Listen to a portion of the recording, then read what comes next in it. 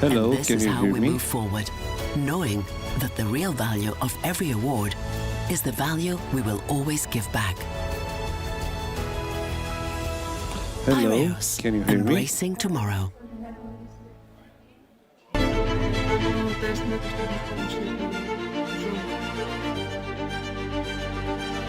Yes, we are hearing you.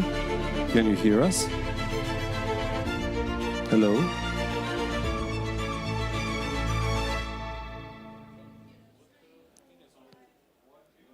Hello, can you hear me?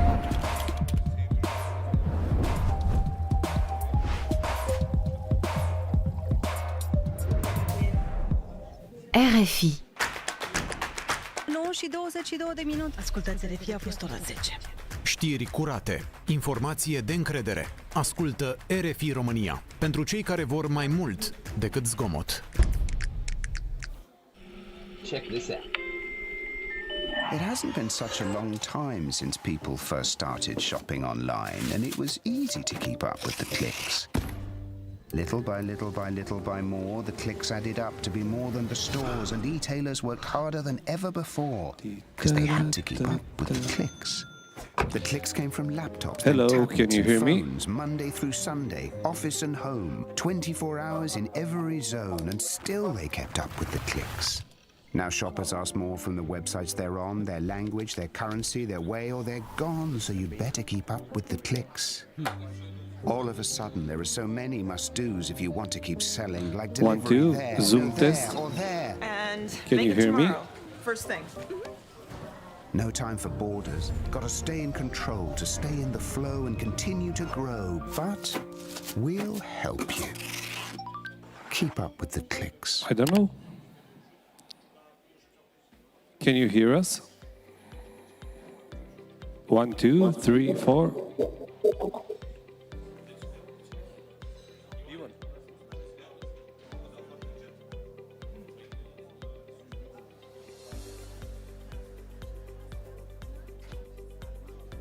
Aveți streaming, da. Și atenție că suntem la mâna dumneavoastră, adică dacă nu ne faceți switch-urile...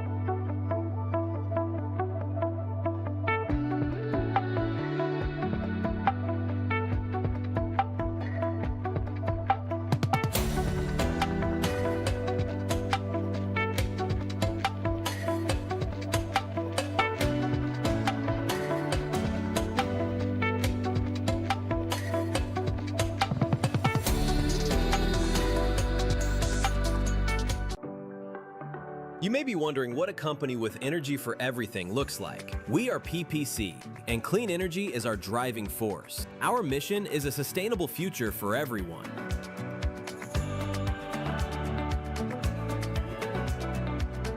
At PPC Blue, we are redefining sustainable mobility through accessible solutions for efficient and environmentally friendly transport. Our colleagues from Rețele Electrice are in the midst of a digital transformation, implementing an intelligent electricity supply system.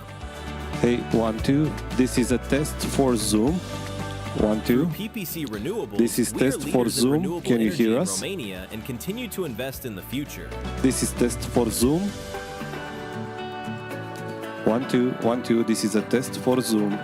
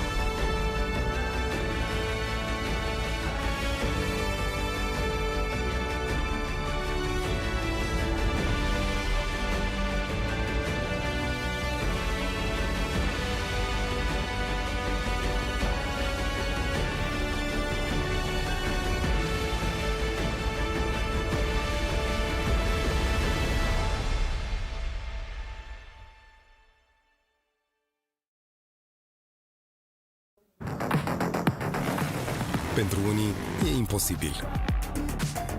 Dar eu știu că se poate.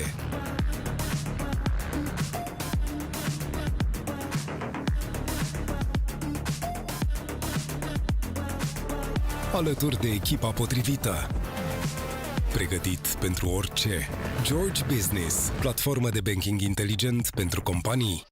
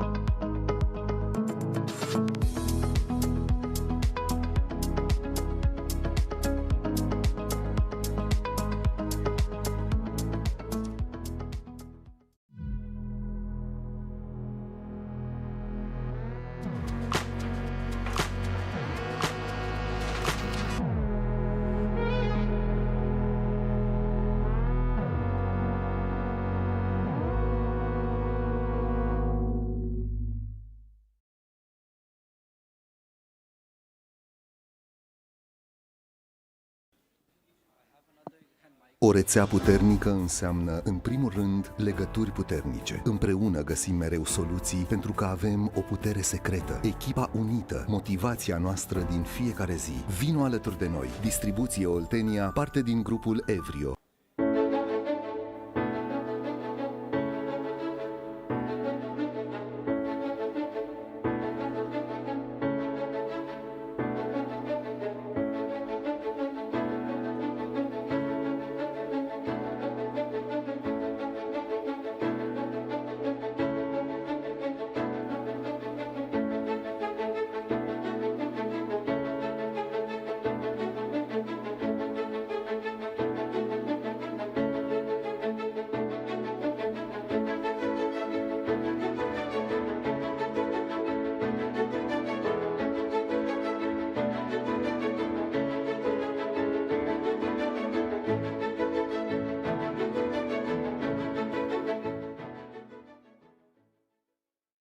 Sur les pavés inondés de pluie se reflètent les toits. Tu es si jolie, oh, oh, le bleu du ciel.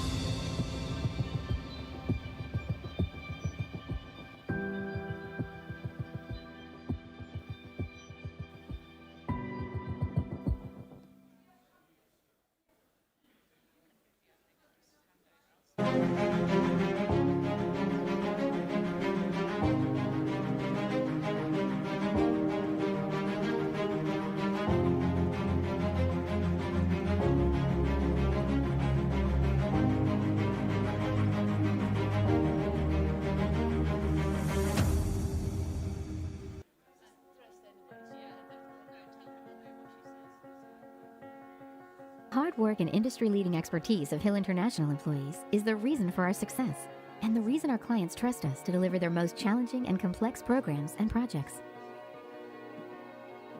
We'll continue growing our business and our global team of technical experts who consistently exceed expectations through collaboration with clients, suppliers, Good morning, and everybody. Please stakeholders. take your seats. We're Hill We're about to get International, started. delivering the infrastructure of change. At ING, our destination Plus people coming in, joining us. Please take your seats as soon as you can. one-way journey to a hyper-connected, sustainable future. We can do this because we're global. But that's no use without also having local experts. So we've got lots of them too. And we're backed up by a big gang of nerds. Excuse me? I mean, sector experts. Thank you.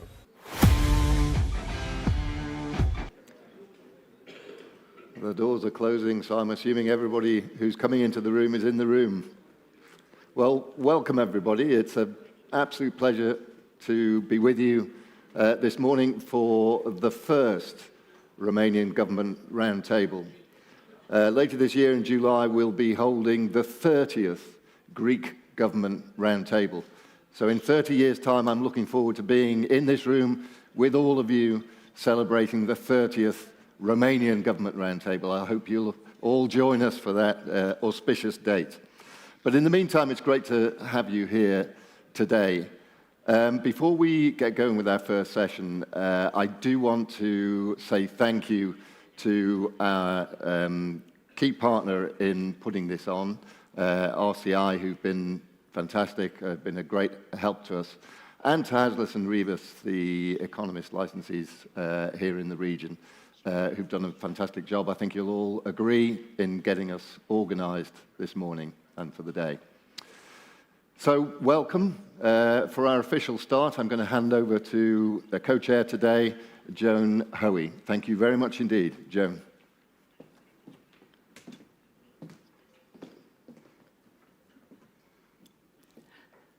Good morning, ladies and gentlemen. So without further ado, we're going to get the proceedings underway. And The Economist is delighted to have with us this morning the Prime Minister of Romania, Ilie Bolojan. I'd like to invite the Prime Minister to join me on the stage and make his address to the conference. Thank you very much, Prime Minister.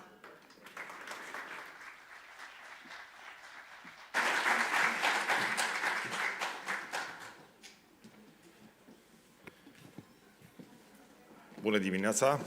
Good morning.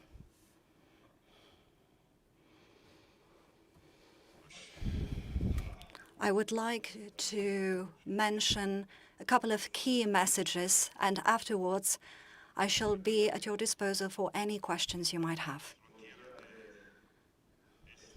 The eastern frontier of the European Union shall remain for many years to come and is also today the most important frontier of the Union.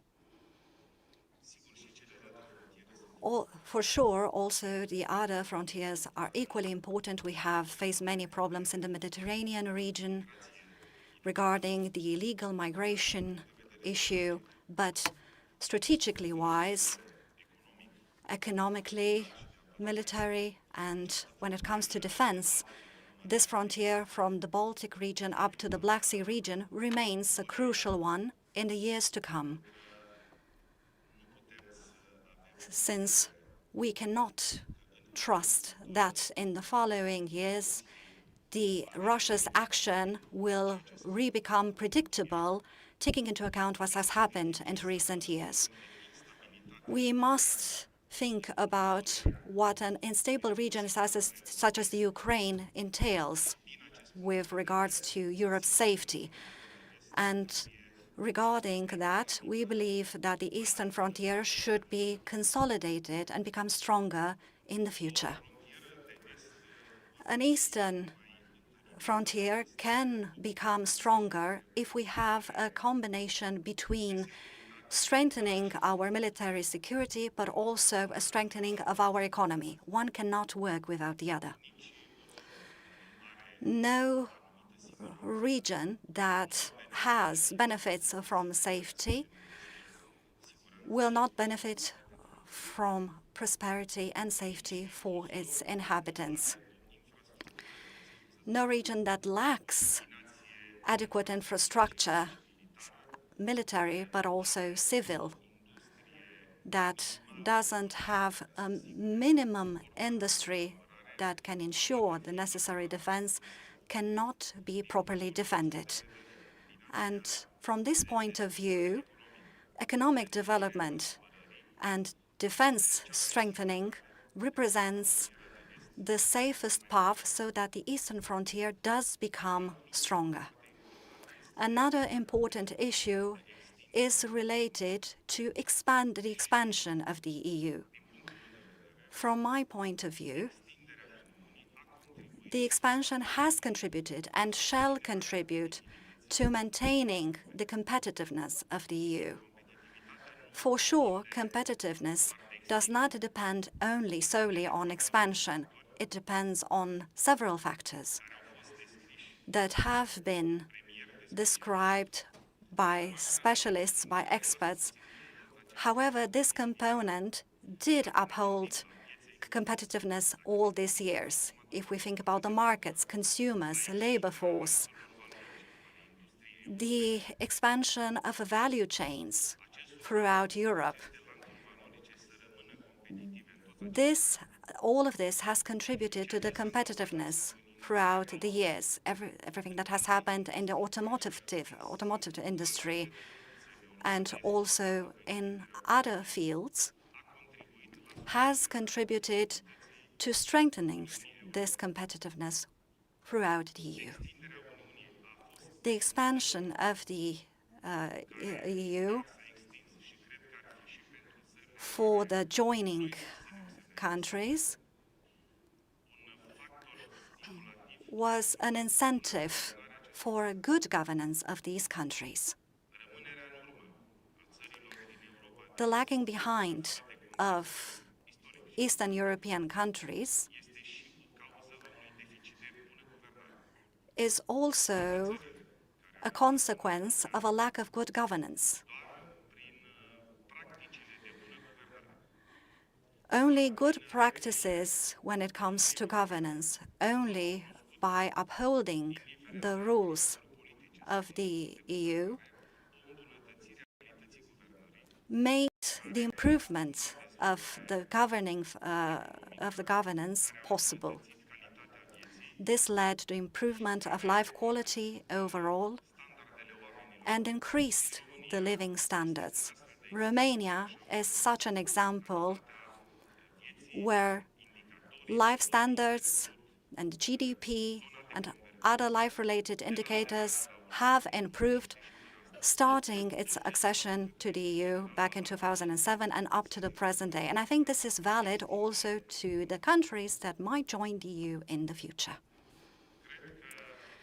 I believe that by expanding the EU is not only an act of generosity, as it might be interpreted in certain ways, but it also is a strategic decision, a crucial one that we support. I believe that is not just an expenditure, as it might be regarded from an accountant's point of view, but it is a realistic endeavor in the years to come and an important step to upholding competitiveness for a safe region in this part of the world, for greater markets, and also for a stronger EU. Thank you kindly. Thank you very much, Prime Minister. Thank you very much. We also have, by connection, this morning, the Prime Minister of Moldova, who's going to be joining us now, I believe, by connection. He's not yet. Do we have the connection? No, not yet. Okay. We also have a video message, which I think we can play from Edi Rama, the Prime Minister of Albania.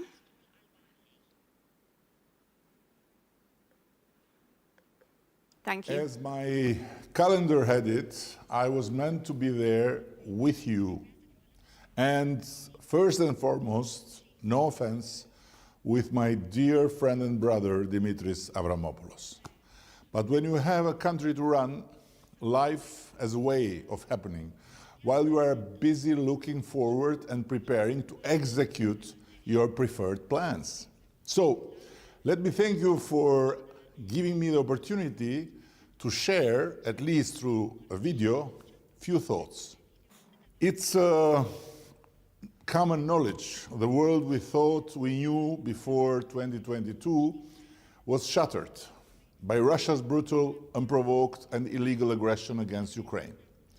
Every single day, Ukrainians pay the highest price, defending not only their independence and freedom, but also the democratic way of life in our Europe, our way of life.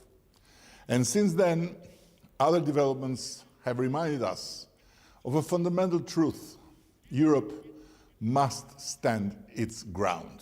Europe must renew. Europe must reinvent itself. Solidarity, the very foundation of the European Union, must not only endure, it must be reinforced through stronger partnerships, deeper cohesion, and enhanced security.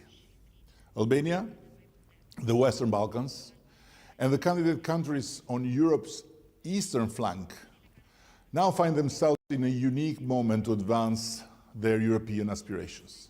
But equally, the European Union itself has a unique moment to grow and to become stronger by becoming more united. For the first time in history, a country at war, Ukraine, is negotiating in Brussels to secure its European future, something that would have been absolutely unimaginable before 2022. Moldova, too, despite immense pressure, has remained firmly on its chosen path. On behalf of the Albanian people, I always commend their courage and determination in any occasion I can. Albania, for its part, has seized this moment through deep reforms, a constructive foreign policy, and a full embrace of European Union values. We stand ready. Together with Montenegro, we are so-called frontrunners. We have opened all negotiating clusters in record time, aiming to close them by 2027 and to join the Union before the end of this decade. But enlargement is not only about accession, it is about resilience, security, and growth. The full integration of the Western Balkans into the EU electricity market alone could generate around 700 million euros in annual welfare gains, strengthening households, supporting businesses, and enhancing regional stability. Yet economic strength cannot stand without security. Albania supports Europe's urgent efforts to reinforce the defense autonomy in close coordination with NATO. Candidate countries must be proportionally integrated into EU defense programs with fair access to financing instruments such as SAFE. Greater involvement of the Western Balkans and Eastern partners in EU defense discussions and joint procurement is essential. Accelerated integration into the EU energy market as a pillar of strategic security is essential. Targeted EU investments in cross-border energy infrastructure and cyber-resilient grids is essential. The times we live in leave no room for complacency. They demand bold and decisive actions from all of us, together. Fingers crossed.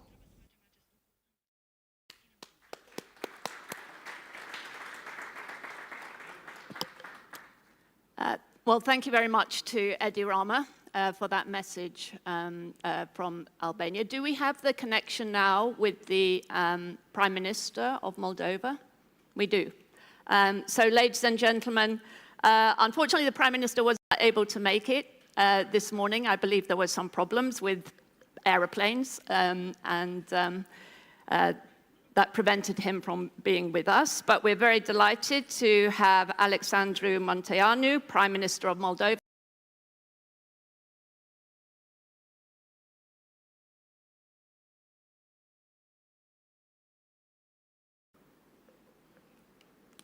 Hello. Hello, Good morning. please. Good morning. We can hear you just fine. Excellent. Madam Moderator, dear Prime Minister of Romania, dragă Ilie, distinguished leaders and partners, ladies and gentlemen, indeed, I had there was a technical problem with the plane this morning, but and life is full of surprises, but we are very tenacious people. We always reach our objectives. We are on our way to Romania. We cannot miss it with our Romanian friends. And we'll be there in a couple of hours. But in the meantime, let me tell you that we are living in a Europe which is under tremendous pressure, not only at its borders, but also the societies and our economies and our institutions. For the Republic of Moldova, it's not just an abstract. It's something we experienced directly. In recent weeks, we have felt the consequences of Russian attacks on critical infrastructure in Ukraine. Not just Russian drones getting in our airspace regularly. In the last 3 weeks, we have faced severe disruptions in our energy system. We have got our main river, Dniester, drastically polluted. And we have had to manage situations that affected people's access to essential services. We have also experienced direct interference by hostile forces in our recent election, but at no avail. Yet, we have withstood this pressure and we have remained strong. And we continue to fight for our future. For us, resilience is not a theoretical concept. It's the ability of the state to function, to respond, and to protect its citizens. This is why our Europe path matters. European integration is not only about shared values, it's also about building systems that deliver stability, predictability, and growth. And we are talking, and we are walking the walk, and not just talking the talk. Over the past year, Moldova has implemented 24 key reforms. These reforms have unlocked the second tranche of 189 million euros under the European Union Growth Plan. In total, this plan amounts to 1.9 billion, a clear signal of trust, but also a lot of expectations and a lot of responsibility. Our focus is on delivery, reducing bureaucracy, digitalizing public services, strengthening economic governance, stimulating sustainable development and growth, creating a more attractive environment for investment. These are not long-term ambitions. There are changes happening as I speak. Moldova is becoming more predictable, more connected to the European market, and increasingly aligned with EU standards in regulation, in institutions, and in market access. At the same time, we are investing in resilience where it matters most. Energy infrastructure, access to safe drinking water, healthcare, and opportunities for young people. These are the foundations of both stability and economic growth. Regional cooperation is essential. Our partnership with Romania is a strong example of this. Any connections, infrastructure projects, and support in times of crisis demonstrate what European solidarity means in practice. Today, the discussion on enlargement must evolve. It should not be seen as a political gesture, but as a strategic investment, because Moldova is not only advancing on its European path, it is contributing to the stability and resilience of the entire region. Let me conclude with a very simple point. Moldova's European integration is not a question of whether or not. It's a question of pace. Accelerating this process, bringing Moldova to Europe, where it belongs, is the aspiration and commitment of our people. And it's equally in the strategic interest of Europe.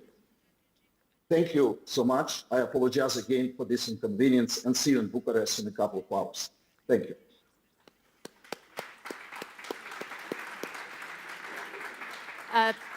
Well, thank you very much indeed for joining us by connection at least, given the troublesome morning that you had with your flights. If I may ask you just a couple of questions, and then allow you to carry on with your travels. So Prime Minister Bolojan, who we heard just a few moments before your speech, I don't know if you were able to connect and hear that, but Prime Minister Bolojan was also emphasizing that the EU accession process is not just a question of, that it's a strategic priority, as you just said. But it's also much more than that, it's also something that can contribute to the competitiveness and prosperity of the Union as a whole. You say that Moldova is walking the walk, not just talking the talk, and that is indeed the case. What is the kind of time frame that you are working to in terms of the government? Is there a deadline of 2030? Is your expectation that that could be accelerated? Edi Rama himself has talked about the possibility of new accession models of countries in the Western Balkans and also for Moldova and others, joining on a different basis, not a full membership basis. Is that something that Moldova would be prepared to contemplate? Thank you so much for your question. Well, as you probably know, Moldova has fully unlocked the technical negotiations on all the chapters for the EU accession. In case of our country, we do all the preparatory work, we do our homework, we do the reforms. We are basically ready for a moment when the political decision will come in place. And we hope, and actually we are quite sure that moment is going to come, and we should be ready for that. What is going to be the real setup for that is probably still in the discussions. For us, it's important to have a clear path for the full-fledged membership in the European Union. And we are doing whatever we can, whichever is in our control, to be ready for that to happen as soon as possible. Thank you. You emphasize the importance of this special relationship with Romania. And I just wanted to ask you to say a little bit more about what's been happening, especially in terms of the support that's been coming from, not only from Romania, but from other countries too, from Greece, for example, in terms of energy, energy supply in the face of the pressures and problems that your country has faced in recent years. So just a bit more about that and partnerships in energy infrastructure and other infrastructure projects. And if you could say also how you expect that this new conflict in the Middle East might affect or compound some of the problems that you've been facing in recent years. Yes, indeed. We are facing, basically, or been facing over the last few weeks, three crises, caused by two wars. One, which is just at our doorstep in Ukraine, namely the pollution of our river and the disruption of the main electricity line coming from Romania to Moldova, which was purposely hit by the Russian drones on the small portion passing by the Ukrainian territory. And of course, that those two crises we dealt with were also combined with the crisis, with the war in the Gulf, and with the sharp increase on the oil prices in the region, in the world, and consequently, obviously, in our region as well. We never faced the such a magnitude of the hits. We never expected our main river to be polluted in such a way. And of course, when you are in need, in pain, you call your friends. And my first call was to my Romanian counterpart, to Ilie, and he responded immediately. And then we engaged in the discussions on the different levels, and the help on the river came immediately. And we called other European friends. We engaged in that European Civil Protection Program, and we helped from many countries in Europe.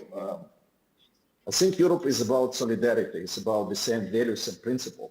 And I think you test those values and principles during the hard times. The same was with the electricity line, which was cut. And there was a big shortage immediately.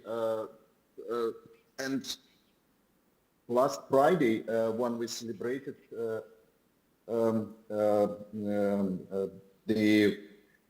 there was a celebration of unity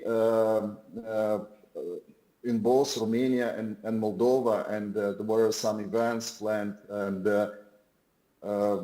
our Ukrainian friends shielded and provided some additional energy supply to Moldova to be able to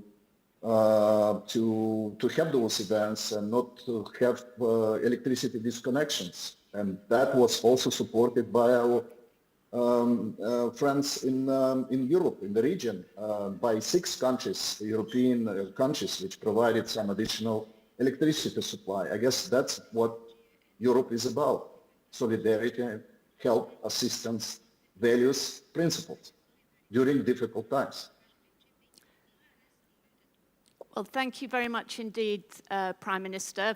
We really do appreciate you joining us by connection this morning, given the difficulties that you encountered. The Prime Minister of Romania and our other distinguished speakers and guests have all appreciated hearing from you this morning. So thank you very much, and we hope to see you very soon. Thank you. I'd just like to say thank you to all 3 of our Prime Ministers who joined us in person, the Prime Minister of Romania and by connection and by video. It's been a great way to open the proceedings today, to hear from the Prime Minister of Romania about your priorities, your government's priorities in the coming period, and particularly for sharing your thoughts on the strategic orientation of Romania on this very crucial frontier in Europe. So thank you very much indeed. And we're going to move on now to our next session, the Vision for a Stronger Europe in 2026. And I'd like to welcome our guest of honor and keynote speaker, Roxana Minzatu, Executive Vice President for Social Rights and Skills, Quality Jobs and Preparedness from the European Commission. Welcome, Roxana. The floor is yours.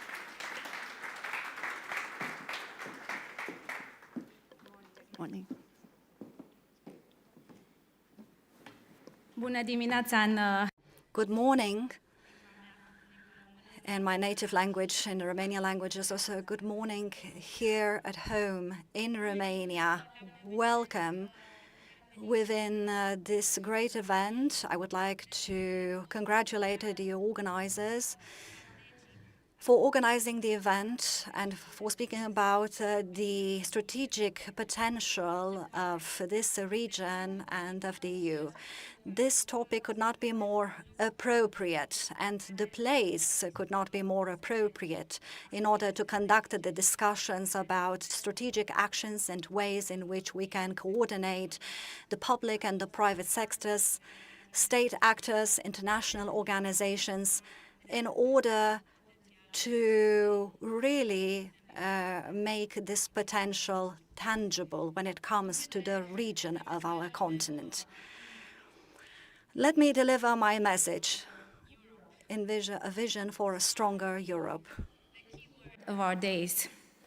Our vision in 2026, and maybe you have seen that following the work of the European Union, of the European Commission, is that we are taking our future, our present, and our future into our own hands.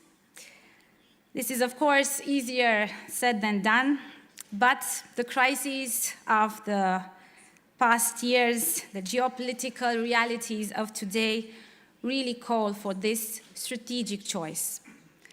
And we really need to be honest that on topics such as defense, like energy, like industry, we have been extremely open. And many times this openness has slipped even into naivete.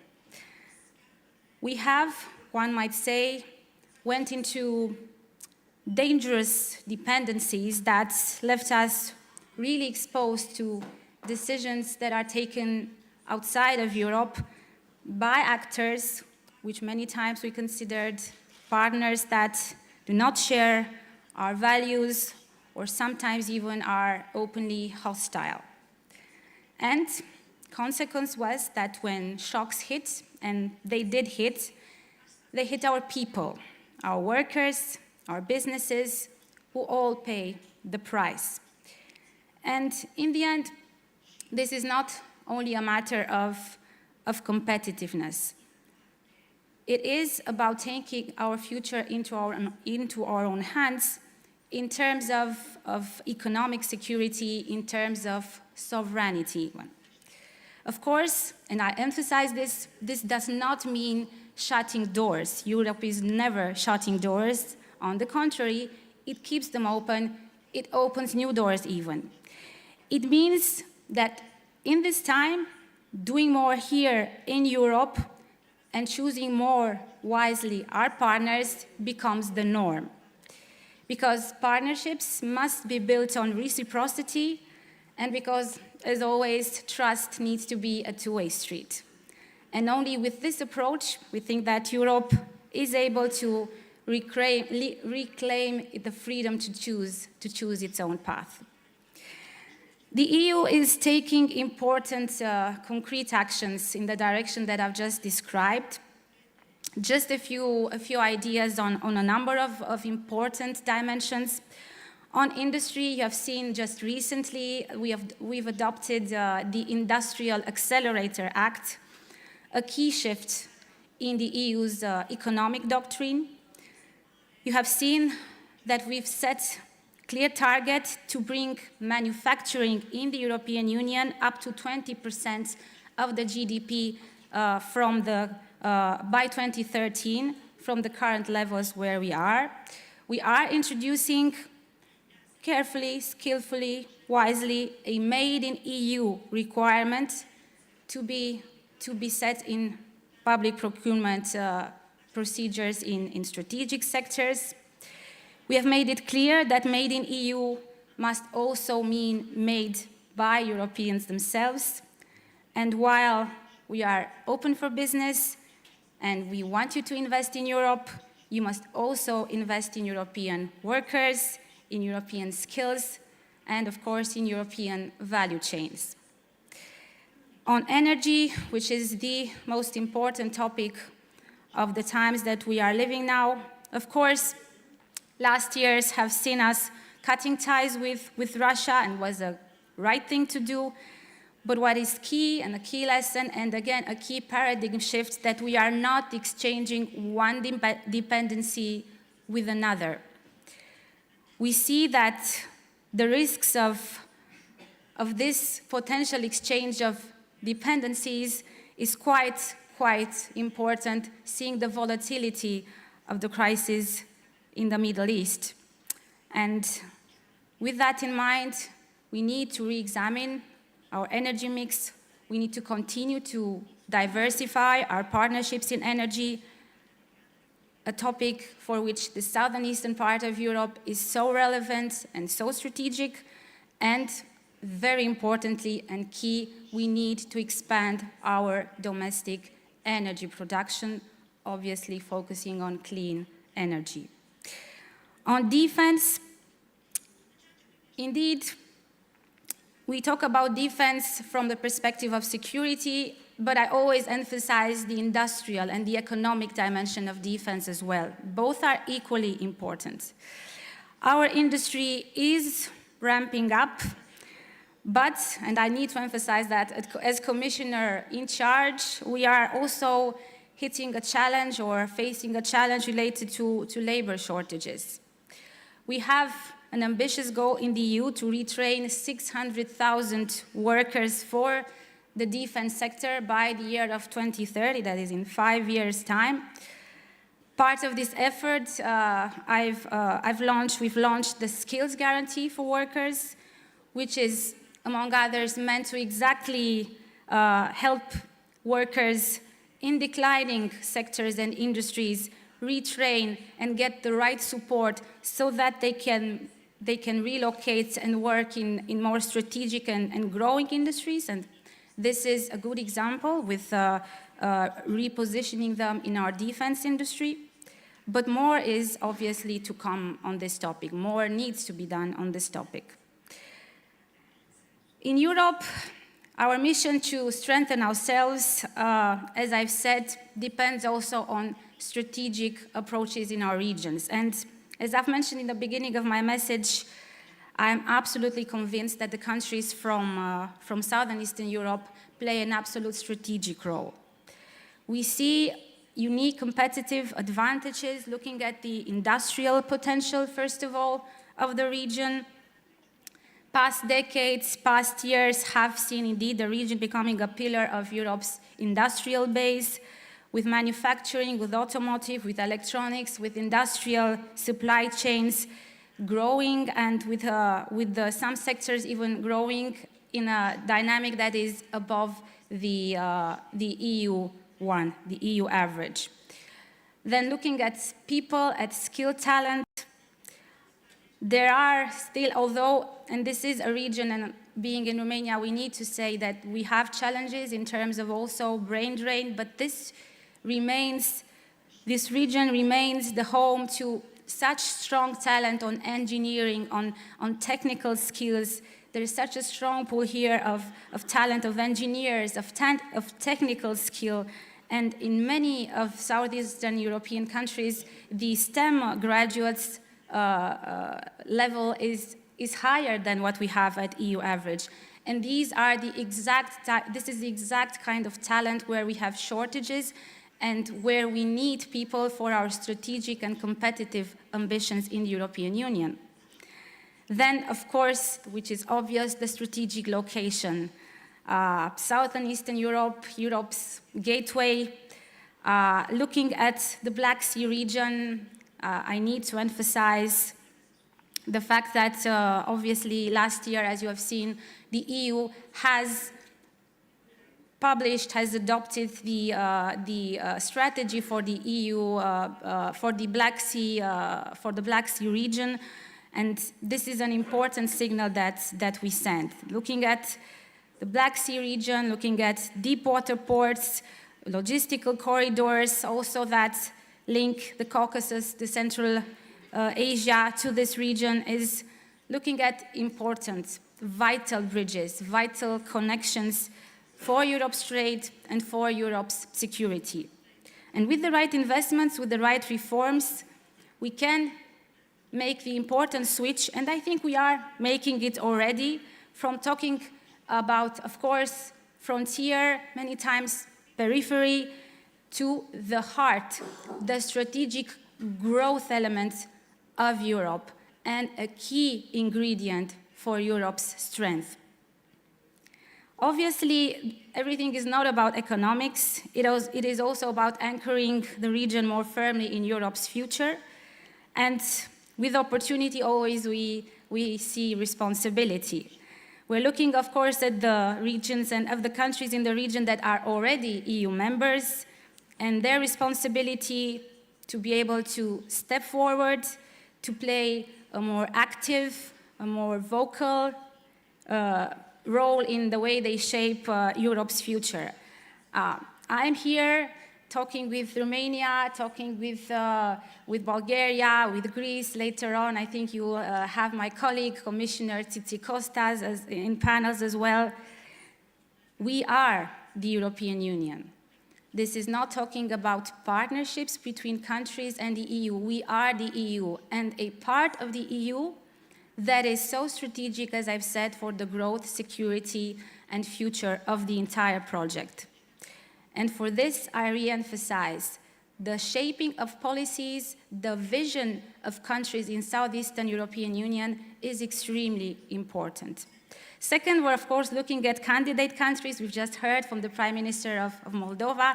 I'm saying hi to the previous Prime Minister of Moldova with whom I've had the pleasure to meet in Chisinau. I think it's important that we seize this historic opportunity of EU enlargement. As was said here, also by Prime Minister Rama, by Prime Minister Bolojan, a larger, a bigger, more integrated Europe is a stronger Europe. But there are two dimensions, and I need to emphasize them. A bigger single market, a bigger European Union in itself does not deliver all the benefits for our economy, all the benefits for our society. A larger union with a more integrated union. Integration of our single market is still one of the challenges for which we are actively working inside the Union, and candidate member states need to be able to step in this project already prepared to enter this integration process, which continues with each policy. Ladies and gentlemen, this has been my message. I will now conclude saying that, well, yes, we are trying to give a clear message that Europe has heard the wake-up call, that we are taking things into our own hands, that this is the independence moment of Europe, that we are acting on industry, on talent, on energy. But I re-emphasize an important element coming from Brussels. We need Southern Eastern Europe member states, we need candidate countries to be active in shaping the vision for a stronger Europe, to contribute to these critical directions of our political, social, and economic projects. And so I really hope, as was said in the beginning, that we will see not the 30th edition of the Bucharest Reunion of Economist Impact, but at least the 5th edition, the 10th edition, and show the progress that has been achieved meanwhile. Many thanks and a fruitful event. Seat. You're not mic'd up, are you? We have a microphone. There you go. Well, thank you very much. We've got 10 minutes, I think, before our next session. So we'd like to take advantage of having you with us, just to focus some questions on your own portfolio and expertise, but maybe we should start with Romania. I guess, I liked your message at the end, actually, because maybe we haven't had enough of that coming from Brussels, that, we want this region, we want countries in the Balkans and Central Eastern Europe to be much more active and have a voice in Brussels, and I hope that's something that can change. But just coming back to Romania and where Romania goes from here in terms of its growth model and drawing upon its competitive advantages. Now, obviously, the old kind of growth model for Romania has been successful in the sense that it's brought very rapid convergence with EU in terms of GDP per head, measured at PPP. Only it's Poland, then it's Romania. Romania has been more successful in that regard than others. And I think that's a lot to do with the fact that, you emphasize the talent in this country, very entrepreneurial country. It's a country with a manufacturing tradition, with an engineering tradition, with high skill sets in terms of maths and in other areas. So that's meant that Romania was able to attract FDI, unlike many other countries in the region, into manufacturing, automotives, and so on, now integrated into European supply chains. But is there, has that model reached its limits? Do you see that there needs to be, a change in the approach that's based on relatively low labor costs, these kind of legacy industries that have then developed? How does Romania kind of avoid this middle income trap and move into higher value added kind of areas? Yes, many thanks. And while I will always be Romanian by heart, the comments that I offer are obviously, as you might understand, the comments of the European Commission and how we see Romania and its evolution. And thank you for emphasizing that indeed Romania is one of the best performing countries in terms of catching up with GDP, with wages, with the development of the country, comparing from where it started as a candidate country and where it is now in 2026. Many more challenges remain. Whether, of course, we have this discussion at EU level, whether the model of growth needs to be adapted, I think is no longer a question. It's a fact that we need to not only think of growing in terms of, looking at which is the most competitive market from the perspective of the cost of the labor force. This is no longer the case, and we are working at European level at the quality jobs proposal. It's a Quality Jobs Act that we are proposing because we think that part of the competitiveness discussion is having quality jobs. Because we see that we have shortages in sectors where working conditions are simply not sufficient to attract people to work in those sectors. And so this is part of the problem, part being the mismatch between the skills and the requirements of the business sector. But I think it is quite important, even looking at Romania, that we understand that the healthiest, and other countries as well, the healthiest way to build the economic strength of a country is by stimulating innovation, by stimulating the quality of employment, by investing in education and skills, not just in schools, but also in the adult world. It is so important, especially because, as we have mentioned, there is a shift in industries. Some industries are growing, some are restructuring. AI is obviously, and technology is impacting more and more the types of jobs, the opportunities for different generations, for different kind of skilled people. And I would want to be honest, as I work on skills in the EU, yes, Eastern Europe has been always a pool of talent for technical and for STEM people, but there is also a mobility of these people towards different parts of the European Union, and still we have shortages in STEM talent, and still we are not attracting enough boys and girls, and because we're working also the gender dimension, to this type of education. And still we see cybersecurity, construction, defense, semiconductors, a number of key directions of industries that cannot go to the full growth potential because the young generations do not choose this type of educational pathways. So we're working with the Union of Skills, with the Skills Guarantee for Workers, with the EU funds to encourage much more our young generations to choose this pathway, but also to invest more strategically in adult training. So just I would emphasize then I think what would be the core answer, and it needs to be because it's my portfolio, the growth model needs to focus more on investing in people. Because investing in people means securing their position in this very volatile and transformational economy, society, political landscape, and it means investing in the internal security of any country, of any city, of any political union such as our own.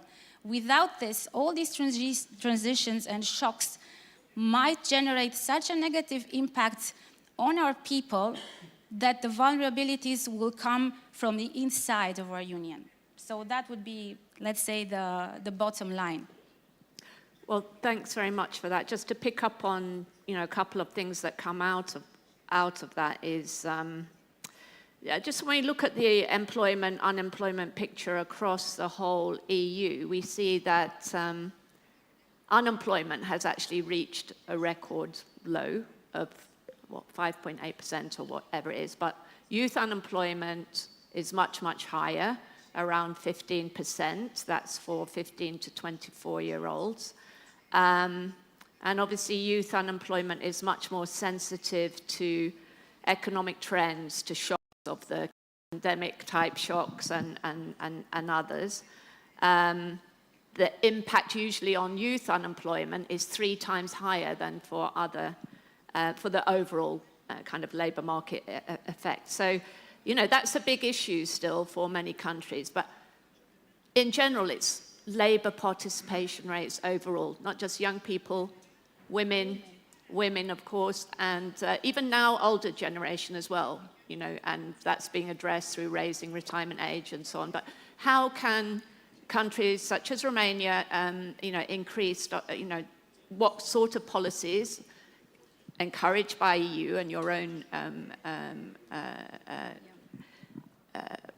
what can be done to encourage greater participation? We had this discussion because I was yesterday in Romania, also the president of Romania with the prime minister, about the situation of young people that are not employed, not in education, simply not active. And Romania is indeed having the highest share of such young people in the total youth population and the highest challenge, but there are other member states, many of them that challenge with the same paradox. A labor market with record low unemployment and still the young people being inside the labor market at the same time. Now, in Romania, for example, the EU is investing billions of euros through the European Social Fund Plus. This is a fund that has come to Romania since 2007, to Bulgaria, to all member states that had to catch up in terms of development, with a focus on supporting employment of different vulnerable categories, women included, people with disability, but let's come back to the young people. A number of models have been tested throughout our member states. The public employment services get involved. So there are trainings, there are traineeships, apprenticeships that are supported by this ESF and by Erasmus, many times by the budgets of the member states. What I think is key is, as always, partnerships, smart partnerships in the intervention to support the young generation. It is a question of designing partnerships between the employment services, between the companies that hire these people, the industries, between social partners, trade unions and employers alike. And what I would say, looking to this young generation with whom I'm in dialogue all the time, we need to get them involved as well. They have different structures, their voices sometimes are louder, sometimes they're not. Many times I speak with young people that come from a very educated segment, from urban, a large urban with a certain vision. We are not talking all the times with exactly maybe the youth from the marginalized, more vulnerable neighborhood cities, areas of our societies. We need to get their voices on board as well. So with EU resources, and with the right partnership as to how to activate them, we will do better. But we need to make this a political priority.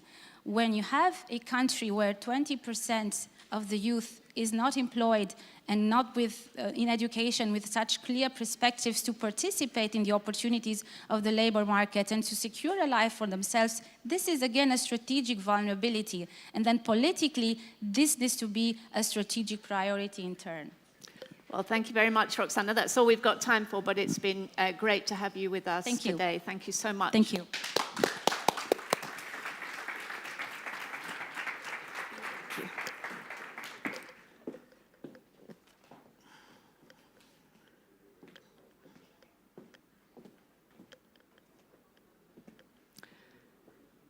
So, ladies and gentlemen, please stay in your seats, and we're moving on to our next session, which is bringing the focus back to geopolitics, geopolitical tremors, and energy security in a shifting region. And we've got our first panel of the day, and I'm going to introduce them one by one, ask them to come and join me on the stage. So first of all, delighted to welcome Ahmet Davutoglu, former Prime Minister of Turkey. Welcome, sir. Lovely to have you back with us again. And here, yes. Dimitri Avramopoulos, former European Commissioner for Migration, former Minister of Foreign Affairs of Greece. Welcome, sir. Please sit next to your friend. Lazar Comănescu, Secretary General, Organization of the Black Sea Economic Cooperation Council. Welcome. And Jeffrey Pyatt, Senior Managing Director, McClarty Associates, former U.S. Assistant Secretary of State for Energy Resources, former U.S. Ambassador to Ukraine and Greece, Distinguished Fellow at the Atlantic Council. What a great panel we have.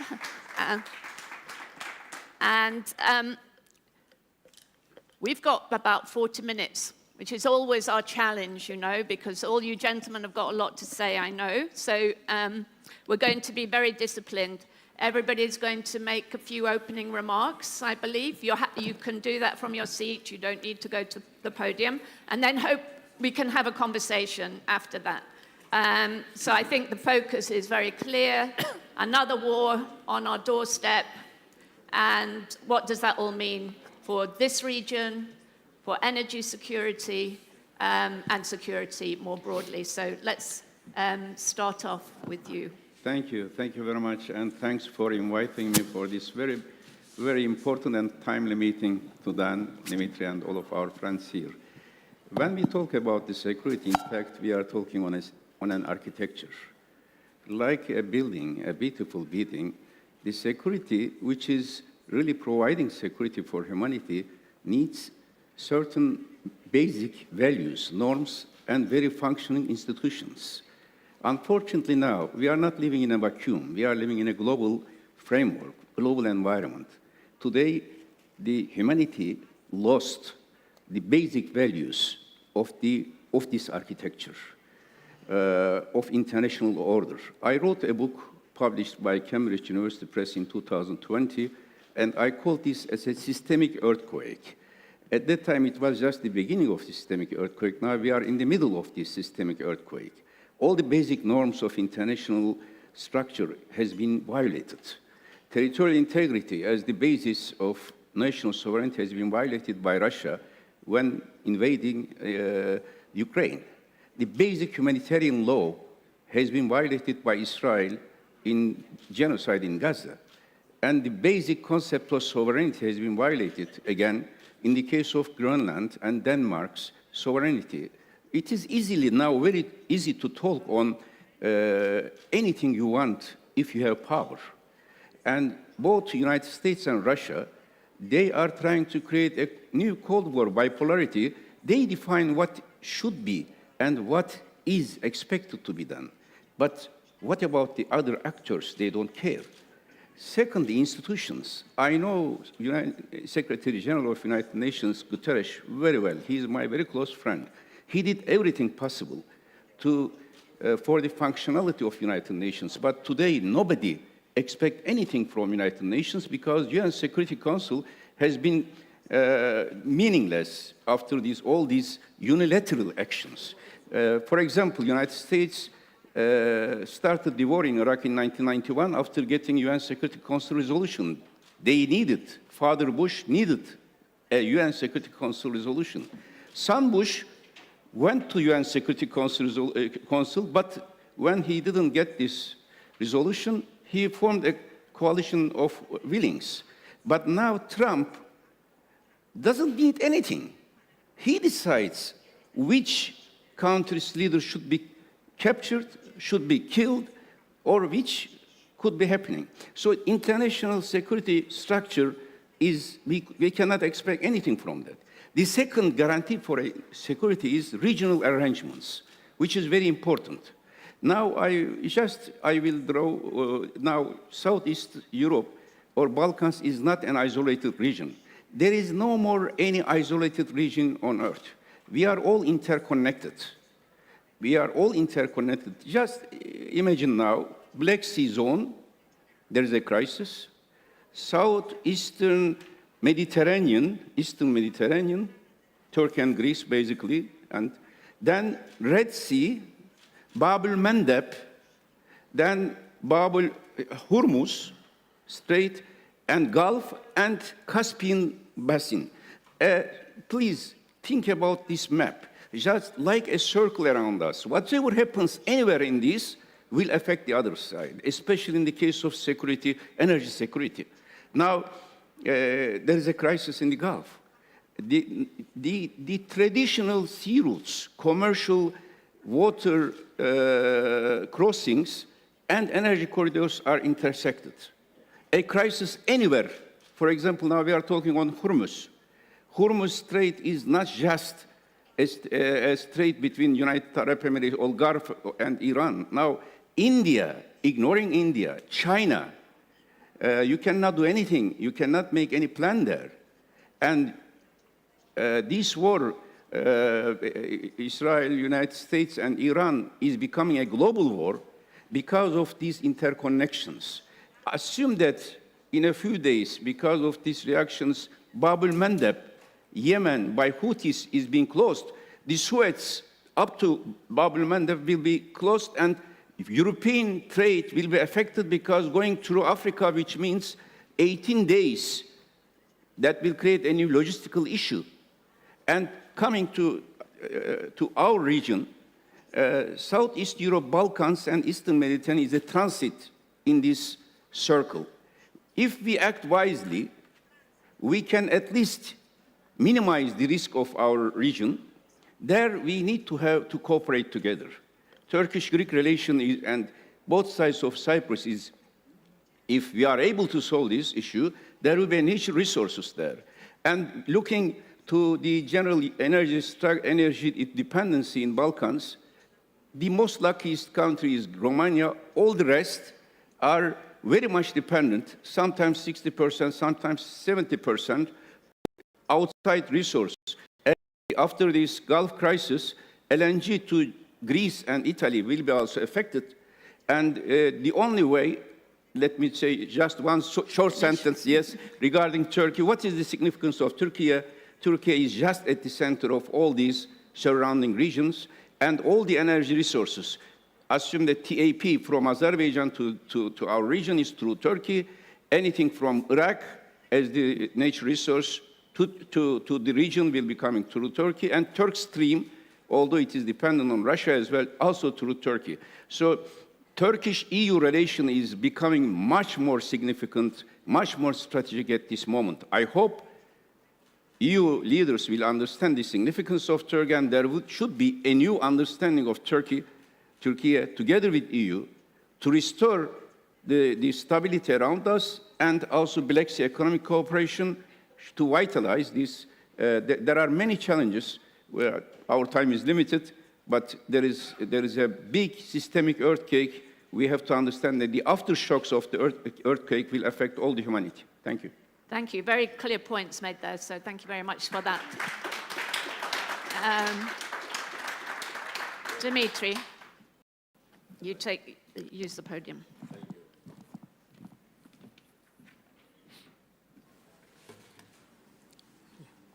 Well, first of all, allow me to express my thanks to the economists for organizing this very important event, which is very timely and very topical. Thank you, Nectaria. Thank you, Dan, for that. Well, where are we? We are in the so-called Balkans. Allow me to start by telling you that I hate this term. For diplomats, they know very well what do we mean when we talk about Balkanization. Recently, I heard an American diplomat saying, let's hope that Middle East will not get re-Balkanized. So it is up to us to change it to Southeastern Europe. But Southeastern Europe is not what it was before, only this region. It is an arc that stretches from Austria to Middle East, as Ahmed said before. So it is a new, larger, wider space where a lot of things are happening. And this region is undergoing a profound transformation. We are living, ladies and gentlemen, through a period where uncertainty, and we all feel it, is no longer the exception. It is the defining condition of our time. From the war in Ukraine to instability in the Middle East, and from energy insecurity to the disruption of global supply chains, the international system is being reshaped before our eyes, and we have to be there present. The old certainties are fading, while new balance are still in the shaping, in the making. In this evolving and changing landscape, Southeastern Europe and the Eastern Mediterranean together are not anymore on the margins. On the contrary, they are at the center of these developments. Geography, once again, becomes destiny, but also a huge opportunity. However, with opportunity comes responsibility. Our region, our neighborhood, is called upon to navigate multiple pressures: geopolitical competition, energy transition, migration flows, and the need for sustainable economic growth. At the same time, internal challenges, governance, institutional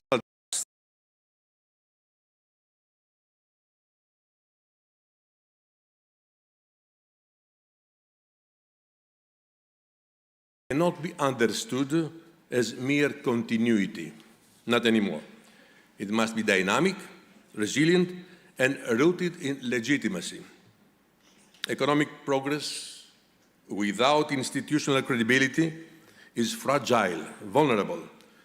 Growth without social inclusion is unsustainable, and policy without strategic vision is ineffective. We must also recognize that we are entering an era where politics and economics are once again interconnected, deeply interconnected. Energy is no longer just a commodity. That was the perception in the past. It is geopolitical tool, geopolitical instrument. Trade routes are no longer neutral. They are strategic assets.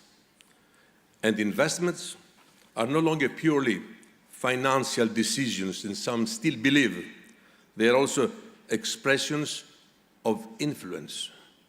In this context, regional cooperation is not a choice anymore. It is a need. It is a necessity.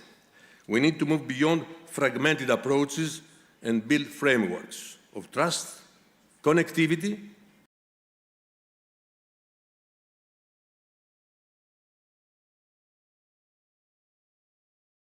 infrastructures, enhancing energy interdependence, and fostering innovation. At the same time, Europe must redefine its role. Strategic autonomy is not about isolation. I witnessed it firsthand as European Commissioner, the beginning of the decline of Europe, especially in the years 2015 and 16, when we were confronted with the very first uncontrolled migratory flows and the security issues. That's where I noticed that fragmentation started, which is unfortunately continuing. So it is about the capacity to act, to protect its interests, and to contribute meaningful to global stability. Allow me to conclude with a simple thought. In times of uncertainty, leadership is not measured by the absence of crisis, but by the ability to navigate them with clarity, responsibility, and vision. Our region has known challenges before. It is not the moment to refer to that, but it was the paradigm of division, fragmentation, and in some cases of war. It has also demonstrated throughout all these years somehow resilience. The question today is not whether we will face difficulties, but whether we will turn them into new opportunities for a more stable, cooperative, and forward-working future. Last word. We talk about the Western Balkans. To be frank with you, I don't know who invented this term, because for me, it never meant anything, whether we are a neighborhood of Europe or not. Something very important. Countries today are no longer drawn to the European Union and NATO primarily for prosperity and political symbolism. It was the case before. Today, they are drawn by security. After the Cold War, EU membership meant economic growth, as we all remember, higher living standards, and integration in the Western market. NATO membership meant political anchoring in the West. Now, the logic has changed. Russia's invasion in Ukraine and growing uncertainty about America's long-term reliability have made protection the central issue. We all want to feel that we are safer, and we have made this as the big priority of these countries. NATO remains the main military shield, no doubt about it, as shown by the decisions of Finland and Sweden to join, which was out of question some years ago. But the EU is also increasingly seen as a security community, offering political stability, institutional protection, and a mutual defense clause. This is why even wealthy countries like Norway and Iceland are reconsidering their distance from Brussels, while Ukraine sees EU membership as its most credible long-term guarantee. In this new geopolitical era, states seek accession less to become richer and more to avoid being and staying alone. Thank you very much for your attention. Thank you very much, Dimitri. Mr. Comunescu. Thank you very much. I will try to be quite brief and make 3 or 4 points. But before that, allow me to share with you that for me, being back in Bucharest, being back at home, of course, it's always very nice. But much nicer is also, well, very nice is also the fact that I have the pleasure and honor to be member of a panel where high, well-known personalities are participating. And really, I was yesterday at the Athene meeting Prime Minister Davutoğlu, and I told him I so well remember when he was Prime Minister, I was ambassador in Germany, and I participated in a very interesting gathering there, and the contribution of the Prime Minister in that debate was wonderful. So with this, my 4 points.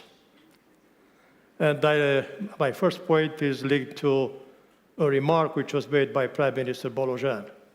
He was referring to the economic security, and this is what I want to stress. Of course, it's understandable that under the current circumstances, when discussion takes place on security, almost everything, if not all, is concentrated on hard security. But it is extremely important to take into account that there is a strong economic dimension of security. And especially when we are thinking and acting to get security on long term, the basis for that is economic security, which in its turn derives from economic cooperation among actors, states or non-states. My first point, under the current circumstances, when we see a lot of disruptions, I think that the role of the regional cooperation is becoming even more important, because it may be perhaps only as a transition period towards a new international order. And so regionally, countries, actors can get together and find ways to, through their cooperation, to mitigate at least effects which we are crossing now. And I allow myself to say that, and I'm proud to be able to say that the organization I am representing here, the Organization for Cooperation in the Black Sea region, is exactly for that. And despite the very serious challenges, especially since 2022, February 2022, this organization managed to survive, and it's more than that, even make advancements, take important decisions. I will come back later on perhaps on that. My third point, speaking about regional cooperation, and I was referring to my organization. We have to, but at the same time, we know, and in our region, there are several regional organizations. We have the Central European Initiative. We have the Southeastern Europe Cooperation Process. We have the 3SI, the 3 Seas initiatives. I feel the need to stress that there is need of correlation and coordination among these countries. Minister Avramopoulos was referring to connectivity. Look, CEI has among the priorities developing connectivity in Central Europe and Eastern Europe. Black Sea Economic Cooperation Organization has connectivity among its top priorities. So is it with the 3SI, 3 Seas initiative. Well, but I think that there is room there, rather than moving in parallel, to get together and to see how to better coordinate. And if not, why not, if possible, to merge some efforts, especially financial resources dedicated to this type of projects. And my final remark, even in the worst situations, conflicts, and I allow myself to speak based upon what I've been experiencing in the last 4 years. I think it is absolutely necessary that even when there is among or between the strongest possible adversaries, countries which are in conflict, there is need, and one should seek to maintain dialogue, channels of communication.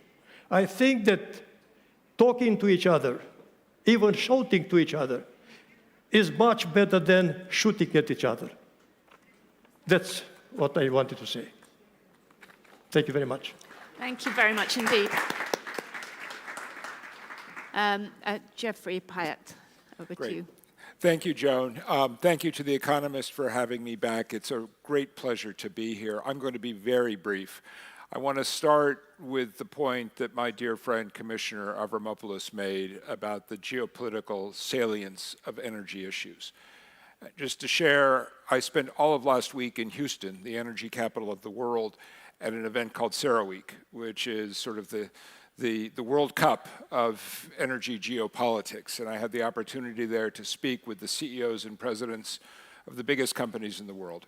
There was one single most important takeaway, that the long-term repercussions of the crisis in the Gulf are going to linger much, much longer than markets are currently pricing in.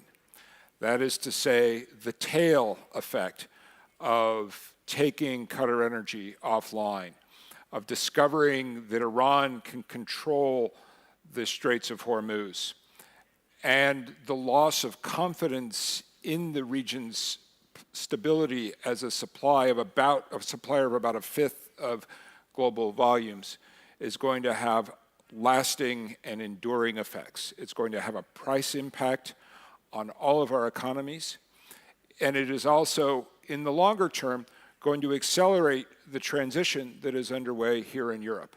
That brings me to the second point that I want to make. It's a tremendous pleasure to be back here in Romania, a country that I visited frequently when I was in government, precisely because Romania encapsulates what a smart energy security strategy looks like. This is a country that has pursued all of the above, that has one of Europe's most mature civil nuclear sectors, with Europe's largest gas reserves, a country that's moving ahead with offshore wind, and I was delighted to work with Minister Popescu and Minister Barduja on that effort. A country that has massively expanded its capacity in solar and battery storage, and a country with tremendous hydropower capacity. That's exactly the approach that we all need to be taking in the United States, in Europe, and beyond. And indeed, I think the major takeaway that global energy markets will have from the past month of crisis in the Gulf is diversity in all things. Diversity of energy sources, diversity of energy routes, diversity of energy carriers. Because the countries that are most disadvantaged by this current crisis are those which have placed all of their eggs in a single basket. And then the last point I want to make relates to Romania's neighbor, Ukraine. I've spent a lot of time, both in government and now out, working on issues around Ukraine and Ukraine recovery. There will be a day after. What I want to underline for this audience, especially as we're sitting here in Bucharest, is the understanding that when the war in Ukraine comes to an end, and it will come to an end, the center of European geopolitics will have moved decisively to the south and the east. Romania, the Black Sea region, will be even more important in the context of NATO security, but also in the context of Ukraine's post-war economic recovery. I spent a lot of time in Houston talking about the opportunities represented by Ukraine reconstruction, and especially in the energy sector. I think Romanian companies, Turkish companies, will be particularly advantaged when that reconstruction process begins, because the war is going to end with the Ukrainian people decisively committed to their future in Europe, their future as members of the European Union, and their most important support is going to come from the European neighbors, the EU member state neighbors, who have gone down the same road of transforming a Soviet culture system into a European one. And I think it's important that you already see key companies from Southeastern Europe. I've been working, for instance, with PPC, Greece's public power company, on their role in Ukraine, but also that Ukrainian companies, for instance, here in Romania, are starting to expand. So I work closely with DTEC, Ukraine's largest private energy company, which is also now a major investor in solar capacity and battery storage here in Romania. And its parent company, SCM, is a major investor into steel production.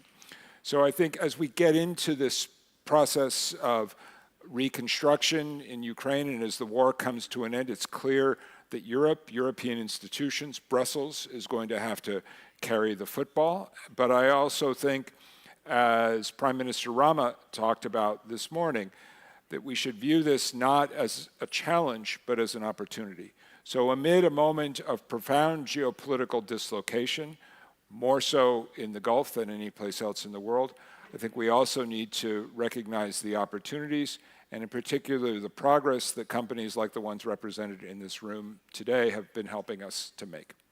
Thank you very much indeed.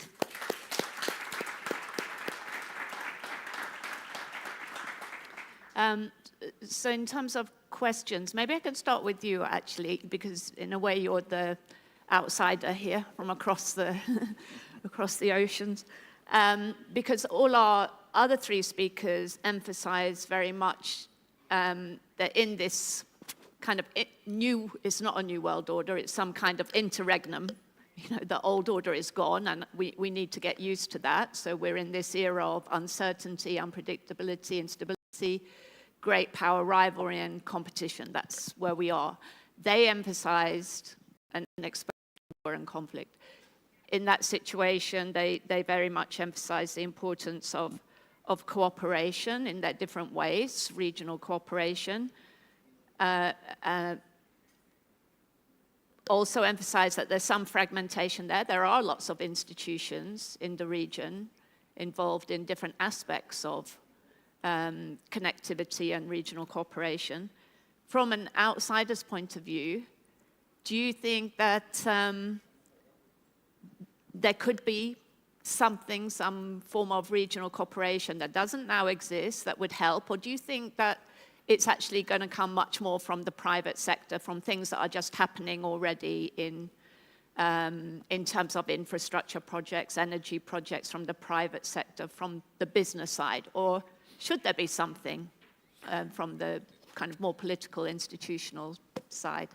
Thank you for the question, Joan. And let me answer it both vis-a-vis the immediate region, the Black Sea, and this Balkan region, but also in terms of transatlantic. And I think on the transatlantic side, it's clear that at least for the next couple of years, it's companies in the private sector that are going to have to carry the water, as it were, to preserve the bilateral relationship.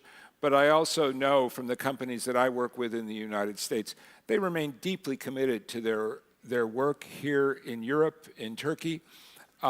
These are companies that do billions of dollars of business every year. And likewise, we still have European companies as some of the biggest investors in the United States. I was with the leadership of Repsol, for instance, which has made a huge contribution, huge investments in the U.S. energy generation sector at a moment when we're navigating exactly the same challenges that Europe is navigating: skyrocketing demand, need to expand grid and transmission. In terms of the region, and I was the head of U.S. delegation for the 3C summit in Vilnius. I was here in Bucharest when Romania chaired the 3Cs. I am a deep believer in these institutional arrangements. I also think we need to stop having summit meetings with declarations and focus on business and private sector relationships. To take an example that I have been deeply involved with, and I have some of my Greek friends here who've been involved with work around the vertical corridor, the Alexandroupoli gas terminal. All of these projects hinge not on the actions of government, but on private companies working together to build grid infrastructure, to build gas transmission capacity, to build fiber and data connectivity, and to build the patterns of commerce that leverage the opportunities from a region which is at the core of Europe, but also provides connectivity to Asia, to North Africa, to the Eastern Mediterranean. So I think the government can play a role as an enabler, providing a clear diplomatic signal of support. That's what the Biden administration tried to do as we came in as observers to the 3Cs, for instance. Same with PTEC, which the Trump administration has also continued on. Government can help with de-risking, the work done by our institutions. Our Development Finance Corporation, one of its largest projects in the world, is a wind power project in Turkey. But ultimately, this is about private companies finding commercial opportunity and building the business relationships that make that happen. Okay. We've got very little time. We're really up against a very packed agenda, so we've probably only got time to allow you all to come back once, again on this point maybe, and just to throw in another one in case you want to respond to this. Obviously within this region there is also not just cooperation, but there's also competition too, and in the energy sector, and everybody to one degree or another is pursuing their own interests. And in the context of what's now happening in the Middle East, fallout from the war, could we see a situation in which this could derail some of the very positive momentum that we've seen in recent years, rapprochement between Greece and Turkey, very positive things happening there. Other examples, or do you actually see this conflict bringing the region together? So and how, this is the point, this is my question, I really am putting it again to all of you, just on this cooperation point. So concretely, how do you think we need to proceed? Mr. Komanescu. Well, first, allow me just to continue what Geoff was saying, and I fully subscribe to his underlining of the importance of involving the entrepreneurial community, the business communities in all this endeavor. And I would go even further, say that, when it comes to, the governments may take decisions about developing a specific project, be it infrastructure and so on. But at the end of the day, that project is to be implemented by the entrepreneurs. This is why and I have some experience from the organization. This is why I think that it is extremely important that the business community, the entrepreneurial community, be involved from the very beginning, not just in implementing some projects or decisions taken by the public authorities, but in the formation, in the shaping of those decisions. This is also very much important. Consultation, continuous consultation with the private sector, with the entrepreneurial community more. It's extremely important, and this is, I'm proud to be able to say, that we in this organization avail of a business council of the Black Sea Economic Cooperation Organization, which is exactly the place where the representatives of the business communities of each of the member states of the organization are acting. This is the comment which I wanted to make. As to your question, I would dare say, and again, based upon what I've been seeing developing in the region, I think that within this increasing awareness about the importance, growing importance of regional cooperation, bilateral relations among the member states, which are part of those regional platform or formation of dialogue, the possibility, the prospects of that those bilateral relations also develop and being strengthened. And I have just one example. It was in February, I think, this year, yes, when consultations were taking place bilateral consultation between Turkey and Greece, and they together adopted, the ministers responsible for European affairs, they adopted a message, a declaration stating the importance of strengthening the regional cooperation, participation of the EU in that regional cooperation, and the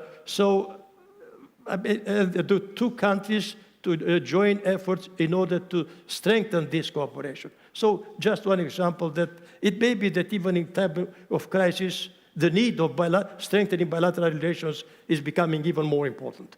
Okay, thank you, Dimitri. Well, there is no doubt. Sorry. There is no doubt that it is the moment for the private sector to move ahead.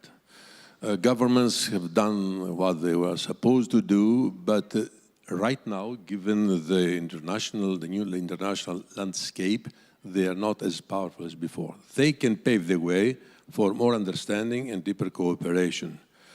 Talking about the region, I get your hint. You are very diplomatic in your question, because we are in the Balkans, as I referred before. So the leadership of this neighborhood has to take up its responsibilities for the future of the region as a total. It is a neighborhood of Europe, as we said, but at the epicenter of this global crisis. It is an opportunity for the leadership to think and act in a more wise way. I have next to me a very good friend of mine, and when we say friend, I mean it. It's not diplomatic. You know, in the past we have met many times. When we were talking about our bilateral issues with Ahmed Davutoglu, the context was the larger neighborhood. It was not limited only on what are the rivalries or the problems between Greece and Turkey. So we're all thinking of how can we create a stable environment. But there is also a but. Besides what's happening along the world, because as Jeff said before, the consequences and the impact in the long term of the war in Iran are there already. Even if the war is finished today, the repercussions and the impact will be there for the next 5 years in energy, in security, in supplies, in agriculture, in everything. So the world is disrupted. So this neighborhood has to take up its responsibilities. What's the problem in the region? And this is, I have to share it with you. Why? Because this is the contribution to our discussion. Unfortunately, I see in the depth in our neighborhood the rise again of nationalism. And you know that the region has suffered a lot in the past. Even a world war started from here. So when I talk about responsibility, I talk about wisdom. And if we do something today, we share our experience, because we are all all of us, a long time in politics, how can we contribute in shedding light on the responsibilities for the future? This neighborhood can become an oasis and a paradigm of peace and stability if the leadership shows the way. Thank you. Thank you, Dimitri. Just to be more practical, I want to say four levels of cooperation. One is private sector and individual nation states. Yesterday when I met with our ambassador, Özgür Bey here, my first question was how Turkish investments are going in Romania, because Romania in our strategic planning early 2000 was one of the main pillar state to develop economic relations. I was very impressed that we have, I think, around 13 billion US dollars investment here as Turkey, and I was very impressed when I saw in energy sector, solar energy, the biggest investor is a Turkish company. So this bilateral relation, this private sector and country, individual countries. Second level is bilateral relations between countries. Dimitri, he mentioned our good relations. Why did we have? Because in 2013, when I was Minister of Foreign Affairs and Prime Minister, we had joint cabinet meetings between Turkey and Greece. And we signed in one day 25 agreements. In all 100 years, Turkish-Greek total agreement was 35. In one day, we signed 25. And we were the architects of that. Yeah, that is mutual trust. You can see, when you look to this class, you can see empty side or fill side. We have to look from the positive perspective. Third, regional level. Unfortunately, in our region, in Balkans or Southeast Europe, we have to make a psychological revolution, a mindset revolution. Still, we are thinking very minor way, micro-nationalism, and we do not know, we do not assess the strategic significance of our region. We all think that Balkan is a fragmented region, margin of Europe, and not so significant. We are always looking to Brussels. Brussels is a very important capital, but Athens was much more ancient. Yesterday we saw in the dome of the hall, and Istanbul and many other cities.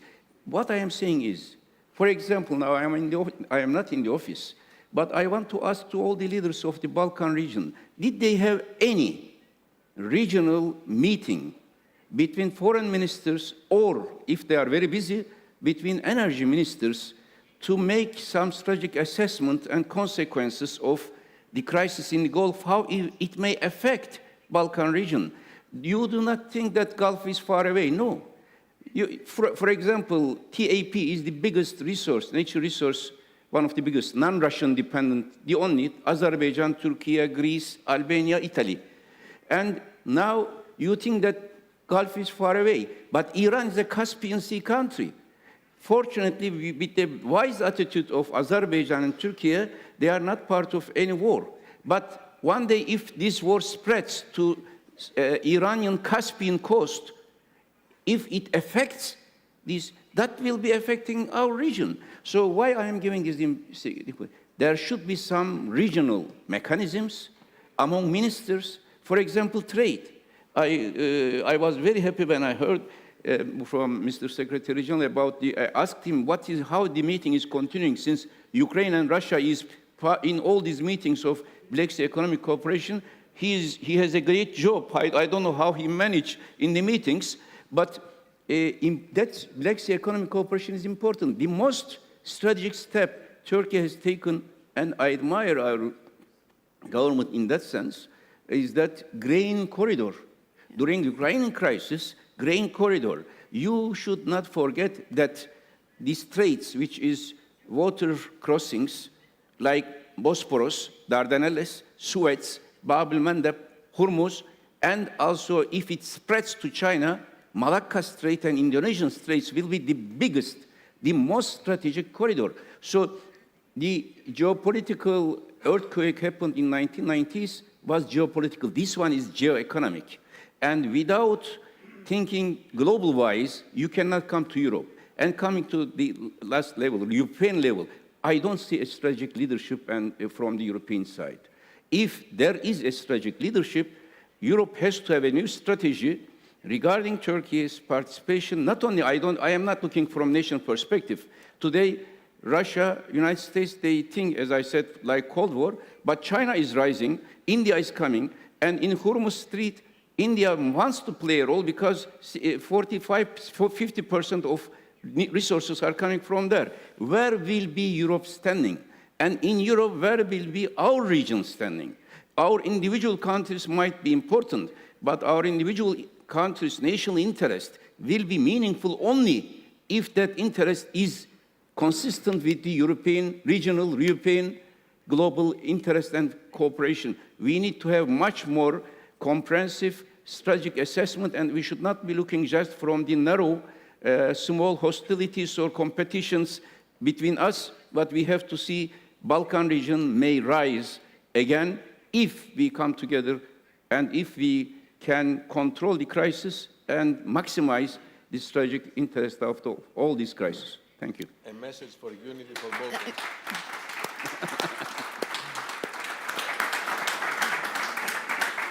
Well, thank you, gentlemen. I think there was lots of food for thought, and we're going to pick up on a lot of the strong messages, I think, that came out of this panel in subsequent energy panels, and we're talking about security again in our next session as well. So, but thank you so much for very valuable contributions today. Thank you. Maybe a photograph. Let's have a photo. Come.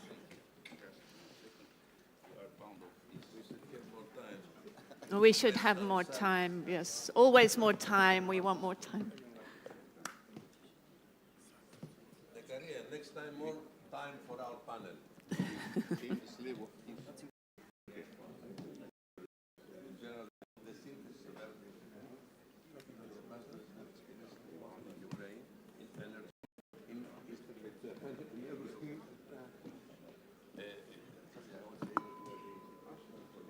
They bound us. They've tied you up. Yeah,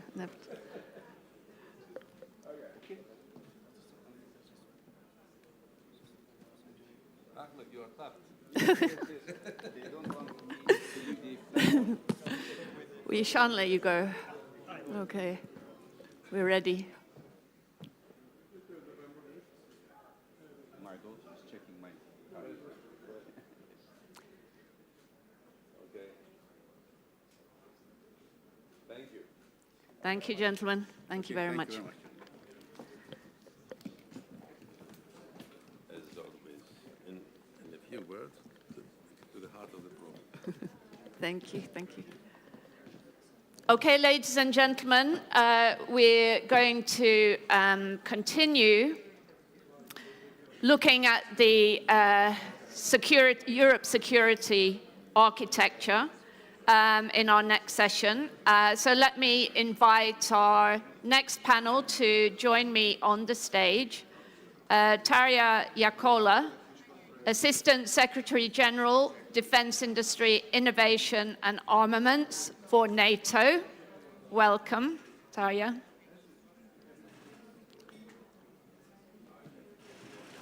Please take a seat here. Yeah. Radu Miruța, Minister of Defense, Government of Romania. Welcome, Minister.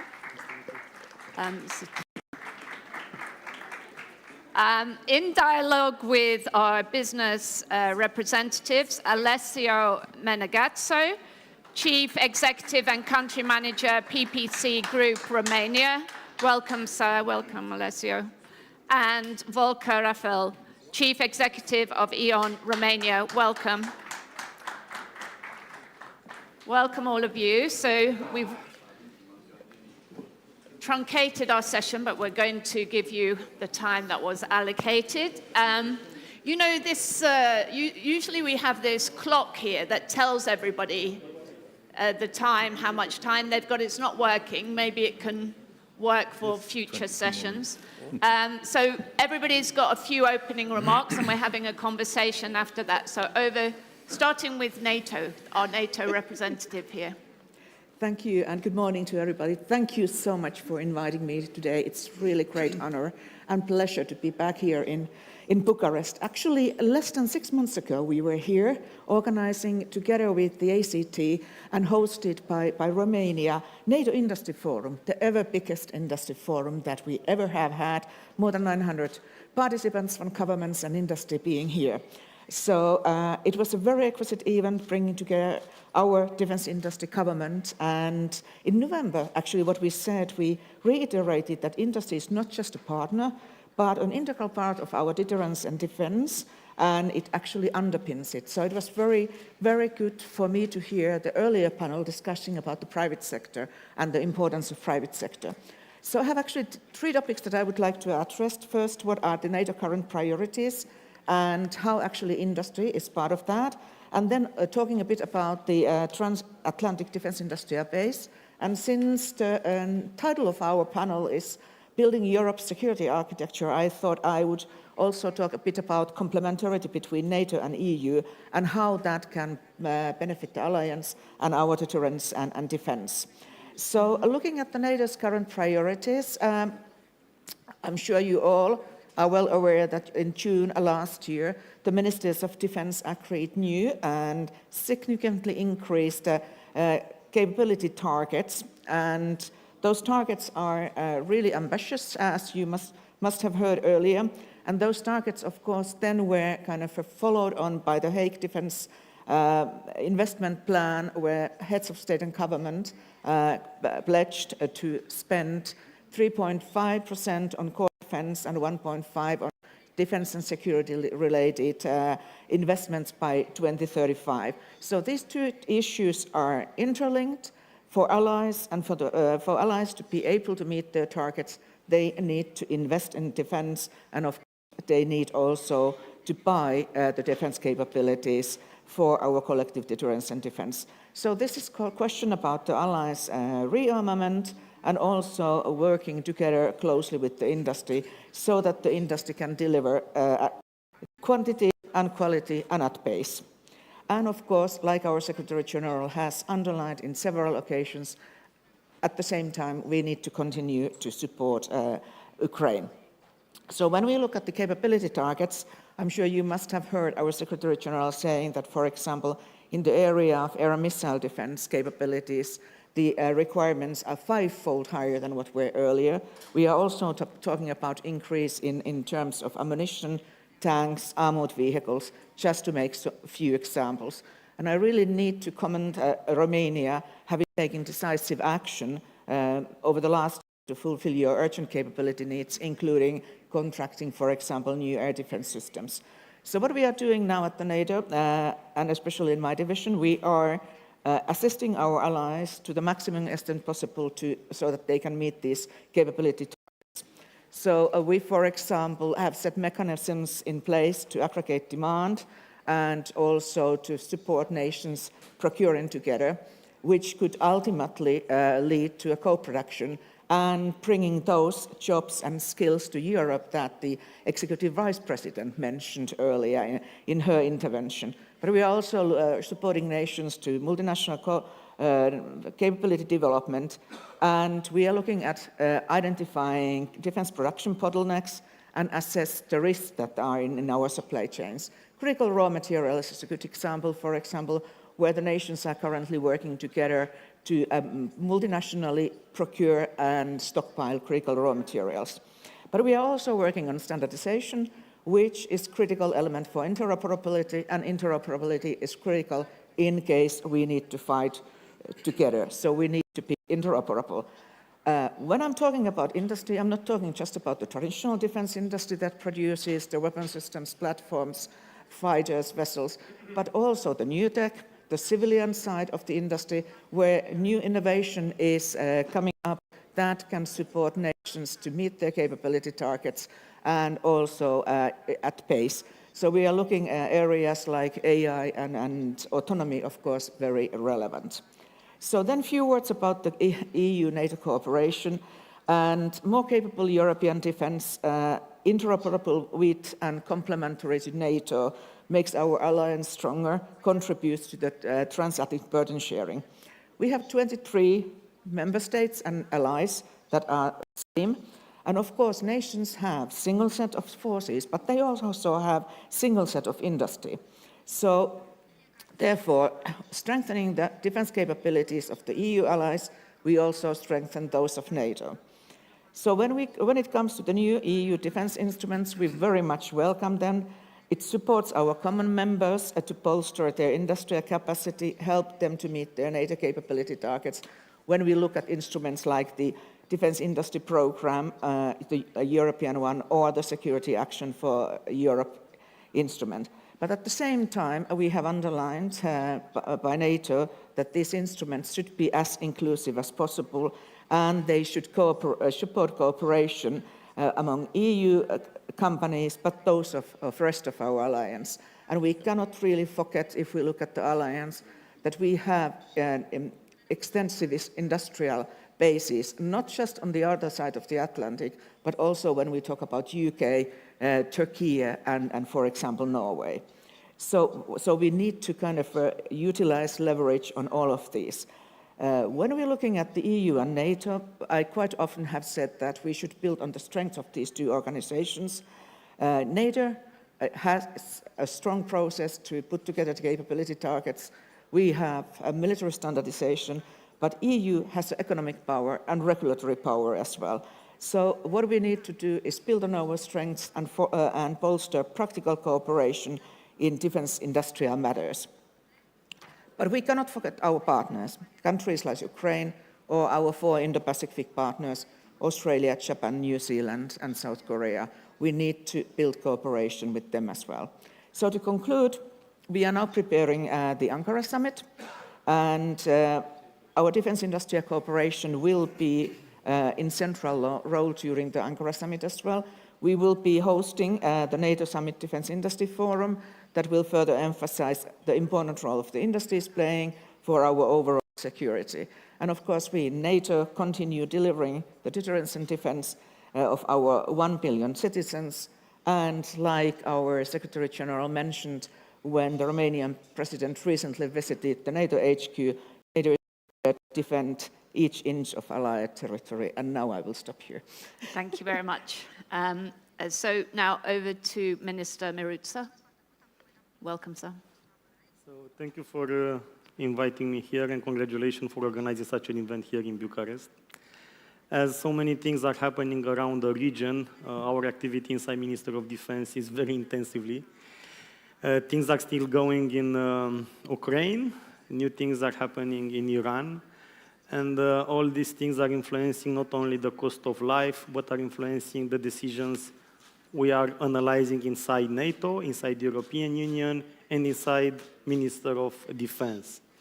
We cannot discuss about a safe environment for businesses without being able to assure a safe environment, without being able to guarantee that no investment is affected by what is happening in Ukraine or in Iran.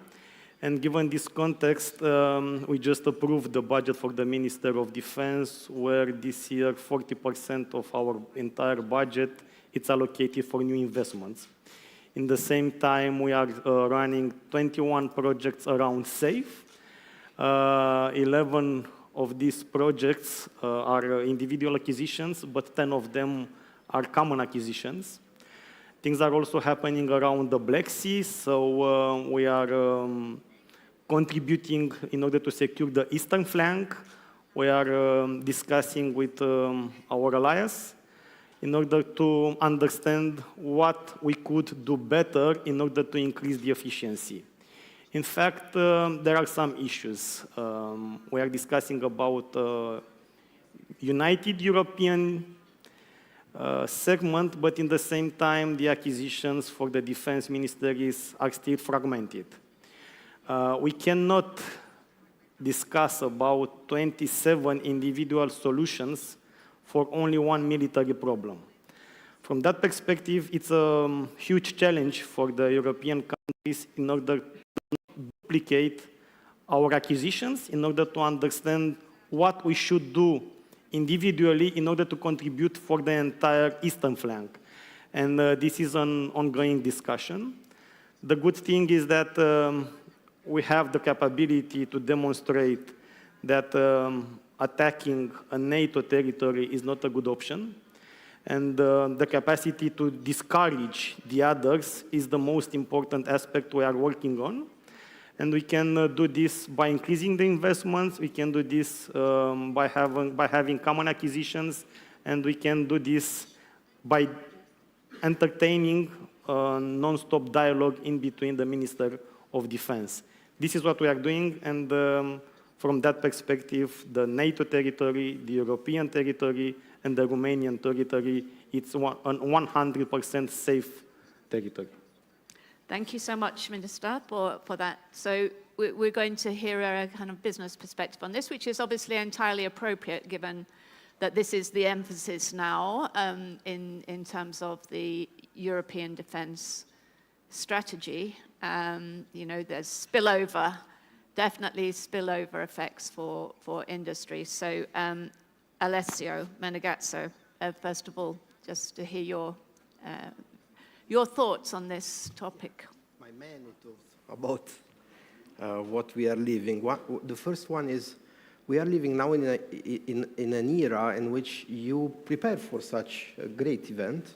You think a couple of days, and then you wake up in the morning and you really hope that you don't read news that wipe out whatever you prepared a couple of days before, because now this is the time that we are living. So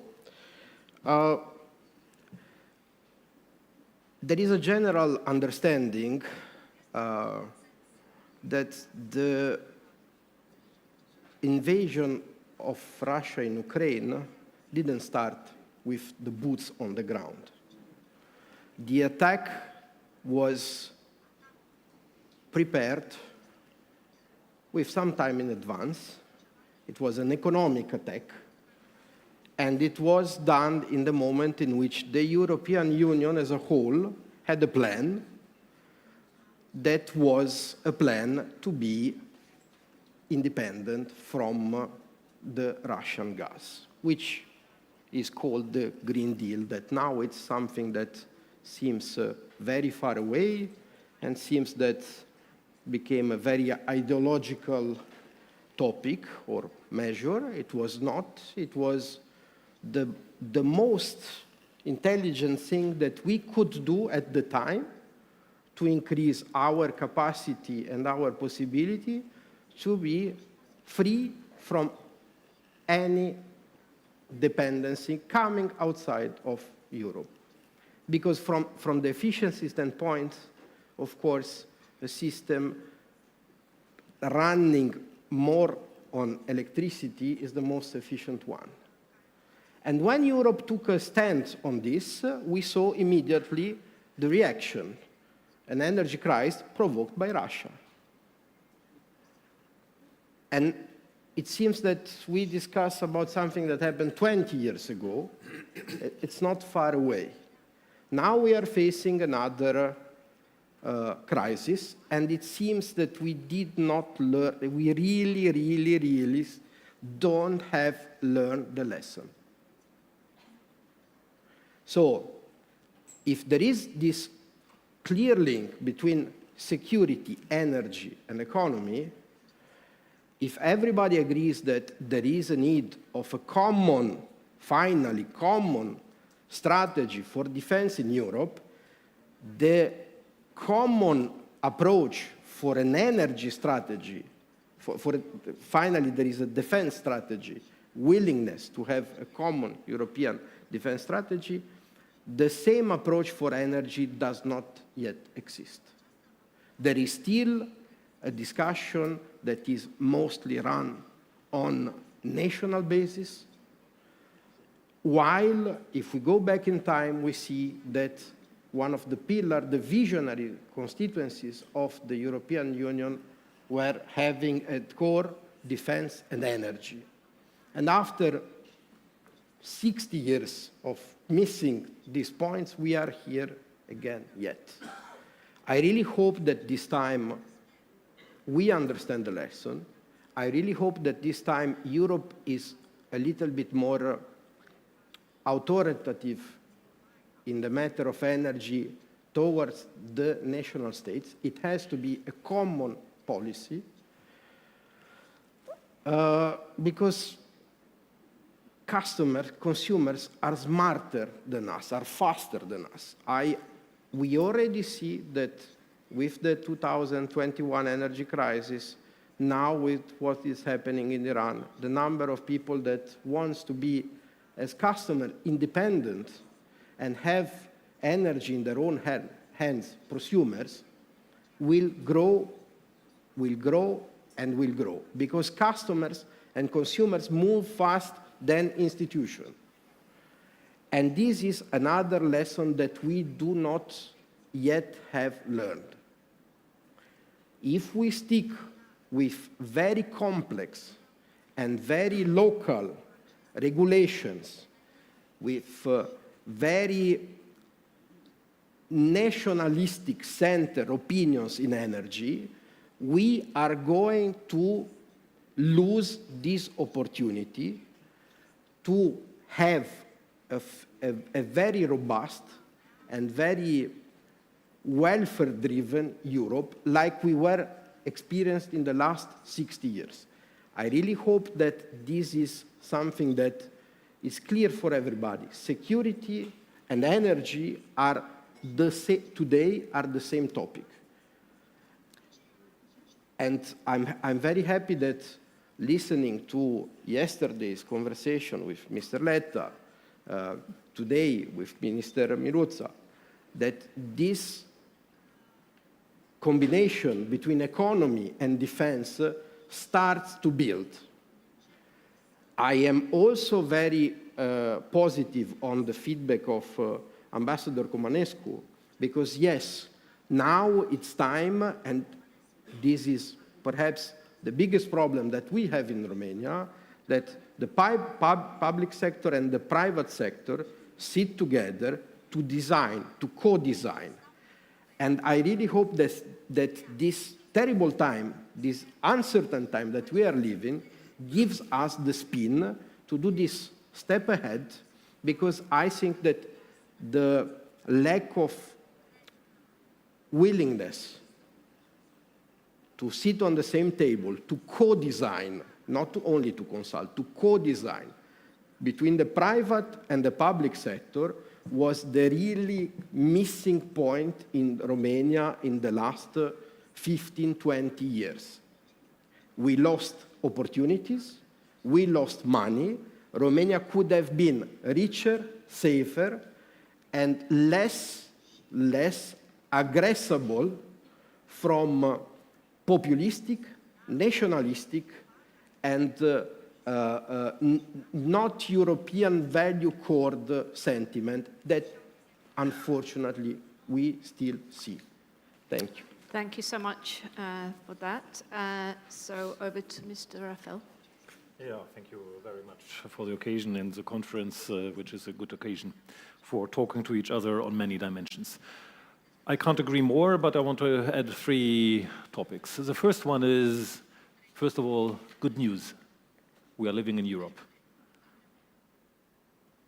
Just thinking about who from you now rather wants to move to an area from the big one in the east, or the other big one in the far east, or the very big one in the very far west, or other areas. So living in Europe is really something we should be happy about.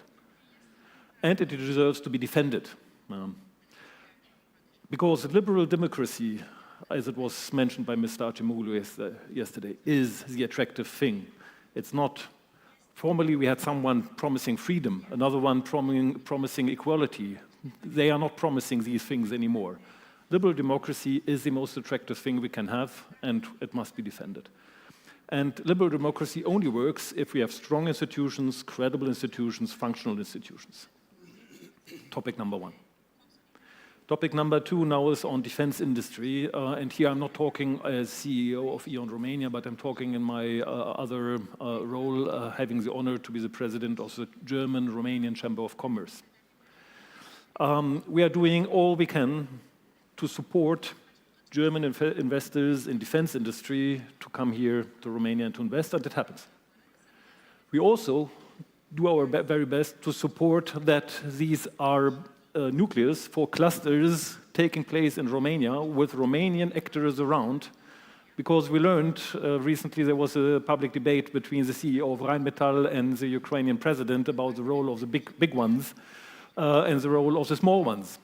And I truly believe only the combination of the two is the answer to the problem we are having. And who knows, maybe these nucleuses are giving birth to new unicorns, to new companies, because the role of this Chamber of Commerce is not only the way from Germany to Romania, but the other way around as well. So defense is crucial and really try to help here. And I really think Romania, with the people and the flexibility they are having, is really bringing an added value to the defense industry in Europe. Third topic is energy. I was in the early 90s living a year in Latvia and on the countryside. And there were 3 days of electricity outage. And I realized first the light is off. After 2 hours, water is not coming anymore. And after a while, it's getting really damned cold. So it is so crucial that electricity is functioning, and it must be defended as well. On the other hand, electricity is helping defense. Because what does an army if the infrastructure is not working behind? And my point here is we all have talked in this conference so far on geopolitical aspects. Where is the energy coming from? We need more connectivity. We need more European single market on energy. An aspect which has been neglected so far completely is distribution of energy, because what does it help you to have a power plant and a transmission line if the power is not arriving at your home or at your factory? So the transmission grid are very relevant, they must be better connected, but the distribution grids are really crucial. And in this very moment, they are the bottleneck where we must avoid a strategic mistake. Because what Alessio was mentioning is absolutely right. We see a huge development exactly there. Thousands, 100,000 of prosumers. In 2030, we talk about 1 million of prosumers only in Romania, with thousands of megawatt of power connected. This year, we expect 1,000 megawatt of new wind power in Romania, roughly. We will see 1,700 new megawatt of gas power, too. Next year, we will see Neptune Deep, if it is well protected and defended. And only connecting all these prosumers is a hell of a job. But that is not the only thing that happens. We now see batteries. We have seen tripling the battery requests within a quarter in Germany, and now the requests for batteries getting connected to the grid is 500 gigawatts. The total consumption in Germany is maximum 90 gigawatts. So, and this storm of battery connection requests is just starting in Romania. Heat pumps, I don't know, because Romanians have gas, and therefore the political will to electrify heating may be not the most pushed agenda point in this context. But electric mobility, we see exactly this, how vulnerable we all are to oil prices. With electric mobility, this would not happen. And Romania is sending 40 billion lei each year for fossil fuel for mobility to other countries. And this is geopolitical money. Let's avoid it. We can save that money and rather spend that money here. So, and then I will close with that one. For this to happen, I think we need that between public institutions and private players. We need to avoid a strategic mistake when it comes to building, strengthening the grids, and in grid regulation currently we see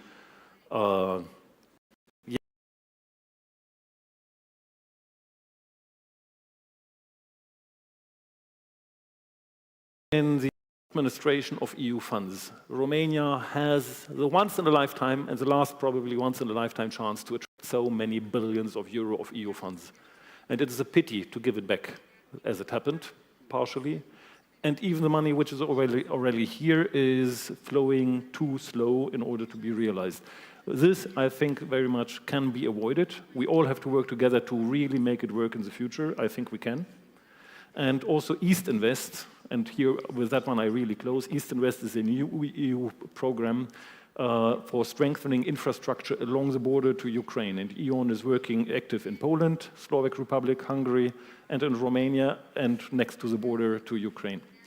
And we really think there is a need for strengthening infrastructure in the area, but it requires good, strong institutions managing well also the EU funds. Thank you for your attention. Well, thank you very much indeed.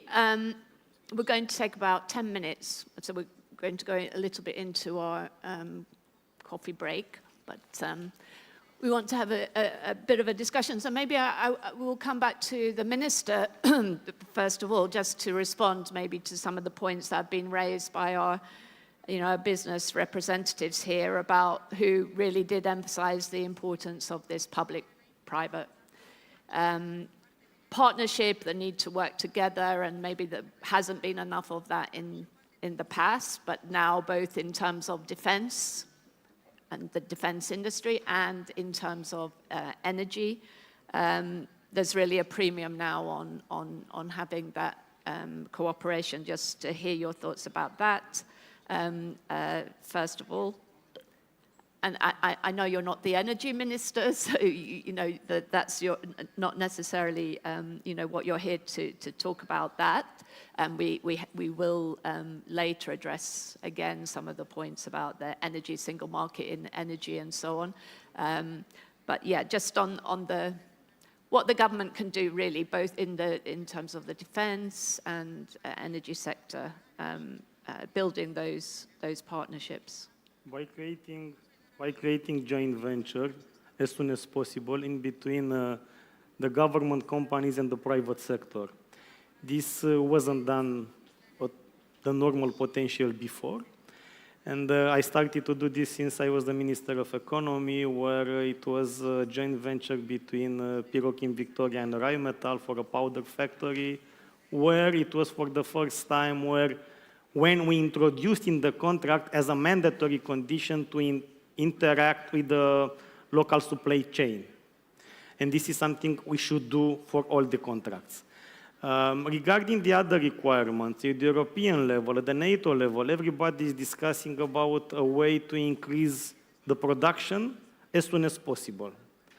And we found out that the private companies reach a limit in terms of delivering a product in a very short period of time. So we should do more. And what can be done more from my perspective is to take into account the partial capabilities that are already existing in Romania.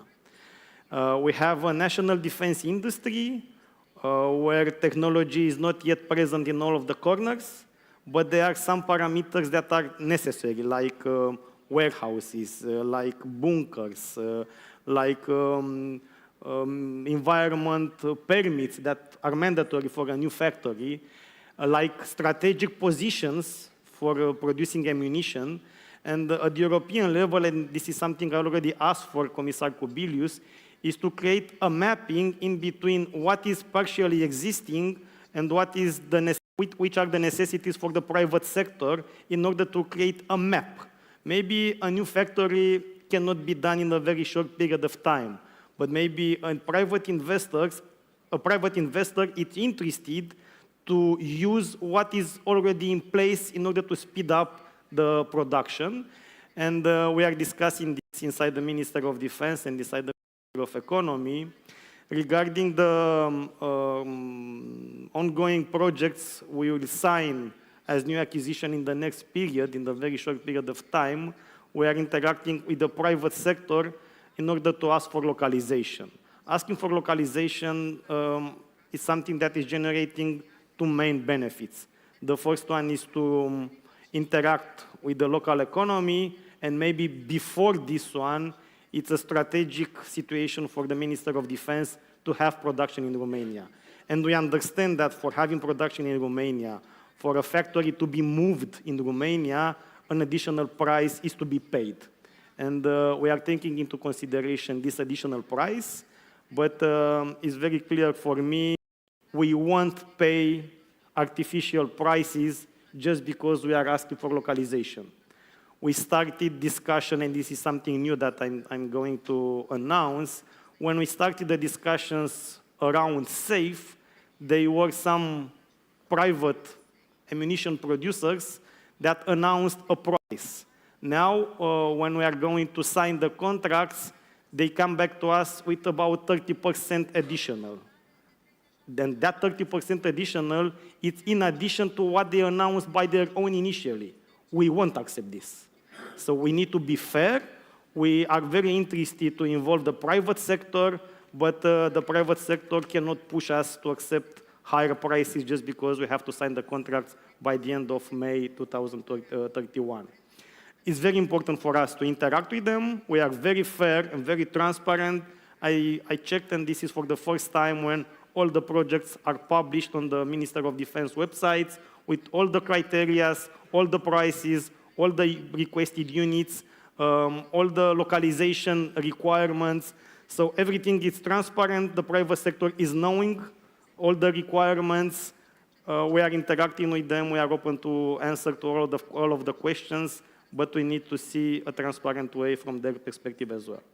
Thank you. Can I just ask one question also, just hasn't really been raised so far, just about cybersecurity and where Romania stands in this sense, because obviously this is highly relevant, especially for the energy sector. You know, since the start of the war in Ukraine, this is what is being targeted in Ukraine, in Moldova, elsewhere.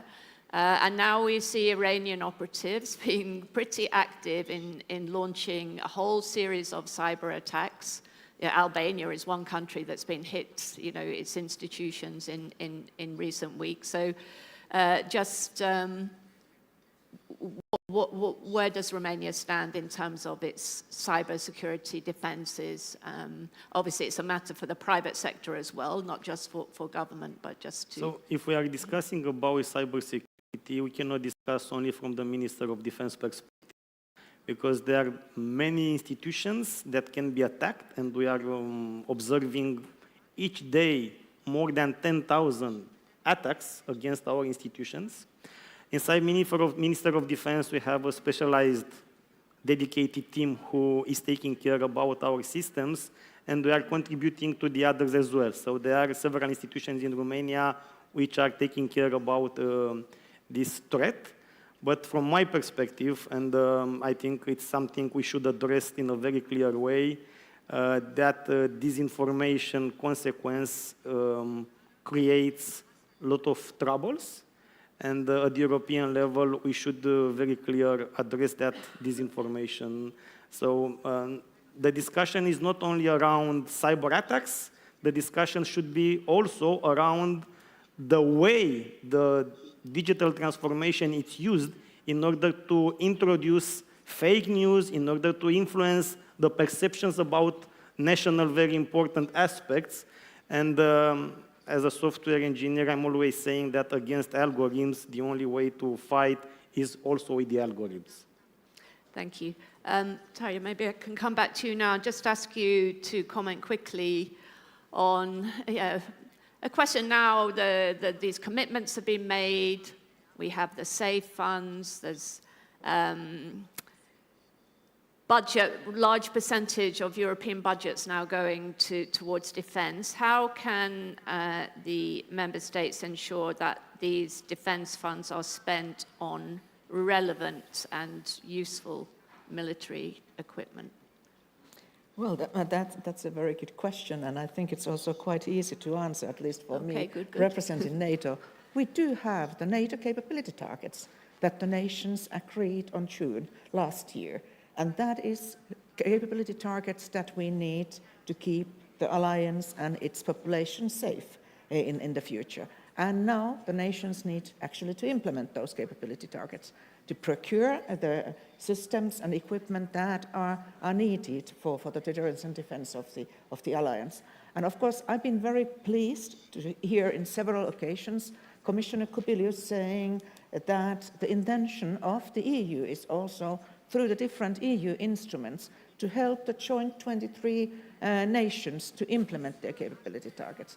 Because like I said earlier, the nations have only a single set of forces, and single set of capabilities and single set of industry as well. So this is one of the ways to do that.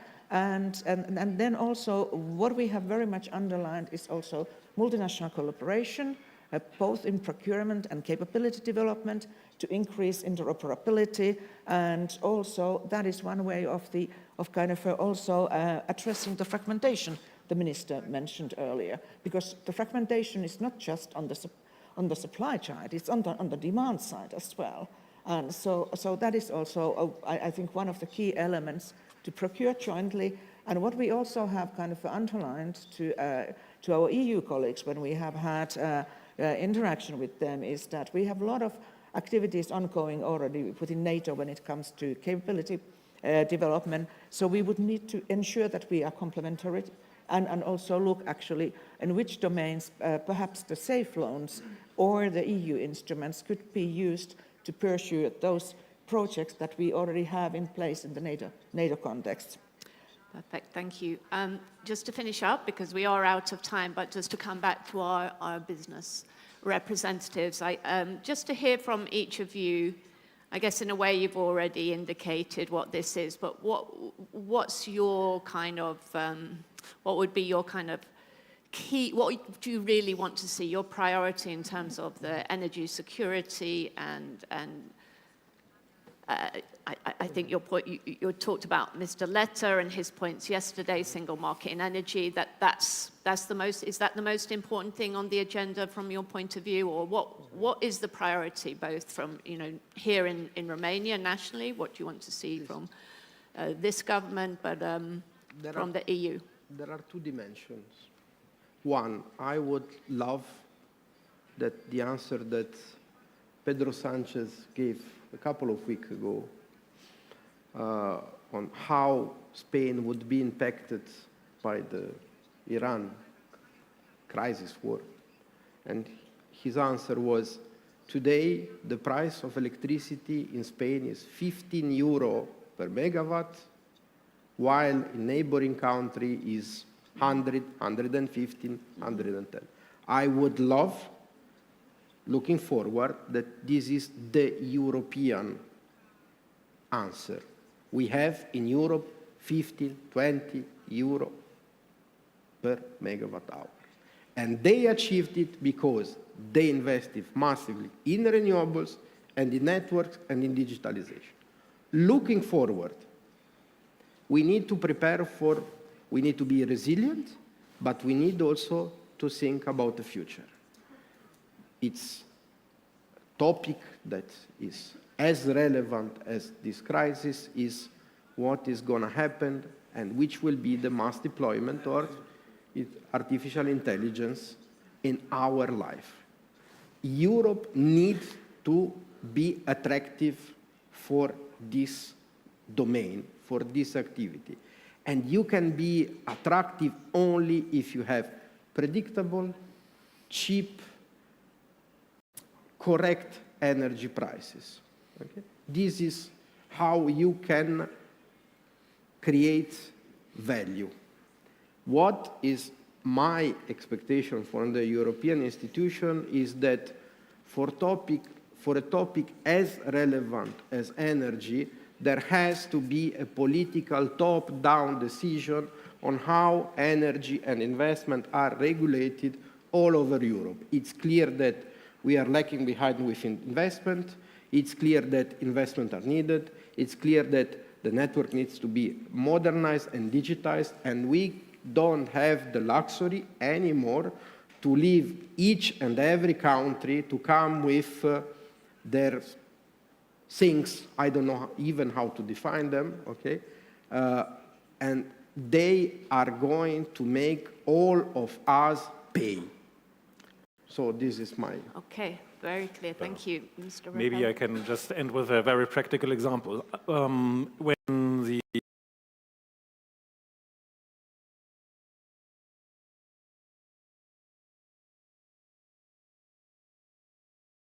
here, that there is one here, because it's not working.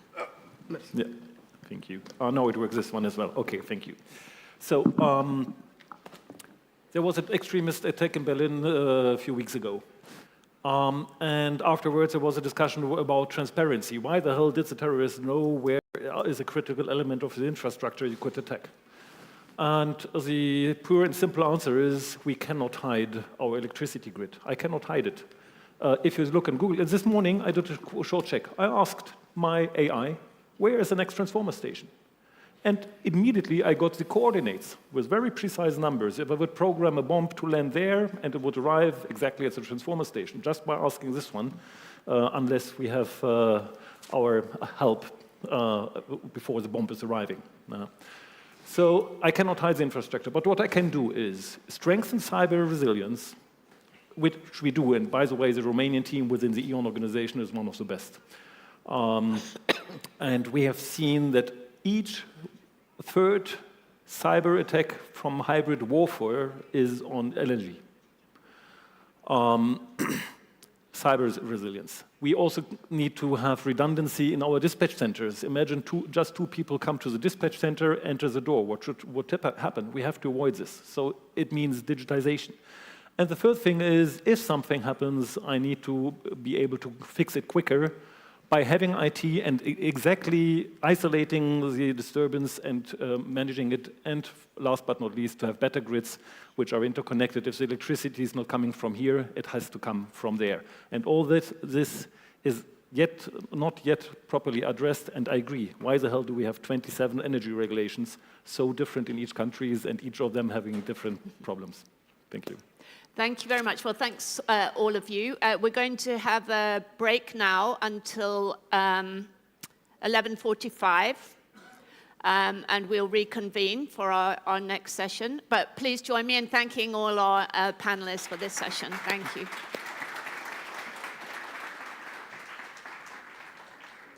Maybe have a photograph.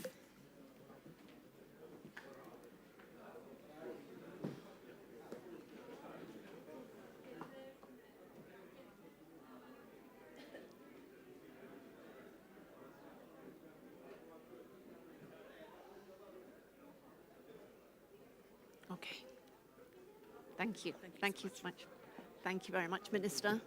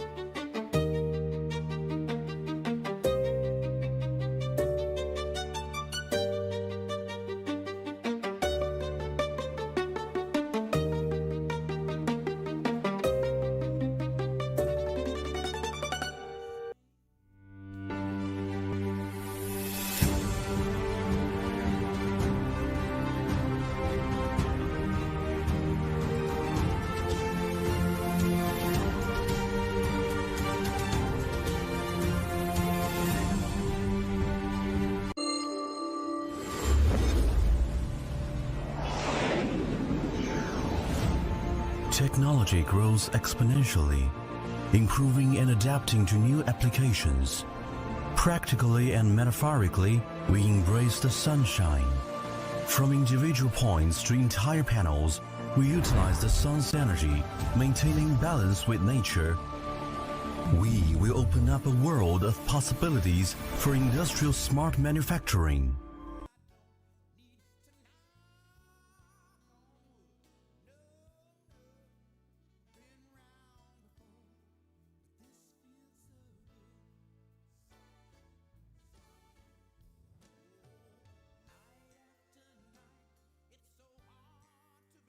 Piraeus.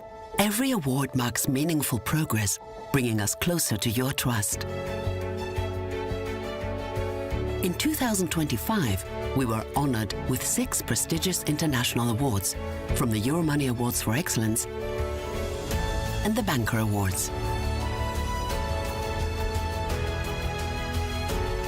And this is how we move forward, knowing that the real value of every award is the value we will always give back. Piraeus, embracing tomorrow.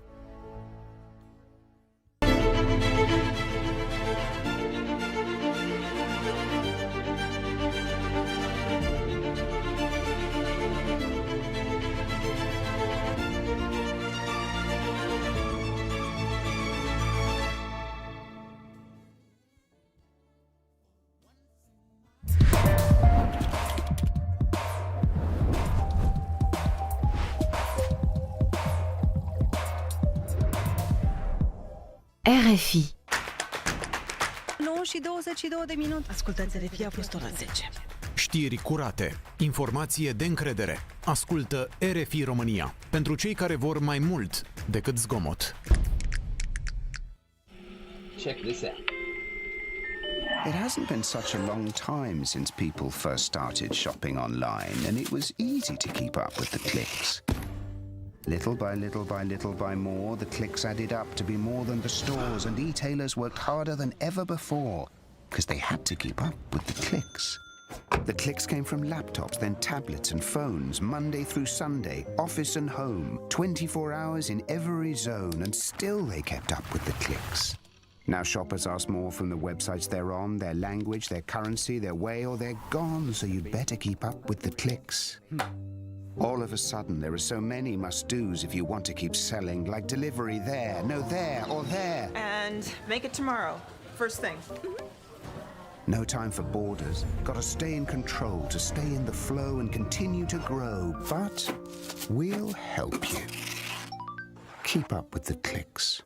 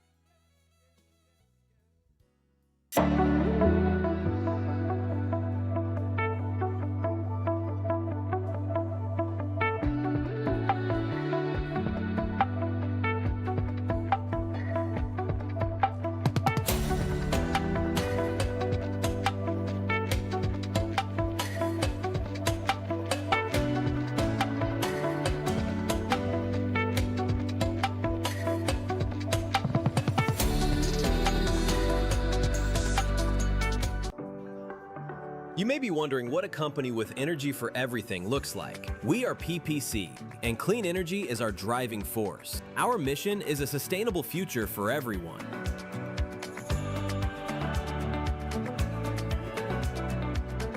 At PPC Blue, we are redefining sustainable mobility through accessible solutions for efficient and environmentally friendly transport. Our colleagues from Rețele Electrice are in the midst of a digital transformation, implementing an intelligent electricity supply system. Through PPC Renewables, we are leaders in renewable energy in Romania and continue to invest in the future.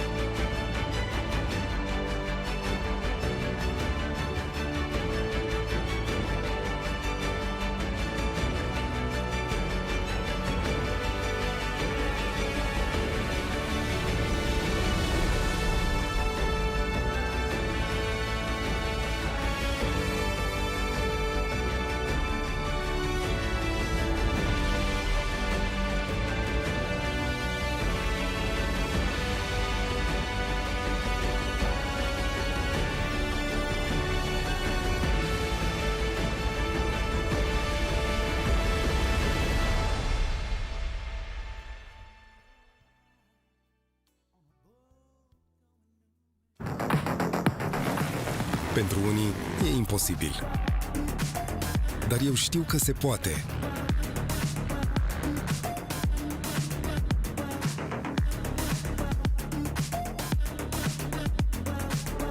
Alături de echipa potrivită. Pregătit pentru orice. George Business, platformă de banking inteligent pentru companii.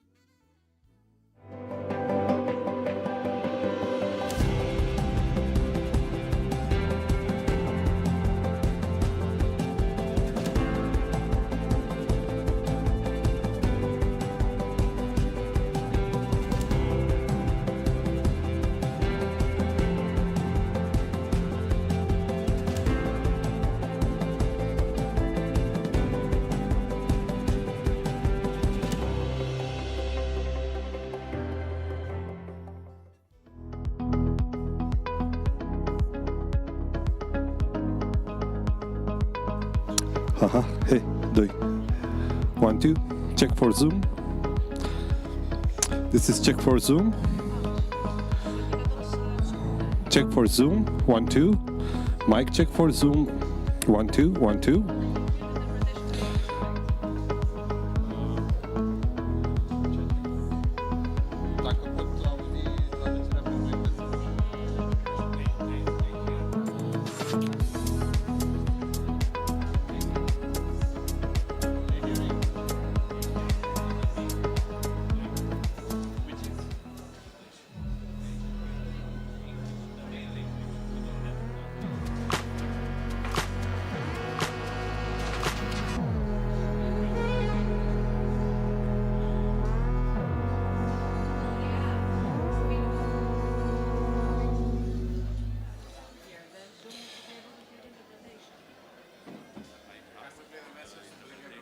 Yes.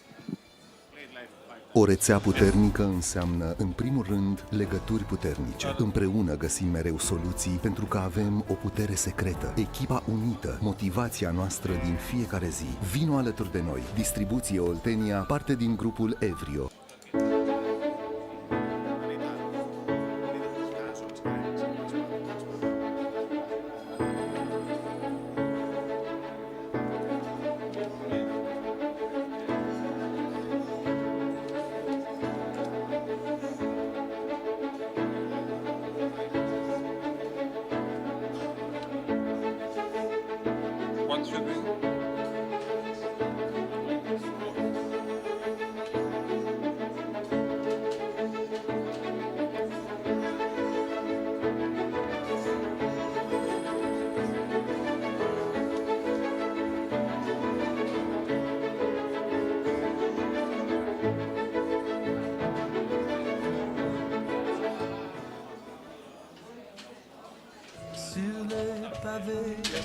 Une onde de pluie se reflète les toits. Tu es si jolie, oh, le bleu du ciel. E doar engleza trimisă în Zoom. Mai verific o dată. Senzorul Vader. Avem trimisă not main actor. Foarte multă traducere.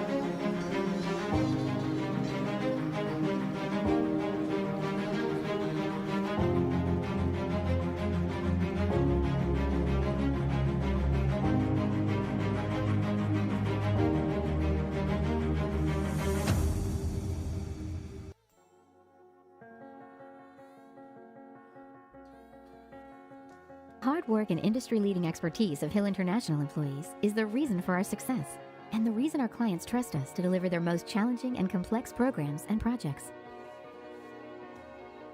We'll continue growing our business and our global team of technical experts who consistently exceed expectations through collaboration with clients, suppliers, and stakeholders. We're Hill International, delivering the infrastructure of change. At ING, our destination is the future, and it's our job to get your business ready for a one-way journey to a hyper-connected, sustainable future. We can do this because we're global, but that's no use without also having local experts. So we've got lots of them too, and we're backed up by a big gang of nerds. Excuse me? I mean, sector experts. Thank you.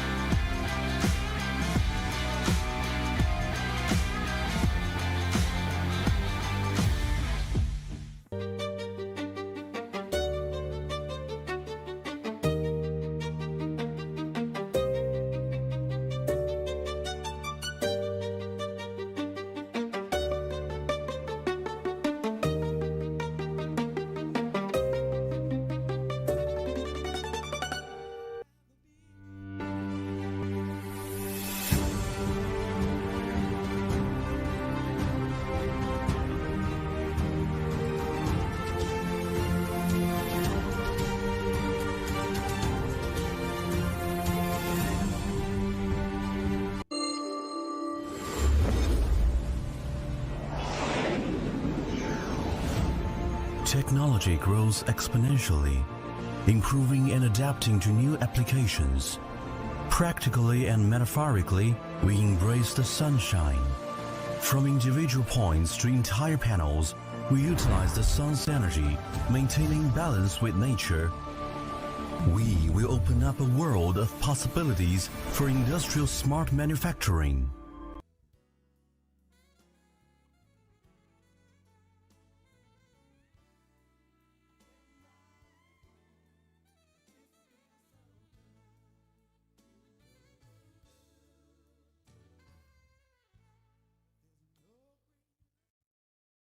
At Piraeus, every award marks meaningful progress, bringing us closer to your trust.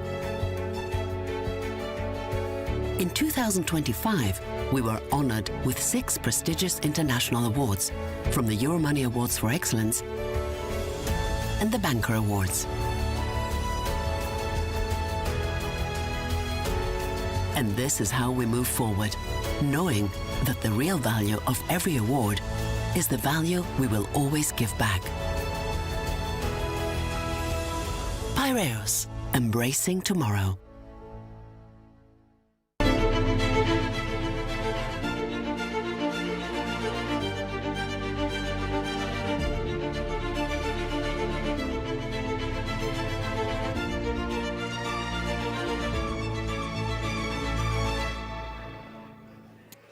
Ladies and gentlemen, please take your seats. Please take your seats. We'll start the next session in a minute or two.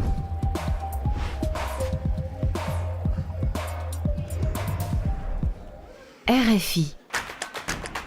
9 și 22 de minute. Ascultați RFI, a fost ora 10. Știri curate, informație de încredere. Ascultă RFI România. Pentru cei care vor mai mult decât zgomot. Check this out.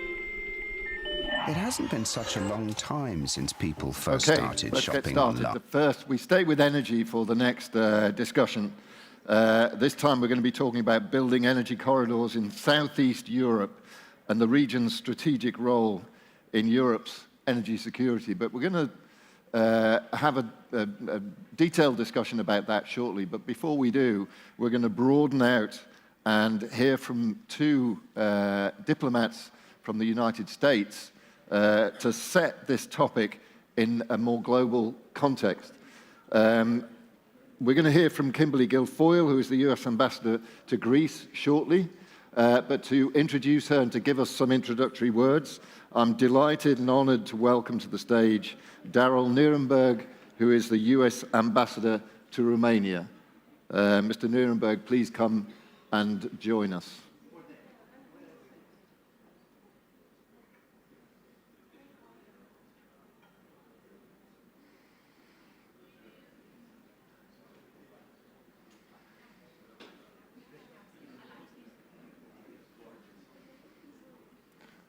Do we have Mr. Nierenberg? I believe he's on his way.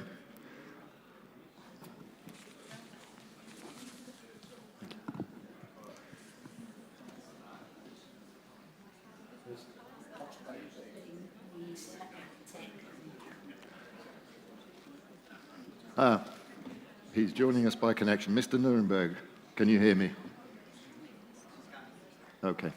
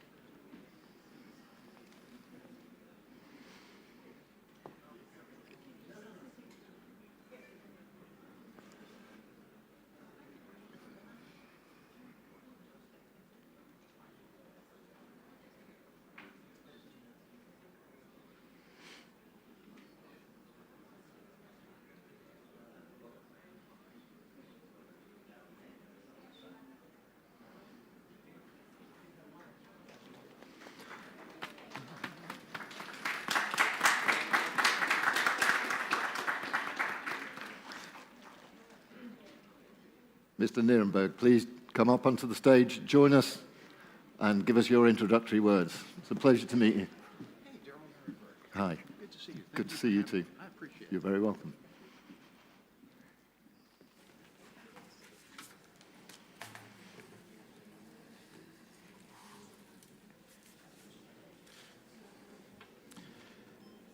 Good morning. Bună dimineața. Ministers and distinguished guests, and a special welcome to Ambassador Guilfoyle. It is my pleasure to open today's discussion on the importance of building energy corridors in Southeast Europe and the role these corridors can play in energy security in Europe.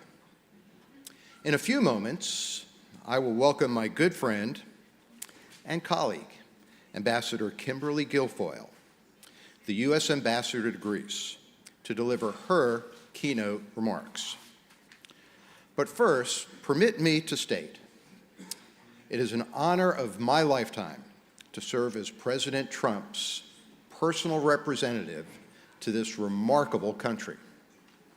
I am grateful to President Trump and to Secretary Rubio for the trust and confidence they have placed in me to carry out the President's America First agenda here in Romania. My wife, Lori, and I have been here precisely 1 month as of today. Having learned so much about this country before arriving, we had very high expectations. But just weeks in, our expectations have been exceeded. The Romanian people have been so warm, so engaging, and so welcoming. And the partnership between our two countries is strong. Indeed, it has never been stronger, and it has never been more important. Before I turn over the microphone, permit me to take a moment to thank Ambassador Guilfoyle for her leadership on this very crucial issue of energy security. As President Trump's first ambassador to this region in his second term, Kimberly has been so helpful to me in getting my sea legs here, for which I'm personally thankful. And I was grateful when Ambassador Guilfoyle invited me to share the stage with her at the February Transatlantic Gas Security Summit in Washington. The ambassador's engagement on this very initiative is propelling concrete developments in energy security in this region.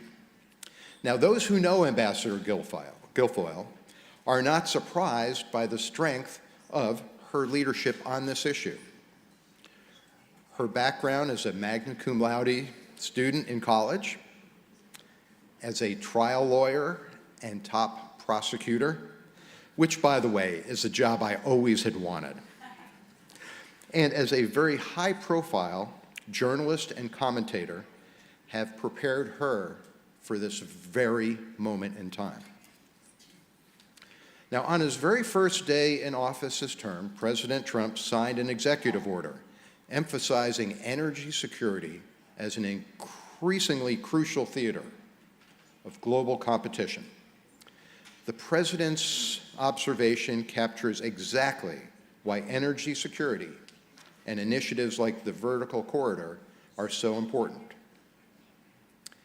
Energy security is central to foreign policy.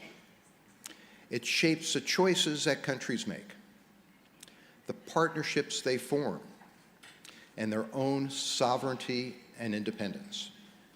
So I am eager to work with Ambassador Guilfoyle on advancing President Trump's America First agenda by expanding economic opportunities, especially in the area of energy. Now, Romania has the potential to be a game changer when it comes to energy security in Europe. And we are proud that American companies and American expertise are contributing to that challenge, to Romania's Neptune Deep project, to the refurbishment of reactors at Cernavoda, and to other energy endeavors. And we see tremendous potential for the vertical corridor giving new markets access to U.S. LNG to provide reliable sources that are needed to power growing economies. This forum occurs at an important moment. Across Europe and beyond, governments, investors, and industry leaders are grappling with the question, how do you build stronger, more resilient links in transportation, trade, and energy? The vertical corridor speaks directly to that challenge.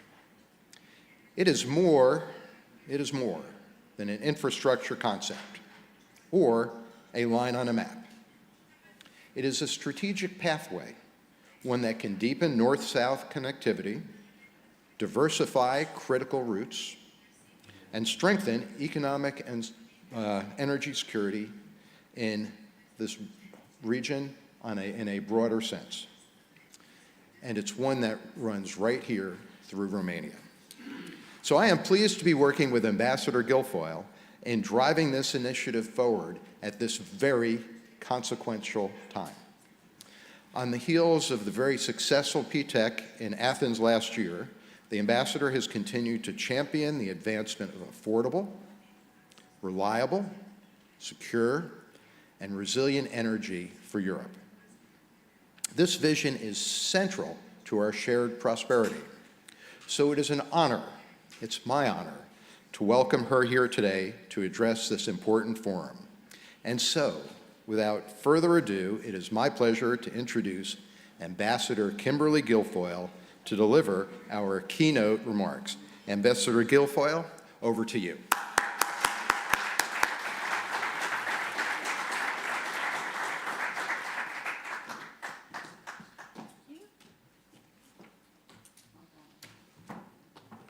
Thank you, ma'am. Hi, good morning. And thank you so much to my dear friend, Romania. You have a fantastic ambassador and Ambassador Nuremberg, and I look forward to working with you as closely as possible as we can. It's going to be a pleasure and the honor of a lifetime. Thank you.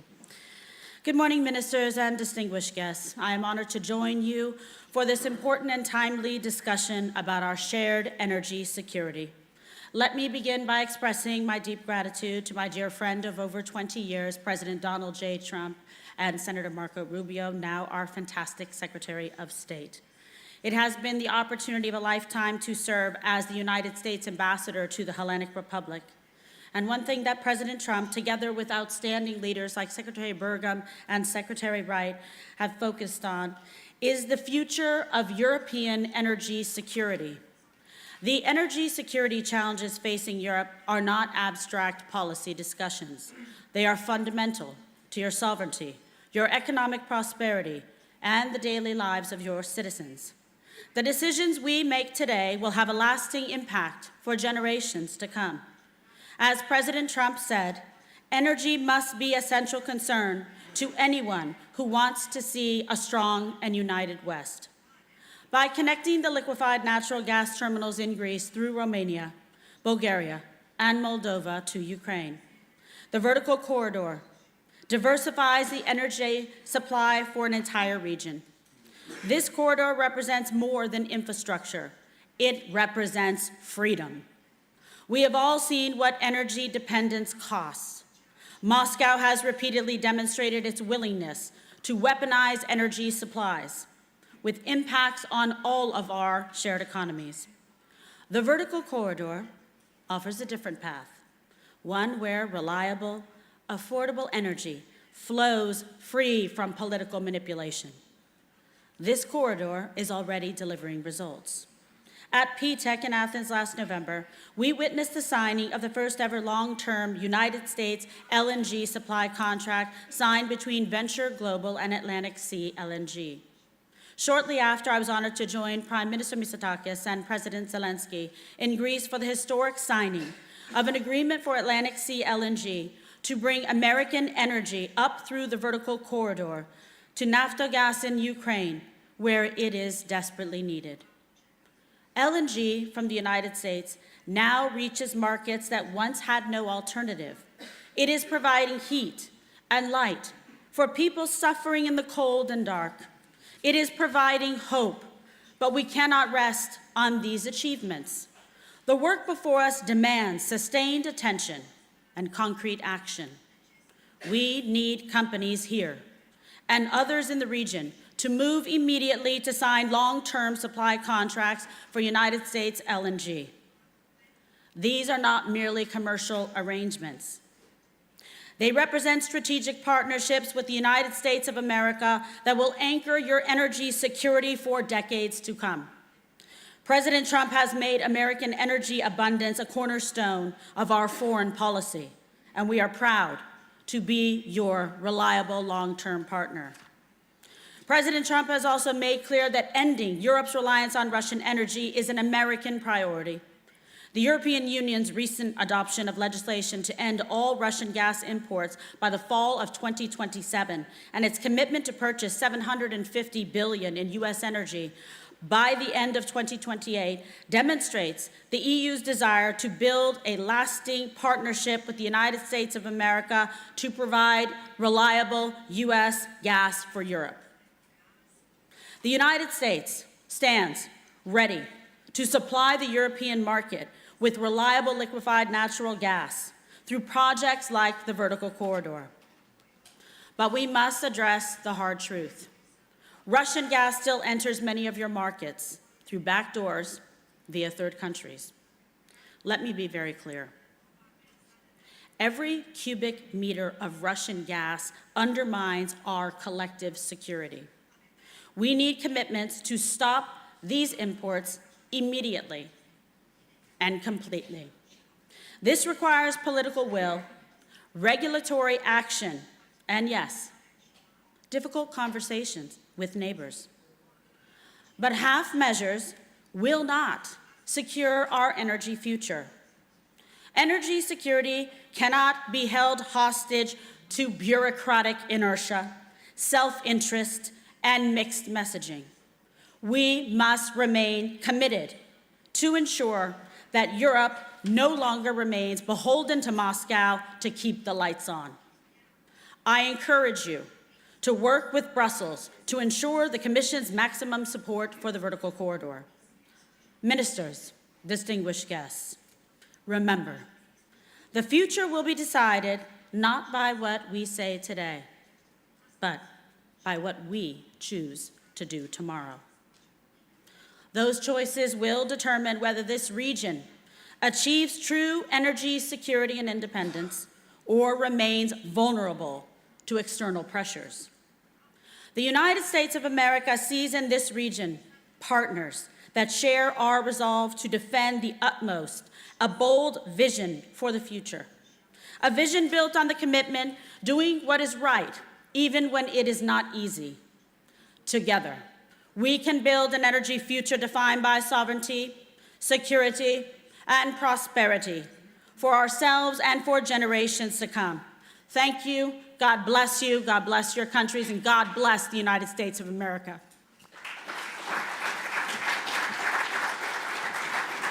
Thank you very much. Thank you. Thank you, Your Excellency. That was, I think, a wonderful scene setter for the conversation we're about to have. It sets the discussion about energy security in this region in a broader and important global context. So let's get our discussion going. And to do so, let me invite up onto the stage our panelists. Please join me, Bogdan Gruia Ivan, who's the Minister of Energy for the government of Romania, Stavros Papastavrou, who is the Minister of Energy for the government of Greece, who joins us via a connection, Teodora Georgieva Mileva, who is the Deputy Minister of Energy for the government of Bulgaria, and giving us a business perspective, Alexandros Exarchou, who is the Chairman and Chief Executive of the Actor Group of Companies and the Chief Executive of Atlantic Sea LNG Trade. Good to see you. Nice to see you. Hiya. Hiya. I'm going to take this chair, and then we're all sort of in the middle.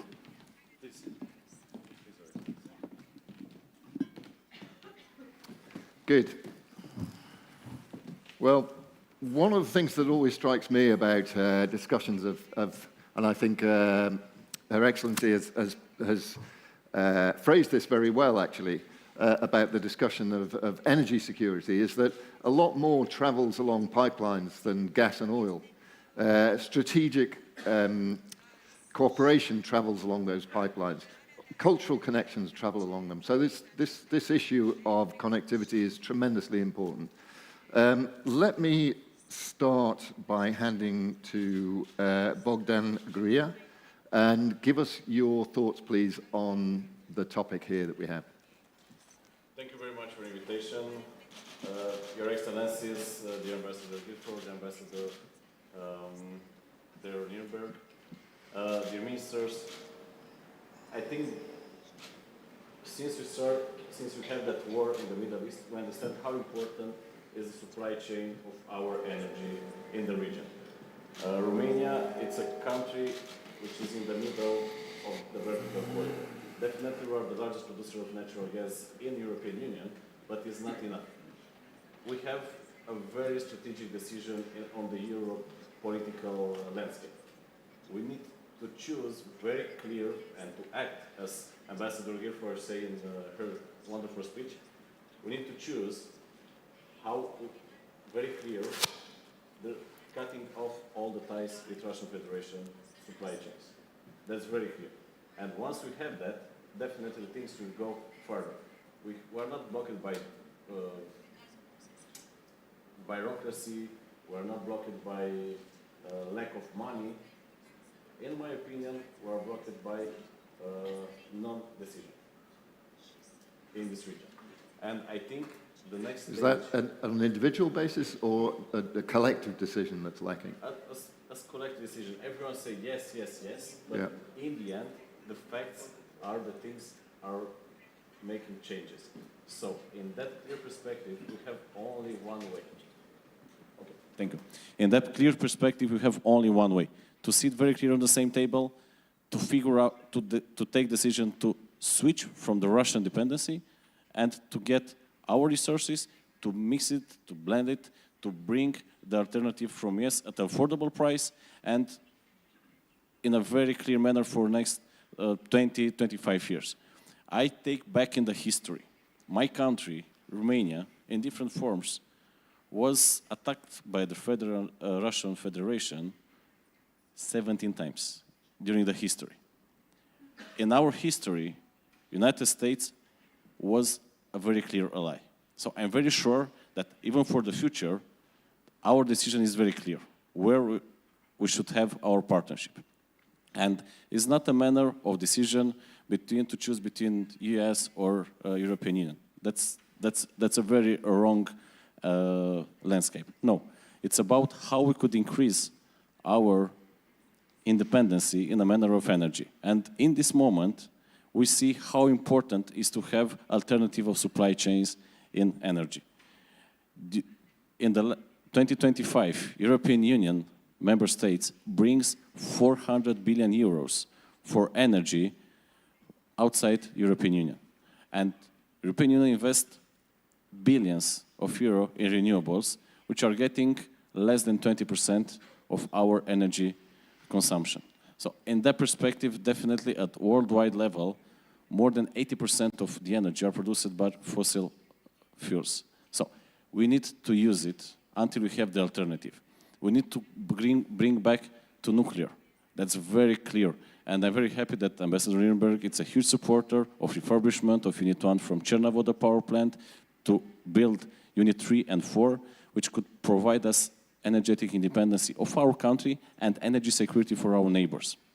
And in that very clear perspective, we are aligning it with two very important strategic pillars of United States government: energy dominance and AI dominance. The future, the countries which want to be relevant in the future, in my perspective, should demand as much quantities of energy to bring enough for industry, for technology, for robotics, and for AI.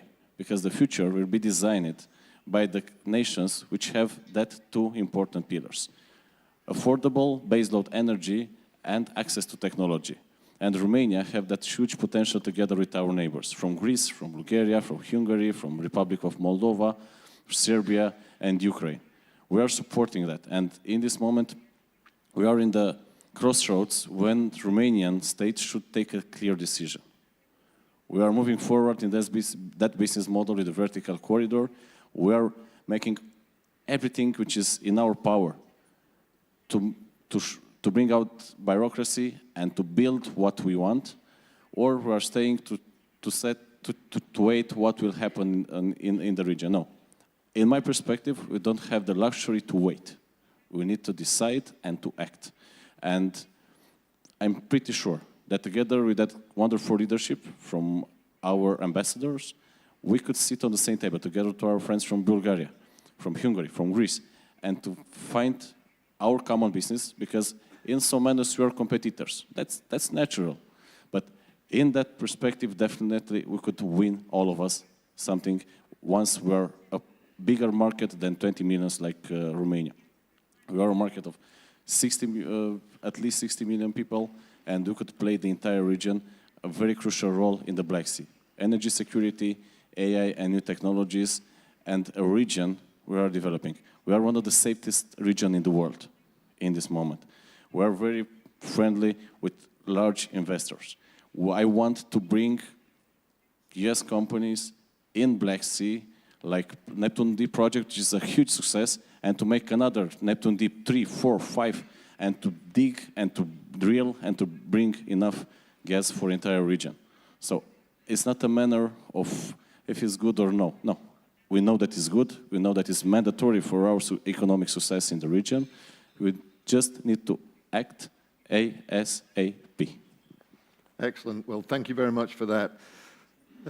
Let's go in geographical order and move to Bulgaria and Teodora Georgieva Mileva, Deputy Minister of Energy for the Government of Bulgaria.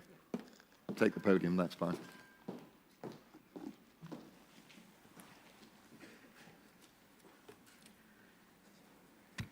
So, Your Excellency, ladies and gentlemen, dear ministers, representative European Commission, thank you for the invitation and for us bringing together the prestigious forum, being here at this prestigious forum at such an important moment of Europe.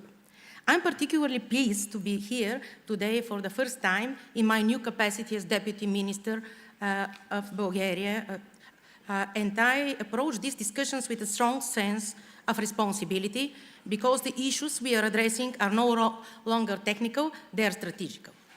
Let me start with a simple truth. Energy is not longer just a sectorial policy. It is a core element of security, it is a backbone of our economy, and it is a test of Europe's geopolitical maturity.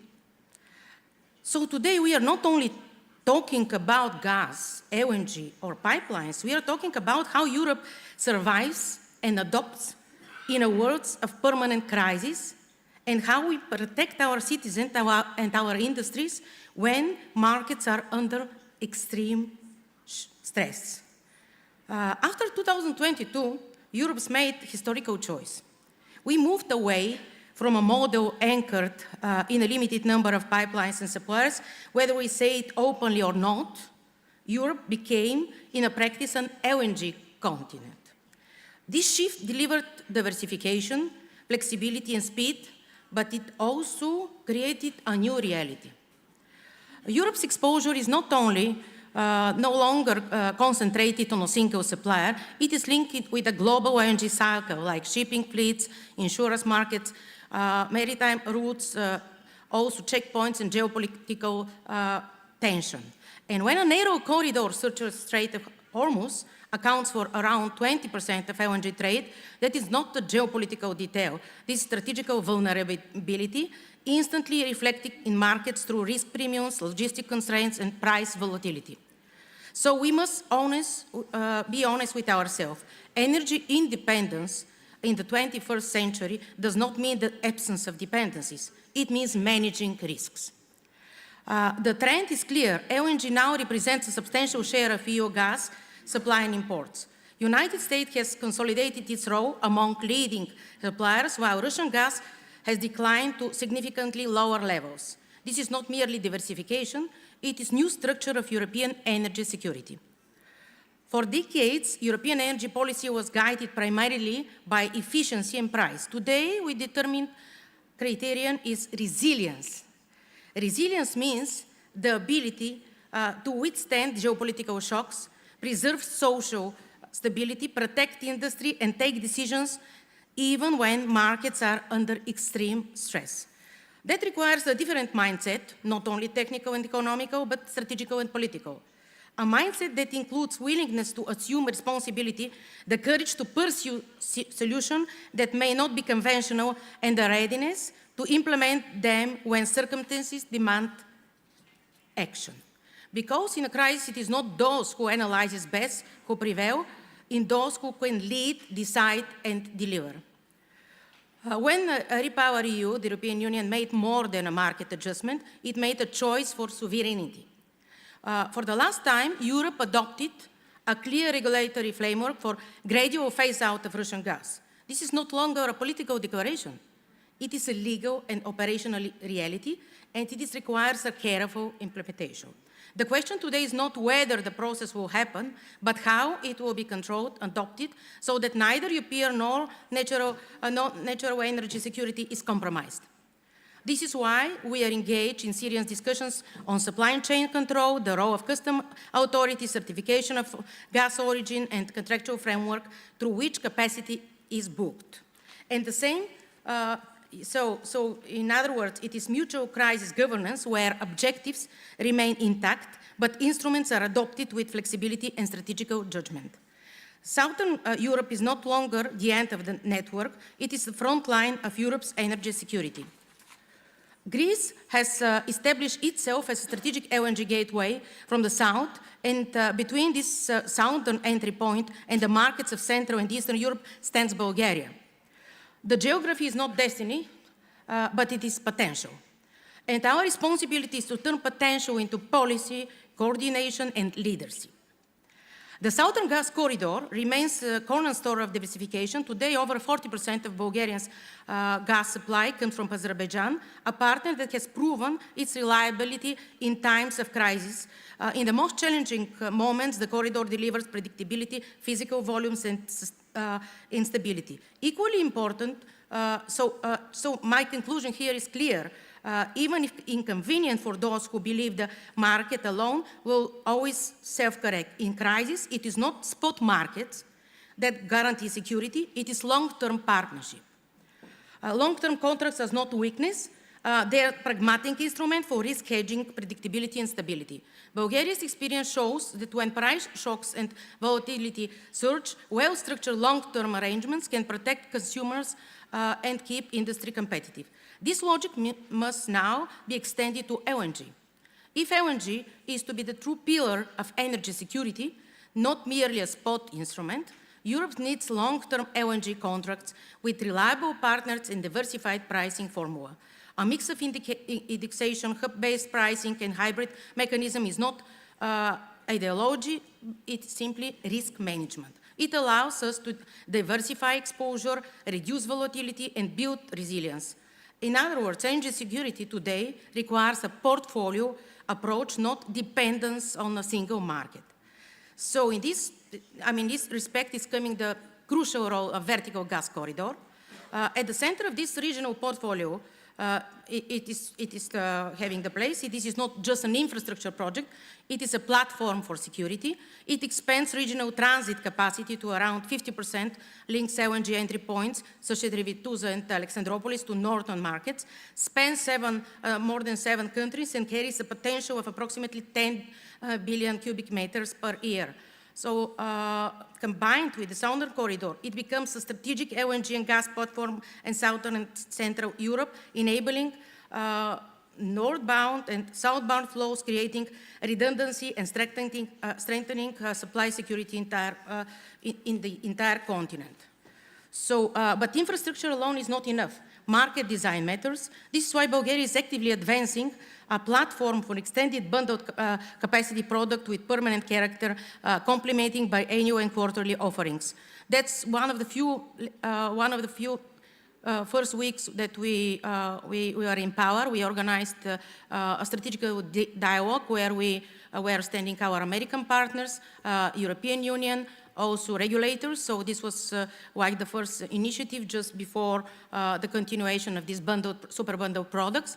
So I think that this plays a role because we, by putting the proper people together, we are finding solutions. And this has been proven that is working. And I think that the recent days we heard that there is a continuation of these products, and they're going to be not only on a monthly but quarterly and yearly basis. So this is a very unique example of platform where the proper competitive tariffs are put in place in order to attract LNG from America. Bulgaria, let me be clear, Bulgaria is not any more passive transit country. We are initiator and convener. As I mentioned, it is not a coincidence that strategic energy dialogues are increasingly taking place. We are providing a platform coordination, trust and long-term solutions, because leadership in times of crisis means that courage to make initiative and the readiness to act. So in today's work, success goes does not belong to those who are having the cheapest molecule. It belongs to those who manage access, build trust, set rules, and transform infrastructure into system of security. Our ambition is not simply to be a corridor. Our ambition is to deliver a change and an architect of, to become an architect of Europe's energy security. Thank you very much. Thank you.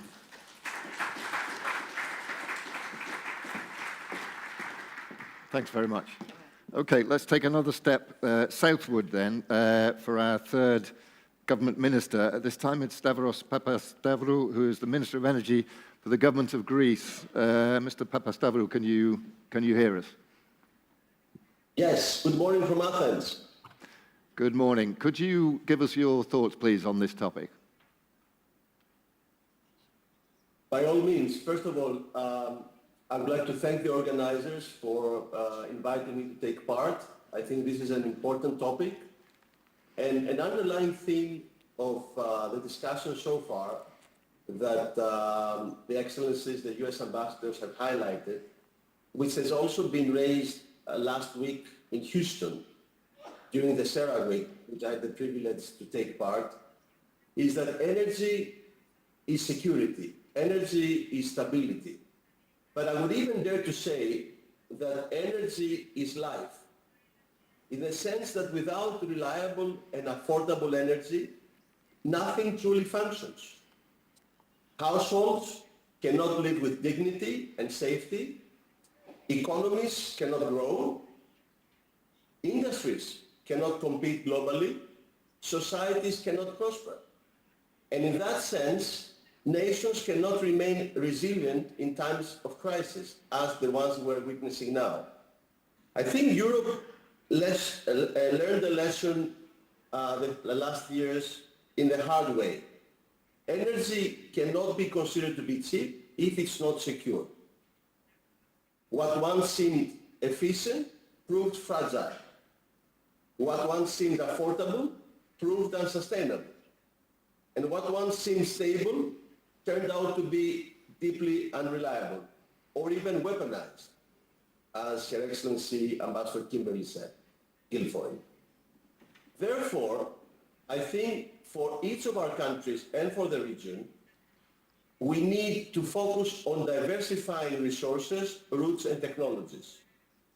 Because in the end of the day, we need secure and reliable and affordable energy, which is clear that this cannot happen through a nation which has weaponized energy.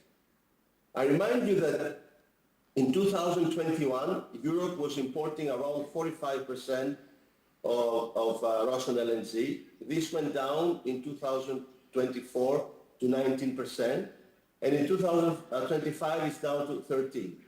This should go down to zero as both sides of the Atlantic, the EU and the US, have agreed, and they are fully aligned with this. The majority of the existing Russian gas entering into Europe goes to the Southeast Europe. That's the reason why I think this conference is addressing a very important topic. Through the third stream, around 15 to 17 BCM has entered in Europe in 2025. That's the reason why projects like the vertical corridor are of tremendous importance. Greece has followed an energy pragmatic view and approach. We have diversified our energy mix. From 2005, when we had more than 65% from our electric energy coming from lignite, now this amount is less than 10%, and the renewables contribute more than 55% of our electricity. At the same time, we are actively and aggressively developing the hydrocarbon industry. The two largest globally private energy companies, Chevron and ExxonMobil, are cooperating with Hellenic Energy and Energean, and for the first time after almost half a century, Greece will be having an exploratory drilling in the Ionia. And at the same time, before the end of the year, we hope to have in the south of Crete the first seismic survey. Together with this, we are moving aggressively on supporting and working together with our neighboring countries in strengthening the vertical corridor. Because as it has been highlighted, the vertical corridor should not be conceived as a set of pipelines moving molecules. It's a lot bigger than that. It's arteries of growth, arteries of stability, arteries of prosperity. As the ambassador said, arteries of freedom. Because this transforms the region, creates the connectivity that you said in your introductory comments, and creates a region of stability that cannot turn back into the history that we have. Therefore, the US LNG coming from the south, moving from Greece as an entry point, through Bulgaria, Romania, Moldova, Ukraine, and I would even add, and we should work with our colleagues, on an extended vertical corridor. The Western Balkans should be included. North Macedonia should be included. Serbia should be included. And we are working strategically to this direction. This is a transformative project that, together with secure and affordable energy from the US, brings peace and prosperity to the entire region. And as I said in the beginning, energy is life, secure energy is power. Thank you. Thank you very much indeed.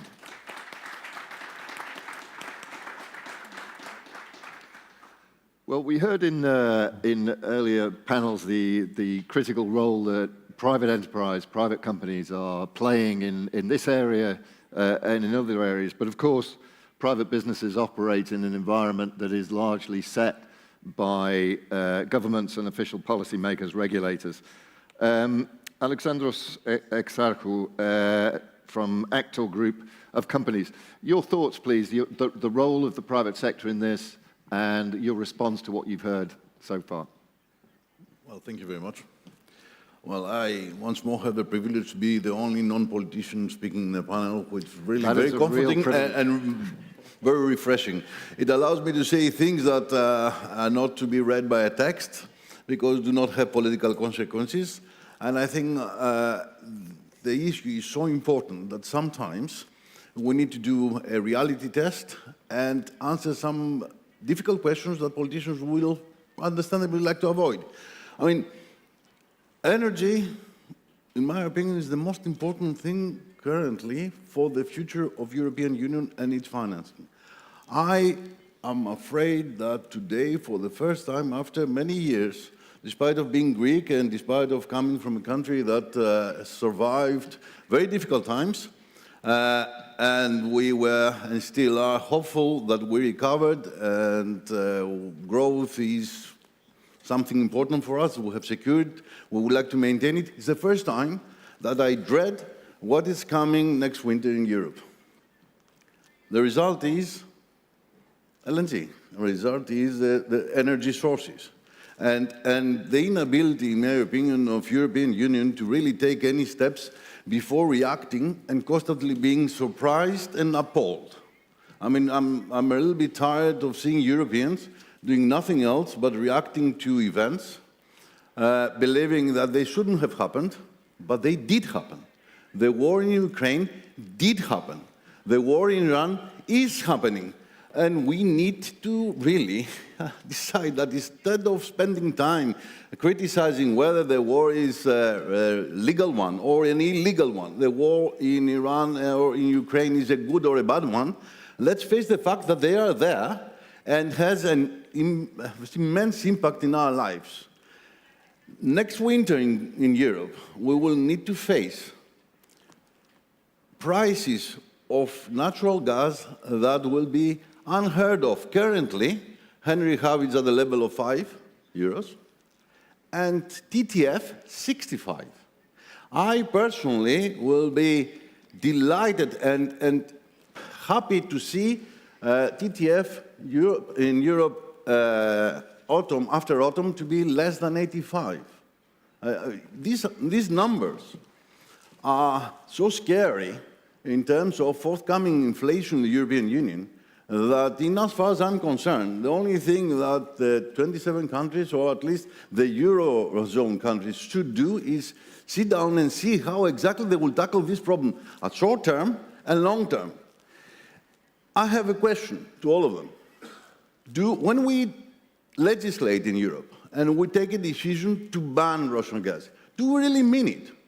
Do we seriously mean what we legislate? And on the back of this, I, as a businessman and others, take serious investment decisions. Because if we really mean that we want not to use at all Russian gas, I keep politics aside and what US would like or other countries would like. If the decision at the level of European Union is not to use at all Russian gas, my question is, have we secured enough quantities from US now, as we speak, in order to be able to say that European Union will have adequate quantities to pass the winter in an affordable price? Because I don't see that. I see exactly the contrary. I see member states reluctant to commit at any level for US LNG, at any level, and fighting very hard, not only some of them, not all of them,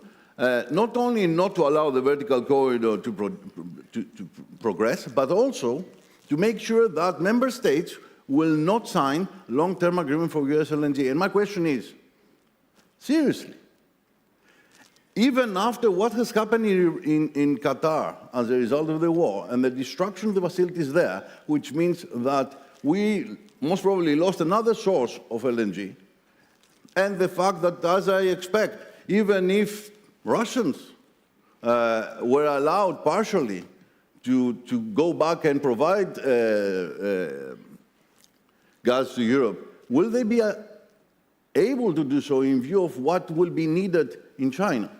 So the problem I see in the European Union, which is not the first time, of course, is that we know how to talk, we know how to describe issues, we know to make theories whether this is right, this is wrong, we are better, we are better than anybody else, we are more righteous than anybody else, but the fact of the matter is, we need to tackle life. And the new life, the new reality, is the war in Russia, in Ukraine, sorry, and the war in Iran.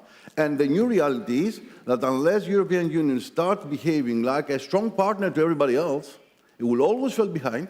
And what is coming, in my opinion, in relation mainly to the essence of life, which is finance, we are facing something that I ring, from a business point of view, a huge bell. We are utterly unprotected and totally unprepared to face. Okay, well, you raised a perennial question, which is how aspirational and how practical are the decisions made by policymakers.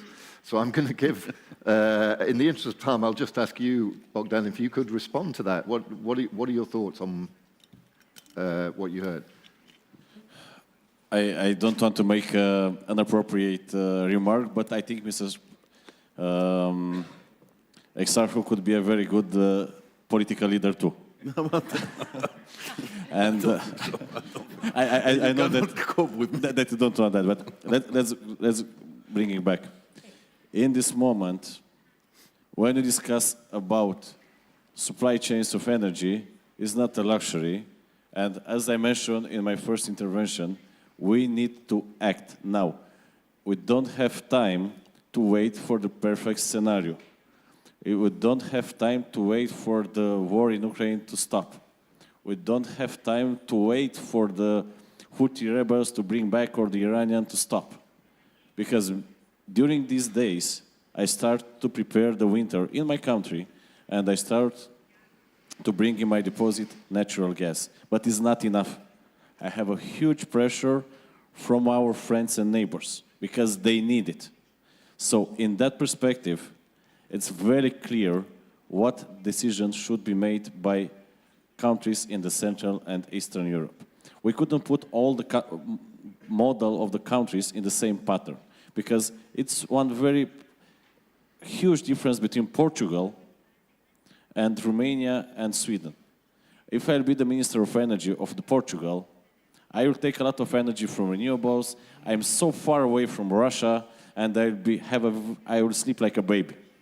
But I'm not. I'm the Minister of Energy of Romania, which are so close to Russia, which are so exposed during these times of a lack of energy. So we have only one way, to take clear decision, to check how we could negotiate, how we could provide, how we could change regulation to make it more flexible, how we make the market design more flexible. We are living in 2026 in a new reality, which is totally different than reality in 2020 or 2015.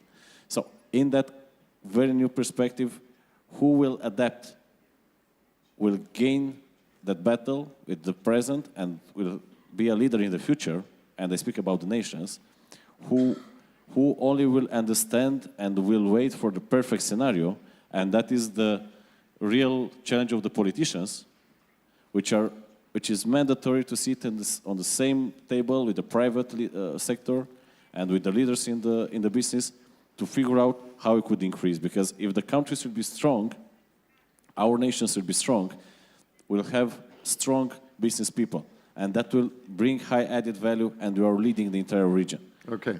So we don't have time to wait. That's my very clear message. I'm happy to hear that because we don't have time to wait either on our panel. So we're in tune with each other about the urgency of the passage of time. Alexandros, I want to come back to you. You've been, I think, refreshingly frank in your comments. I'd like you to give us your assessment of progress on the vertical corridor. How's it going? Where are the blockages? What are the promising areas? How do you see the prospects for the vertical corridor achieving the strategic role that we're expecting of it over the coming years? The vertical corridor depends very much on decision-making from various countries and European Union. Why? Because, in my opinion, in order to be able to transfer these quantities of US LNG up north, you need very fast a second FSRU in Greece. That's a necessity that needs to start immediately in order to be able to be in place 2030 when the long-term maximum will start operating. And of course, we need to improve the pipeline and the infrastructure up to Ukraine. So decisions need to be taken immediately. At the same time, that will protect the balance of price in practice. I mean, long-term agreements is the key to the whole exercise. So this is for the protection of the countries that will decide to enter into long-term agreements and therefore securing quantities and price, and I say and price, which is critical, because negotiating price 3 months ago, it would have been totally different what negotiating the price today, and it will be utterly different than negotiating the price at Christmas time. So I'm telling you, some missed a huge chance of actually having secured already significant quantities of American LNG at a less high price than the one that they will negotiate today, and the one that will negotiate in Christmas. So it is important to finalize the long-term agreements in order for the whole project to become bankable. The cost of the capex, rather, of the FSRU and the infrastructure needed in order to be prepared for the vertical corridor to operate at the quantities we're talking about needs to be in place, and time is important, is of essence. And I think that's the biggest challenge here. Okay, I'm going to move on.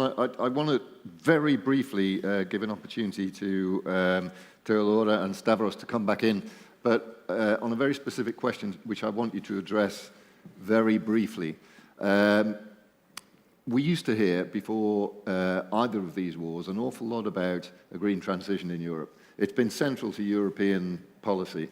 Is it consistent to approach some of the questions that we're putting today about the urgency of providing and securing energy supplies for Europe? Is that consistent with the European focus on green energy? Are these two things working in concert, or are they contradictory? First to you, Theodora. Very briefly, you have 1 minute.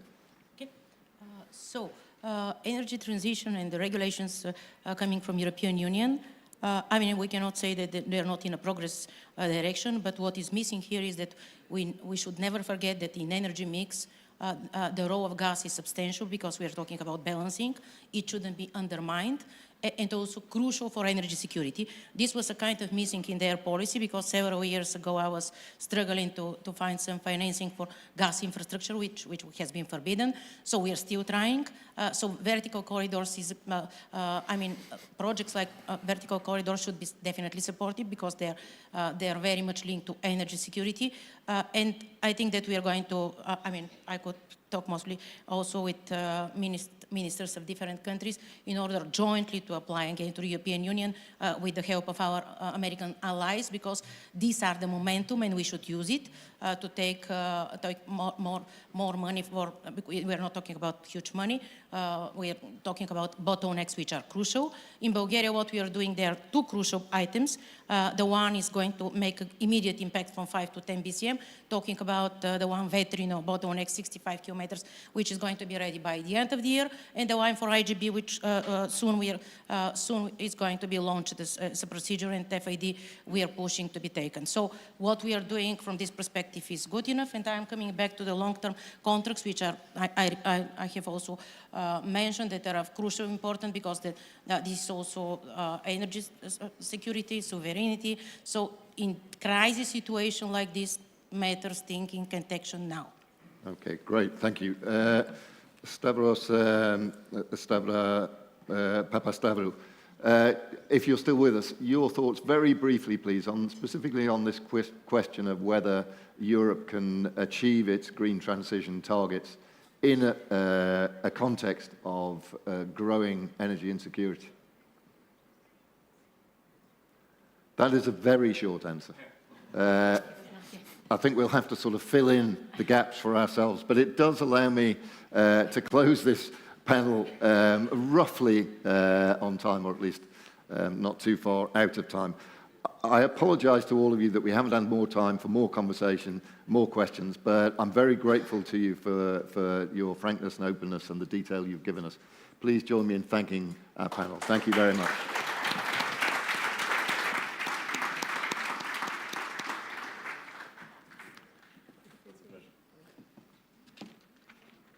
I'm not sure if we need to have our photographs taken. We do. Let's step towards the front of the stage. Put on our best faces. Invoke the presence of the Greek minister. Excellent. Thank you. We'll put him online. Make a Photoshop. Indeed, indeed. Yeah. Thank you very much. Whoops. Thank you. Thank you. Thank you, Alexandros. Okay, let's move straight along to our next topic. This is a bit of a change of gear, but I guess in the circumstances we find ourselves in today, all of these topics really tie together.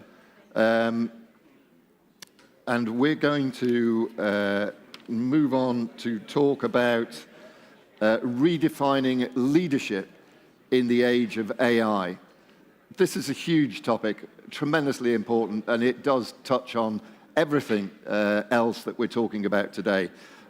So to explore it with us, I'm delighted to invite to join me on the stage Marcel Cobus, who is the chair of the Group Executive Committee at the Titan Group, Dan Stratton, Chief Executive and founder of RCI Holdings, Mihaela Bitsu is the Chief Executive ING Bank of Romania. Please take a seat. Good to see you. Good to see you, Dan. And Alexandra Chirița, who is the Chief Executive of Electrica, and Ionuț Stanimir, who's the Chief Brand Officer, Banca Comercială România. Have we got room for everybody? We have. We're all present, then, correct? Excellent. Now, we're going to have to whip through this really quickly because people will start complaining about late lunches. So I'm going to ask each of you to give us your opening thoughts on this, but to the extent that you can limit them to a couple of minutes, I would be extremely grateful. Marcel, let's start with you. This is it's a real challenge to try and embrace this topic in a few short minutes, but because it's so central, so important, it's changing so quickly. But your thoughts, please. Not easy, as you say, but thank you, Alistair, for the challenge. I think that if by now you are not scared about what's coming, it means you didn't understand it. Yeah. And I think, it's an unprecedented change. If printing press took centuries to roll out and impact power, if electricity took decades, we are speaking of years. If you are an early adopter like me, probably you started with OpenAI. By now you have moved to Anthropic, Claude, and probably a bit for diversity you are using Mistral, and with data which cannot be compromised you are using DeepSeek. So that's all happening as we speak in the past few months. So the scale and the speed of it is unprecedented because the convergence is simultaneous on multiple facets. I mean, you have on the one side the agentic AI. And it seems that 20% of the companies, according to a WEF statistic, are already working. And they are aiming at flattening the organizations with 50% of knowledge workers, middle management, to be taken out by 2030. And that's the agentic AI, and that's something which probably we are going to have them in our organization charts. We are probably the last generation of leaders only with humans on our organization chart. The second is the physical AI. I was in Silicon Valley 2 weeks ago, and I put a deposit for a humanoid robot, which probably will be delivered in Europe not before 2 years, but it's already doing all the home caring and even some industrial applications. That industry will skyrocket. It used to be 1.2 billion. It's already at something like 26 billion, and it's meant to be 1.5 trillion by 2030. And you know the hyperscalers behind. Not to mention, not to forget about the infrastructure behind. The digital currency is there to stay. And then is the energy-enabled data centers, because data is the mode. Models can come and go. So all these changes will impact not only the way we lead people, but also the way the organizations are becoming high-performing, the way the performance is going to be measured. Just think for a second that those who outperform, those who invest in AI, they are credited to outperform their peers by 3.8 times this year compared to last year, 1.2 times. So that's compounding. That's a growth which is compounding. And I think, speaking about Southeastern Europe, as a practitioner here, I'm a very much an optimistic person, an enthusiast about the potential. Southeastern Europe needs to leapfrog the Western, definitely more cash-rich investments. However, the challenge is huge. Only 1.5 to 3% is the digital skills or AI skills in Romania, according to a recent statistic. Denmark is at 28%. I wonder how many Romanians there are outside Romania.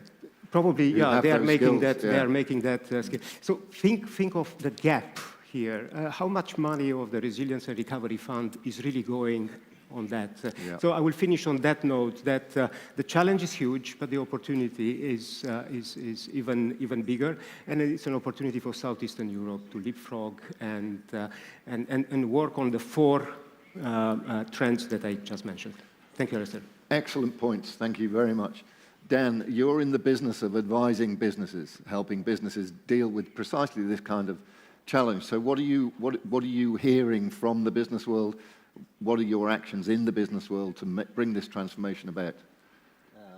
I fully agree with the consequences, which are massive, of this unprecedented revolution, technology revolution. But I would like to focus in my speech on the impact on leadership. How will this reality, new reality that Marcel described beautifully, how will it impact the leadership of today and especially the leadership of tomorrow? Yeah. So I have the trend to look at AI adoption as a mirror and as a magnifying glass. A mirror because it is something which reflects our lack of, let's say, optimal behavior. Whether we are looking at data, we are looking at processes, and we are looking at what we could optimize through AI adoption, we see not necessarily a perfect image of ourselves and our operations. We see a lot of flaws in what we are doing today. But for me, the big concern is the part of the magnifying glass, which is how are we going to train AI for the future? Is this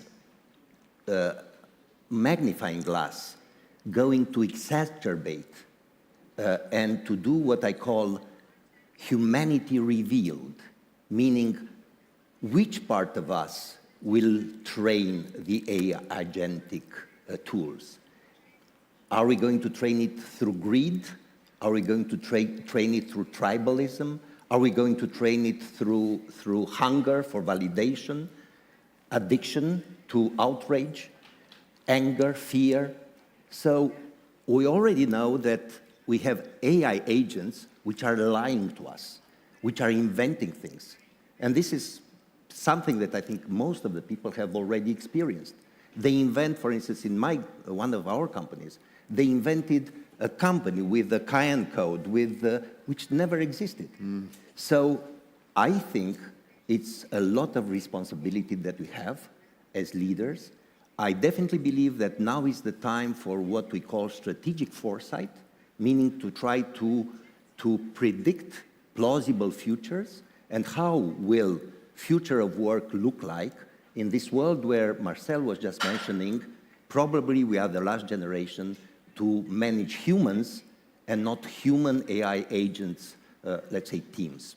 So my concern is more on the ethical side, on how we deal with the impact of uncertainties, how we deal with the impact of anxiety in our teams, because, of course, the low-hanging fruit is to say we cut costs, while we should be thinking about a new way of working together and a new kind of leadership which is able to let's say, put this new way of relationship between humans, first of all, to reskill, upskill talents, and to search for talents which are, let's say, adapted to the new configuration of the work. Okay, fantastic. Thank you very much. I think I like the way you put this. I think it's clearly we're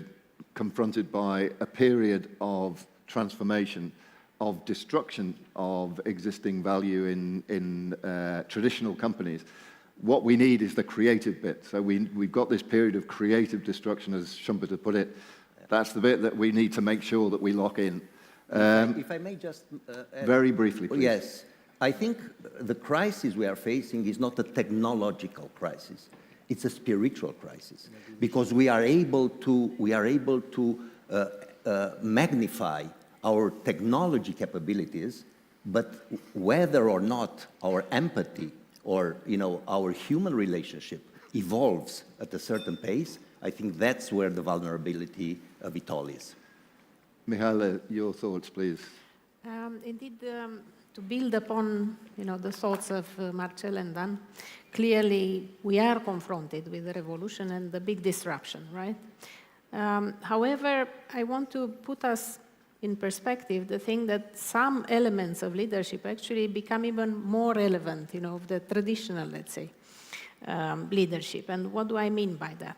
Looking at the main attributes of leadership, and of course we're talking about strategy formulation and about strategy execution and about creating teams that are high performing and creating organizational culture that is based on the right values. In all of them, AI will certainly bring change and will bring big change, right? I mean, in strategy formulation even, we can conceive ways in which AI can support us in foresighting, in creating alternative scenarios, and so on and so forth. Clearly, we will have better and better productivity. That is no question mark about it. We will be able to design amazing customer journeys, hyper-personalized, and so on and so forth. So all of these are very powerful, very true. In the meantime, when intelligence becomes more and more abundant, the differentiator will come probably from judgment. It will come from ethics. It will come from empathy more than ever. And I think these are the elements that we should actually, as leaders, be very mindful of, because we will be the ones, and of course leaders coming after us, the ones that will need to support all these transitions, indeed support people through anxiety, through times that are uncertain, support this transition to hybrid AI human workforces, support talent development, which is in itself an amazing field to explore. How will that evolve in the years to come? Putting the right ethical guardrails in place, because in the end, AI clearly will support us a lot. And AI will also have decision-making powers, and already has, actually, through models and algorithms that run today in business. But responsibility, in the end, lies with humans, with leaders, and that will not change and should not change. And I guess my conclusion is that the leadership in the new AI era should be more human than less human. And that leaders should not forget at any time to keep the moral compass very close to their heart. So that's my point. Excellent. Thank you very much. One reflects slightly on the trends that we're seeing develop around us, one of which is this accelerating, extraordinary progress in the capabilities of AI. I trust that in the individual cases of each of the people on this stage, there's still some time before AI takes over your leadership roles. But I don't think we can guarantee it. Let's move along to Alexandru Chirița, Chief Executive of Electrica. Your thoughts? I'll be more optimistic. I'm optimistic in general. So I think we're on the brink of the biggest opportunity that we have. On the business side, we will see an upscale that we have never seen before. We'll see the businesses take off at a scale that is hard to comprehend today. We see it evolving every day. Our actual journey started 3 years ago, thinking that we will get here at some point, maybe not this fast, but the main driver was that the obstacle that we will face in the future will be the human cost and the culture. That's why we have to focus on the culture. And we don't need leaders that are afraid of AI. We don't need leaders that, let's say, bow to the AI. We need responsible leaders. And to think that in the end, no matter how we use it, we have to do it responsibly. And we have to think, why are we using this tool? And the main driver there is to protect and take care of the people, of the customers, of the businesses that we run, in a way that we don't really affect the outcome overall. So we can be more efficient. We see it now. We see so many problems that can be solved much easier. We will see in the future, especially on the energy sector, it will have a major impact. It will have a major impact in the way the business is done. But in the end, if we use it the right way, it will improve everybody's life because it will cut costs in a significant way. And if we look historically on, let's say, the previous revolutions, the technological revolutions, we can actually compare it and see that although in the first and in the early stages, there was an impact, there was a social impact on the jobs. In the end, the technology that was developed brought more jobs to the table than what it cut. So my expectation is that we will use our time better.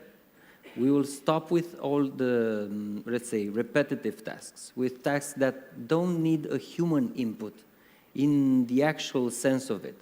And we can actually bring our perspective from the higher level to a lower level to the table and think more strategically. Have a human input, an ethical input on what will, let's say, become in the future. The actual transformation, I think it's already here. I think we will actually sense it in the next 2 years. We will see the agentic AI take over many things that we're doing manually today. If we get to a point where leaders are no longer necessary, that's not an actual bad idea. Maybe we don't need them. Maybe we can actually go through some more, let's say, poetic activities.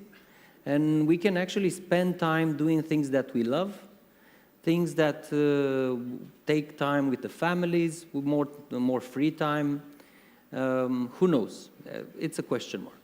Okay, fantastic. I love the optimism, which I do my very best to share, but it's not always easy. Ionuț, your thoughts, please, on this. All right. So a while ago, I met this advisor to the Indian Prime Minister, and we asked them, well, you are a big BPO type of country. What do you think AI will do for you? And he was very, very chill and relaxed and said, well, there's actually going to be opportunities for everyone. So on that note and building on what Alexandru said, on the technological side, there's definitely going to be lots and lots of opportunities. Now there's another side. We today are at the highest complexity of our social organization across the globe. We are interconnected. I know what somebody in Paraguay does, and somebody in Paraguay knows how I feel. And there's a catch on AI, and especially generative AI. And I will throw this very, very back to something which seemingly does not have a connection to what we're discussing here. World religions.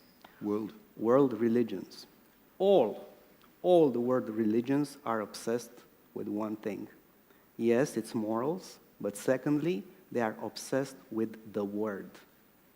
The way you define the word, logos as we know in the Christian tradition, the way we recite the word, like the Quran said, Dharma and everything else depends on what is the word transmitted. Why are they obsessed with that? And I'm coming immediately to what we're discussing. Because in that understanding, the word does not only have meaning, it represents order, loyalty, discipline, and organization. And this is the big challenge that we face today with generative AI. It destructs order, loyalty, meaning, and organization, which makes it especially challenging for leaders to reorganize everything in the era of AI. What does reorganize everything? Well, first of all, you have to anchor reality. And yes, the leadership in the leadership manuals of 10 years ago is just dead. You have to be decisive. You have to organize reality. Secondly, you have to set up a direction. And setting up a direction means imposing limits on what will not be done. Communicating very clearly what will not be done. Thirdly, and I think this is actually the one of the largest looming dangers, and Dan touched upon that. What we see today is us, our generation, trying to adapt to what is the word, and the new generation, which absolutely is native to this fabricated reality. The gap between the two generations today is not a generation gap, it's a reality gap.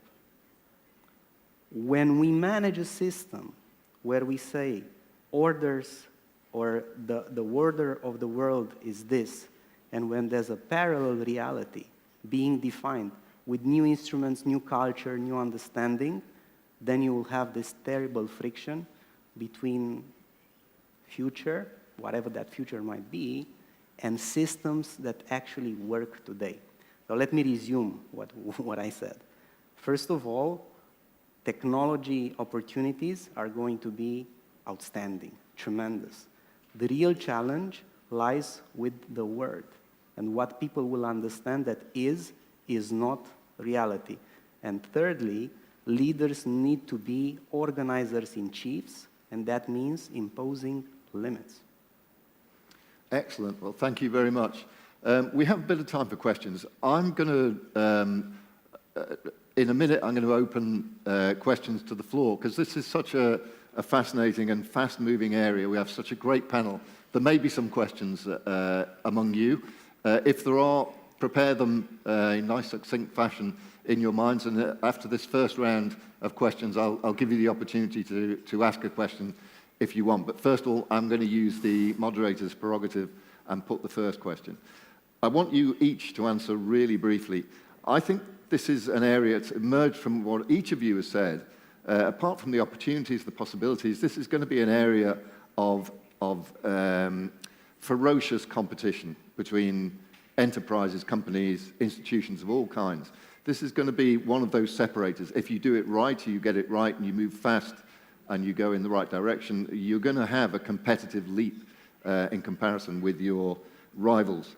And competitors, what I want each of you to give me, very, very briefly, is examples from your organization of how this technology is already transforming the way things are done. Some example from somewhere within your organization.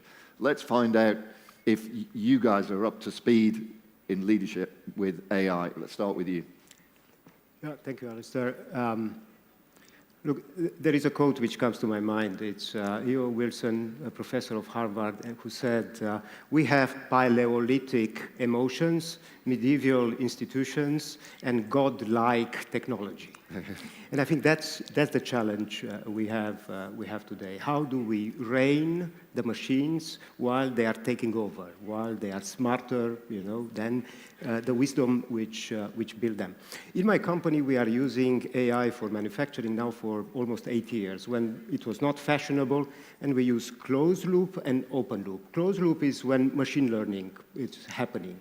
There, it's only for internal efficiencies. You have to do some trade-offs, but you can live with it. You have written each and every line of the code. You have a person accountable for the way the code was. And from time to time, we take reflection pauses. Did we learn? Did we learn fast enough? And then we have open loop systems, where there is safety, where there are quality constraints, when there are customer. And there, the AI is making the recommendation, and always there is a human in the lead. So instead of saying human in the loop, it's human in the lead. And the paradox is that the best AI-enabled workers, while surrounded by digital natives, are the seasoned ones, the veterans. Because all that experience has not been encapsulated. Yeah. All that experience has not been, ready to be packaged and to be transferred. And now, suddenly, with this technology, the same plant manager who was walking the floor and saying, you have to do this, it's simultaneous in all plant managers on all floors with his or her guided coaching. That makes perfect sense to me. Dan, your thought, and not what you're advising other companies to do, what you're doing. No, our organization, because we are trying to test many things on our own organization, and I think our organization has been a champion in transformation even long before we needed to transform. So I will answer to you very concretely. We have 4 directions for 2026. Number 1 is called strategic abandonment, which is what we are abandoning from what we are doing today. And this translates in scope, people, and performance.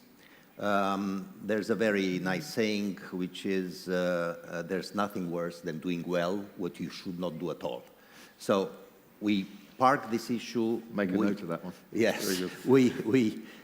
We actually were able to do a budget of these investments and time that is allocated to building new things. Number 2, we started the creation of a learning organization, and this is valid for everyone. And I declare myself the Chief Learning Officer because I want to learn hopefully more than the others. Number 3, AI adoption. Here, very simple, use cases that we are picking up across the 23 companies that we own. And of course, they are very different one from the other, and we are monitoring this. And very important, innovation, foresight and innovation, which is actually how we reorient our business for a future-proof activity. So these are the things we are doing. Excellent. Mihaela. Yes, well, to briefly, please. Briefly, yes. To speak for ING, of course, ING has at its core, let's say, of business fundamentals, ethos, innovation, let's say. So we are extremely enthusiastic, obviously, about AI. On the other hand, being a financial institution, we have to be very, very mindful of risks attached. And we have a great duty of care to our clients and to society in general. Therefore, we're a bit, following, we have to follow a bit the, the Latin say, festina lente. We want to hurry, and do everything very fast. On the other hand, we have to understand very well the risks and mitigate the risks. And that entails, again, piloting, starting with pilots, putting the guardrails in place, limiting access of AI to very sensitive data, and so on and so forth. And then learning from piloting and scaling back while we gain confidence. So, we deploy it already in servicing clients, in software development, in generating marketing content, so in a multitude, in an array of areas. And of course, this is just scratching the surface. It's just the beginning. Agentic AI probably will follow this year. Yeah, we're all excited about it, but again, we have to be very mindful of the pace, and that is the struggle, because on one hand, of course, you want to, act as quick as possible and, preserve and even enhance your competitive position. On the other hand, you have to protect your clients. So that is that's the balance. The balance act, the balancing act that we have to achieve. Absolutely, and particularly in the financial sector, it's so heavily regulated, you can't afford to make a mistake. Alexandru. I'll give you a concrete example. 1 year ago, we identified a startup that had a project under development. We supported it, and actually today is the day it's actually finished. It's the first AI power virtual energy manager for energy efficiency in buildings. So the energy efficiency that we have in our headquarters is actually managed now by an AI, not but a human. It's oversight, but it's automated. And this will have a very significant impact. It's the first of its kind in Romania, I don't know in the world, but in Romania it's the first of its kind. It's already deployed in our headquarters. It's also deployed in the technical museum that we reopened this weekend. And we're going to launch it to all the buildings that we have. Fantastic. Perfect example. Ionuț, your thoughts? The one example that I'm most proud of is the 8 Pepper robots which are doing financial education powered by AI all across the country, physical interaction, also live chat, and I think that's the way to go. Physical meets learning, meets community. Excellent. Well, I hope that's a bit of a demonstration of why these people are up on the stage. That was very, very good, very concise, all very focused. So I promised I'd hand over the mic to the audience. There was a gentleman over here who had his hand up. You, sir, with the excuse my rudeness, with the grey hair and the glasses.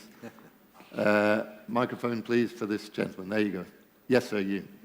Not grayer than yours. All right. Nice panel, nice ideas. Marcel, a question for you. You took in your review all the best of LLMs. My question is whether you tried the dreaded but ever more powerful open cloud. Open cloud. Right. Look, let me say a few words about how we manage that at the company level. We have for the upskilling, because clearly, you have people at the bar, you have people you can train, and then you have to help others with transition. And we have to be honest about that leadership decision going forward. So we have put everyone on digital dexterity.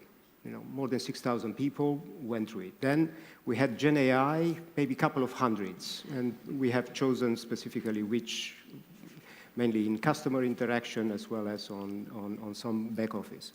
We have use cases like those who interact with physical AI, and then we have black belts like. Now, when it comes to open cloud, we are keeping it in the lab.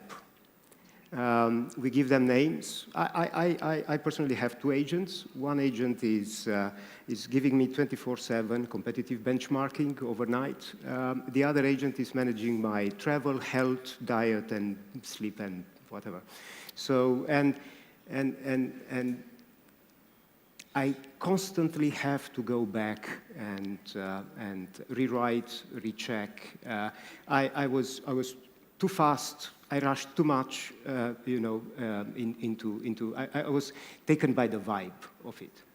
Now, having said that, Eric Schmidt said that it's still wildly underhyped. And probably, Open Cloud is the first iPhone, and what we will see from there will be mind-blowing. It's demonetizing knowledge. It's making intelligence freely accessible. However, how much leeway you give, that should be entirely up to you. So rewriting the code, going back, should be a routine, should be an obsession. Fascinating. I think this is the point, isn't it? It's moving so fast. It's underhyped in certain capabilities, way overhyped in others, and it's finding that middle ground. What is it actually? What can we trust it with? And how will that change over the coming years? There was one more question. Please keep the question very brief. Tell us if there's an individual on the panel who you'd like to respond. There was a gentleman here with his hand up. I'm afraid this will have to be the last question. Thank you. First of all, congratulations for the panel. My question is, given the fact that this is a new revolution, and given the fact that technology, compared to other revolutions, has no borders, meaning that governments have a little way to do policy for the technology. How do you think we will be able to keep our prosperity? Prosperity meaning the prosperity of the average person, not the average prosperity, when in the age of AI will create a bigger disparity between people who have a high level of knowledge and a high level of resources, compared to people that are with a lower skill and with a lower level of resources. How will we keep the prosperity of the average person with the disparity that AI will naturally bring? Okay, in the interest of time, I'm going to reduce this to a human intelligence response. Dan, I'm going to ask you to answer on behalf of the entire group. Thank you. I think we are underestimating the impact, and we are, optimists by nature. But I think we are underestimating the impact of this technology compared to the previous technology revolutions. I think this one is much deeper, much more dramatic in terms of social impact than any of the revolutions we had experienced before. So I am a little bit skeptical about the ability of the society to protect its own citizens, because if you look at what's happening today, efficiency is the first wave of AI adoption. So cost cutting, laying off people.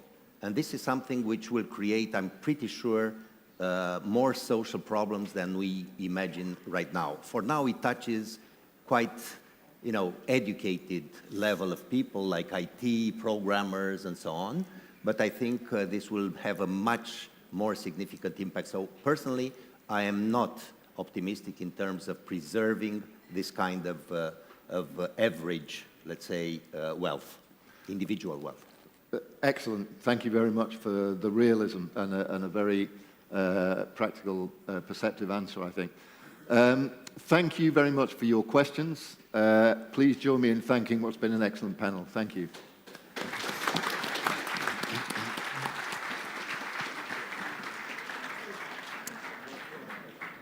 Would you like to step forward for a second? We'll have our pictures taken.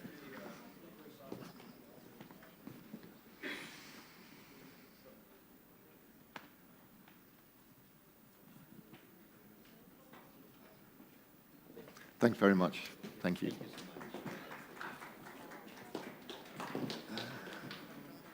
Okay, I know you're applauding because you know this is the last session before lunch.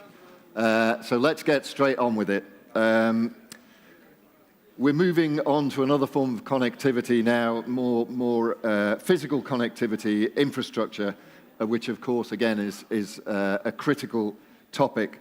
And I'm very pleased to be able to welcome to the stage, to join me for this panel, Apostolos Tzitzikostas, who is the Commissioner for Sustainable Transport and Tourism with the European Commission. Apostolos, good to see you again. Please come up and join us. Tanchos Barna, who is the Vice Prime Minister of the Government of Romania. And we have business representatives as well, Manolis Sigalas, who is the President of Europe of Hill International, Radu Piciurla, who is the Chairman and Chief Executive of Conselex. Hiya. Oh, you put me off then. Yeah, I'll have to get back into the swing of things. Cristian Erbashu, who is the Chief Executive of Constructi Erbashu, President of Federation of Employers of Construction Companies, and Razvan Yorgu, who is the Managing Director of CBRE. Gentlemen, all gentlemen, I think, yes? It's good to have you with me. So, we're going to try and keep this whistle-stop the same as we did with the previous session, so I'm going to give each of you an opportunity to give some introductory words, but I will ask you to try and be brief to the extent that that's possible. Here or there? It's up to you. I'm happy for you to speak here or there. Hiya. Okay. Come and join us. Thank you.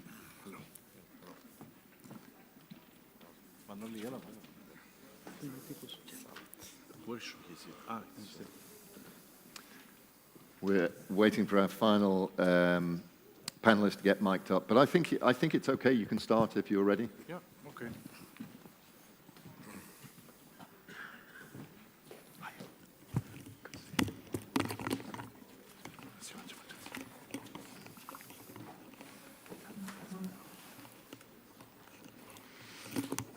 Ladies and gentlemen, first of all, thank you very much for being here, for the invitation. It's a great honor, and thank you for highlighting that connectivity is not only about linking regions, communities, and countries, but also about resilience and prosperity. Gone are the days when connectivity was synonymous with infrastructure alone. Today, infrastructure is far more than that. It is a strategic asset, one that can deliver resilience, security, and long-term prosperity. Across Europe, and particularly along the Baltic Sea, Black Sea, Aegean Sea European transport corridor, connectivity has taken on this new strategic dimension. These regions have historically suffered from fragmentation, missing links, and underinvestment. Today, however, they stand at the center of Europe's growth ambition and its evolving security architecture. Recent events have reshaped our understanding, and we have seen how fragile global supply chains can be. The war in Ukraine has fundamentally changed how we approach infrastructure. An ongoing instability in the Middle East only reinforces that shift. And our focus now, as a European Union, is very clear. Infrastructure must be fit both for civilian and military use. So in this context, the Baltic Sea, Black Sea, Aegean Sea corridor represents, in our view, Europe's most strategic approach to developing dual-use infrastructure all along the European eastern flank. It is a key area along the EU's external borders and a critical pillar of our collective security. By strengthening north-south connectivity and linking strategic ports, the corridor forms a backbone for Europe's resilience. It includes critical dual-use infrastructure along the European Eastern Military Corridor, and geography makes closer cross-border cooperation between Romania, Bulgaria, and Greece indispensable. This is precisely why last December I signed a political declaration with the three countries.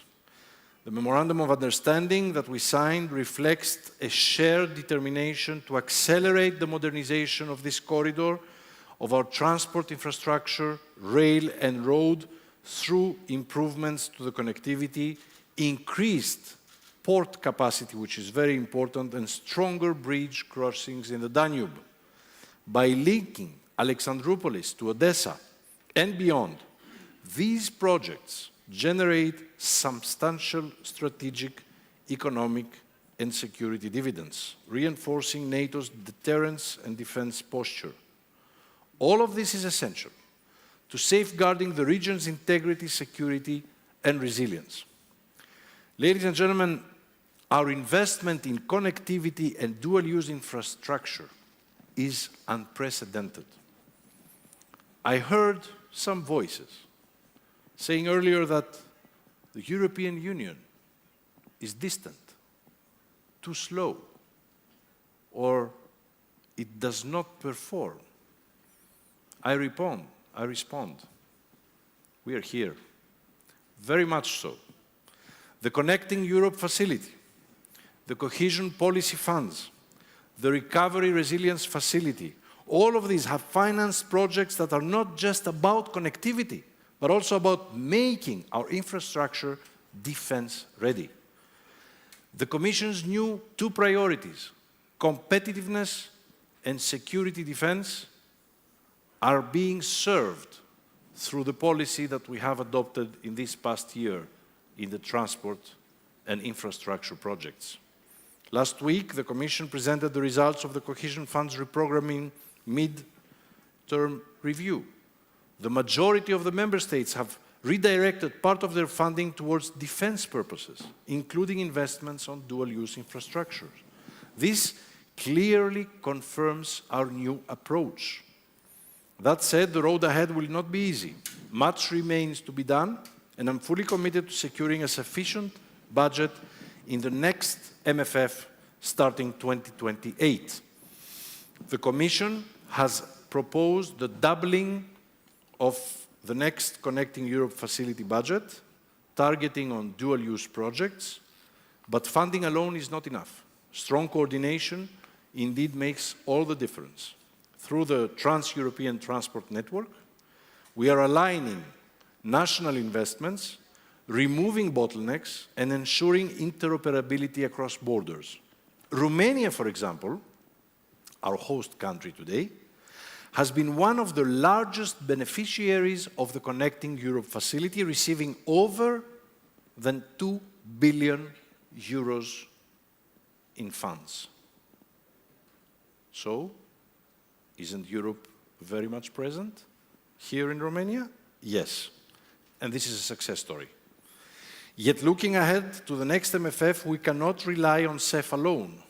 Trans-European transport infrastructure must also be supported by the European Competitiveness Fund and the national and regional plans. Ladies and gentlemen, dear friends, let me conclude with one final thought.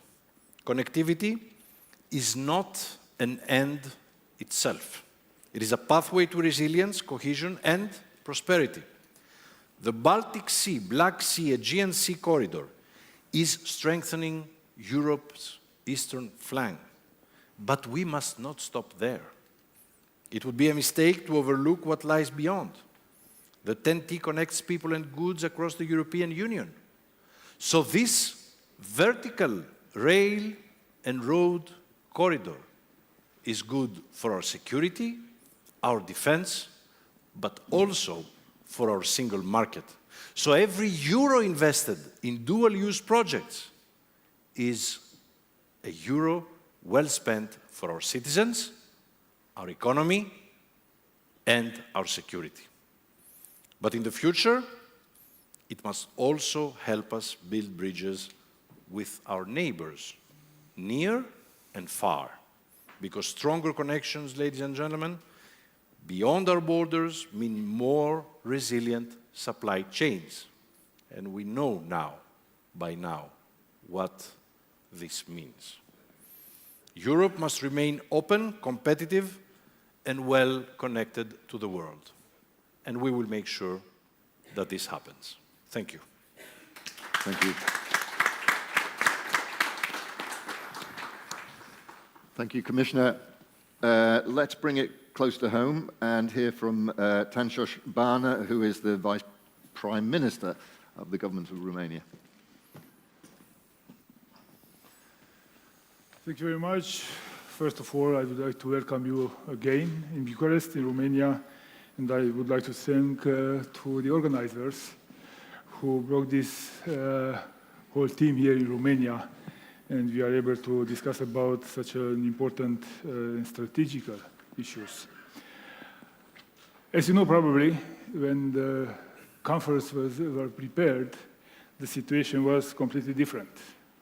We wanted to discuss about connectivity, about strategical projects, about the future. But now, honestly, we have a huge elephant in the room. We have this completely new situation and completely new challenges very close to us. So we cannot avoid to speak even about this new situation regarding mobility, regarding the prices, regarding the pressure on the consumers and on the economy in general. First of all, I believe it is essential to start from the fundamental truth. Not only Romania or this region, but the whole Europe is facing with these unprecedented challenges. So with this new piece of challenges has accelerated in an unprecedented way, the most important thing for us is to find as soon as possible the response, the reaction on this situation. And we have to adapt quickly to these transformations. And the real challenges is to be able to sharp change and influence it in the right direction.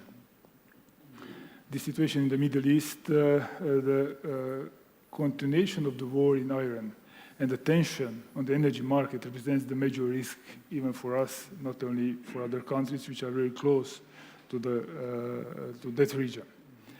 And the most urgent problem is to manage these things today. Regarding the transport and connectivity, we are a beneficiary country.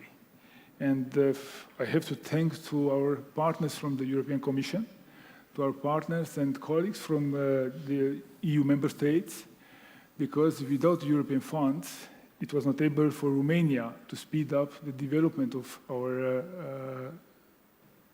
generally speaking, our infrastructure. The motorway construction is one of these most important projects, and the 500 kilometers of motorways which are already have been built in Romania, and more than 800 kilometers are under construction. 200 will be probably opened this year. All these investments are fully supported by the European Union, the Commission, and we use European funds. So I have to thank again to our partners and colleagues from the member states and from the Commission. But the question is, still is, if we can react very fast and properly to the new challenges. The success of these projects depends to a large extent on our ability to limit the sharpest increases in the cost of construction. Probably Mr. Yerbash will speak about these challenges from the level of grass they feel day by day, how the pressure is on our companies, on our institutions, and how difficult it is to keep all these costs on the supportable level, and how critical it is for us to respect the deadlines in these new conditions. Again, thank you very much for coming to Bucharest to have this conference here, and we are here to answer the questions. Thank you. Thank you. I think what we've heard from our public officials here today is about a recognition of the criticality of infrastructure development and the aspirations that they have for completing a task which is underway. What I'd like to explore now is what this all means for business's response to what we've heard from our officials, and what possibly you'd like to see move faster or in a slightly different direction. Let's start with Manolis Sigalas. Manolis, your thoughts. Thank you very much. Good afternoon to everyone. On behalf of HIL International, we're delighted to join such a distinguished panel. At the same time, congratulations to the organizers. Some very insightful discussions that preceded our panel. And linking it to the previous discussion, key takeaways that I've taken notes is that Europe, if we take a step back, right now has a strategic agenda that focuses on three main fronts: defense, energy transition and energy addition, and AI, technology, and European startups. Notably, the success of all these three strategies, which are political and economic and social, are hinged upon the timely delivery of critical infrastructure projects, and the emphasis goes on timely and delivery. So the name of the game is execution, and of course the private sector has a role to play in this regard. Defense, for example, is not just arms and weapons. As the Commissioner very well presented and framed, going forward is a centerpiece of the European readiness for defense 2030 is Mobility 2.0, and the intermodal transportation networks for dual use, supporting civilians and military requirements, connecting our ports, railway, airports, and motorways. In energy, in addition to the EU's agenda for energy transition, we have, of course, the need for energy addition. And we've heard in the previous panel the US focus on increasing exports of LNG into Europe. Therefore, infrastructure is of course, key also here, with the FSRUs as entry points, and then, of course, the highways, such as the vertical gas corridors, but also the FSRU in Gdansk and the other route. In AI and technology, a booming sector, data centers, for us, a key sector for growth all across Europe. And of course, looking ahead, we also have in the frame Ukraine's reconstruction plan that will require an astounding amount of funds, more than $500 billion, to be implemented, of course, over a decade. And ultimately, Ukraine will need to attract foreign capital to have any sustainable growth plan in the future. So against this backdrop, I would say that the role of the whole infrastructure ecosystem, public and private sector, and in the Southeast Europe in particular, and Romania, becomes increasingly more important. And of course, there are challenges ahead of us. There will always be challenges amid evolving circumstances, but there are also significant opportunities that we can potentially work to seize for the benefit of the regional economies, but also businesses and Europe as a whole. And if we have time, I can also discuss about opportunities. I hope we do have time. Let's see. Let's move along then to Radu Piciorlu, Chairman and Chief Executive of Consulex. Your thoughts, please. Thank you very much. It's very good to be here. I'd like to read a statement from... Of course.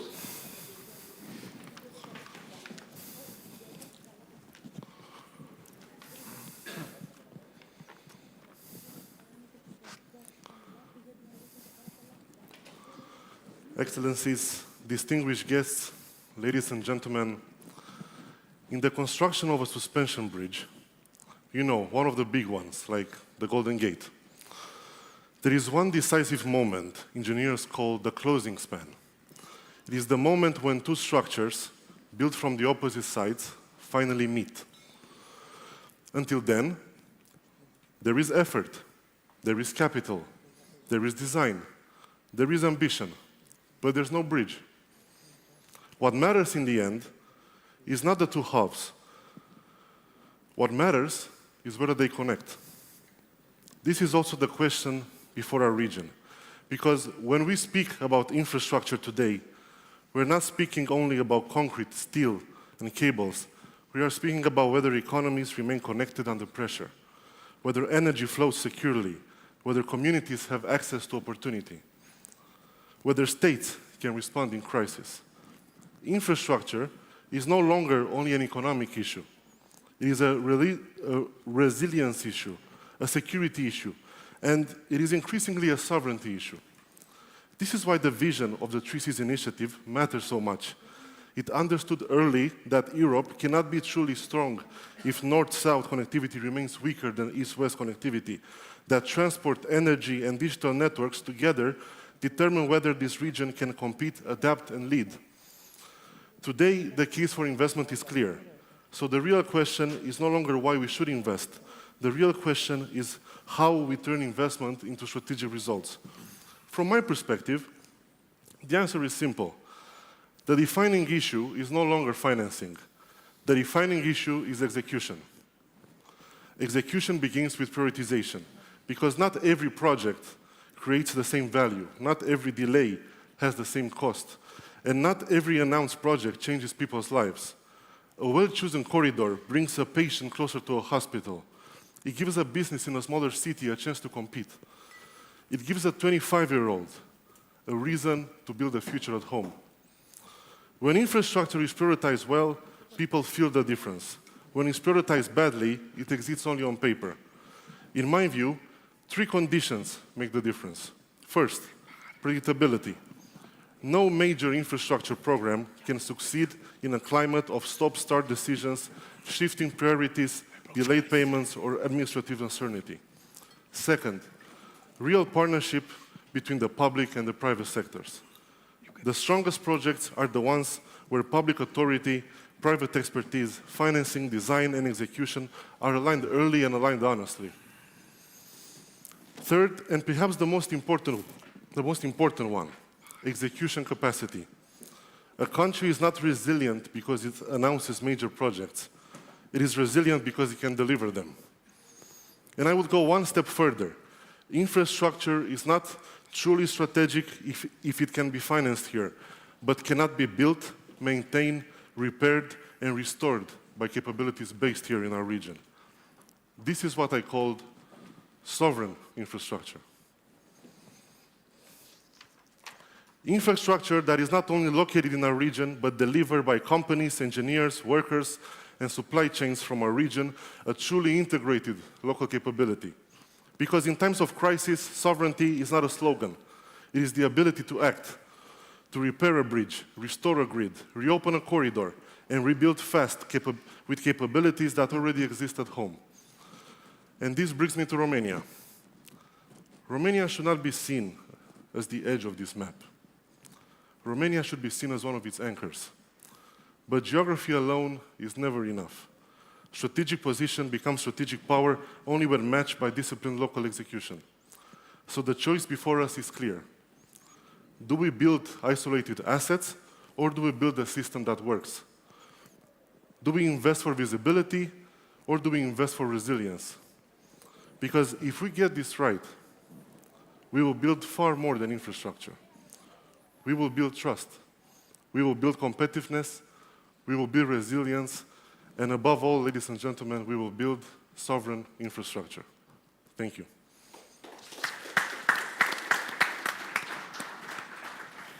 Thank you very much. I love a good metaphor, and your bridge is a very good one, so thanks very much for that. Let's move along then and hear from Cristian Erbașu, who's the Chief Executive of Erbașu Construction, President of the Federation of Employers of Construction Companies. You have a great deal of expertise here. Let's hear your thoughts, please. Thank you very much for, first of all, for everybody that's involved in this event, because really, here we are together to analyze what's happened this period. And for Romania, this kind of meetings could be really good opportunities to change experiences between us. We have to recognize that usually in Romania, we are not so get used to have such discussions. We go out of Romania to see in some events, and we receive some information, but it's very well to have this information and part this information here. For us, for the construction companies, it's really a big challenge. The last period in Romania, the investments, the amount, and not only the amount, it's very important also the amount of the budgets, but also the quality, because after the pandemic, the way of working in construction was changed dramatically. In a good way, but also in a bad way, if we think only in this moment. It's more difficult. We have to sacrifice, in a way, maybe our profit for a better future. Now we have to do supplementary efforts in this period for a better future. So this is a big problem for Romania in this moment, because we have to make a lot. We were not prepared for this moment, and we have to recover many things. And if we speak about resilience, it's clear that the resilience cannot be made alone, isolated. This resilience can be obtained only together with all the other countries that are around us and in Europe. It's very important for the construction company to understand that if we make now a lot of investment, we have to be prepared in the future to maintain these investments, because also construction company will be involved to make the operation and to make the maintenance of these big, huge investments. Otherwise, this will not be in proper, after 5, 10, 15 years, this will not be in proper conditions. That's why for us it's more difficult, because we had in the past, and now we have even more, a critical problem with the manpower. In Romania, it's not so easy to find qualified people. So in this moment when we have to do more and better, it's even more difficult. And over this, of course, we have to develop our technology. We have to know to work more in a digital way. The digitalization, it's very important for the next future in these conditions, because otherwise will not be efficient. And the efficiency, sometimes it's not looked in the same way by everybody.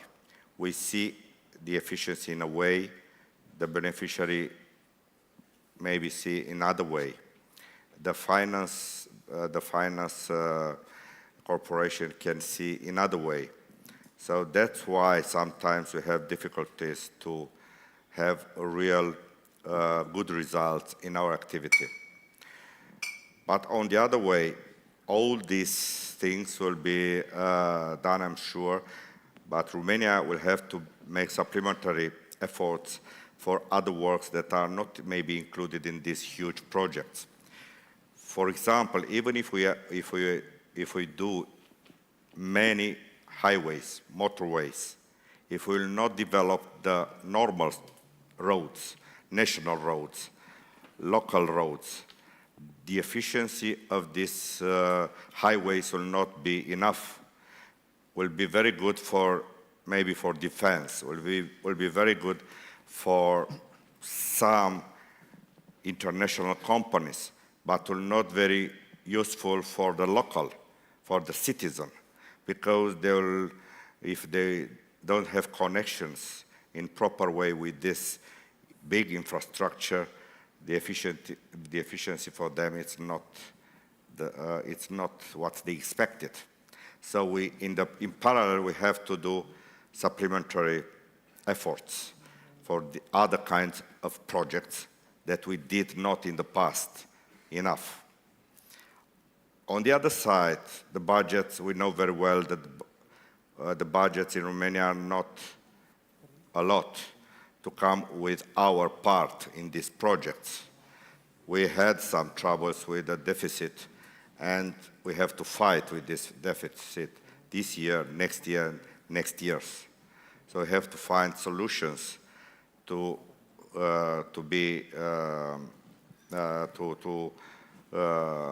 come in these projects with our part. So PPP projects could be a solution for the future, because this was not used in Romania. Maybe only 1-2 projects, small projects, have been done with PPP. So I think this could be the future also in our country. And the examples from other countries could be for us a solution to think and to learn. Unfortunately, it's a problem of mentality in this kind of projects. It's very difficult for our people to understand that a PPP project, it's more expensive when you are doing this, but it's much less expensive for the future. We had on the table 15, maybe not, even more, 18, 19 years ago, a very important highway between Bucharest, in fact, Komarnik and Brasov. It was on the table to be signed. It was not signed because the price was too big, and many people discuss and that this too big price, it's a big danger. After 20 years, I can say that if we want to make this highway, the price will be three times more. And in this period, we did not have this highway. So we have to understand that this principle developed Europe and the world in the past, in the last 40, 50 years. So we have to go on this way finally. Thank you very much, and success in this event. Thanks very much. Thank you very much indeed for that. Let's move to our final panelist, Razvan Yorgu, Managing Director of CBRE. Your thoughts, please. Thank you. Thank you for your invitation, and thanks for being in Romania. Now, a lot of good points have been raised. So I want to change a bit the scene, and I will need your perfect skills, I'm sure, of geography, geometry, and algebra for a few seconds. So infrastructure is very important, it's critical, it's fundamental for our development. But why is that? And Radu pointed out very well that Romania can be a bridge, can be a connector for this part of the world. Now, imagine you are in Marriott, Bucharest, and I think that's easy. This is the first task, easy to complete. Now, try to draw a circle with a radius of 1,000 kilometers. You will find within this circle 11 countries, from Greece to Western Balkans, from Hungary to Moldova and Ukraine, and so on. Not only 11 countries, but a population of 100 million people. This means a market larger than Germany. A market larger than Germany that is situated at the crossroad between European Union, the Black Sea, the Middle East, and the Caucasus corridor. This gives us an opportunity to be a connector, a country that's connecting everything in a moment that the world is restructuring rapidly. And we see it in our business. We see it in supply chain. We see it in energy corridors. We see it in defense architecture. If we want to go more specific and try to be more numbers-oriented, let's take the connection between highways and real estate. We have seen in the last 10 years an increase in highways of 90%. What this meant for industrial development is that we saw the volume of the modern stock, of industrial modern stock, going from 4 million to above 8 million square meters, more than double. This is not coincidental. This is a correlation that shows that infrastructure is the single most reliable predictor of investment development, at least in this sector. In CBRU, we're doing lots of studies, lots of reports for developers, for investors, for newcomers in Romania, for companies in manufacturing that want to enter the country. And our numbers show that for every 100 kilometers developed, we are seeing 500,000, 500,000 square meters of industrial space, new industrial space, and 400,000 square meters of retail space. I don't want to talk about real estate. This is about jobs. This is about communities that prosper. This is, let's say, it about the tax base that is brand new and was not there before. And this is the impact that infrastructure has on the economy. Excellent. Thank you very much. Well, that's really good. We've had a very broad range of points made and observations made. I want to stick for the moment with Romania. We're here in Bucharest. We're very, very happy to be here and to be having our first government roundtable here. Romania is in a particularly interesting moment, I think. So, Vice Prime Minister, I'd like to come back to you. There's always a question about the role of a government in serving the national interest and in serving the broader regional strategic interest. You're being called on to do both quite forcefully at the moment. Romania is growing fast. You're making a lot of progress, but you're part of a strategic region in the eastern side of Europe. So just narrowing it back down to this infrastructure question, how do you balance, as a policy priority, the need to roll out infrastructure that helps with the development regionally of Romania, make sure that it's inclusive to all of the communities that you serve within your national borders? How do you make that consistent with the requirements that you provide the infrastructure required for Southeastern European energy security and the like? Yes, first of all, our strategical goal is to respect our commitments and to have our partners close to us and to help our partners which need our support when we are discussing about those geostrategical issues. And the national level, as I told you before, we are in a very good moment of infrastructure development.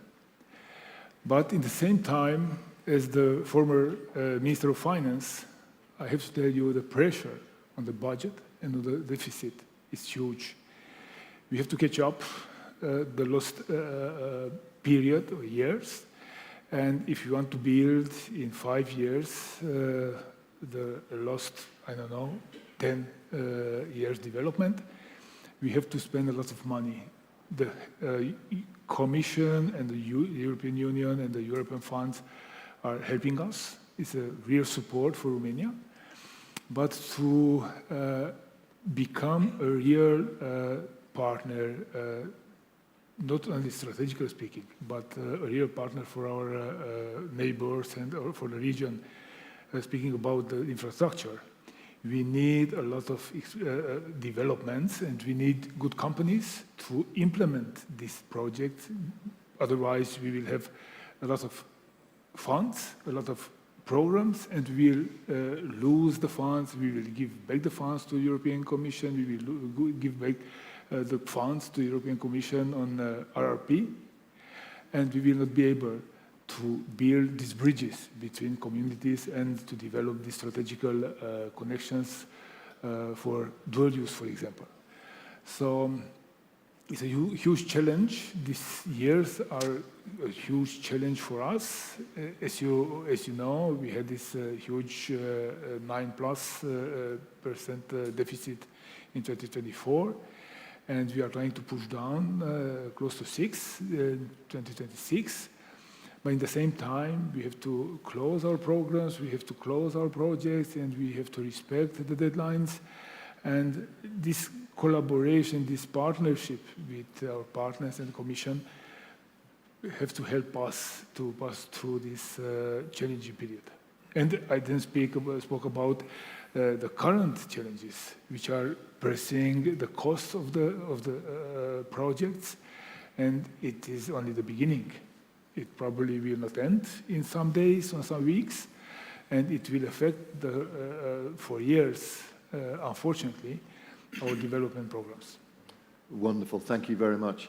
I have a question for you, but you have a comment that you wanted to put on. Yeah, well, I have to say that I've been here in the last 2 days. Yeah. I had an official visit in the country. I met with the Prime Minister, I met with the President, I met with the Ministers of Infrastructure, Economy, and we discussed all these matters that the Deputy Prime Minister now is talking about. Look, Romania is a country that, in my view, has a strategic position on the map, between East and West, between North and South. And it's an invaluable partner when it comes to the 3 Seas initiative: Baltic, Black, Mediterranean. And of course, for the corridor that I signed with the 3 ministers in December that will link Greece, Bulgaria, and Romania. But for this to happen, funding is not enough. Because, as I said during my initial intervention, Romania has absorbed approximately 2 billion euros from the Connecting Europe Facility instrument, which is under my responsibility. But European funding is not enough. We need 2 more things in order to make the magic work. The first is strong technical advice and technical preparedness. And the second is the private sector.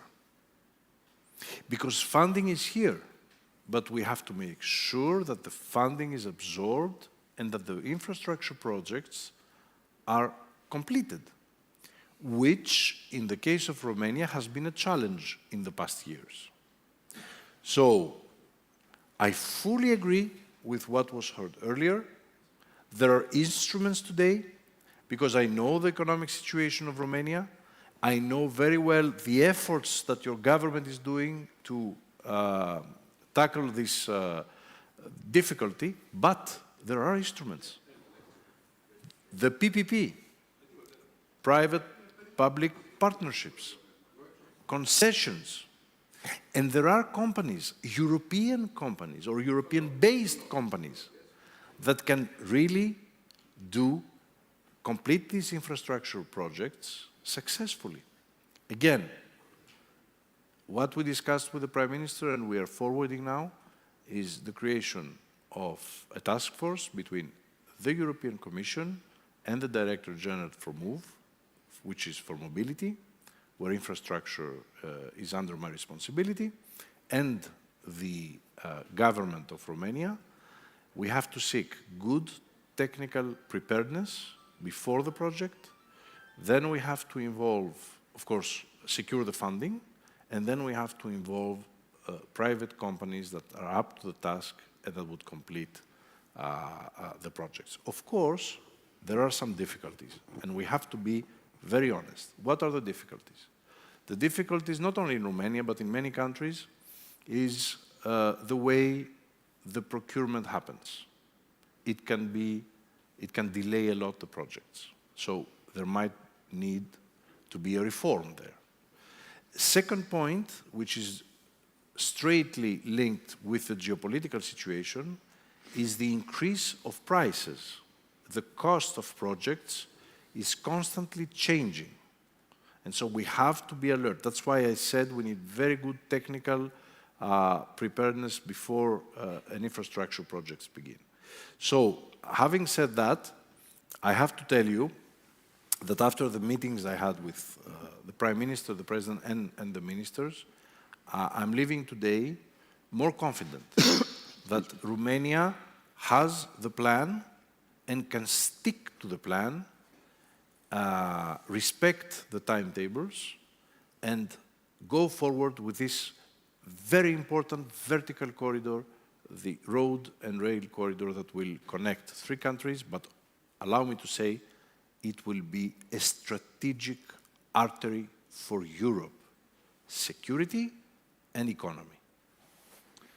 Good, thank you. I want to send you all off to lunch more or less on time. So that does leave me time for another question or two.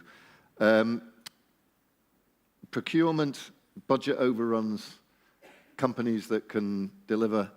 I think I need to hand this across to our business representatives here in Romania and give you a right of reply to what you just heard from the Commissioner. Are Romanian companies up to the job? To put it in the most provocative terms. Manolis, what do you think? Shall I refer to the Romanian companies? Please do. But if I have a comment, it is, of course, there are very reputable companies participating. And based on our experience, more than 20 years in the country, of course, there are reliable partners across the value chain from design all the way to construction. I think the Commissioner hit the nail on the head in the sense of the strong technical advice for maturity, for planning the maturity of a project, because it all starts with the right budget. What is the right budget? Everybody says, that's the budget. How was this derived? On what basis of design? Has the market talked about that budget? You know, in Europe, we see mostly on private sector projects, but large infrastructure projects, such as airports, that we are managing, the so-called procurement method, the early contractor involvement. What does this mean? When we have reached an advanced stage of design, relatively advanced stage of design, we sit around the table, we invite what we call the horse's mouth, the contractors, and we start having an open book discussion to firm up budgets. Because if the budgets are wrong, you create so many problems. Now, in this equation, the private sector, we also have a significant duty and responsibility. We need to be candid with ourselves, not have cutthroat competition, because if a contractor underbids a project, tactically, adding on backlog, which is negative profit generating backlog, this creates a problem across the chain. And referring to both statesmen here, they said that the planning, the time frame from planning and delivering a project extends beyond, I'm not saying something new, beyond the life of the tenure of any minister or a government. So also from the private sector, I don't want to talk about bureaucracy, the known issues. These are all known. There are inherent challenges, especially in implementing cross-border programs, which we need to live with. But at the minimum, we need some consensus and strategic alignment on which are the strategic projects. So that would be the ask from the states and officials. Of course, being pragmatic, not in an idealistic world, we will still have permitting issues, environmental permitting. We need to remain on top of it to expedite execution. Excellent. Radu, what are the obstacles to success in infrastructure projects for Romanian companies? Well, Romanian companies have been very successful in delivering one of the biggest infrastructure projects in the country in the past 10 years, and as we speak right now, I think there's a record of our construction sites active, and our delivery capacity is better than ever. I would say that an obstacle that can be fixed to accelerate infrastructure projects is more early involvement of the private sector, because when you have designers, builders, also the private finance infrastructure funds at the table, the budget is always much better. The probability of budget overrun goes really low. And like the commissioner said, and my colleague and friend here, I think PPPs are the solution. I think especially in Romania now, PPPs will bring the next era of resilient sovereign infrastructure. Good, thank you. And Cristian Bashu, President of the Federation of Employers of Construction Companies. So you've got a voice in this. Your thoughts?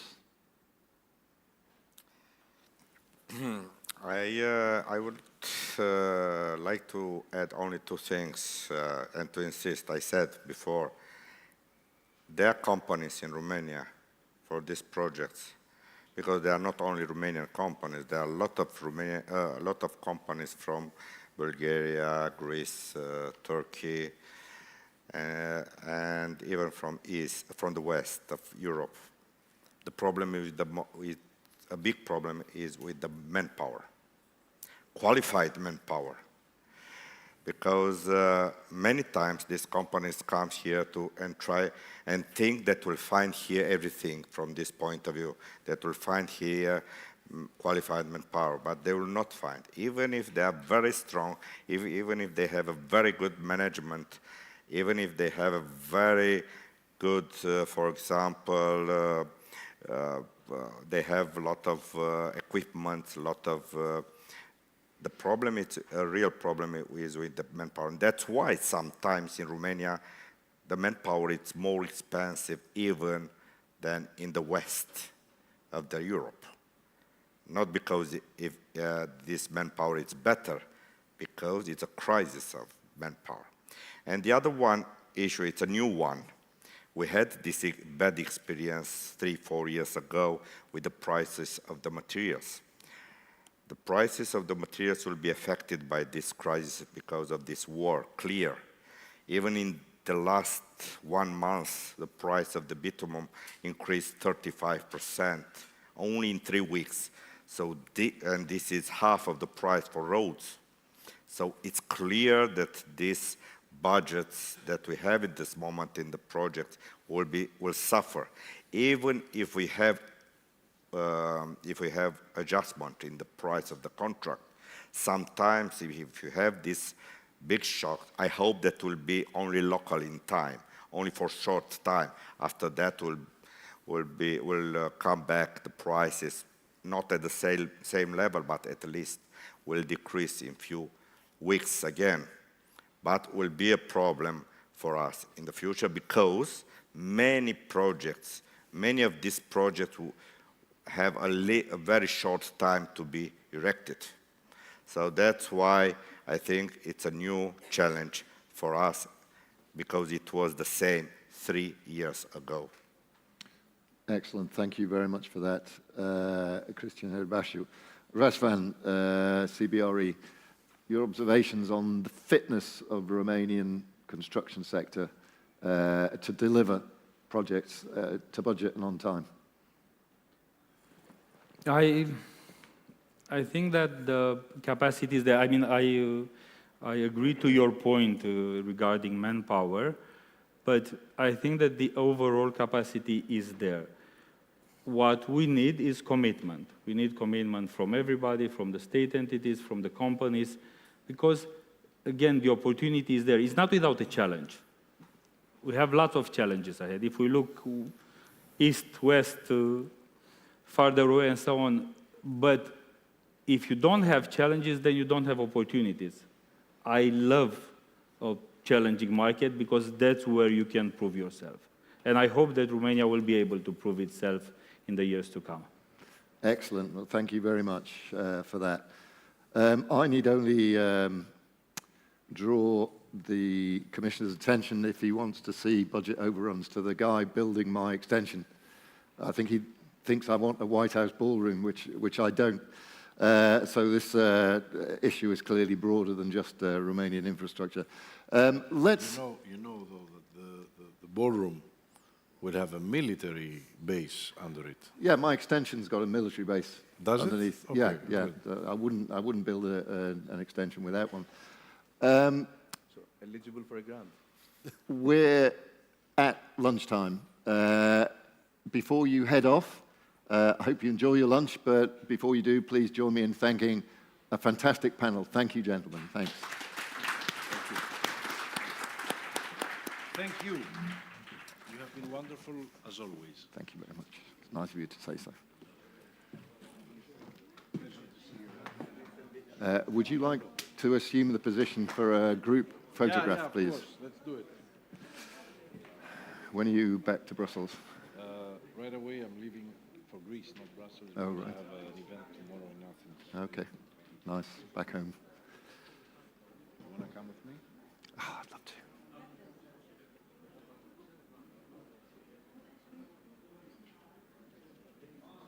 Thank you. Great pleasure.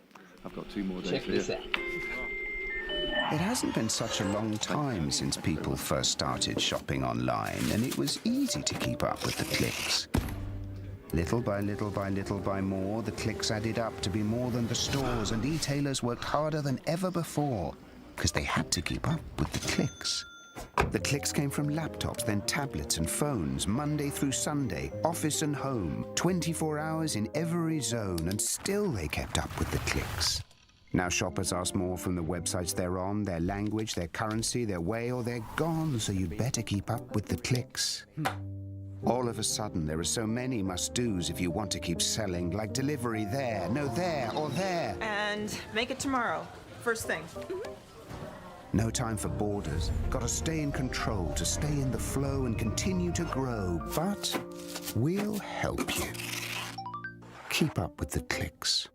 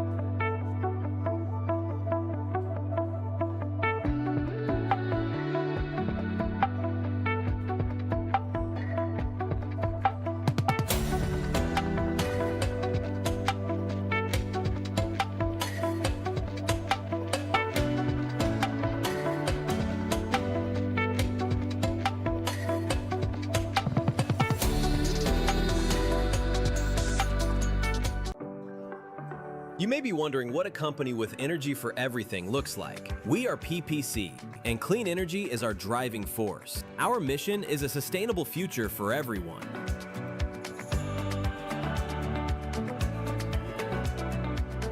At PPC Blue, we are redefining sustainable mobility through accessible solutions for efficient and environmentally friendly transport. Our colleagues from Rețele Electrice are in the midst of a digital transformation, implementing an intelligent electricity supply system.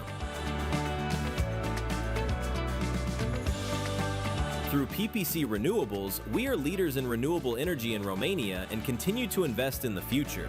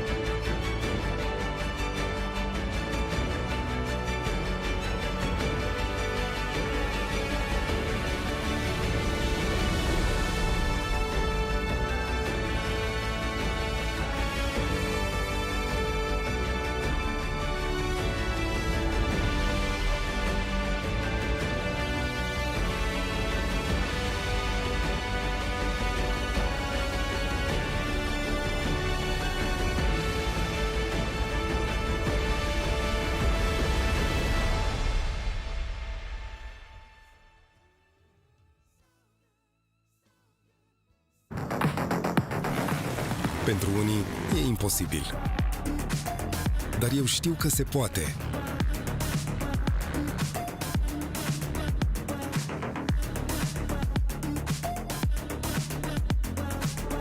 Alături de echipa potrivită. Pregătit pentru orice. George Business, platformă de banking inteligent pentru companii.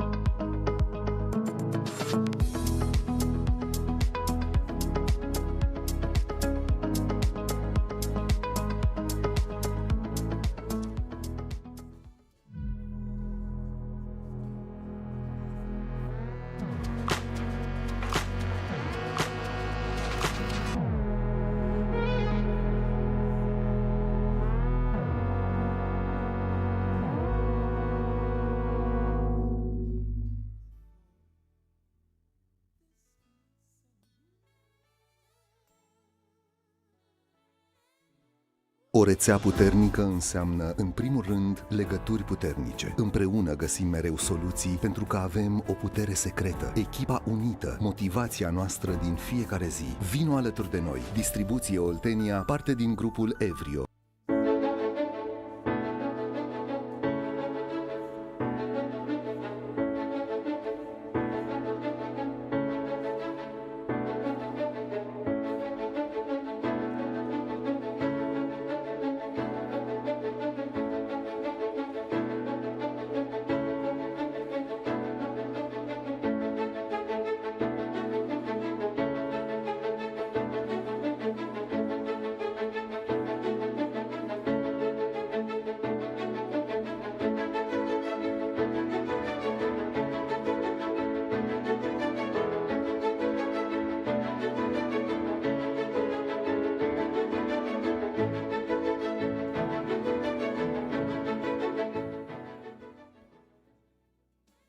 Sur les pavés inondés de pluie se reflètent les toits. Tu es si jolie, oh, oh, le bleu du ciel.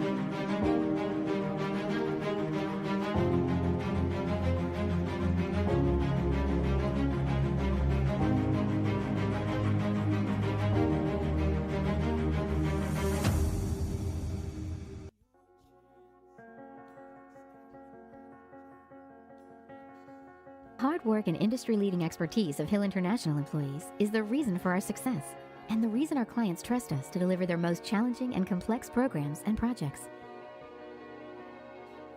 We'll continue growing our business and our global team of technical experts who consistently exceed expectations through collaboration with clients, suppliers, and stakeholders. We're Hill International, delivering the infrastructure of change. At ING, our destination is the future, and it's our job to get your business ready for a one-way journey to a hyper-connected, sustainable future. We can do this because we're global, but that's no use without also having local experts. So we've got lots of them too, and we're backed up by a big gang of nerds. Excuse me? I mean, sector experts. Thank you.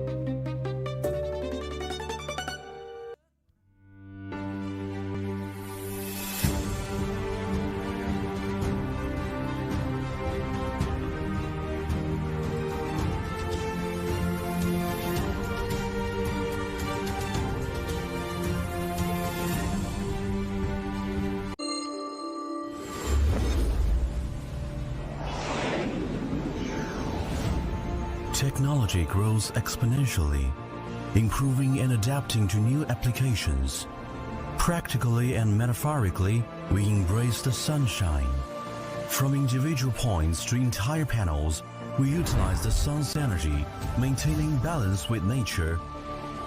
We will open up a world of possibilities for industrial smart manufacturing.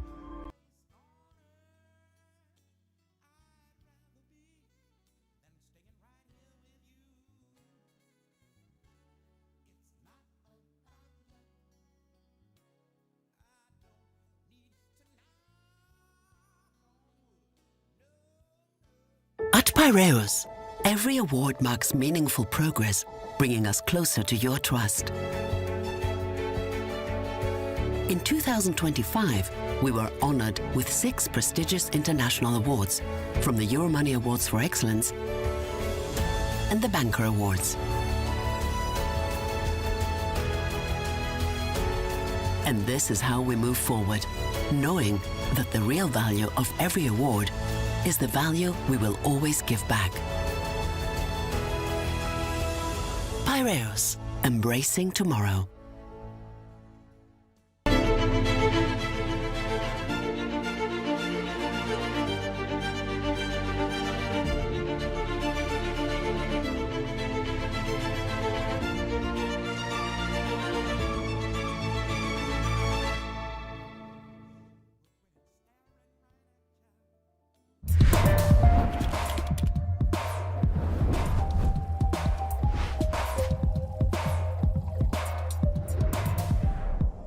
RFI.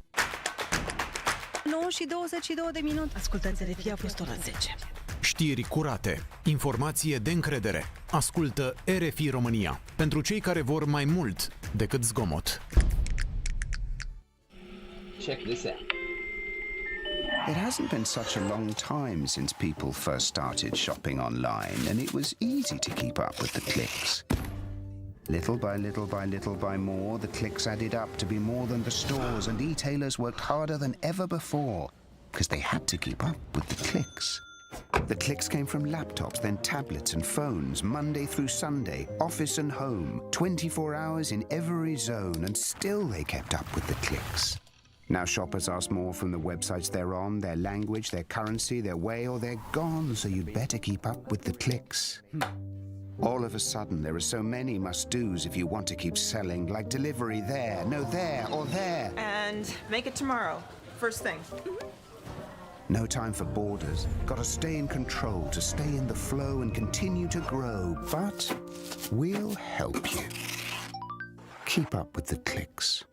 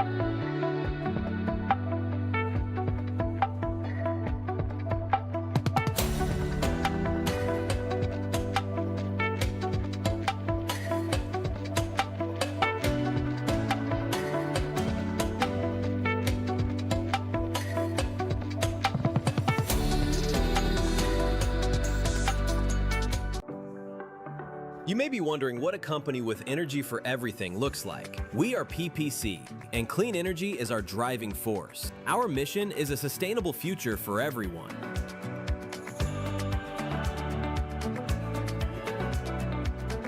At PPC Blue, we are redefining sustainable mobility through accessible solutions for efficient and environmentally friendly transport.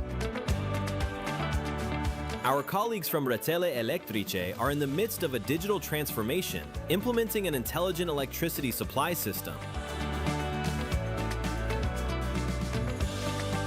Through PPC Renewables, we are leaders in renewable energy in Romania and continue to invest in the future.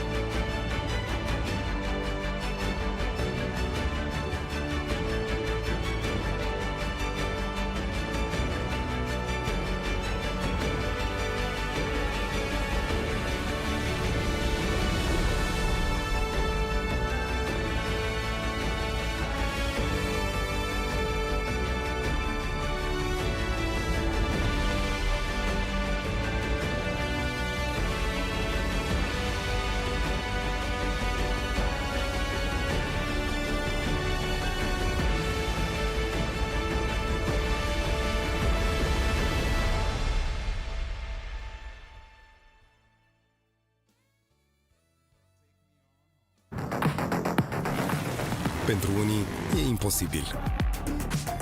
Dar eu știu că se poate.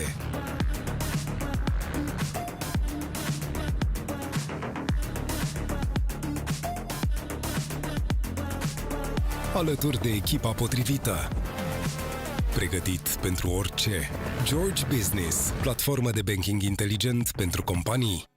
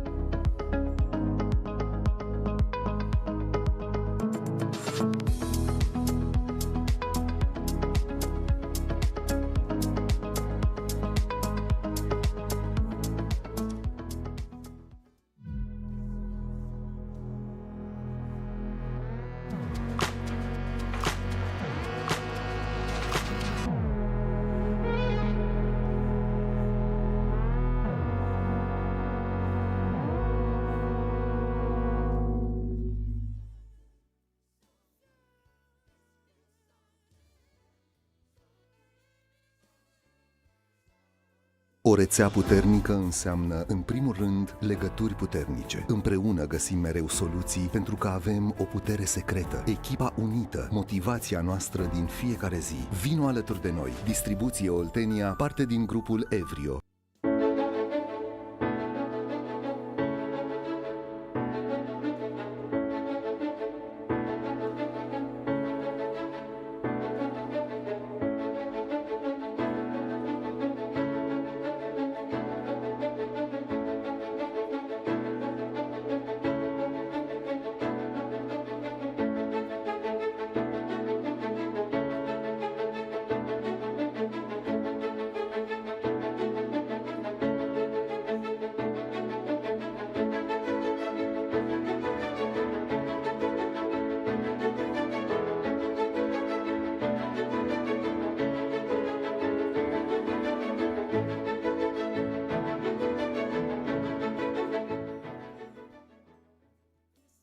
Sur les pavés inondés de pluie se reflètent les toits. Tu es si jolie, oh, oh, le bleu du ciel.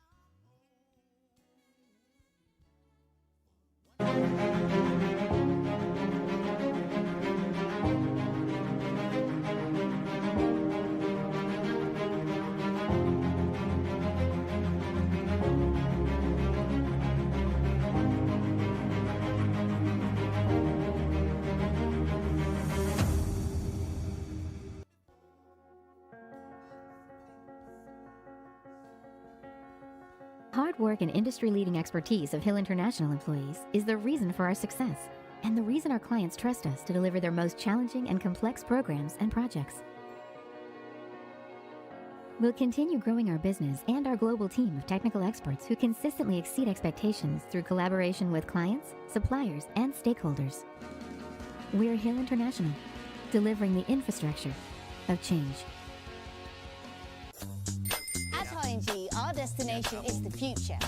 And it's our job to get your business ready for a one-way journey to a hyper-connected, sustainable future. We can do this because we're global.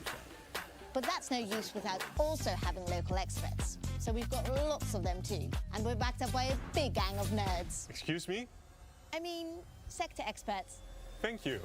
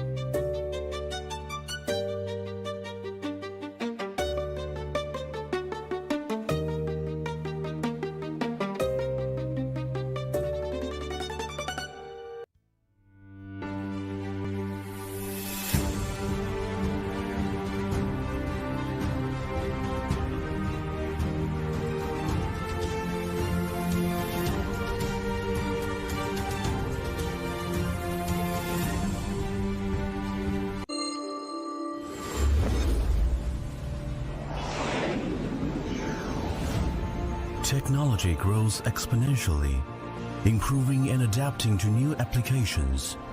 Practically and metaphorically, we embrace the sunshine. From individual points to entire panels, we utilize the sun's energy, maintaining balance with nature. We will open up a world of possibilities for industrial smart manufacturing.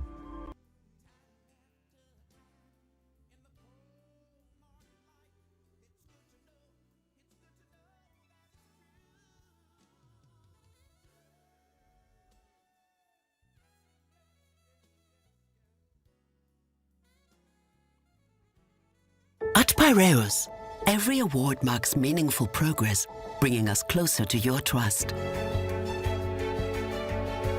In 2025, we were honored with 6 prestigious international awards, from the Euromoney Awards for Excellence and the Banker Awards. And this is how we move forward, knowing that the real value of every award is the value we will always give back. Piraeus, embracing tomorrow.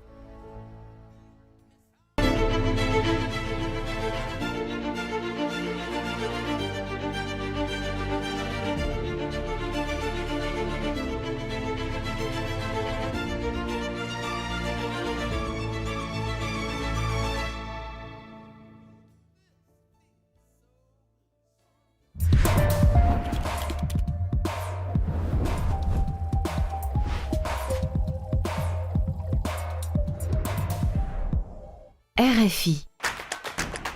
9 și 22 de minute. Ascultați, RFI a fost ora 10. Știri curate, informație de încredere. Ascultă RFI România, pentru cei care vor mai mult decât zgomot. Check this out. It hasn't been such a long time since people first started shopping online, and it was easy to keep up with the clicks. Little by little by little by more, the clicks added up to be more than the stores, and e-tailers worked harder than ever before because they had to keep up with the clicks. The clicks came from laptops, then tablets and phones, Monday through Sunday, office and home, 24 hours in every zone, and still they kept up with the clicks. Now shoppers ask more from the websites they're on, their language, their currency, their way, or they're gone, so you'd better keep up with the clicks. All of a sudden, there are so many must-dos if you want to keep selling, like delivery there, no there, or there. And make it tomorrow, first thing. No time for borders. Got to stay in control, to stay in the flow and continue to grow. But we'll help you. Keep up with the clicks.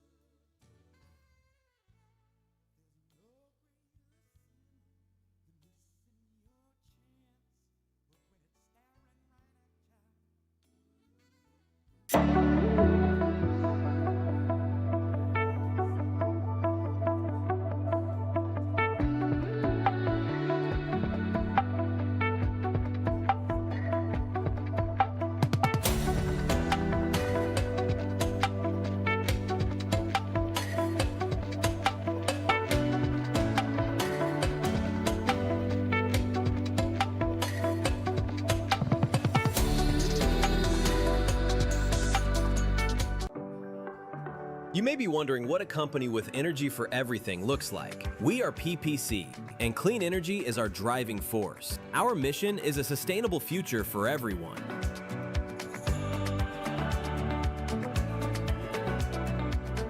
At PPC Blue, we are redefining sustainable mobility through accessible solutions for efficient and environmentally friendly transport.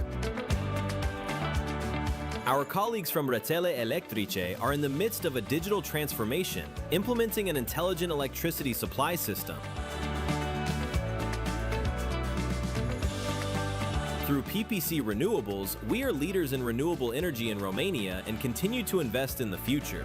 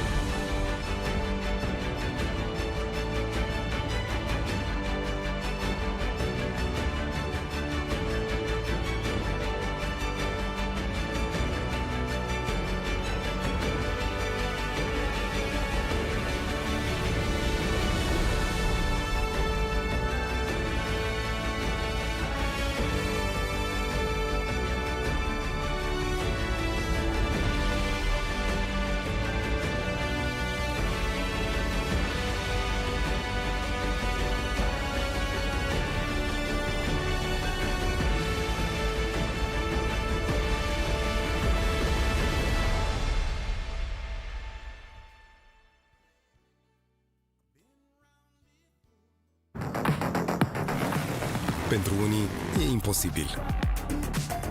Dar eu știu că se poate.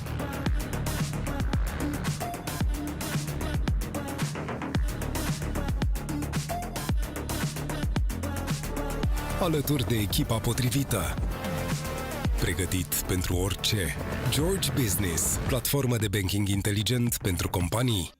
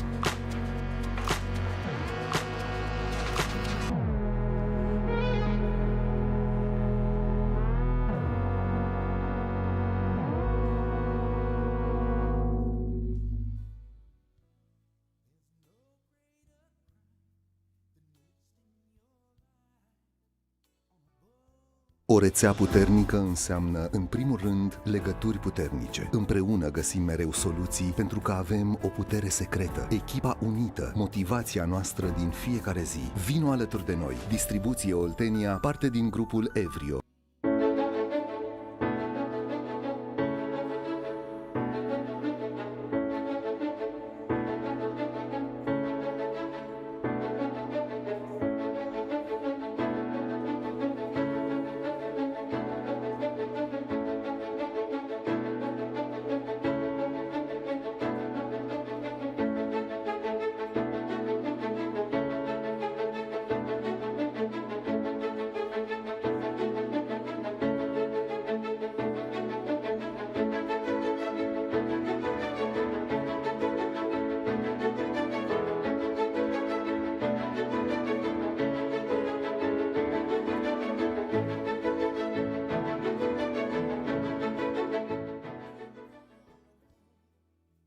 Sur les pavés inondés de pluie se reflètent les toits. Tu es si jolie, oh, oh, le bleu du ciel.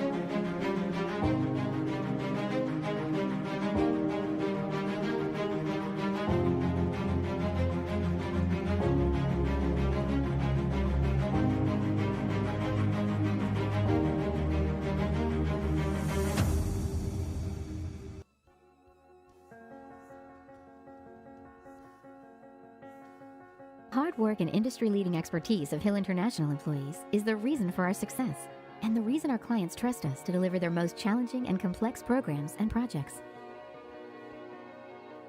We'll continue growing our business and our global team of technical experts who consistently exceed expectations through collaboration with clients, suppliers, and stakeholders. We're Hill International, delivering the infrastructure of change. At ING, our destination is the future. And it's our job to get your business ready for a one-way journey to a hyper-connected, sustainable future. We can do this because we're global. But that's no use without also having local experts. So we've got lots of them too. And we're backed up by a big gang of nerds. Excuse me? I mean, sector experts. Thank you.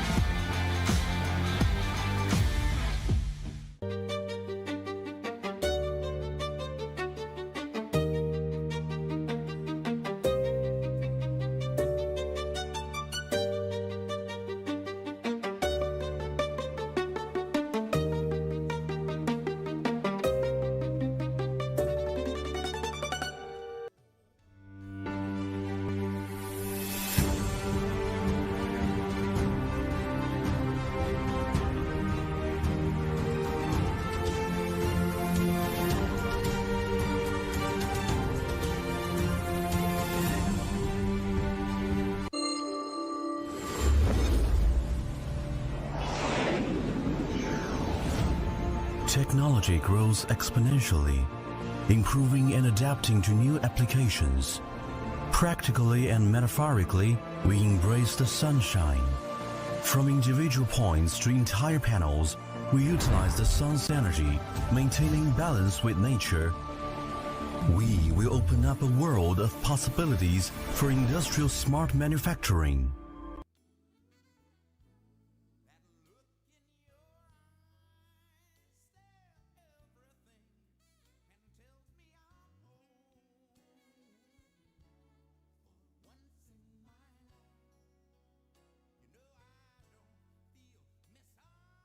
At Piraeus, every award marks meaningful progress, bringing us closer to your trust. In 2025, we were honored with 6 prestigious international awards, from the Romania Awards for Excellence and the Banker Awards. And this is how we move forward, knowing that the real value of every award is the value we will always give back. Piraeus, embracing tomorrow.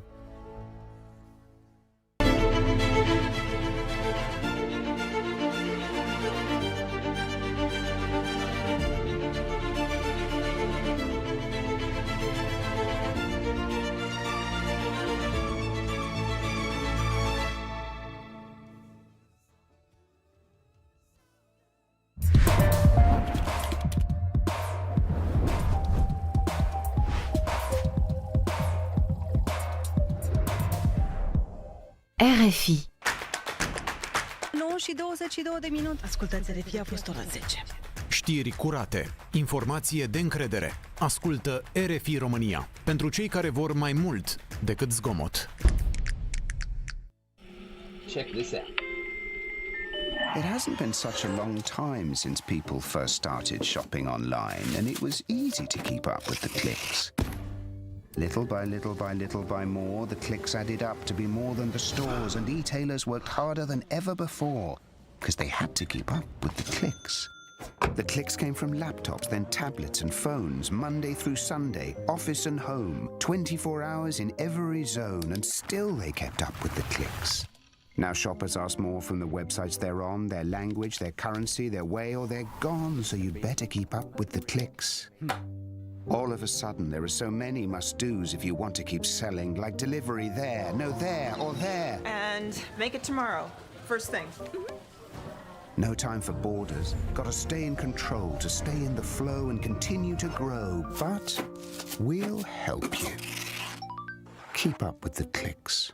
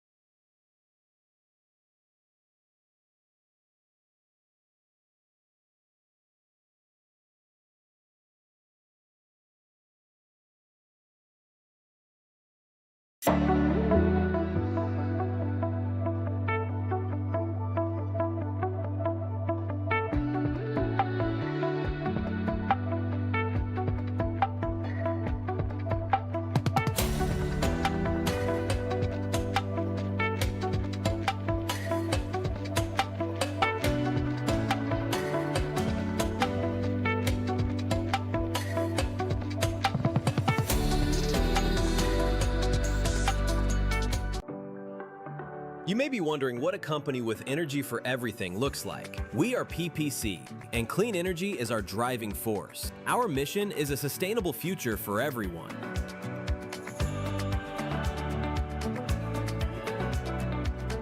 At PPC Blue, we are redefining sustainable mobility through accessible solutions for efficient and environmentally friendly transport. Our colleagues from Rețele Electrice are in the midst of a digital transformation, implementing an intelligent electricity supply system. Through PPC Renewables, we are leaders in renewable energy in Romania and continue to invest in the future.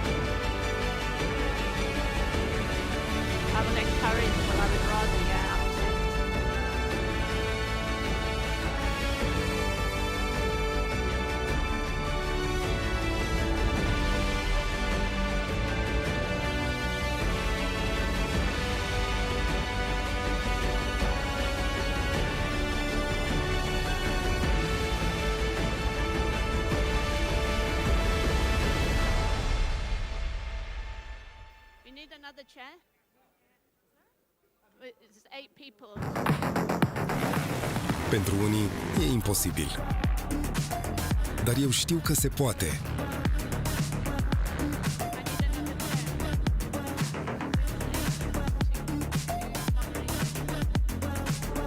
Alături de echipa potrivită.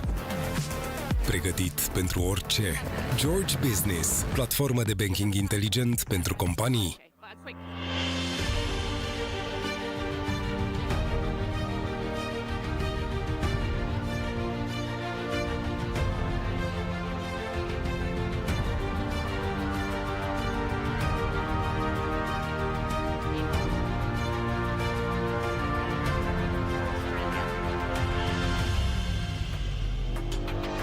Everybody in the room?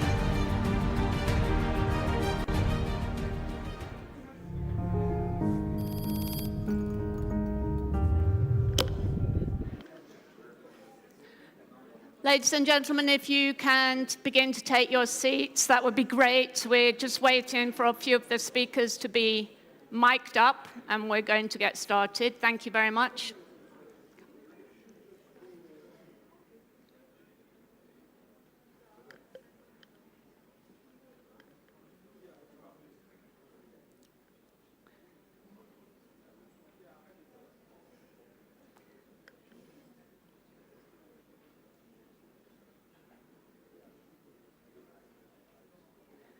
And we need another chair. I think we need another chair on the podium. Verinia, come. Okay. You can take a seat. Yeah.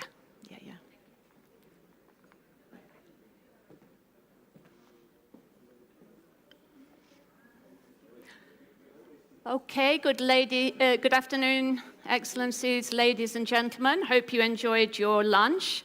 We're coming to our afternoon sessions now, and the next session is Europe's Green Transition in 2026, Reshaping the Energy Landscape Through Technology.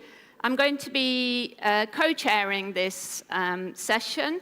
My co-chair is Verinia Radu, founding partner Energynomics and partner at CMS law firm, and a real expert in the field of energy in Romania and the region, indeed. So let me invite our panelists to join me on the stage. I believe we might need another chair, but I'm very happy to stand up on the side. So let me ask everybody to come and join us. So first of all, Frans Timmermans, former Executive Vice President of the European Commission for the European Green Deal. Welcome, Frans. And have a seat. Hello. Robert Hanea, founder, chairman, and chief executive of Terme Group. Welcome. Konstantinos Zigouras, chief executive of Sunal Group. Welcome. Cosmin Ghiță, chief executive of SN Nuclear Electrica. Welcome. Bogdan Badea, President of the Board of Directors, SPEH Hydroelectrica. Welcome. And Thomas Pleskac, Member of the Board of Directors, CEZ. Okay, welcome all of you.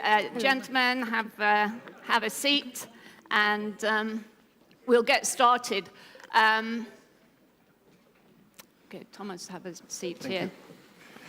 Now, the format is that you get to have a few opening remarks. Now, Verinia and I have some important questions to put to you, so I would encourage you to be as brief as possible in your opening remarks to save time for the conversation. So, you know, really kind of headline points. I know you want to talk about what you're doing and your plans for the next year, which is very important, but if you can keep it brief, that will just give us more time for, to come to you afterwards with questions. So I'm going to and please, if you feel comfortable, stay in your chairs. If you want to use the podium, by all means, do. That will also save time. So, Frans, over to you to start.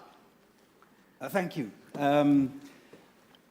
My question to all of you would be, had the Green Deal not been named the Green Deal, what would you have changed in the Green Deal? Because I believe that a lot of the negative reactions we've seen over the last years against the Green Deal is inspired by the Green Deal being drawn into the culture wars. Mm-hmm. Last night, you put the onus of the culture wars on the shoulders of us, centre-left.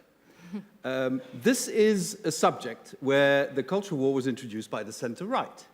Because the centre-right, an essential part of the decision-making on the Green Deal, I could not have had an agreement on the Green Deal without the full support of the EPP in the European Parliament, at some point caved in to the cultural war attitude of the radical right against the Green Deal, against anything having to do with climate policy and the environment, and then started to vilifying the deal, which first they claimed as theirs. So that's what happened.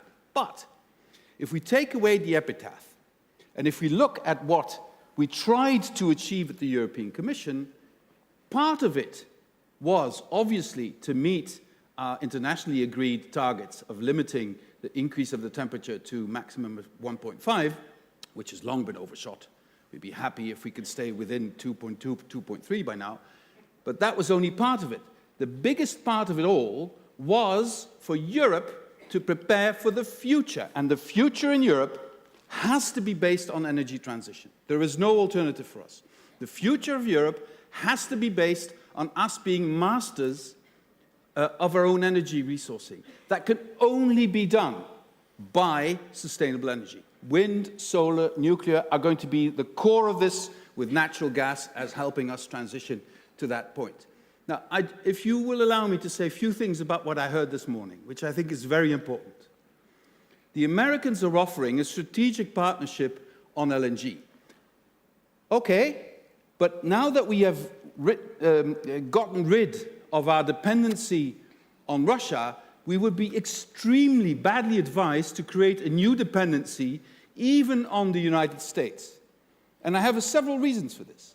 I found it very difficult to hear us Europeans being chastised this morning that some of us, not many, luckily, still buy Russian gas by somebody who represents a government that goes actively to promote Viktor Orban's candidacy in the Hungarian campaign together with Vladimir Putin. I find it very difficult. That's doublespeak. I find it very difficult that we have to be chastised for not participating in a war of choice without being consulted, without being informed, without having any idea what the strategy is and where this is leading to. You know, partnership works two ways. Trust works two ways. And I'd like to quote Reagan here, trust but verify. And the point is, we as Europeans, we need to create our own energy sovereignty. That doesn't mean that we have to produce all the energy ourselves, but at least we have to make sure that nobody can do any arm twisting to Europe with the energy they have. So we have to diversify, but most of all, we have to speed up our investment in renewable energy. And three things are absolutely necessary. We need a capital markets union, as Enrico Letta said last night. We need an energy union, and we need it very urgently. And we need massively to create a pan-European grid that can handle all the renewable energy that we can generate together. I think these would be my top priorities for the years to come. And let's rename the Green Deal. Let's call it the Freedom Deal, because this is about freedom for Europe. Okay, great.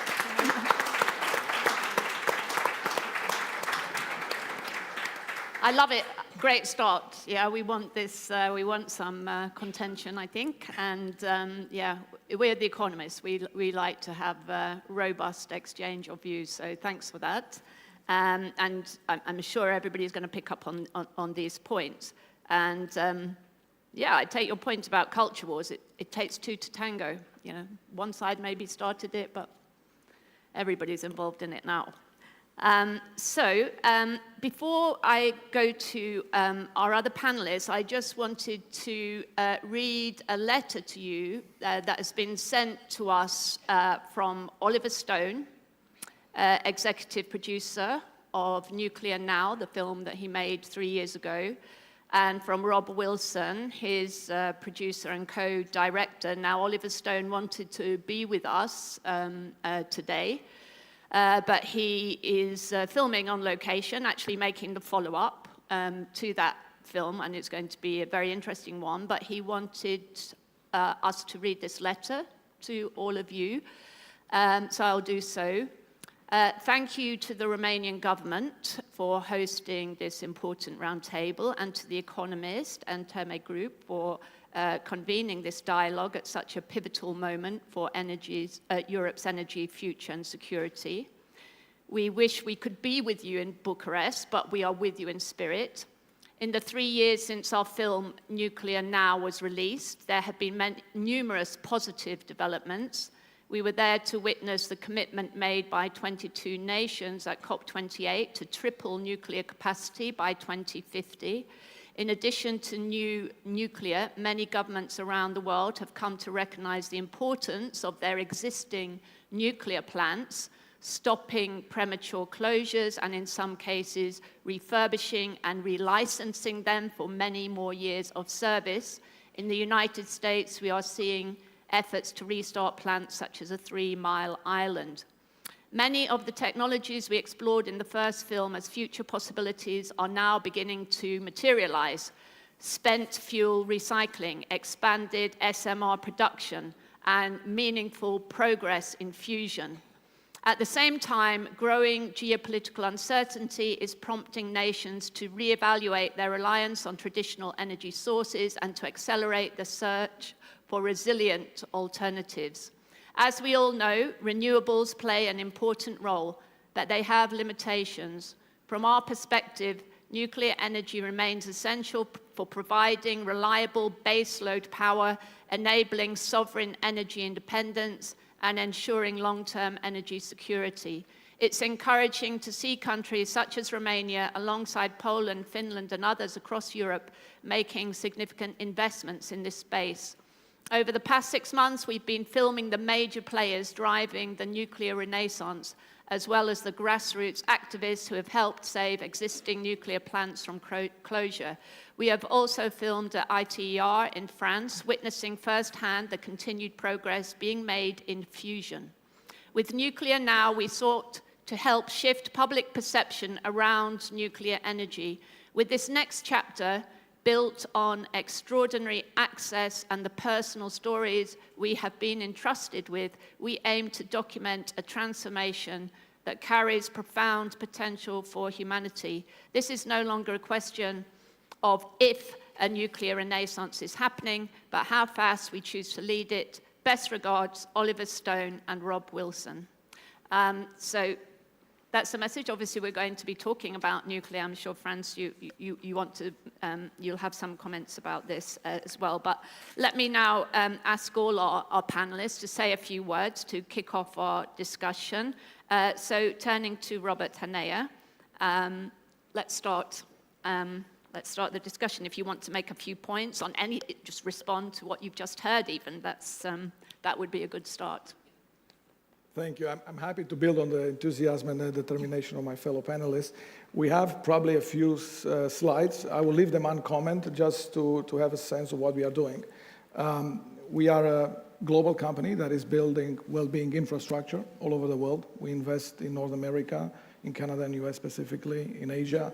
You're welcome to show your slides if you want. Yeah, I think they can run the slides in the background. Show them. Yeah. They're self-explanatory. I won't comment the slides because I want to go off script and talk about something else after I'm hearing what I heard today in the conference. So what we are doing is actually what we feel European companies should aim to do, and what also the mandate of the Green Deal was in energy, is to create polycentric, global-scale company that go in the world and bring technologies, bring European technologies to the world, not just us to be net importer of modern technologies. So in that order, let me talk about three things. Today, if I want to have a common thread, and I want to, after that common thread, to find the silver lining in the common thread, because we should have some optimism about Europe. So the three words that we mostly use the last 2 days in this conference is connectivity, is infrastructure, and it's Europe. So I will comment probably not more than 66 seconds on each. On connectivity, what we build is infrastructure for human connectivity.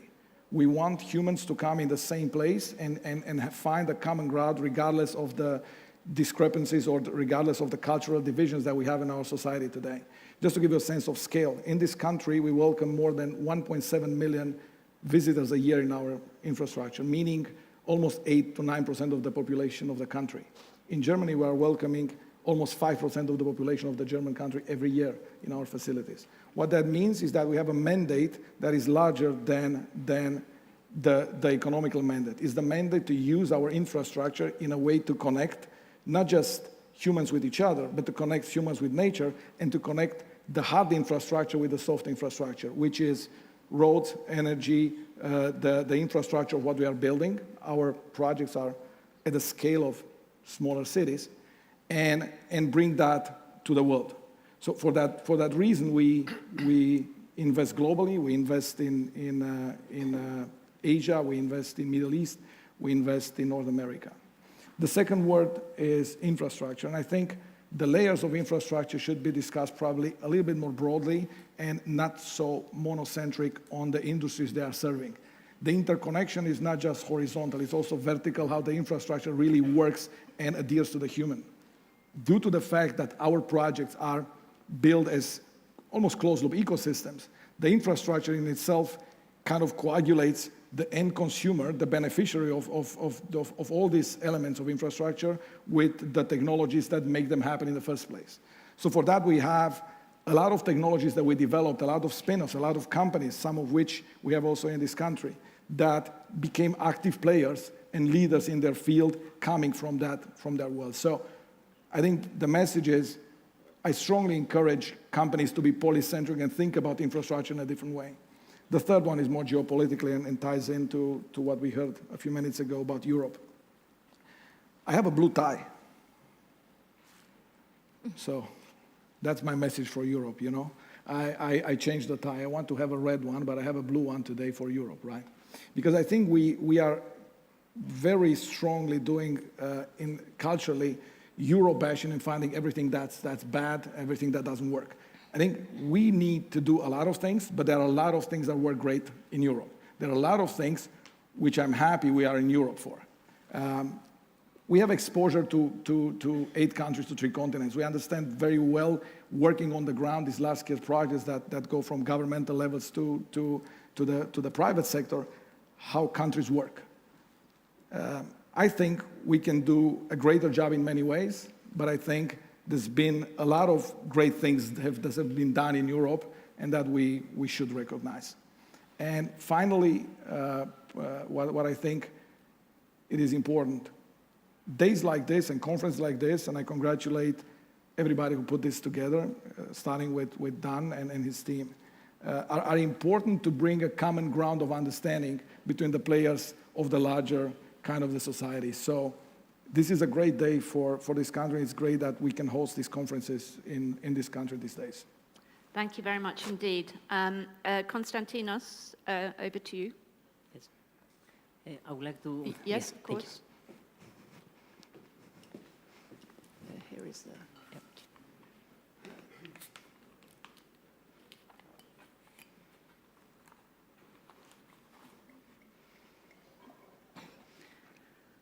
So, ladies and gentlemen, partners in delivering sustainable solutions, partners in building resilience, dear friends, in order to understand how the market will evolve, especially the solar market, in the coming years, we need to look a little bit in the past. This year is an important milestone for me, for Chanel, because we are celebrating 20 years of continuous operation in the solar sector. Someone might say, Konstantinos, 20 years is not a long time if you are referring to other markets, to other sectors. But in reality, it almost covers the entire commercial era of solar energy, which effectively began around 2001, only 25 years ago. And I can assure you, this was not a period that was boring. During these years, we witnessed the full evolution of solar energy. At the beginning, the technology depended heavily on European grants and feed-in tariffs in order to support its deployment. Then came the moment when equipment cost declined dramatically, and then it reached the grid parity. So it started becoming competitive to conventional generation. Today, we see solar energy becoming the fastest energy ever deployed in human history. The transformation has not happened in a straight line. Solar markets opened, closed, and reopened again, depending on regulation, policy priorities, and investment appetite. As a result, companies like ours became something like business nomads. When the markets opened, we moved there. When regulation changed, we adapted and moved again. What did this constant movement teach us? It forced us to build resilience, to innovate continuously, and to understand something fundamental about the energy sector. Adaptability is not just a competitive advantage. It's a condition for survival. But if we step back and look at the broader historic perspective, the transformation we're experiencing becomes even more interesting. Commercial electricity itself is relatively young. Just in 1882, Thomas Edison built the first commercial power station in New York, supplying electricity to just 85 consumers. That was less than 150 years ago. This innovation changed the world. It powered the Industrial Revolution of the 20th century and fundamentally transformed modern economies. Yet, despite this transformation, the basic architecture of the electricity system remained almost unchanged. For more than a century, the model was simple: centralized production and distribution to consumers. Large power plants generate electricity and deliver it through transmission networks to passive consumers. Even today, this remains the dominant structure. But I strongly believe that we are now entering the next chapter in the history of energy systems, a chapter defined by decentralization. Across Europe, we are witnessing the rapid deployment of hundreds of thousands of distributed assets: solar panels, batteries, small wind generators, smart buildings, and microgrids. Energy is gradually moving closer to where it is consumed. Of course, this transformation brings challenges. The distribution grids were not originally designed to carry out all this large number of decentralized energy producers. But it also opens a fascinating question. Can a decentralized energy system become more efficient than the centralized model we inherited from the past? We already have seen similar transformations in other sectors. Blockchain, for example.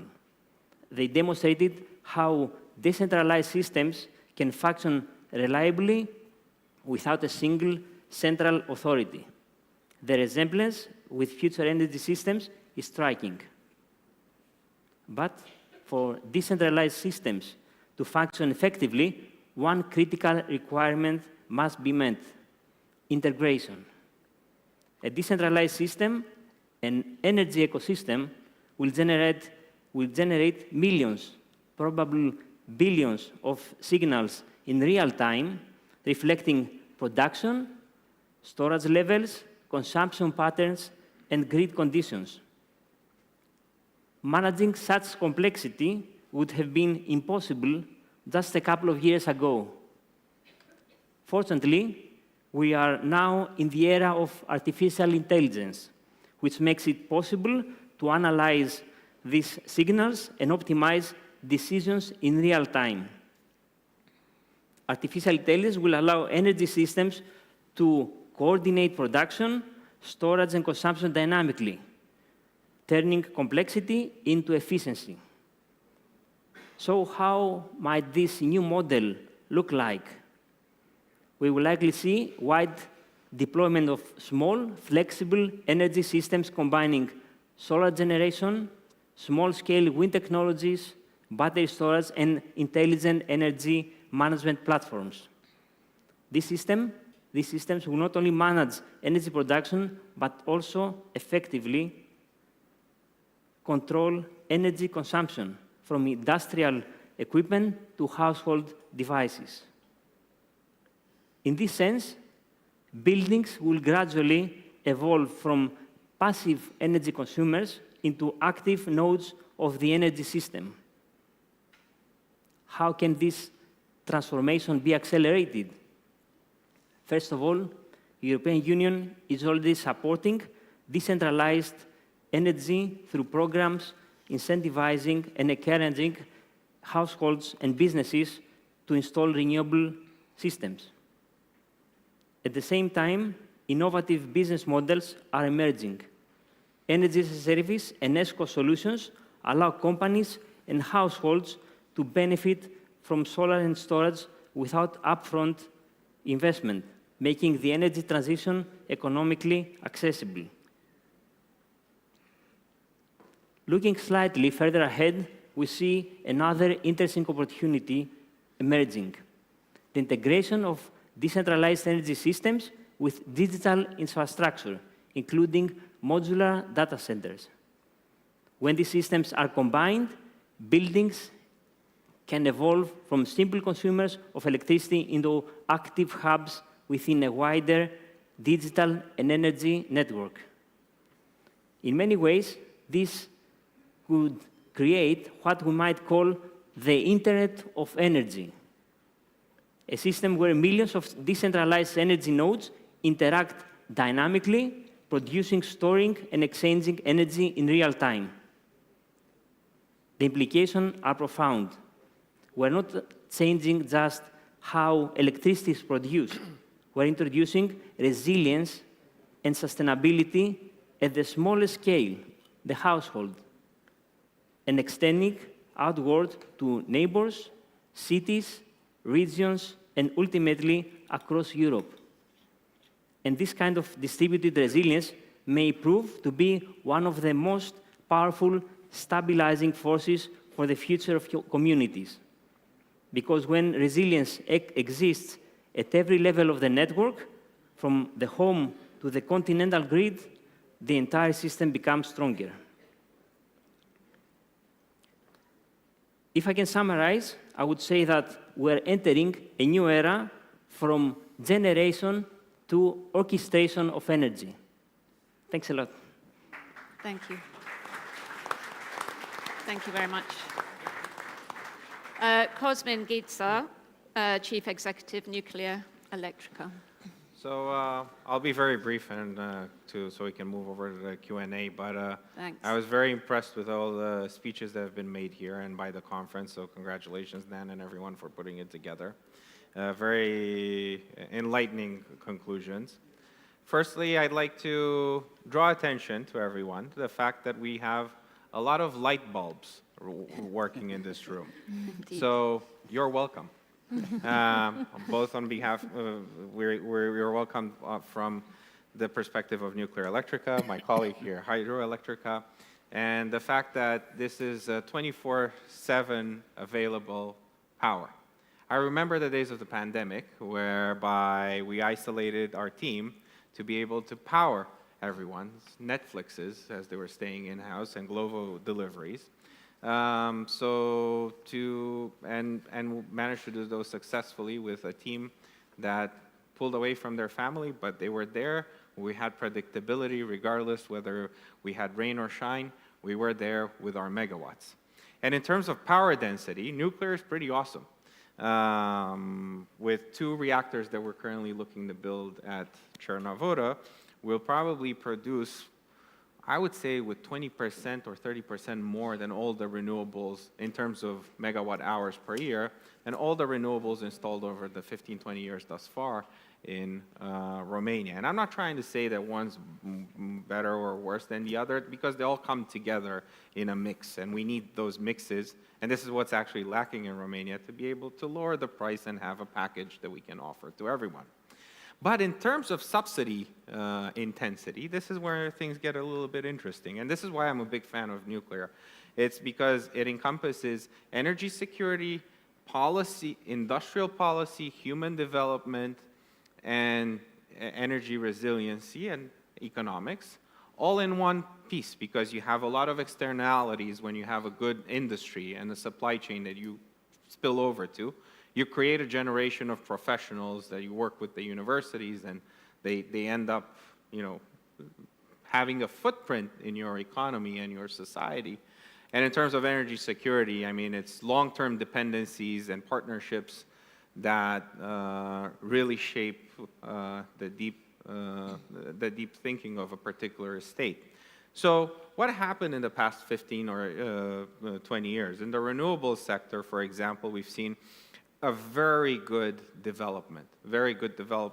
And that was done with the support of governments and the Commission. And by the way, Mr. Timmermans, we thank you for that, because we've managed to take the cost installed per megawatt from 6 million euros in 2011 at that power purchasing parity. I don't know what the inflation rate has been since then until now. I don't want to think about it.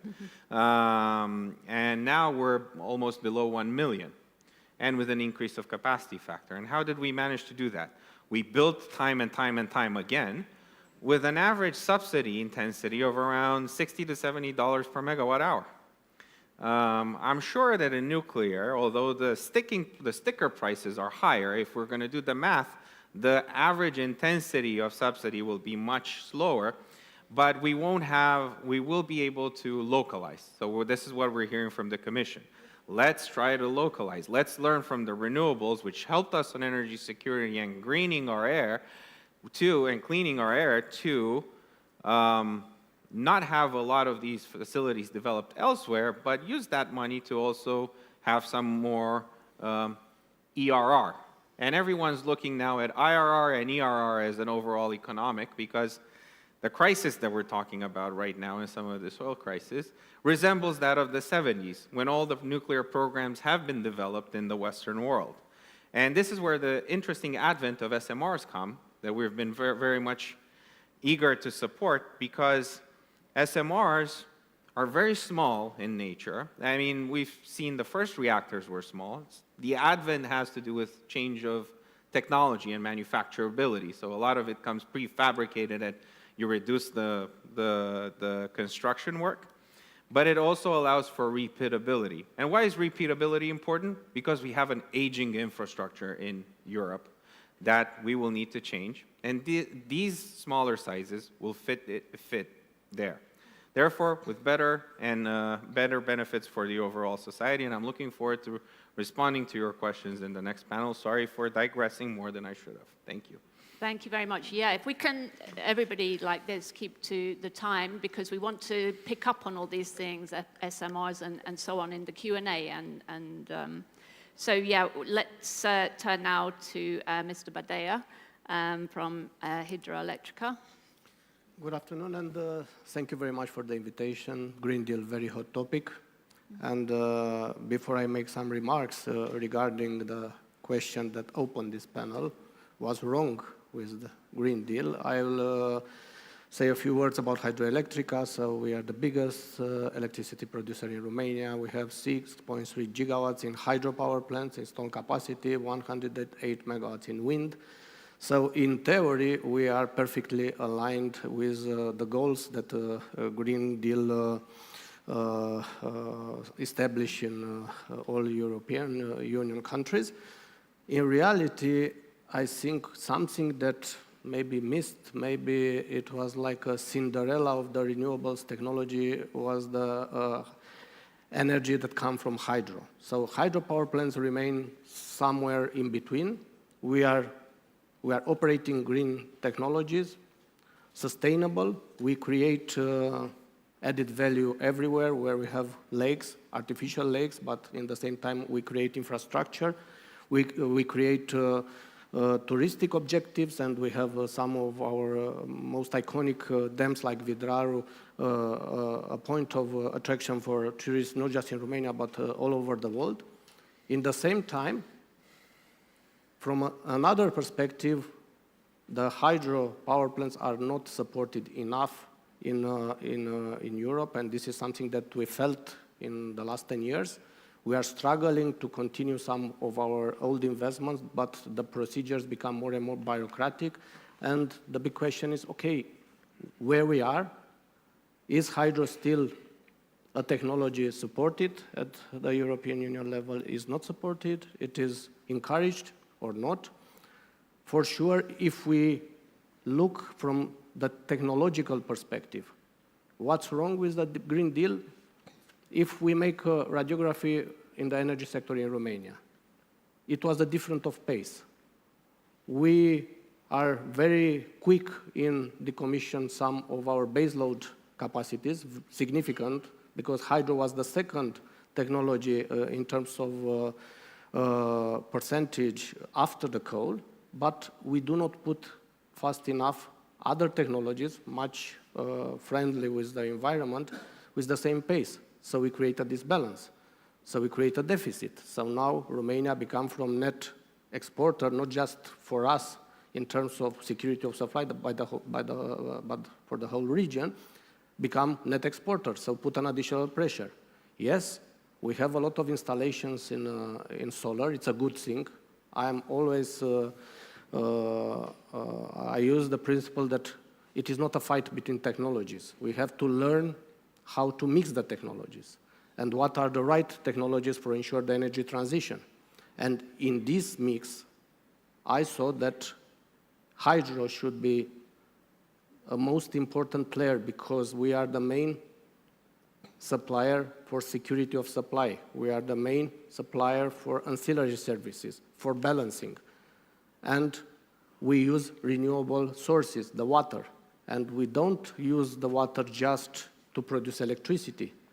We had some situations in Romania at the beginning of this year in which, again, the importance of hydro and the role of hydro, it was so also from the other perspective, as security of supply with water to the communities. Because having a reservoir in a very peculiar way in which the weather is changing. So we saw that we have the last year, for instance, the year with the extreme drought in our history.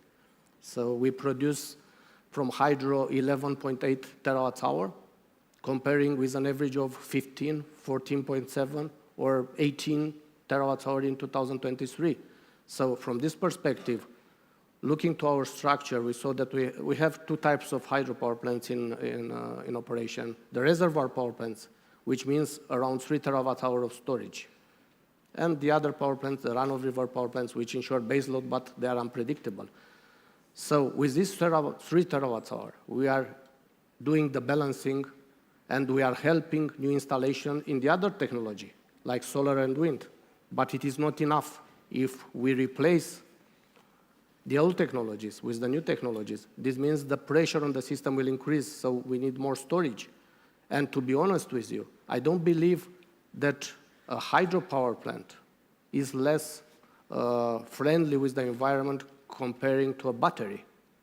So yes, batteries are very useful. We are using the batteries also for optimizing our production.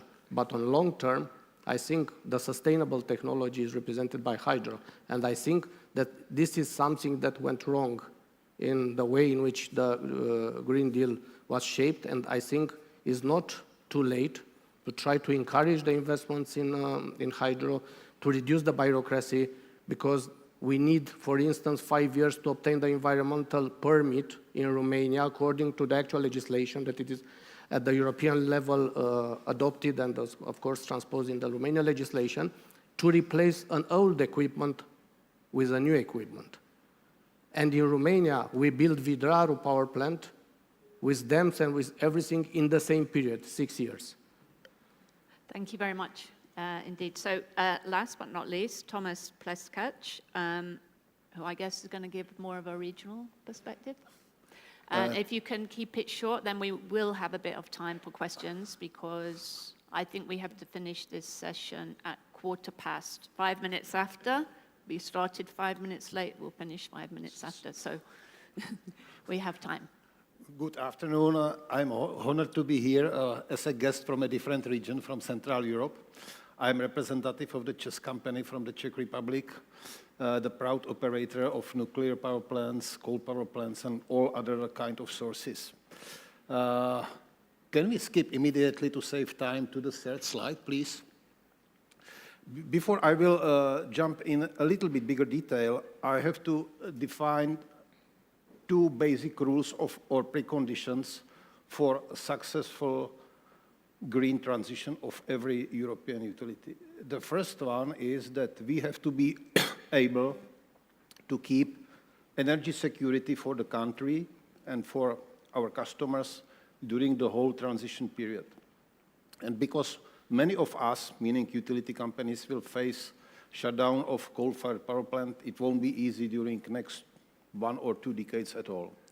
The second precondition is that we have to keep financial stability and financial health to be sufficiently attractive for external financial sources supported this transition period, because none of utility is so strong to go through this process without supporting of external capital. Next slide, please. It was mentioned several times here yesterday and today that every country has its own condition, and this condition must be respected. For the Czech Republic, it means that we have no sea, poor conditions for wind farms, not very good conditions for solar farms. So the result of that is that we will focus, and we have to focus, on combination of nuclears, renewables, and gas-fired power plants.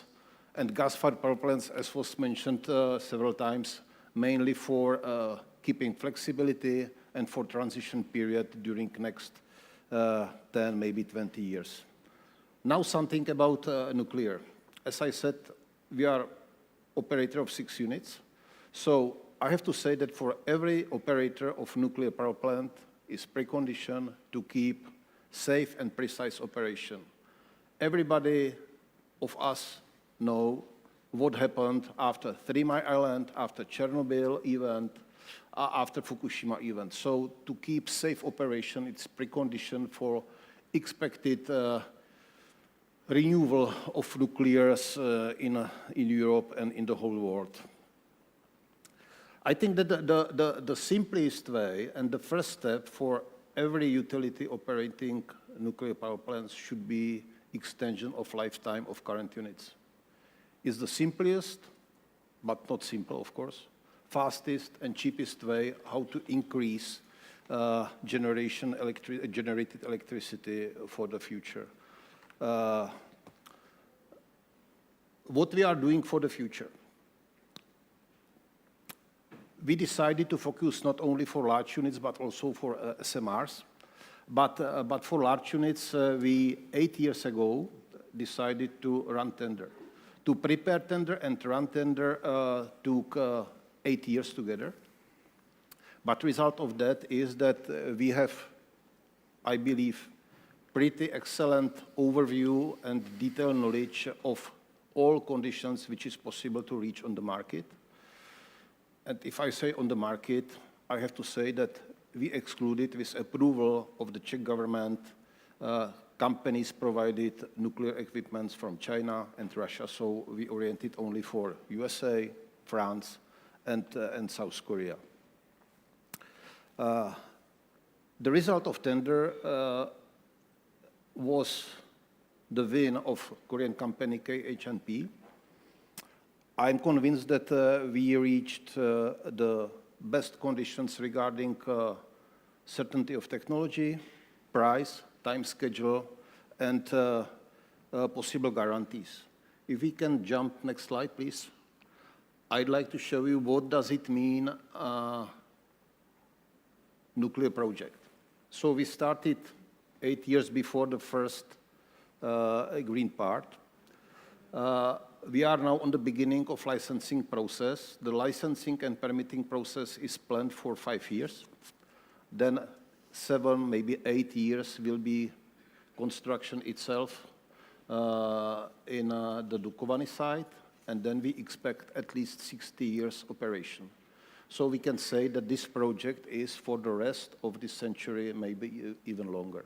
So that's our responsibility for the next generation. Some couple of words, last slide please, about SMRs.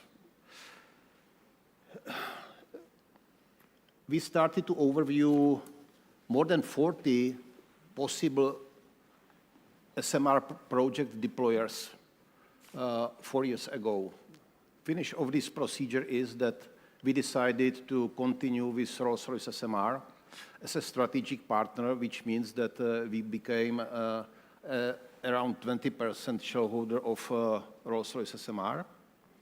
And we believe that we will build together 6 units in the Czech Republic, and we will cooperate in construction in other European countries.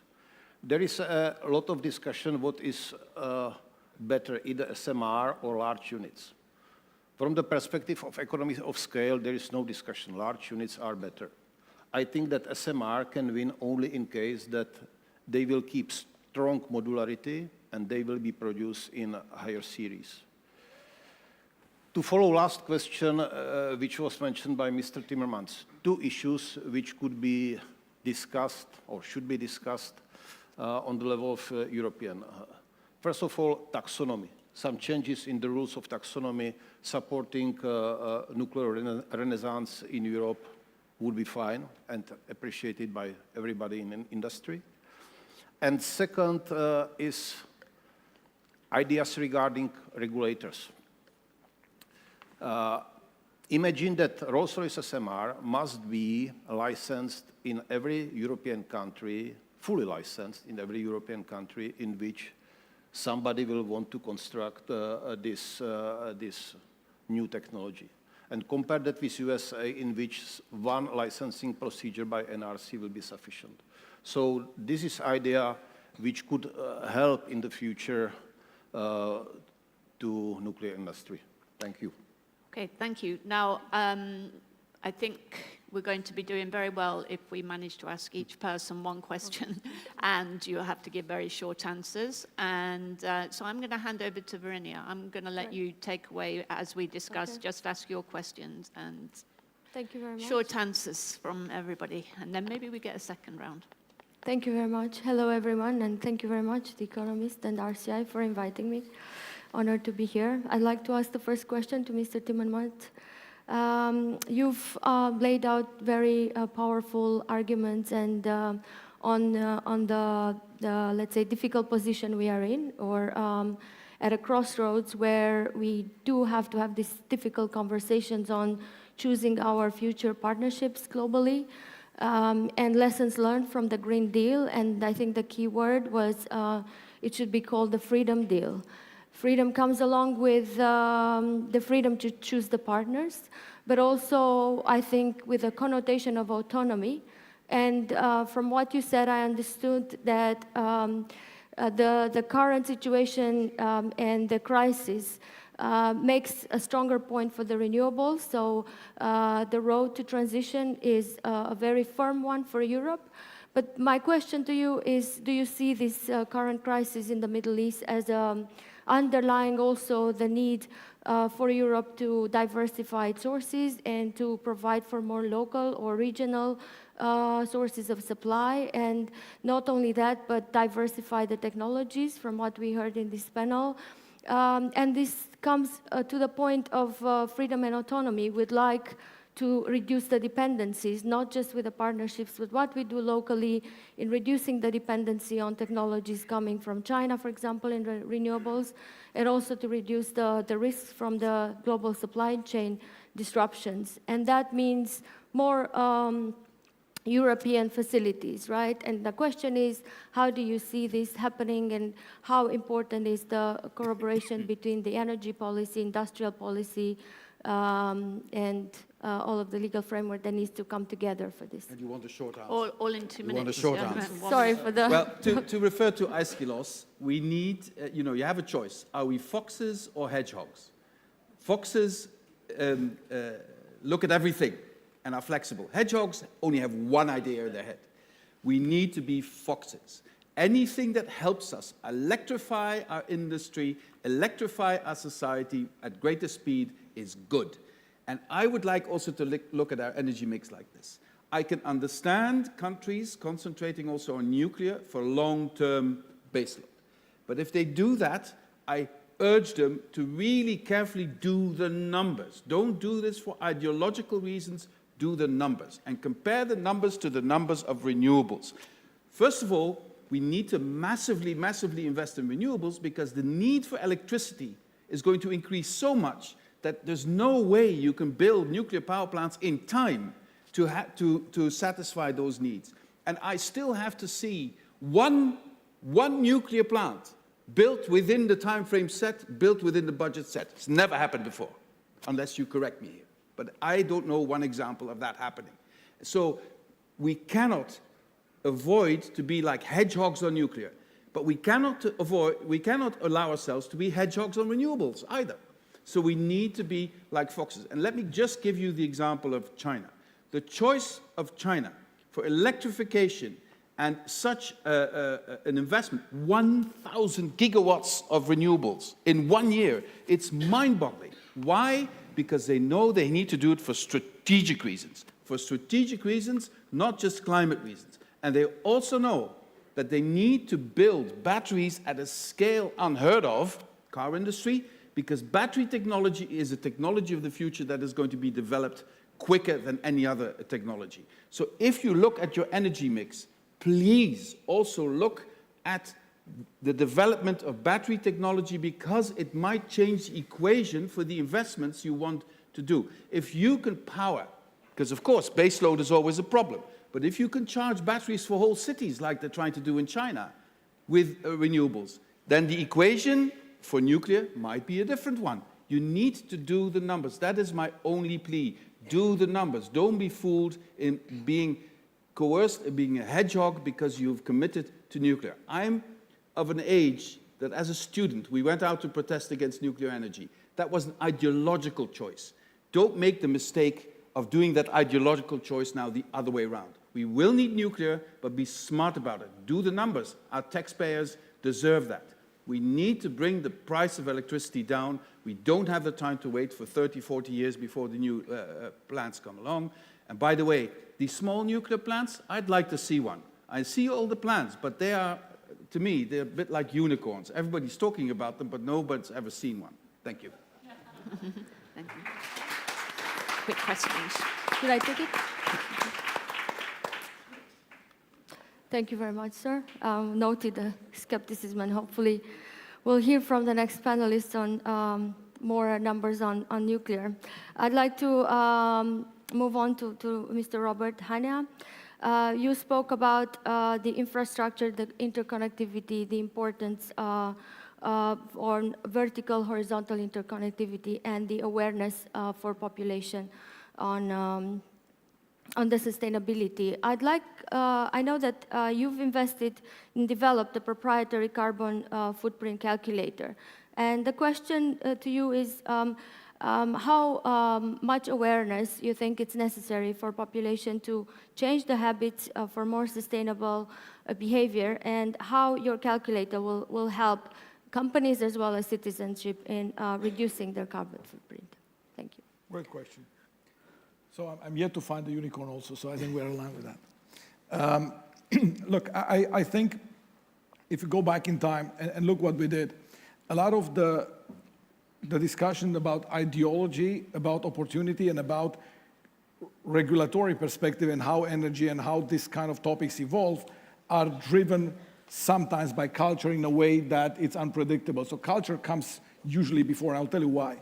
So when we built our energy mix of the project here in Bucharest, we did deep enthalpy geothermal. It was not cool, it was not necessary, it was probably at that time not really economic. We didn't look very smart back then, 15 years ago. We are looking smart now, but we didn't do it because we wanted to look smart in 15 years. We do it because we knew back then that this is actually the right choice, not just from one parameter, but from several parameters why we want that. So we were ahead of time by doing that.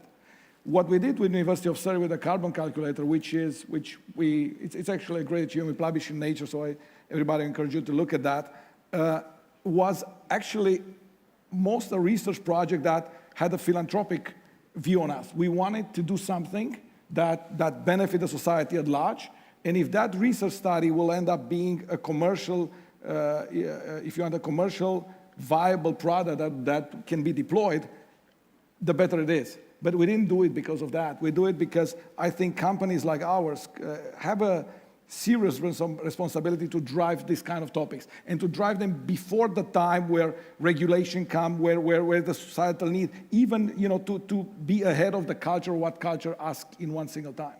So that are the reason why we are working on these topics, and we think the carbon calculator we did with Surrey for the aviation industry, it's I think it's the most performant now in the world, and I think it's a very important piece of the puzzle. Thank you very much. That's a great project. Congratulations and great product. I'd like to move on to Cosmin Ghița. There was a lot of discussions already on the nuclear. I'd like to ask you on the fact that in the overall mix, Romania relied successfully on nuclear energy. That provides about 20% of the country's mix. We've operated nuclear I think our nuclear reactors are in top 3 in the world in terms of excellence in operation. And as you said, we're looking to build additional 2 new reactors. And SMR. And SMR, of course, and other projects. Of course, the nuclear program of Romania is highly ambitious. I'd like to ask you what do you think the challenges are in building this reactor 3 and 4 at Cernavodă? And you mentioned before the state aid, how important that is also in the context of what Mr. Timmermans said, the revenue model and support schemes that should be available as well for the nuclear sector. And Sure. obviously any considerations on the SMRs as well. Sure. Appreciate it. Let me start with the regulatory piece. I would say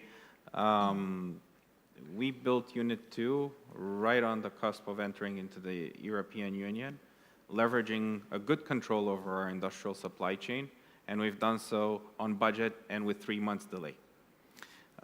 So if you want an example in your backyard, it's one of your newer members. And others have done so if they manage to contain and control their supply chain, similarly to Korea in the UAE and so on and so forth. So it's not just a matter of services and technologies having the integrated package. People, manufacturing, and technology brought together to be able to control pricing and budgets and so on and so forth. That comes in together with regulation. So a lot of the regulation that has come in is making construction a little bit more interesting, provocative, and that will probably need some relaxation. And that's why I was very happy to see the union call in for regulatory sandboxes around construction. So basically, it would allow us to do this type of flexibility that would allow us to catch up and be more efficient and also try to rebuild our supply chains, because that's what the criticality is. That is where the glut is. In terms of state aid, all forms of electricity or major electricity production require state aid. We've seen that from renewables to nuclear. In terms of intensity of the state aid, total volume, yes, of support is, overall CapEx is larger, but if you look at intensity per megawatt, hour produced, because that is the whole thing, and you report it to your capacity factor, and this is where in the US they don't use LCOE anymore as a metric of power measuring. They're looking at other alternatives. The intensity ends up, the state aid intensity for nuclear ends up being smaller when you look at megawatt hours, but because you're also targeting a very specific type of product, the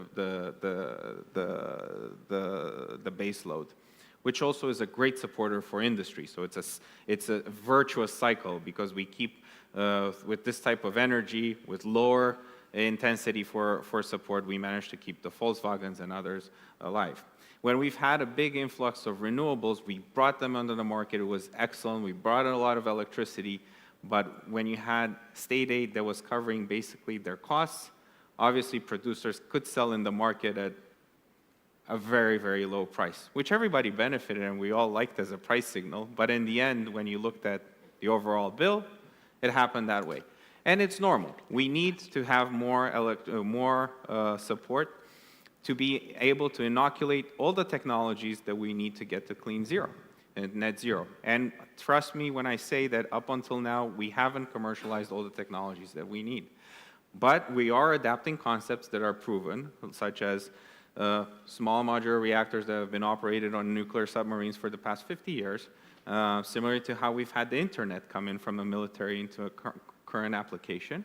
And hopefully we'll be able to support a more efficient and hopefully localized production that would support our overall economic and energy security needs. Thank you. Thank you. One interjection. Sure. There is no cheaper energy than solar energy. Whatever you do, whatever you tell us here today, there is on the planet no cheaper energy, and it's getting cheaper by the day. Noted.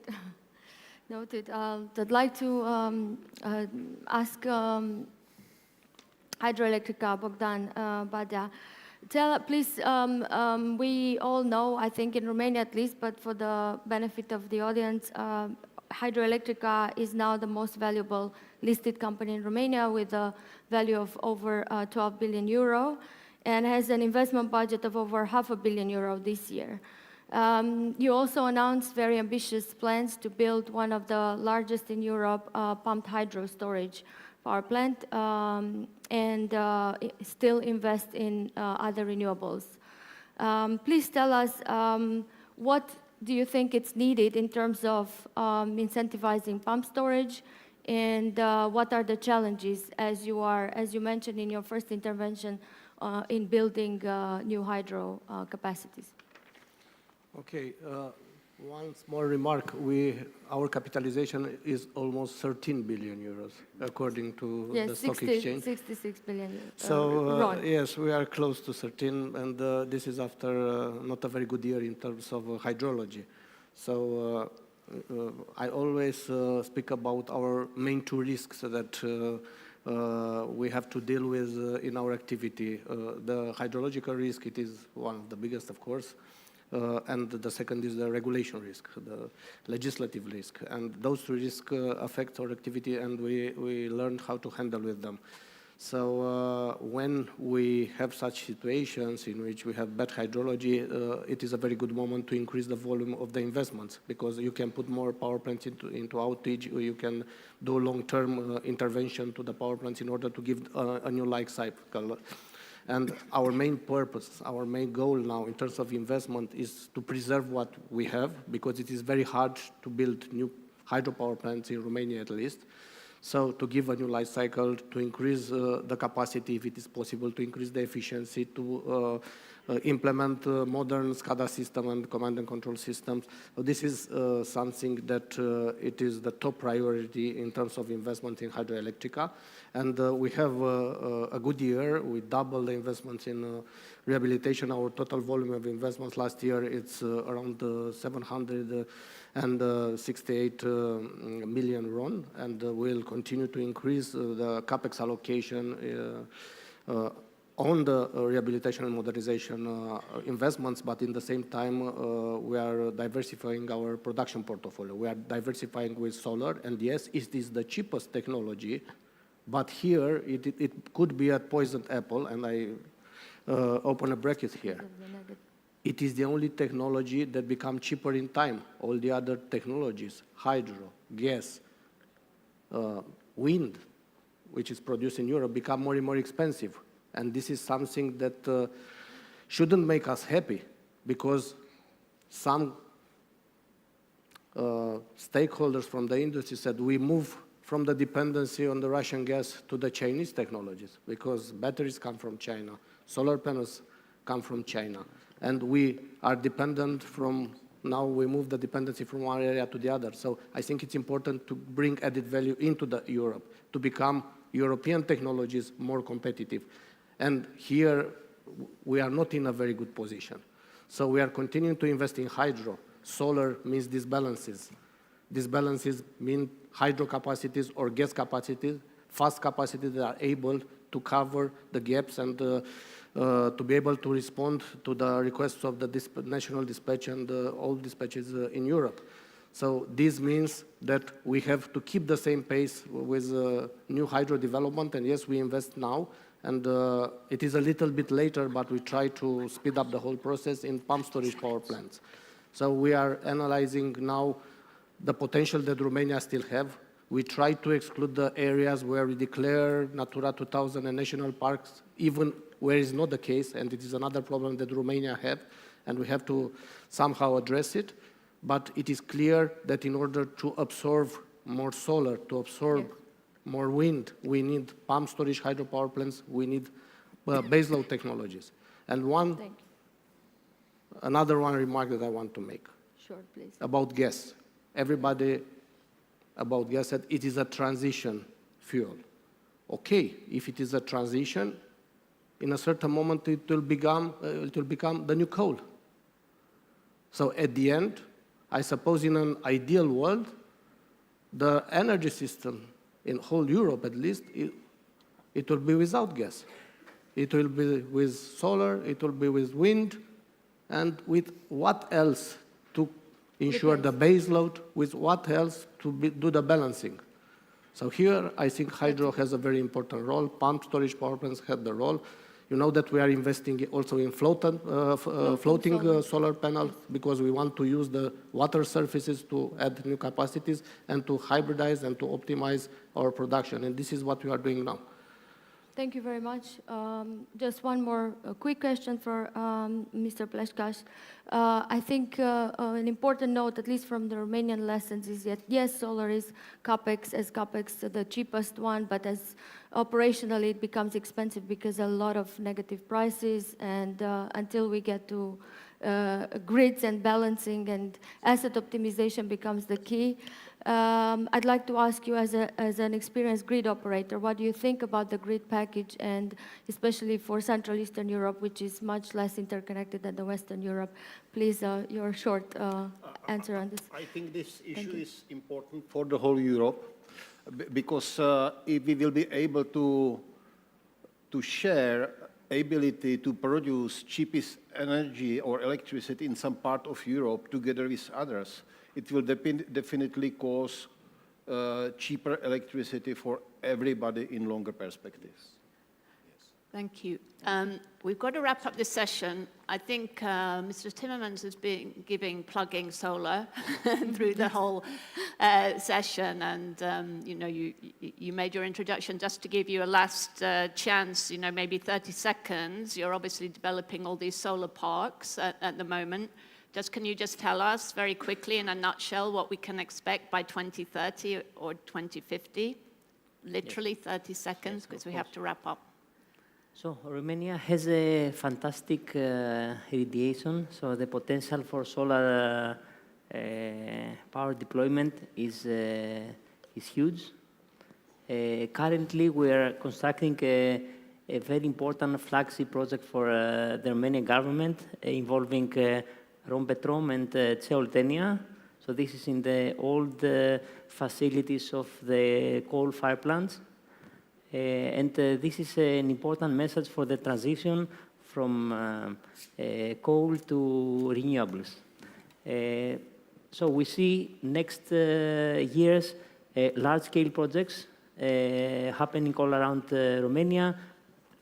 The potential is there, the land is there, grids, they need upgrade, but again, this is happening together with projects.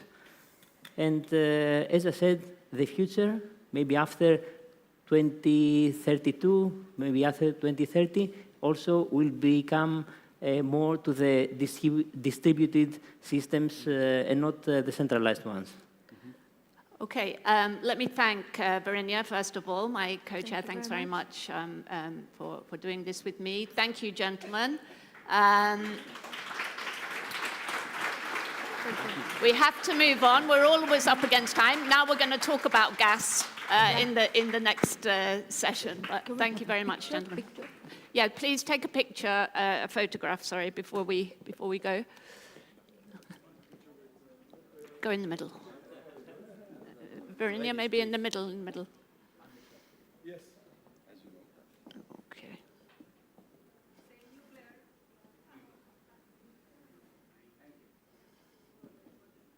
Okay, thank you, Verinia. Thank you.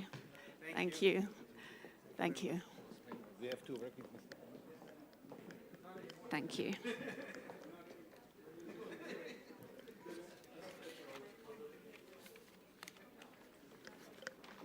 Okay, ladies and gentlemen, we're moving quickly on. Please remain in your seats. We're now going to be talking about the potential of the Black Sea for natural gas corridors and exploration.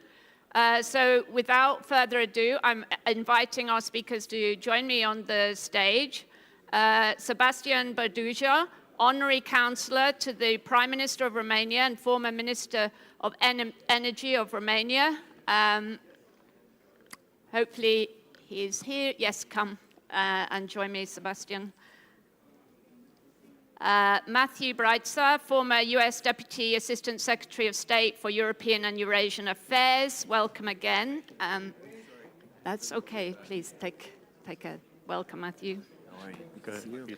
And let me now invite our industry panelists to join us. Mark Beacom, Chairman and Chief Executive of Black Sea Oil and Gas. Welcome, sir. Great to have you again. Yes, Take good. a seat. Well, we Razvan Popescu, Chief Executive of SNG and Romgas. Yeah, please take a seat, Mr. Popescu. And Oana Alexandra Ișdălea, Managing Partner, Ișdălea and Associates. Welcome, Oana. Okay, well, we saw the challenges in the last panel. There's lots of you, there's lots to talk about, and we're always running up against time. So again, I'm going to ask you, be short in your opening remarks, and then we can have more of a conversation afterwards. So I know everybody here can do that. So let's turn to Mr. Baduja to kick off the discussion. Well, thank you for inviting me. It's a wonderful pleasure to be here. And I wish almost that I was part of the previous panel. Yes, I'm because sure. I so strongly disagree with some of what was you can said. disagree now. But it's Everybody's okay. listening.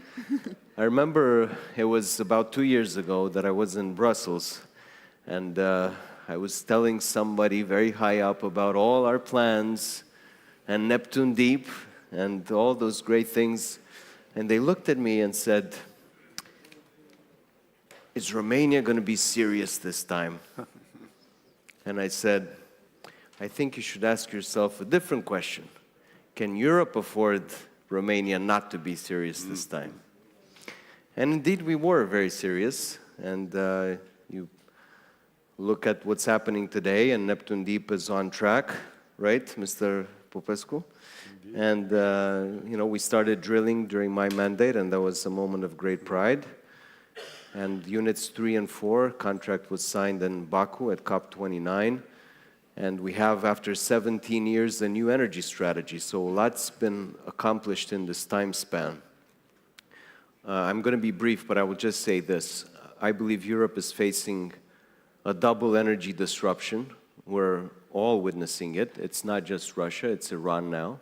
And I think the one lesson we should take away is that we cannot afford to depend on energy sources, energy corridors that are not under our control. I believe the Black Sea should serve as an insurance policy, if you will, to the EU. With its reserves, and I think it's not just Romania, it's Turkey, it's Bulgaria, and it can cover a lot of Europe's needs. And it also pays dividends, because with Neptune Deep, we expect around 20 billion euros in the state budget. So that guy's happy. And so I think, once again, it's a moment of truth. I think it's also a moment of pragmatism, less ideology. Frankly, I strongly believe the order of priority should be security, affordability, and clean energy, third and last. Okay, great. That's very clear. I don't know if Mr. Timmermans is still in the room, because we might have time even for comeback. But let's turn now to Matthew. Thanks, Joan. Thanks very much. And Nectaria, thanks to you and Shara and your whole team and Dan. It's been a typically fantastic, mind-stretching experience so far in these panels today and yesterday. If former Vice President Timmermans is here, I would have a suggestion. He should have done what the Biden administration did, which call our massive investment in renewables the Inflation Reduction Act, which it didn't reduce inflation. It had nothing to do with that. But it got away from the culture war on the green label. I'm going to briefly talk about the good news and the bad news. And the bad news was touched upon by Mr. Exarchel earlier today. The good news is that Romania and Turkey, thanks for mentioning Turkey, where I live, and Azerbaijan and Georgia did their homework in previous decades. Together with Mehmet Ali Bayar and President Demirel at the time, the leadership of Azerbaijan, Georgia, and Turkey decided way back in the mid-1990s that with all the new discoveries of oil and gas in the Caspian Sea at the time, which was, by the way, the biggest oil discovery in the world during the course of the previous 2 decades, it didn't make sense for those resources to be exported through geographic choke points like, the Strait of Hormuz or the Turkish Straits. or via monopolized export systems like the Russian one. And there were two deputy foreign ministers of Russia who told me in that time, we're going to fight like crazy because we know our one strategic advantage in a world in which we're much weaker than you are is energy exports. And we are going to fight to monopolize as much as possible. It was after a few vodkas, but nonetheless, two ministers said that. And as Commissioner Minjatu said earlier today, yeah, perhaps Europe approached its overdependence on one which seemed like affordable and reliable supplier of natural gas for too long. We had the luxury in the United States of feeling isolated from those threats, and were able to collaborate or try to persuade our European allies that it would make sense to reduce dependence on Russian gas. Ronald Reagan began it way back in the 1980s. In my time, actually, it was 20 years ago, it's hard to believe, to January 1st of this year, was when Russia first cut off gas supplies into the EU via Ukraine. And people in Bulgaria really suffered, and not only. And that was largely a game over leverage and getting control of Ukraine's gas export infrastructure. But at that time, my senior leaders or comrades, they really didn't know what to do. We had been working with Turkey and Georgia and Azerbaijan for years to develop a new network of pipelines, especially a large natural gas pipeline, which has become TANAP and the Southern Corridor and TAP. But at that time, our senior leadership was baffled, and as were our colleagues in Europe. We worked for years together with our European colleagues to try to persuade them to reduce that dependence on one supplier by developing new infrastructure. And after that gas cutoff in 2006, I was sent to Berlin to speak with the Deputy Minister of Economy and Energy to try to convey this message. We were urging you to diversify away from one supplier. And very politely, the poor man listened to me for a half an hour and then asked me to leave because he said, I don't think U.S. officials should be telling Europeans what sort of energy mix they should have. But the homework was done. And the EU did its job, and it passed the third energy package, and all these interconnecting pipelines have been built. We talked about the vertical corridor today. I just talked about the southern corridor. We've got multiple interconnections, so gas now can flow through European markets and to European markets more according to the price signals of the market rather than monopoly power. Romania is a huge success story, so not only do you already produce about, 75% of the natural gas you consume. Now you're going to be a net gas exporter, right, after Neptune Deep comes on stream. So what a remarkable change that is. But don't forget about Turkey either. So Neptune Deep, it's got about 100 billion cubic meters in proven reserves. And the Sakarya field in Turkey has 700 billion. So it's a much bigger field. However, I think the impact for the EU of Neptune Deep will be greater because it'll be the largest producing field in the EU and it'll be exporting. Okay, finally the bad news. I think we are way underestimating the negative impact of the US chosen war in Iran. Okay, natural gas prices in Europe are up about 70% maybe, that's terrible. Oil prices 50 to 60%, terrible. But there's a lot of oil still on the water that's on its way to market. There's a lot of LNG that is as well. When that stuff is delivered, there's a risk of an enormous price shock. Already last week in East Asia, the market price for Omani crude that doesn't have to transit the Strait of Hormuz was $170 per barrel, 170. It's now around 100, 110 in Europe. So the precipice could be coming. And final point is natural gas is even worse. So as we know, 20% of the natural LNG of the world supply and oil transits the Strait of Hormuz, and it's locked in. In Qatar, the first big blow was that they had to shut off production. Liquefaction facilities, once you shut them off, it takes a long time to get them going again. So in the United States, there's this project, Freeport LNG. It had an explosion, it shut down, and it took 9 months to get it back up and running. In the middle of the US gas industry, with no war, with plenty of investment. So it's going to take a long time to restore that Qatari production.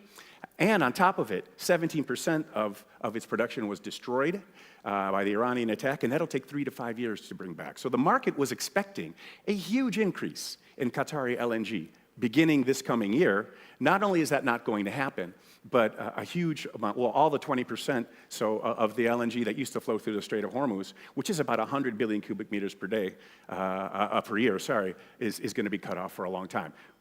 Terrible news I saw just as I was coming, my last point coming up here just now. Al Jazeera was reporting that President Trump is now saying that he would like to pull out, so end the war, without reopening the Strait of Hormuz. So these price shocks are going to go on for a long, long time. Thank you. Thank you very much, Matthew. Mark Beacom, over to you. Okay, well, I've been at these conferences for 1,000 years by now, and talking about energy security, and it's kind of the same story all the time, is that, you know, Europe doesn't have any energy security, and making better connections amongst people who are poor doesn't make you any better. And, you know, having a nice pipeline from a political actor like the Russians always was going to get us into trouble.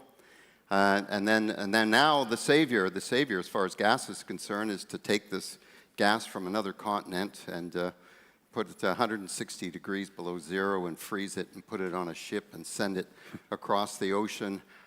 You know, it's just a floating bomb that, you know, halfway across they could decide. One thing about a pipe, once it's connected to you, the gas has to flow to you. An LNG tanker can be heading your way and then say, well, somebody else wants this gas. There's no energy security, no gas security in LNG. I mean, it's worse than what Europe had before with Russian gas. One's political, one's technical and economic.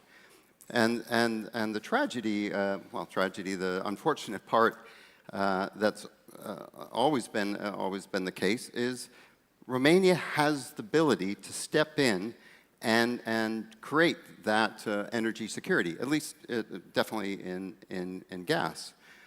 If you want energy security, have it in your location. And so for Romania, the best place for sure is the Black Sea, and for the EU, also we're better than Romania. And we can pat ourselves on the back.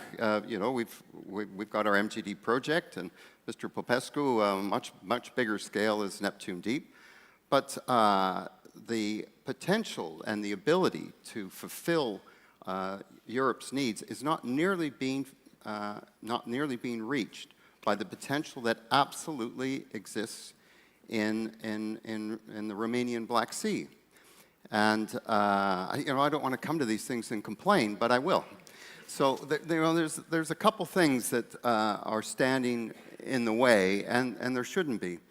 In Brussels, there is still very much a dogma of we're going to go on transition, which I fully support, by the way. You know, we've set up a company to do biomethane, and we were pursuing offshore wind. So I like the renewable stuff. But in Brussels, there's a dogma that you know, this gas has got to stop, and you know, the idea of putting carbon taxes on consumption makes sense. It makes sense to me. But then they have, you know, they can't stop. They can't stop. You know, once you're in there and you're on that algorithm, you just can't stop. And the latest concept that Romania should be aware of is they call this thing NISIA. And it's a crazy idea. And what they say is, okay, I know the consumers are discouraged from using gas, which is the right thing. They're, you know, make gas expensive, make people do something else, renewables.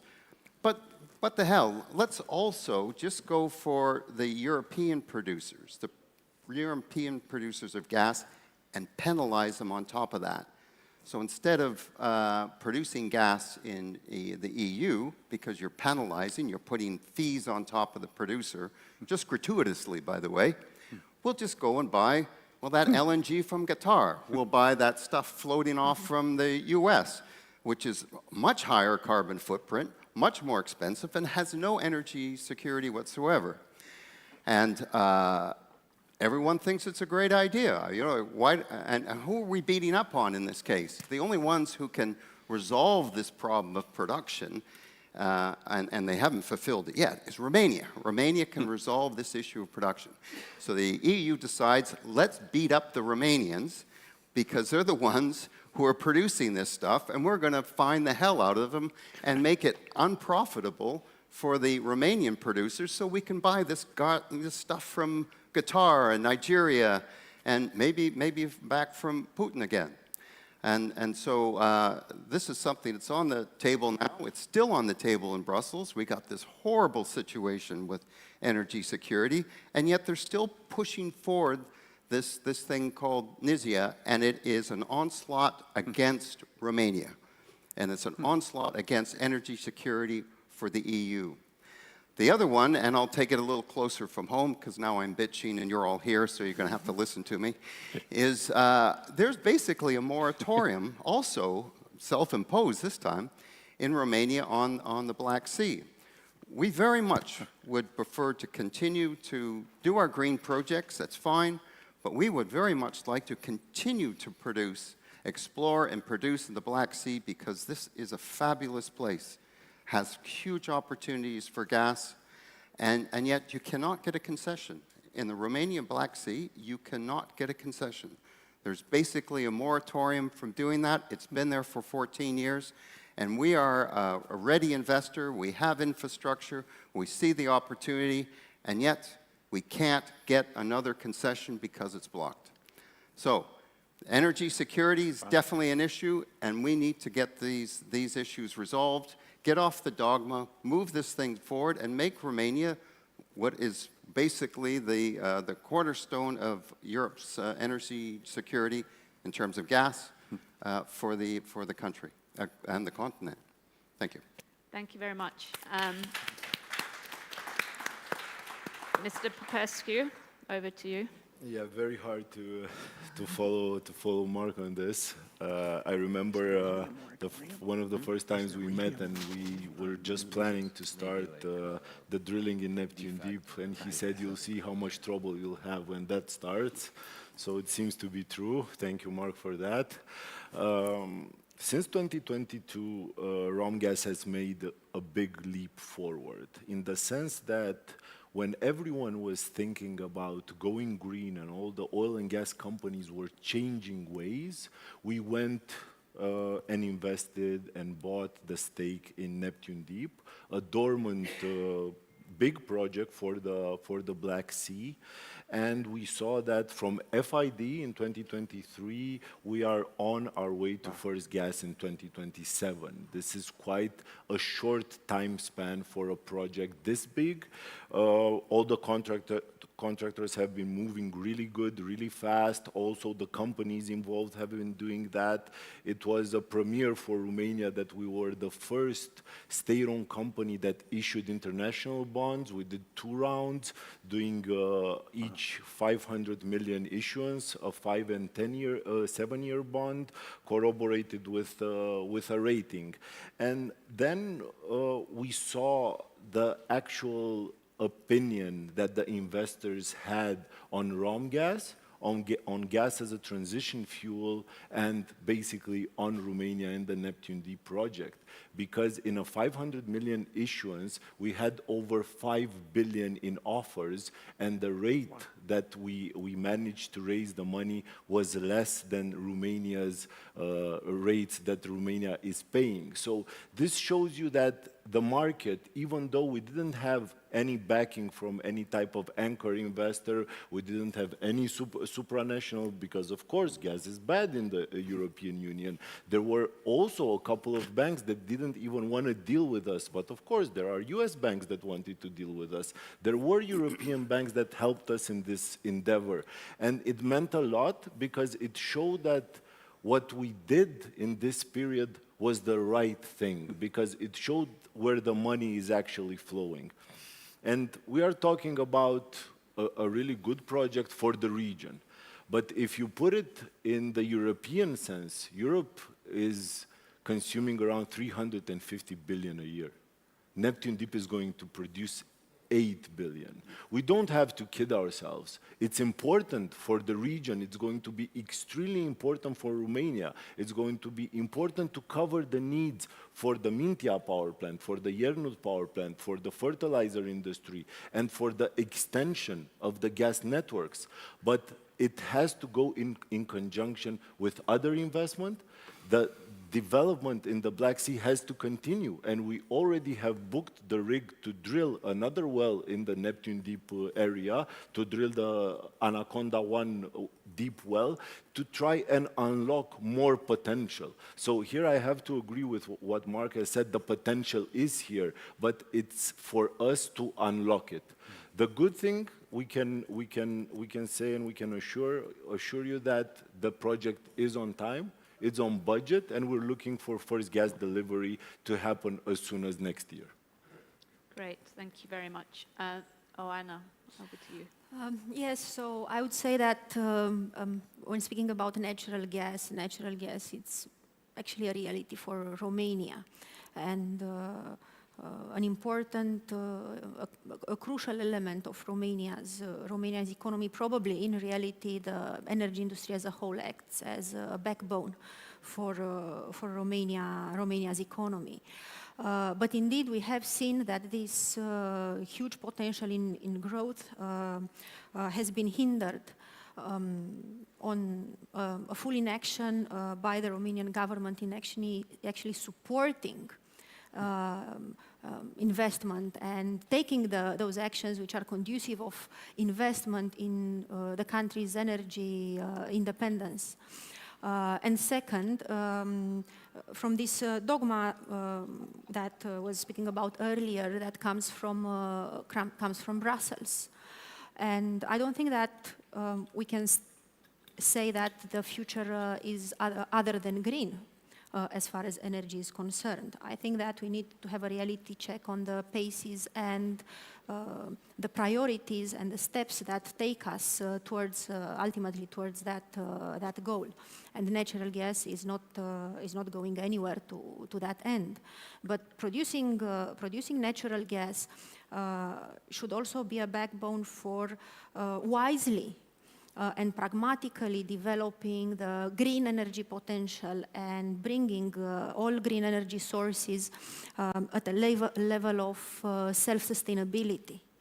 For example, if we look at the Romanian potential of offshore wind, it's significant for this part of the world. And yet, until now, Romania preferred to give a priority to a cable which ideally would bring offshore wind produced in Azerbaijan under the Black Sea, pass through Romania as a PO box, not something else, and take all that energy or whatever actually is left of it after power comes through hundreds of kilometers of cables to Western Europe. To me, that doesn't sound too wise. Taking even a step further, green energy as an alternative to gas needs technologies. Green energy technologies, 90% of it come from China. We have a wonderful piece of European legislation which is called the Industrial Accelerator Act, but then we have a huge fight in between the two most powerful economies in the EU, France and Germany, whether this Industrial Accelerator Act is going to be made with Europe or made in Europe. On top of that, we have the Critical Raw Materials Act. And Romania, again, here has a wonderful potential in graphite, in magnesium, but we see that the Romanian government is not taking any steps in actually helping these kind of projects moving forward. To answer Mr. Timmermans' question earlier about why small nuclear reactors do not come alive, well, I think one of the reasons is because the technologies are crazy expensive that will never build an economic case. And that second, these SMRs require enriched uranium at weapon level. And in the current global circumstances, I think we really need to ask ourselves, would we like for any and all countries to have that kind of fuel on their hand, which can be used for so many other things? Okay, thank you very much. Well, thanks all of you. So we've got some time for discussion, so this is good. So, well, very clear theme is coming out of this panel, which is making the case for pragmatism against dogma or ideology. You know, I'm sure that argument is going to carry on. I mean, it's been going on. It's been there. under the surface, above the surface, and every crisis, you know, it comes back into, comes to the fore again. So I'm still, beyond the dogma, trying to understand actually why there has been so little attention in Europe, in Brussels, I mean, on the Black Sea. You know, why so little, you know, attention has been paid to this, why so little support for developing the, you know, the potential that is, you know, self-evidently there. What is this moratorium that you know, that we talked about? What, and is it possible to move ahead to realize that potential without the really true political backing from Brussels? Can Romania do it alone? Well, I think, you know, in Brussels and in life, if you don't speak up, you don't matter. And for too many years, Romania did not speak up in Brussels. And I'll give you a very clear example, not from gas, but in energy. About a year and a half ago, I raised it in the Council of Ministers. I said, dear friends, we have an energy union, but not a single energy market. And if you look at that map, you will see that on most days we are paying a lot more for spot prices than Western Europe. And it goes like that, basically until the border between Austria and Hungary. Okay, so 2026, no interconnections between Austria and Slovakia. Very limited interconnections between Austria and Hungary. What does that do? It creates for Romania, Bulgaria, Greece, very high prices on energy, especially in the context of higher demand from Ukraine. Ukraine used to be a net exporter to our region. Now it's a net importer for all the obvious reasons. What happened after that? We built a coalition, essentially with Greece and Bulgaria. It was a formal point on the agenda for the ministers. Our presidents then took it onward. Then Madam President Ursula von der Leyen made it a key point in her program for the new commission. And now it's hailed as a top priority for the new commission. By the way, Mario Draghi also said that in his report, that it's not really a single energy market, a single energy union without these interconnections. So I think Romania has to speak up more. When it comes to gas, you know, we are already the #1 gas producer in the EU. Sorry, just to say, are you saying then that actually it's not just about Romania and others speaking up in Brussels, it's also about actually starting to do something in the region? Because, I mean, that's really, it's sure thing. The work started on the ground, and that's what gives the visibility and so on. Yeah, and the credibility. And look, you know, we are now the #1 gas producer in the region, thanks to Răzvan and Telu and their team at Romgaz, and Black Sea Oil and Gas, of course, I can't forget them. Okay, we are going to double our production. All this has come at tremendous cost for the country, including for them, by the way. They came into Neptune Deep taking a huge personal risk. They agreed to buy Exxon's stake for about $1 billion. Okay, that's not an easy decision to make from a state-owned company in this country. But you have to take ownership. That's what leadership is about. And it's very sad that to this day in Brussels, the message has not reached across. You know, you were speaking about the NZIA Act. How is it possible that Romania has 25% of the obligation for CO2 storage, but only has 3% of the emissions for the EU? How is that fair?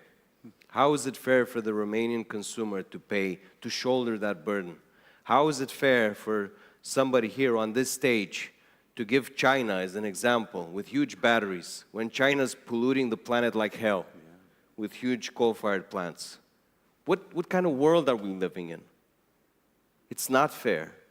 And it's not fair to go on a shock therapy of Green Deal that kills our industries, that has killed our fertilizer production. We have one plant remaining in this country that we're trying to save.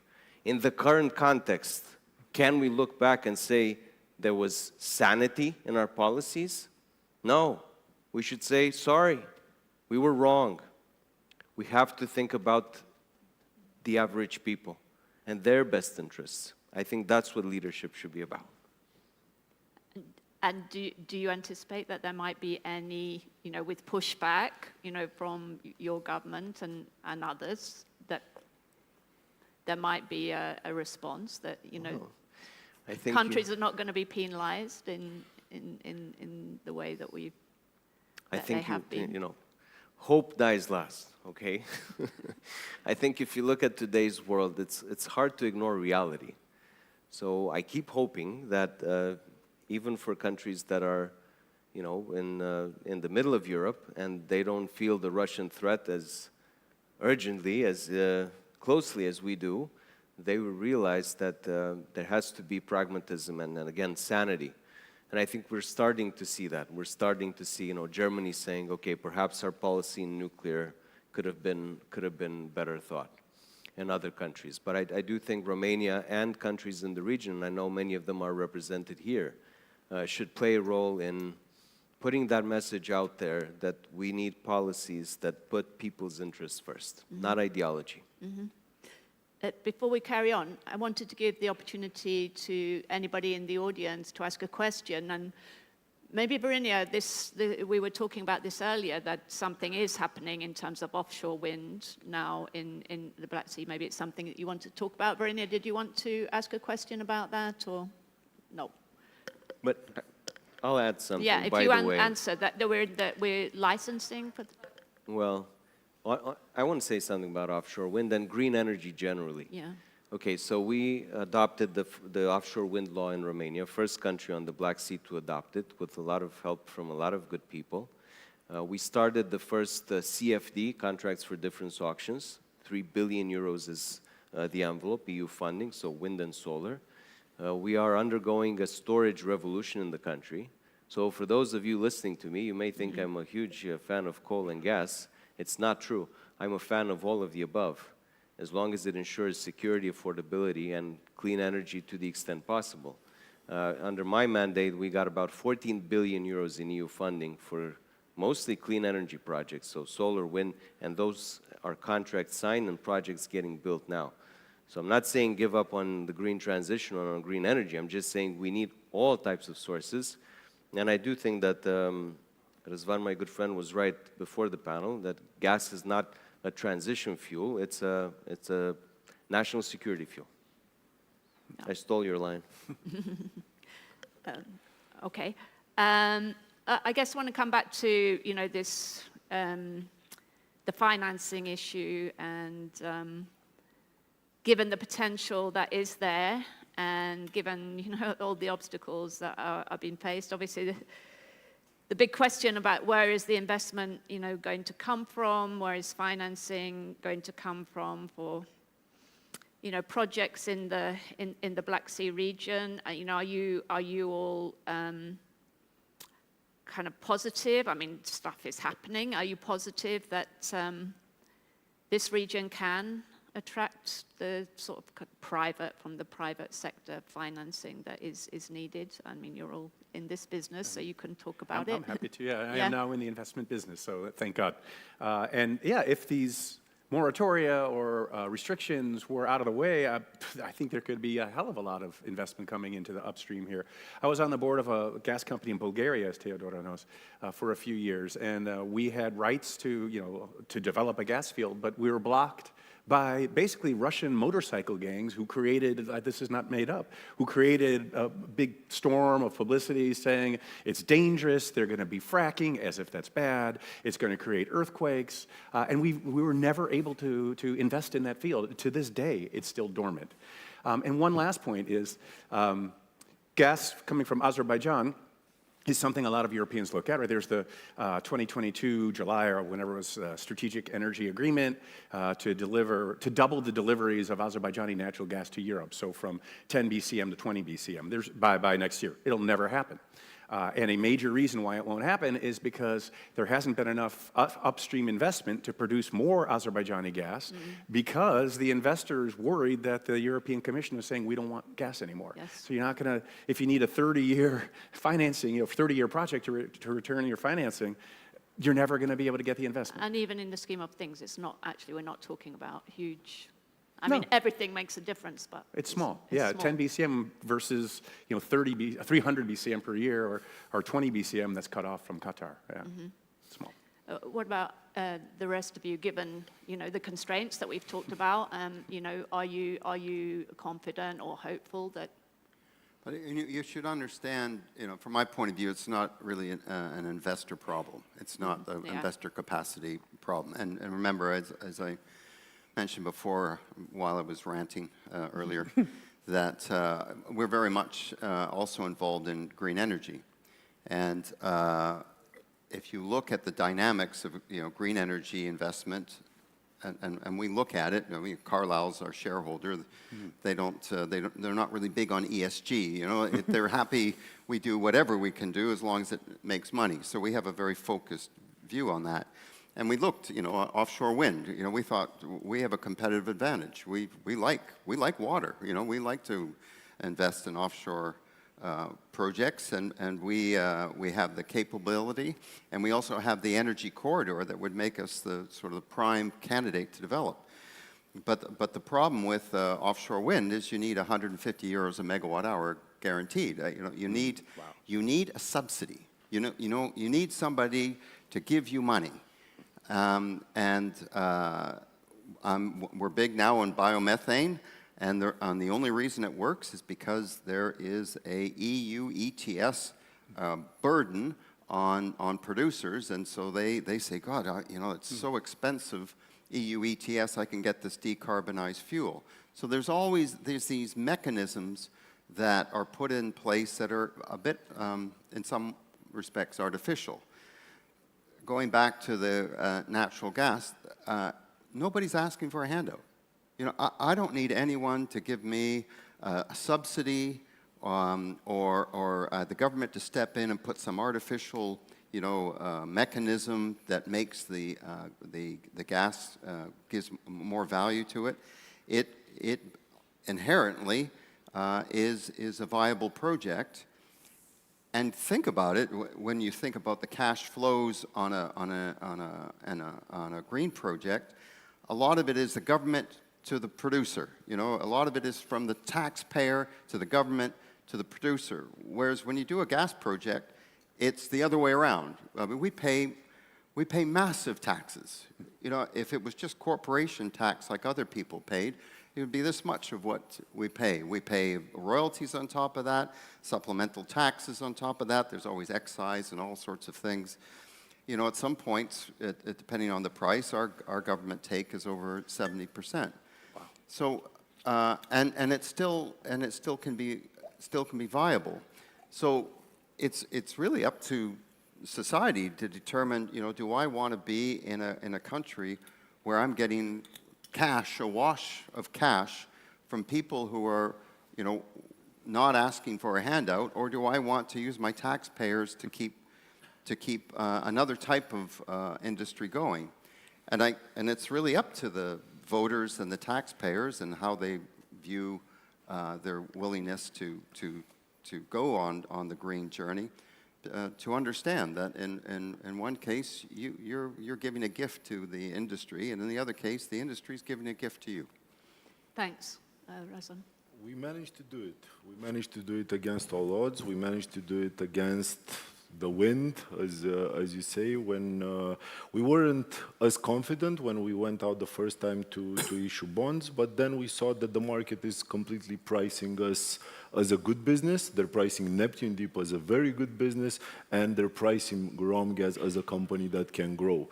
Imagine that in 2020, 23, when we paid over 1 billion for Exxon's stake in Neptune, Romgaz was valued at 2 billion euros on the stock market. Now we're valued at 8 in the context that Neptune is a total 4 billion investment with 2 billion our share. We've also invested heavily in our onshore production. We've drilled new wells. We had our deepest new well drilled last year, and we've been putting into production more wells to counteract the natural decline that we have in Romgaz's natural gas deposits. So it's a matter of being viable economically, but is also a matter for the government to be able to be viable socially, because without the domestically produced gas that Romania is producing, the government could have not taken any measures regarding the protection of its citizens and the protection of its households. And this is the reality. And yes, we are the biggest gas producer in Europe, but we are here because of the lack of investment that has happened throughout Europe in oil and gas. And we've been and we are dependent on other sources. Any hiccup for us is translated into higher prices, is translated into inflation and to the loss of competitiveness. And it's a new dogma at the European level to discuss competitiveness in a market where you are truly uncompetitive. So they like talking about it, but there is actually no action to actually put this into work. We are doing the work, we are doing the investment, we don't need any handouts, and we are doing it without any help from subsidies or any type of government financial support. Thank you. Our time is up really. Owen, I just wanted to ask you if there's any other point that you think has been missed in terms of the this discussion that we're having? Clearly, investment is important, and I think what for Romania should be a priority is actually attracting investors. Attracting investors with measures which can confirm, at least a medium horizon level of stability. Supporting having this type of investors along, because we have seen in the last 5 years, for example, Romania had a kept market system. In the first 6 months, when it was introduced as a temporary measure, it made sense.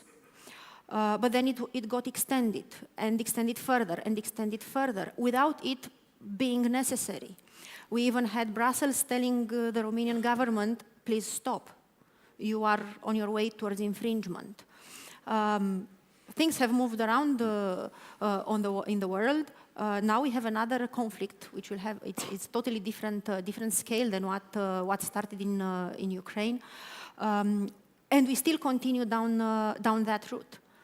And I don't think it is healthy in terms of supporting the existing players on the market, or healthy in terms of attracting other investors, and importantly, investors of good quality. Because for an economy, it is important to have companies that invest which are of good quality. Those who pay taxes, those who care about standards and sustainability and the environment. Not the ones which can cut corners and operate in any kind of environment. And I would like to point out another thing which I think is endemic to Romania, at least as gas production is concerned. In the last 20 years, there was always an additional government take on gas producers. Call it supplementary contribution, windfall profit tax, solidarity contribution, all forms of kept market, regulated prices. But Romania never in these 20 years ever had any kind of measures against imports of gas, for example, which are for free, for everybody. And therefore we ask ourselves, why is domestic production doing at the level it does, when the entire burden is on the domestic production, but imports are free and open-gated? Our time is up, and Mr. Badouche, you don't want to add anything, any final word, because otherwise we're stopping. So please. I think I've created enough controversy. Yeah, we like the controversy. So yeah, please join me in thanking the panelists. Thanks very much indeed. Marcus. Shall we have a photograph? Yeah, likewise.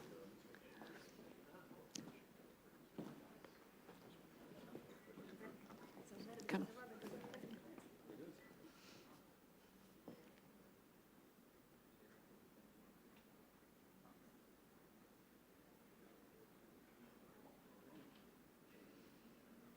Okay, thank you very much. Great panel. Okay, I'm handing over now to Alistair for the next panel. Joan. A couple of great panels that we had then. We're moving on. We're staying with the topic of energy, and indeed we're staying with the green transition. But this time we're looking at one of the particular choke points in the transportation of clean energy to end users, and that is the grid. And specifically, we're going to be asking the question of whether AI can help accelerate the process of upgrading grids so that they're better at distributing this energy. We have a really good, very large, but a very good panel who I would like to invite up without any further delay. They are Christian Ruby, who's Secretary General of Eurelectric, the professional body for electrical companies in Europe. Welcome to you. Please come and join us. Take a seat, not this one, because that's mine. We have George Nicolescu, who is the president of ANRE, the Romanian regulator. Please join us.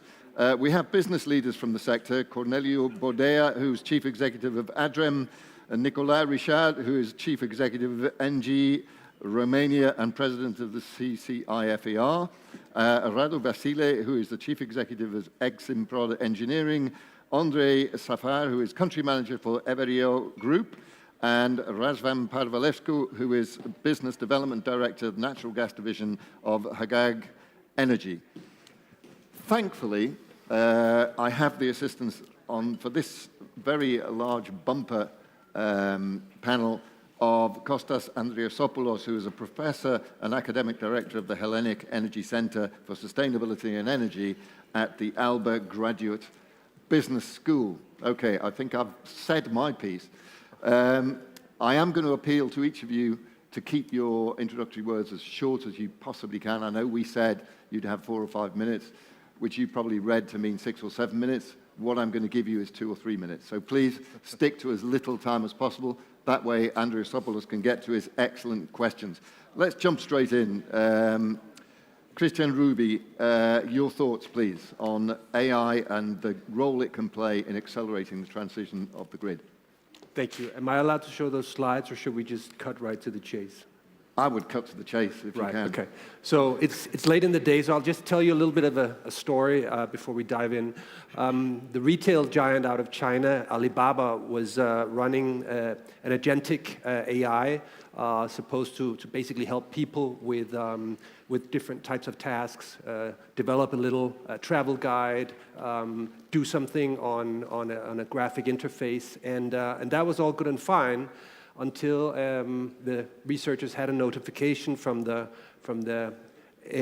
cloud firewall saying that had been severe and continuous attempts of violations on the security.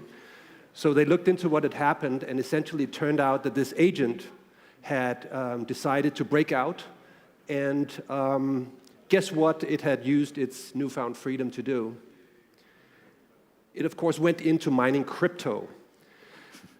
And there was no pre-training for that. There was no intention of making this agent do crypto mining. But that's what happened. And the researchers said this is what can happen as an unintended consequence of the reinforcement learning. So this is just to set the scene for the year 2026, which, in my view, truly is going to be the year of the agents. We are really in a new age of electrical intelligence, and it's got an enormous potential for us. It's going to help us immensely across the board, but we need to put it in very, very solid guardrails of security, because it is a new and very, very powerful technology. So 2 words on what AI can do for energy and what energy can do for AI. Let's start with the latter. In Eurelectric, we've been looking at how much power is going to be needed for data centers in the next 5 years or up until 2030. And we've come to the conclusion that we're looking at an additional country joining the EU in terms of electricity demand. It might be a big country like Poland or a very big country like Spain, depending on how fast the pace is. What this means is we can deliver the power, but the flexibility of the system is going to be crucial, and everybody needs to lean into providing that flexibility. Otherwise, it's going to be a big challenge. And then AI for power.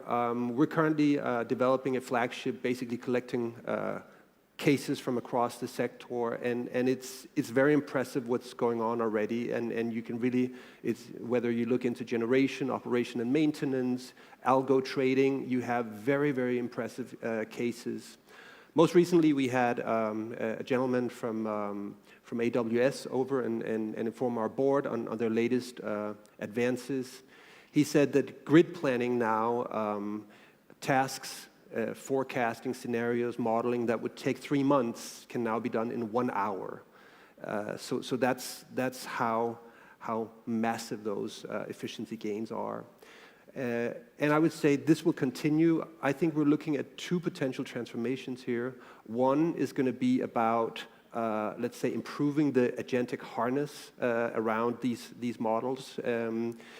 The example with the Alibaba agent shows you need to have security guardrails, you need to have visibility on the loop execution, you need to have a strong agentic harness around it, and that's going to be the next steps immediately.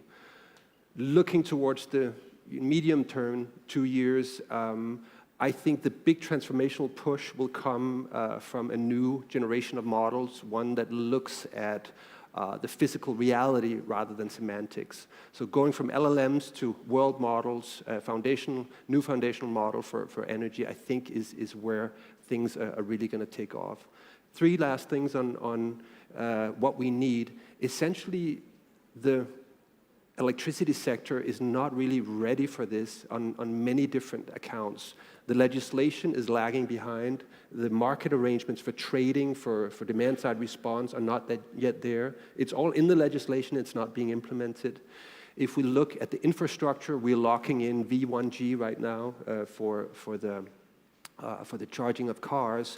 If we wanted to really pull this potential to the full, we'd need to implement V2G infrastructure. And the list goes on. So there's a lot of homework to do across the space. Yesterday, Mr. Letta mentioned a single digital market would also be a huge game changer for rolling out these technologies. Last but not least, I think we need to be clear about the security implications of this. The Alibaba story is kind of fun. It's also kind of scary, and this is where we're headed.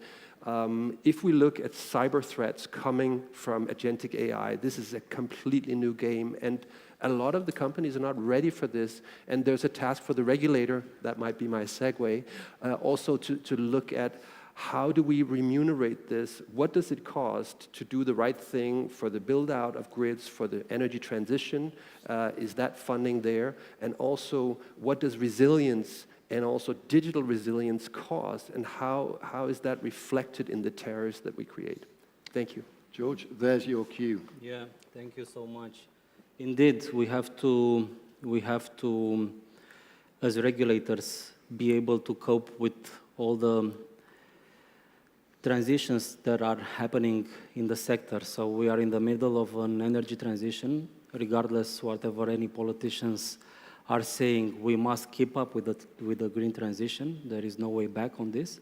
And we don't want to transform the grids into bottlenecks, because we saw that we have to accommodate a lot of renewables. Our consumption patterns changed. We have different consumption patterns. We have electrical vehicles that we need to charge from our grids. We have the prosumers, so a lot of users that are on the edge of the grid, low voltage grid, are being very, very pressure pushed off. And a question is raised. We need more cables, more equipments, or we need smarter way to develop the grids. And this is where implementing the artificial intelligence solutions, I think that we can we can try to cope with the pressure. I mean, modern solutions like dynamic line rating for better usage of the electric lines, or forecasting the production, setting up patterns for consumption. These are ways and things that AI can help us forecasting. And of course, the regulators should not be a bottleneck for this type of investments. But we need to figure it out if these type of investments are CapEx or OpEx. Do we see them as investments, or do we see them as expenses? And let me tell you that we have a lot of discussions in Acer regarding this, and I think and I hope sooner rather than later the methodology and the framework will be changed and adapted for AI solutions. Excellent. Okay, well, we've heard from the professional body and we've heard from the regulator. Let's move on to the businesses themselves. You're the people who are going to be delivering this and facing many of the challenges, the cold face, as it were, if that's the right image to use. Corneliu Bodea from ADREM, your thoughts, please. Respond to what you heard, or just give us your thoughts on this topic. Thank you very much. I'll try to keep it as brief as possible, and I will refer here to three things that obviously has to do with AI and the grids and electricity. First one is about complexity. Already, the grids and the energy business became so complex, and I will not go into details why, but this is obvious, that these businesses became unmanageable without the help of AI.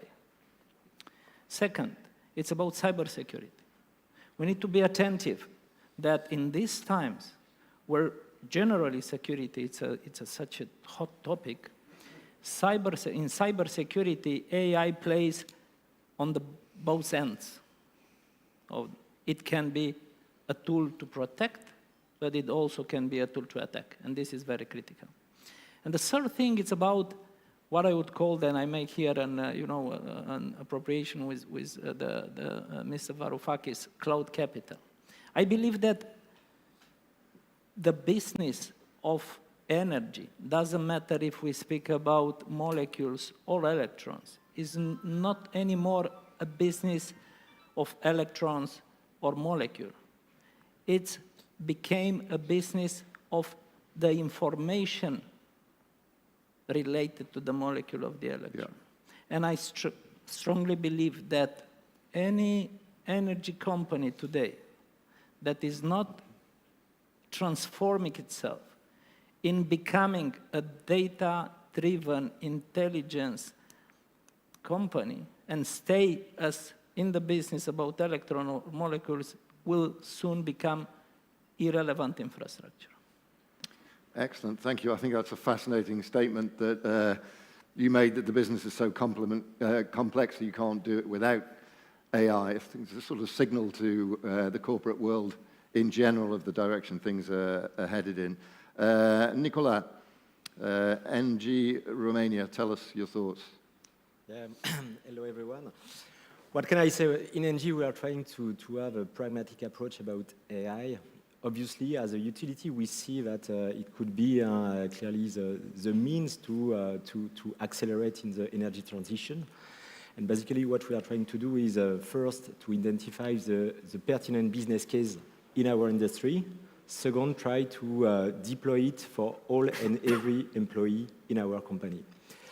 And just to give you some example on the first, let's say, why I say pertinent business case, because usually we could have a very good idea to find a solution to a problem which does not exist. So we have to take care about the fact that it is a very powerful tool, but it has to be very well guided.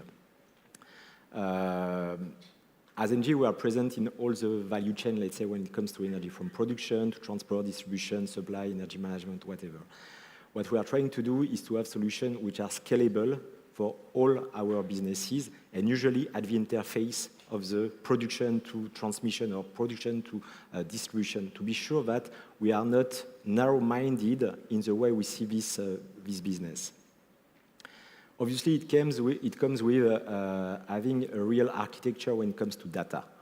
So in France, for example, in our gas networks, we've got, I think, more than 11 million smart meters, okay? And it gives us the possibility to predict much more easily the way the networks could be in a certain, let's say, shape or not, depending on the meteo forecast we've got and so on. So that means we need also to invest in the data architecture and to the, let's say, the real data management, real-time data management. The second topic is trying to give to people access to these tools. Why is it important? Because usually now it's easier to access this tool at home compared to access this tool in the company. Because we think that energy transition will come only if it is affordable. So we need to clearly work on our cost base.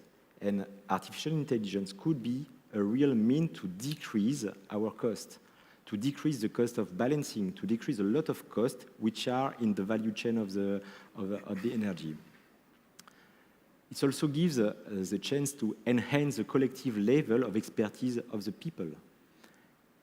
And maybe the third fundamental advantage is to free people in order to free time, let's say, in order to explore experiments, to explore innovation. It comes also with a certain type of threats. You said it, Cornel. Cybersecurity is something very important for us.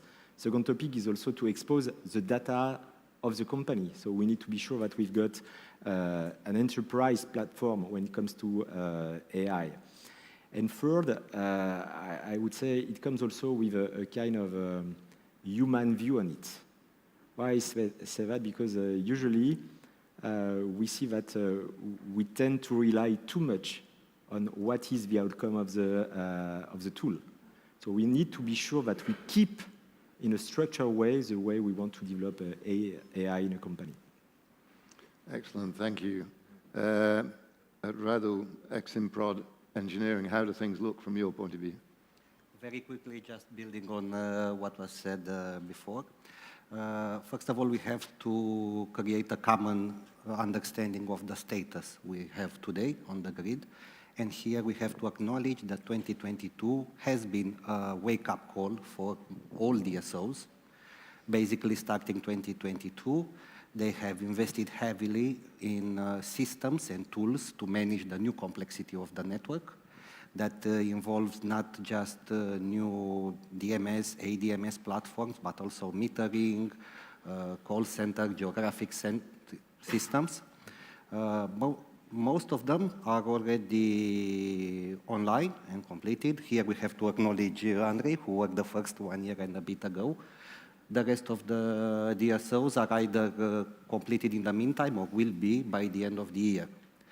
Long story short, it's not just new systems, meaning refreshed hardware and servers, okay?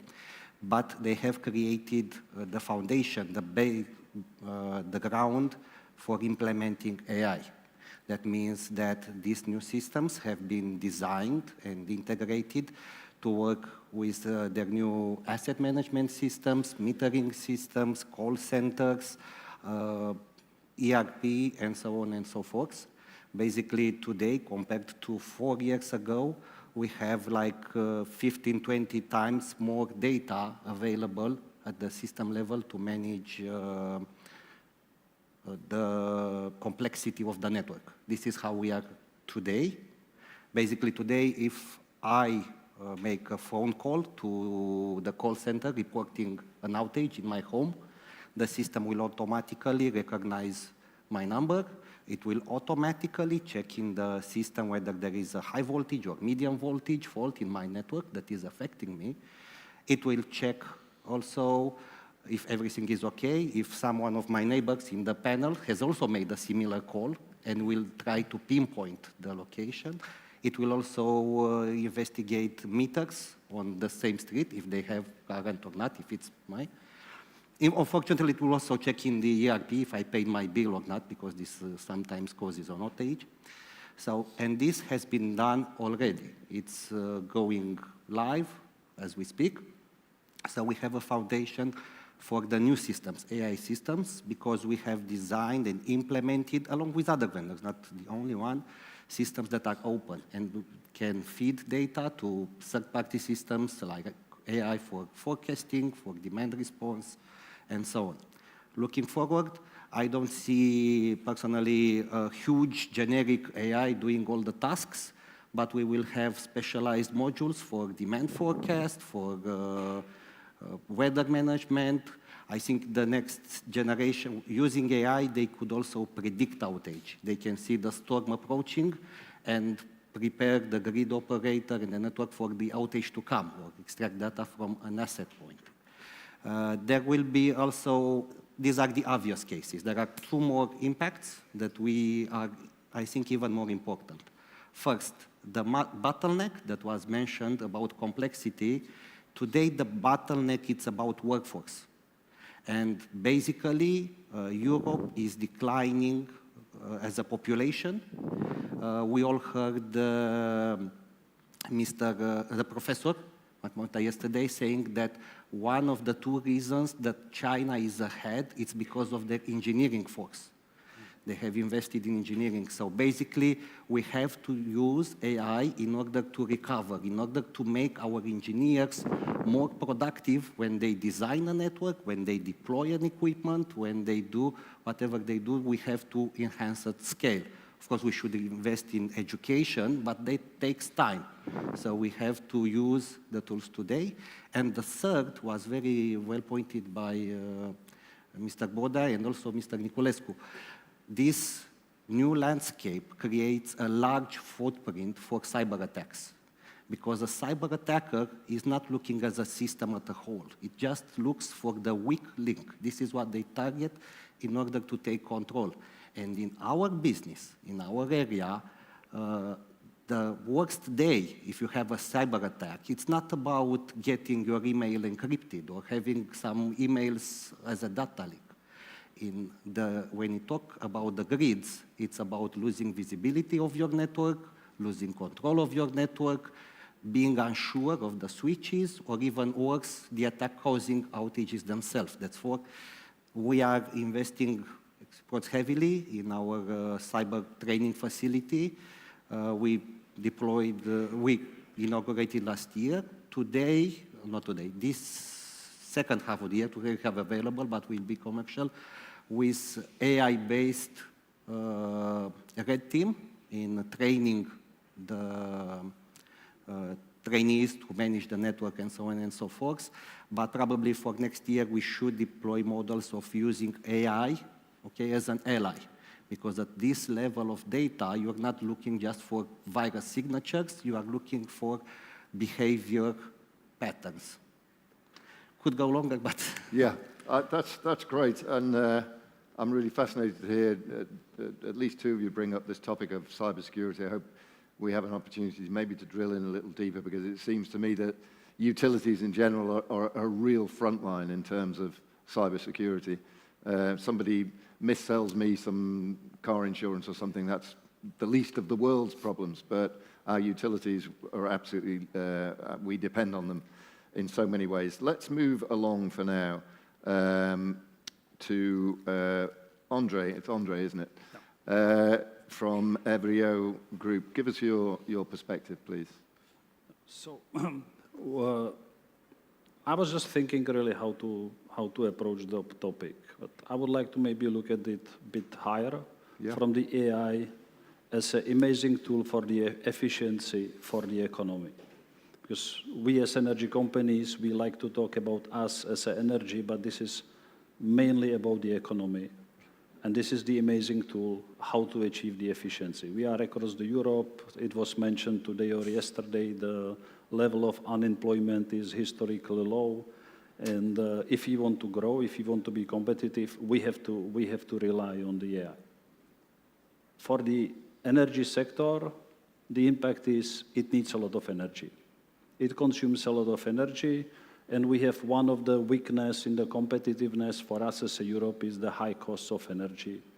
And something which is contributing to the efficiency is putting pressure even higher on the energy cost, because higher the demand, the cost goes up. We as energy sector, our role is to supply the energy for the economy. We are not here for ourselves, we are here to supply the energy for the economy. So we have the obligation, and we are running the electricity distribution. We run the infrastructure for the economy, not for us. It's about the economy. So it's our obligation to serve those needs. So we have and this because we are not on the energy conference, we are on the economic conference. So I will try to make it simpler. We run something like the highway for the transport. So energy distribution is the highway. It's infrastructure for the economy. And our infrastructure was built for certain traffic, for certain type of vehicles, and we are expected to be something else, something significantly else. We will have much higher traffic because energy transition, and not energy transition of energy sector, but of the economy, brings completely different requirements for our infrastructure, and we have to cope with that. Our big issue is across Europe, we have a tendency to look at the energy sector just purely as an energy sector.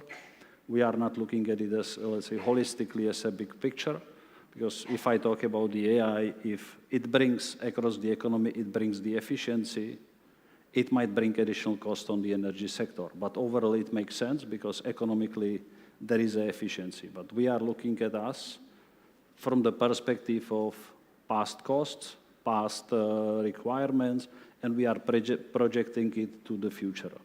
And from that, this is one of the biggest barriers for that change to happen, because we are not looking at the big picture. We are just looking at the small part, which is the energy sector, costs of energy sector today, cost of energy tomorrow, while the role of the energy electricity sector is significantly different in the future. We are living as an infrastructure. We are living across Europe in 4-5 years regulatory cycles. If I talk about this time frame, we were at the beginning of regulatory period. We had 0 prosumers in Romania. Now we are 2.5 years down the road. We have already 4 gigawatt on the roofs of our customers. The grid of 3 years ago and grid of today is significantly different. And we are sitting still in the same regulatory requirement. The same things are happening across Europe. So the speed, the changes are happening, and the speed we are ready to adjust is something which is really bringing me big question, and we really need to seriously have a discussion how to adjust to the speed. And then we can discuss how the AI can help us in our business, but it helps us as it can help in any business. So this is something which is must. I believe this is must for all the economy, but the biggest question for me is really how we are going to set the time frame for us as an infrastructure to be ready for the needs of the economy, which is expected from us. This is something which is really huge. Excellent. Thank you. Thank you for broadening things out. I think that was useful. Razvan, first of all, apologies if I've got your name completely wrong. I almost certainly have, because there's all kinds of dots and things, and I don't know what they mean. It's great pronunciation. Is it close enough? Yes. Okay. I have all right. had very big problems in other cases with my name, so it's Excellent. Excellent. All right. Well, I can relax a little then. Natural gas division at Hagag Energy. Your perspective, please. Well, thank you very much. Hello, everyone. Firstly, very good insights. I'm happy to focus more on gas because this is what we do at Hagag Energy Gas Division. But I will first set the grounds because Hagag Energy is an infrastructure builder, network operator, and gas supplier. So we are hands-on nowadays in the transition from solid fuels to gas, especially in the rural areas where we have our concessions.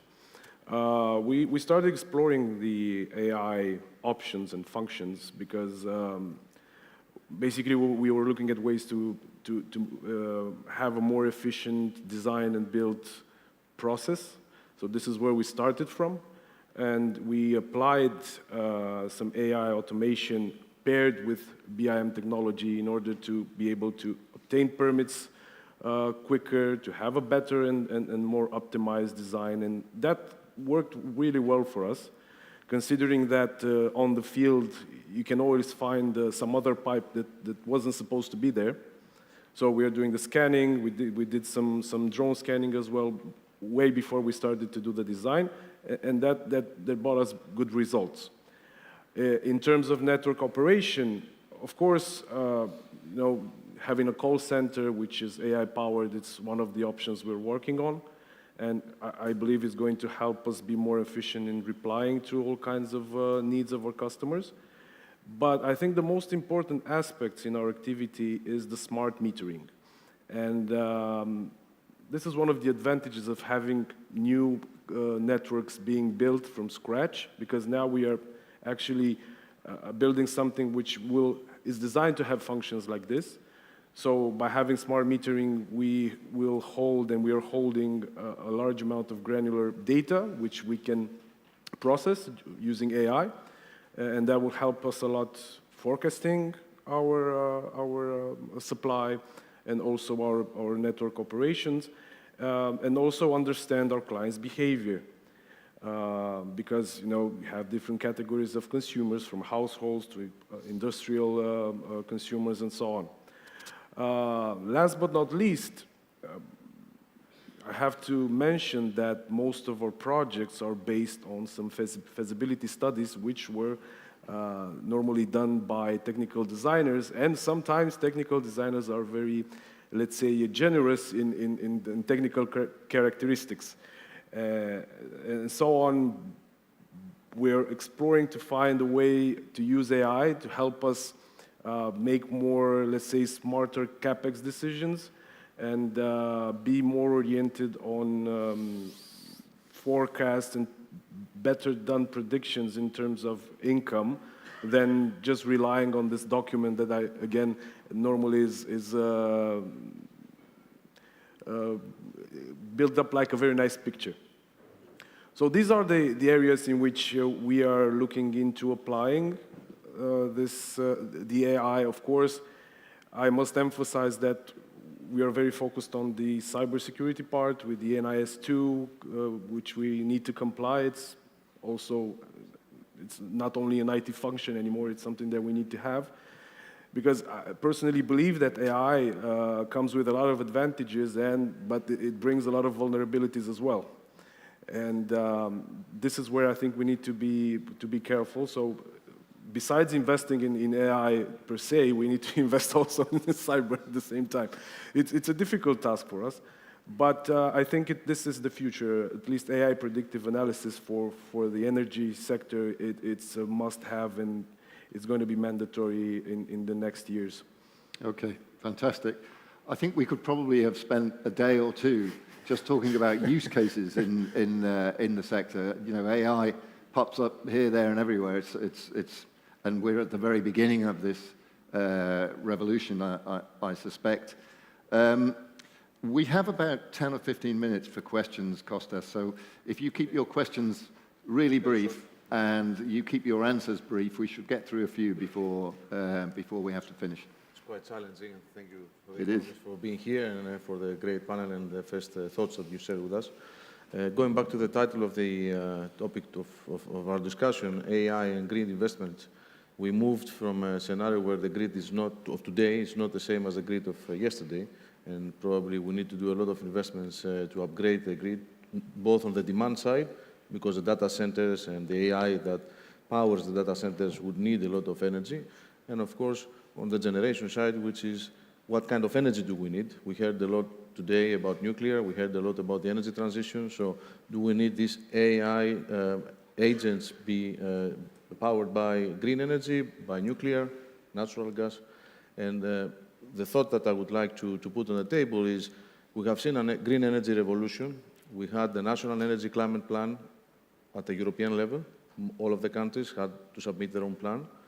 And we have seen in many countries a sort of a bubble in terms of the investment that came in with this, a big hype and excitement, which led to other problems, both on the grid and on the curtailment side and on all of the complexities that we have discussed before. Do we want to see again the same thing also with the data centers? Because there is a lot of discussion, a lot of potential interest and investment on data centers. But how should we plan and strategize on this, thinking of all of these complexities that come with that? And I think I would start with Euroelectric and then our regulator, because it's very important to see how an association in Brussels is looking at that, and of course how the regulator would see to license, regulate this new environment that we will be living in. Quick fire answers, please. Very quickly, I think inevitably every country will have trade-offs looking at the demand for electricity, because everybody is scrambling for electricity now. That's good news for us in a sense, but there will be national strategic political choices as to whether you serve a data center or whether you serve a big industrial that wants to electrify, at least in the short and medium term. So I think that will become a reality. From our perspective, data centers are good clients. I would just have one sort of caveat, which is I think any client that really has a huge load these days needs to lean into flexibility, be willing to play the flex game, because that's going to be decisive for the societal bill. If everybody comes in with very rigid demand at this point in time, prices are going to go up. So flex is a must going forward for all clients. And the second thing I'd say is grid access and constraints are going to be a huge issue. And one of the things we learned from our data clients is that we might have to have a completely different way of modeling data centers, that actually the strength of data centers and their advancement in terms of digital allows us to model them in a different way, so we can really go to the very core of each GPU and understand the electricity flows there. So a new way of modeling it can help bring more, let's say, demand on the grid ultimately, if we do it right. Just to follow up on this, this is also my main line on this subject. I think that yes, indeed, data centers are a hype now. We can look at them as huge consumers of electricity, and we can think what's the impact on the market. A new player that consumes a lot of energy, will the demand increase? What's going to happen with the price? But the right use of artificial intelligence can answer this question and see how, with the benefit of AI, we can modulate the consumption of electricity for this large database. And this is what he very, very clearly stated about using the CPUs at the right percentage in order to level and to balance and to flex the consumption of electricity. It's another actor in the energy system, as it was 3 years or 4 years ago, the prosumers, and we need to accommodate it in the grid.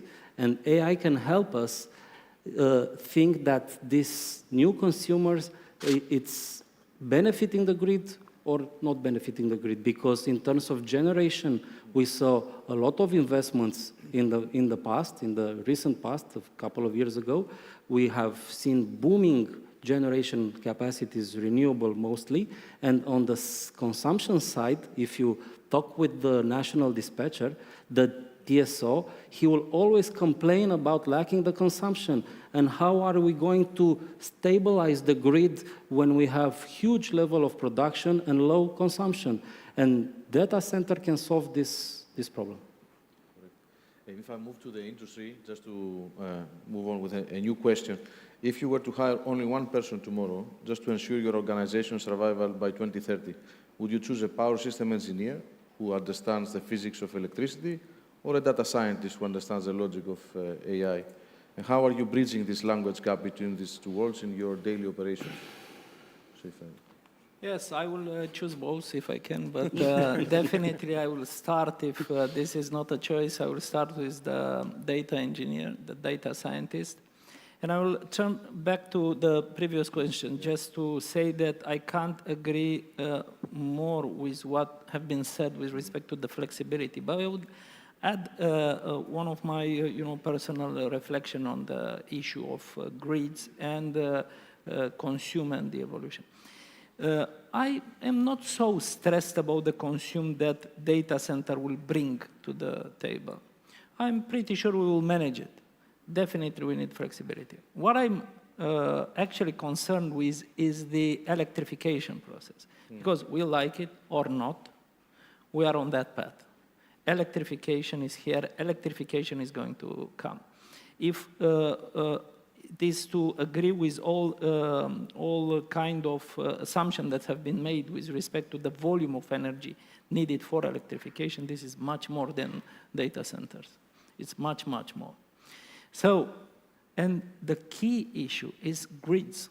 That's why now everyone says that grids is the hottest investment objective in the world for the moment, electricity grid. And I mean, there is probably no more room to criticize the European Union for today, so, but I will just add a little bit of this. Not only Romania, but everywhere in European Union, we were so concentrated on generation, on energy transition in the sense of getting rid of the Russian gas, but not so concerned on the grids. And I believe electrification and grids, they're going to become our, hopefully not nightmare, but biggest preoccupation. Alongside to the saying of drill, baby, drill from the other side of the Atlantic, last year the IEA published this grid report which says grid, baby, grid. That was the saying which is exactly reflecting what you just mentioned. Please. Yeah, maybe just to bounce back, I think we need to have an holistic view about the grids, because I think we will need gas grids and power grids. And just to elaborate a little bit on that, I think we need also to think not only as a country, but as a regional, let's say, framework.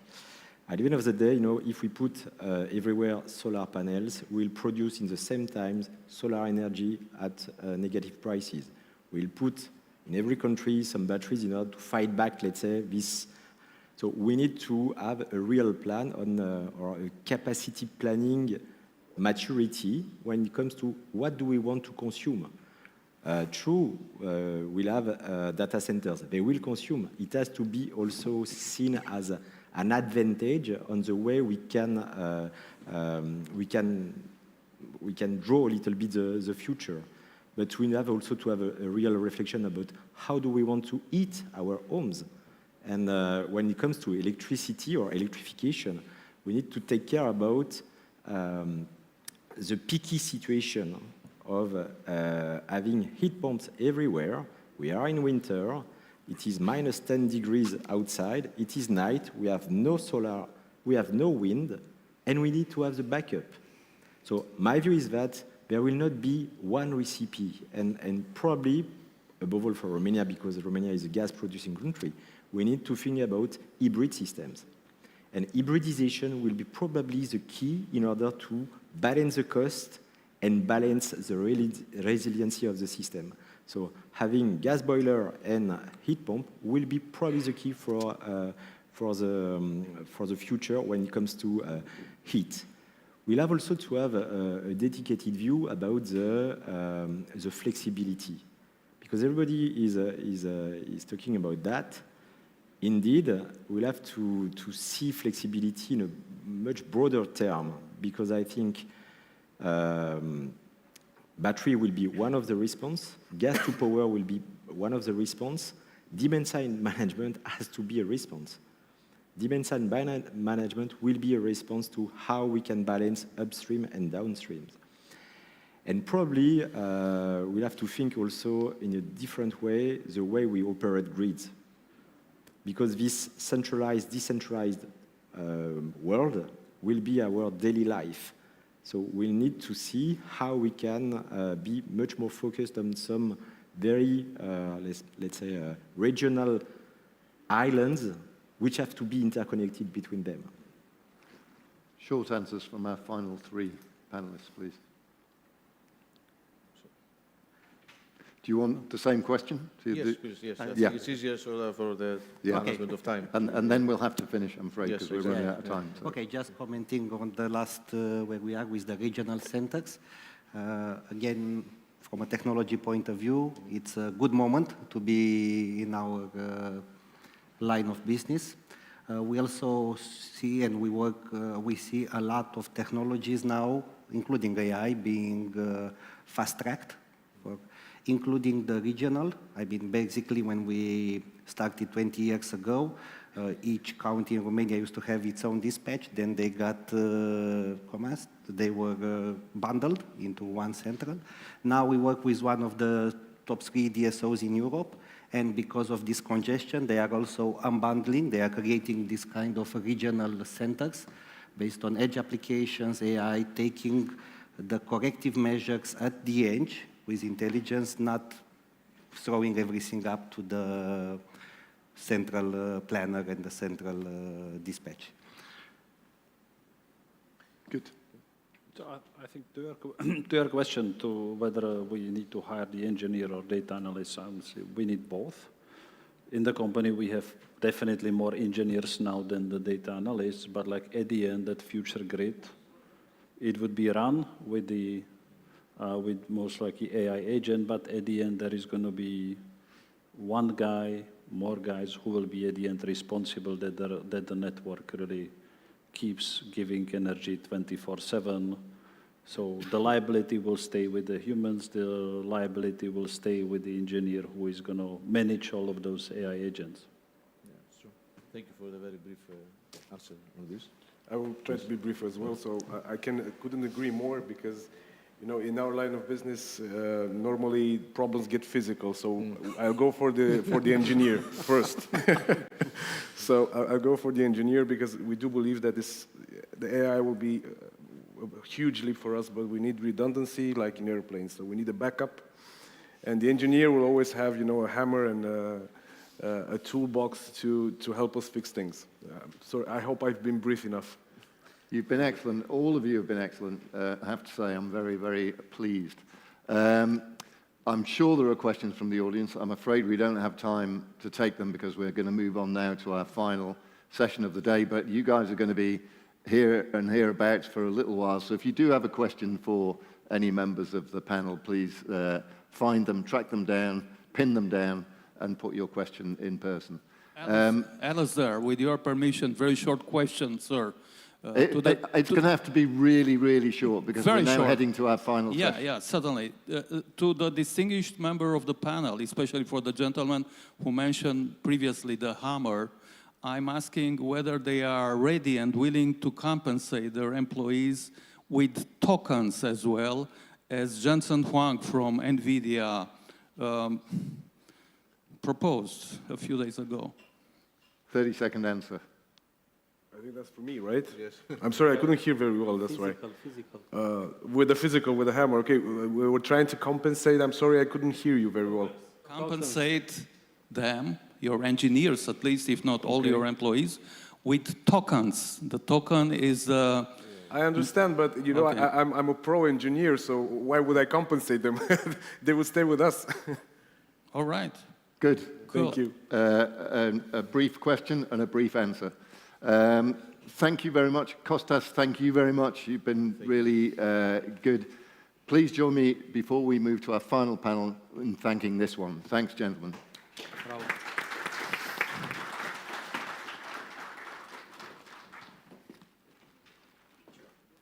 Yep, I think we need the family album to be thoroughly filled.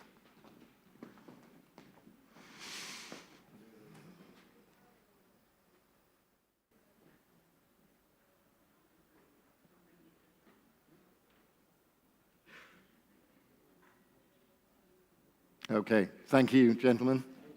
Thanks, everybody. We're going to move on to a final panel, and this one really does bring us home for the day. This is about the strategic partnership between Romania and Moldova, in particular but also the broader neighborhood. So let me invite up to the stage to help us explore this topic Cristian Bușoi, who is the Secretary of State and Ministry of Energy of the Government of Romania. Please come and join us. You're very welcome. Dorin Rețian, who is the former Prime Minister of Moldova. It's a pleasure to meet you. Ion Sturța, who's the former Prime Minister of Moldova. Please join us. And once again, I'm very grateful to be joined by a co-host for this session. That is Laurențiu Ungureanu, who is a journalist with hotnews.ro. Why don't you sit at the far end, and then we can pincer them. Okay, I'm going to move to this chair.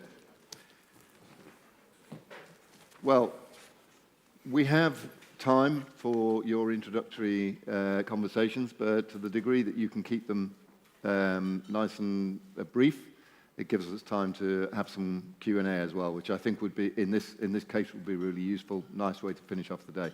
So please take us away. Thank you so much. Understood. I've been serving 16 years in the European Parliament, and there the time allocated for interventions were 2-3 minutes.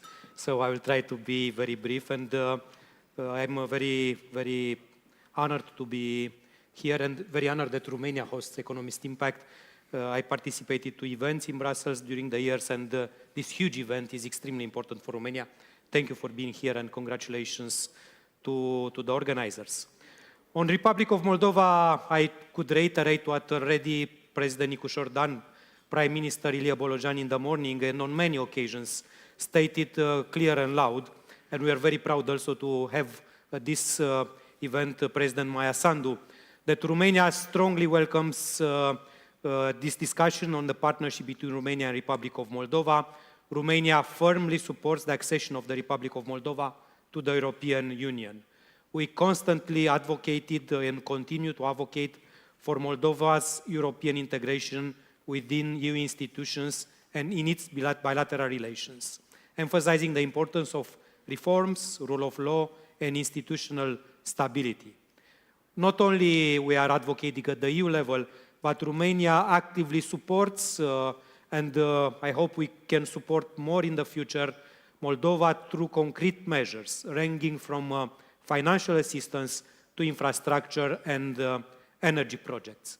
And more Romanian companies, not only state-owned, because there are not so many, private companies are present in the Republic of Moldova, and building this economic dimension, complementary with the diplomatic, the political, the security dimensions, is extremely important.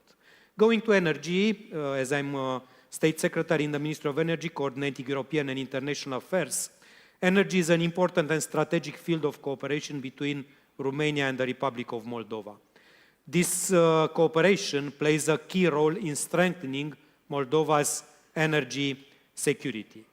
Through joint projects such as electricity interconnections, gas pipelines, and infrastructure modernization, Romania actively supports Moldova's integration into the European energy market.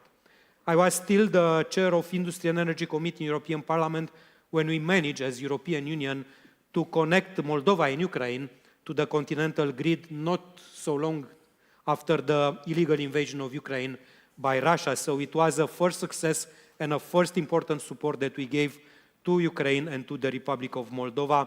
And Romania was very proud to contributing to this European effort. Also, we increased the interconnections, the interconnectivity on the natural gas. We have the pipeline Iași-Ungheni-Chișinău, which is the backbone of our energy cooperation at this moment, and we'll continue to support the expansion of this interconnection and also build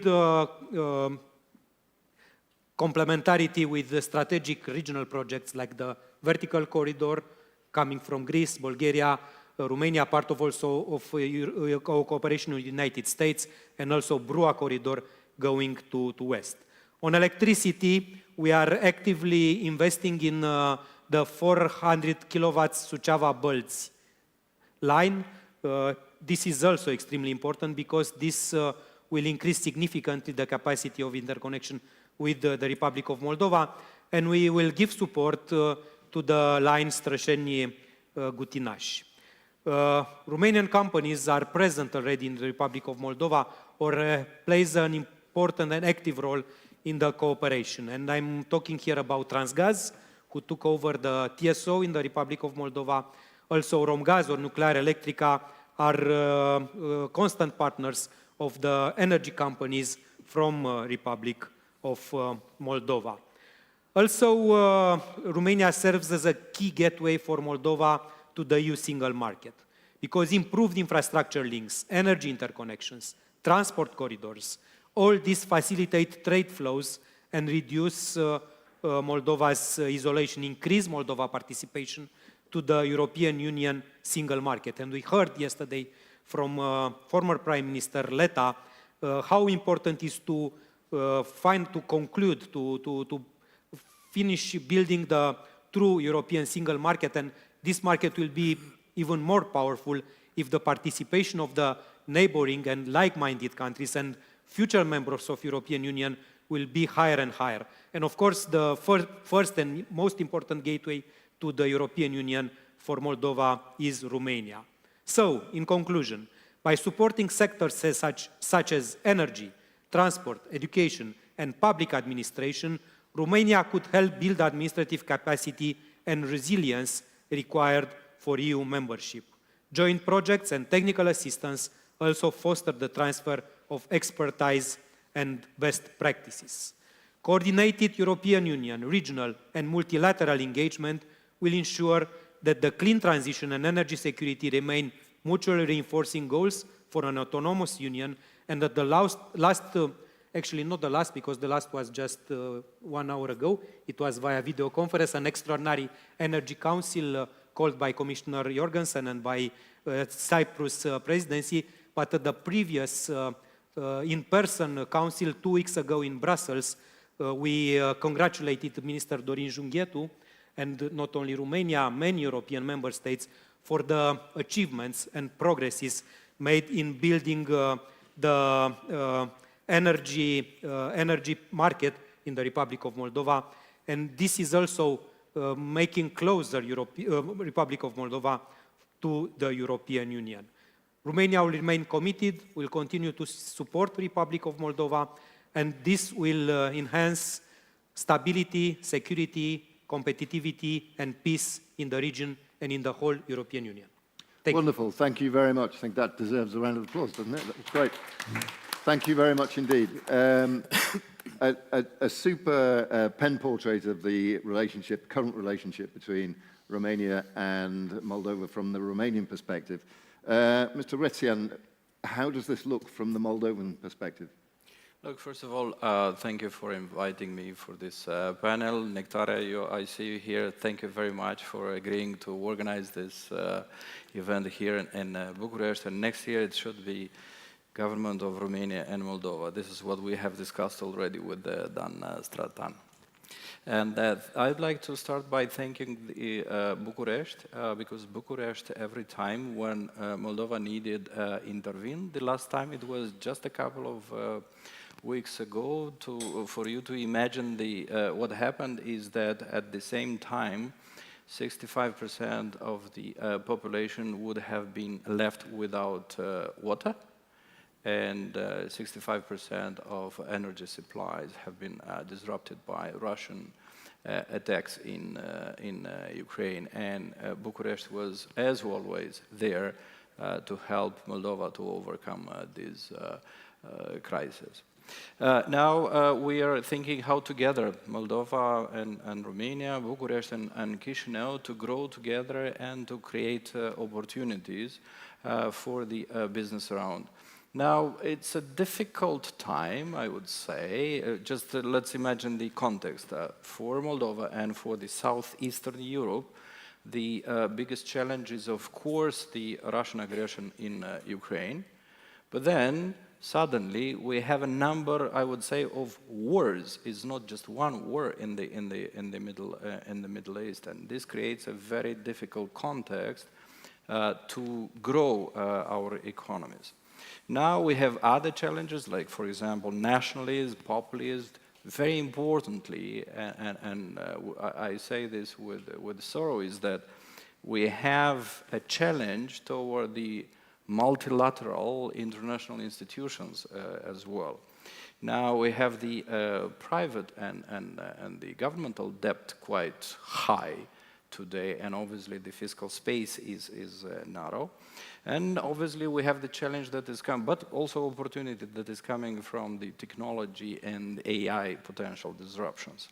Specific to our southeastern part, we feel here, I think, the weaker external demand because of the turmoil on the global scene, but also we have still in this part of Europe a structural and convergence hurdle, and I'm speaking here about demographic pressure, about labor shortages, but also very importantly for the economy, uneven productivity. But today I've heard two very good statements. First from Prime Minister Bolojan, and he said that the European Union's eastern border must be stronger in the coming years through a combination of military and economic security, and this is a very strong and good statement for the region altogether. And I remember that Ambassador Geoffrey Pyatt said that the geopolitical and geoeconomic center will be now gravitating towards southeastern Europe as well.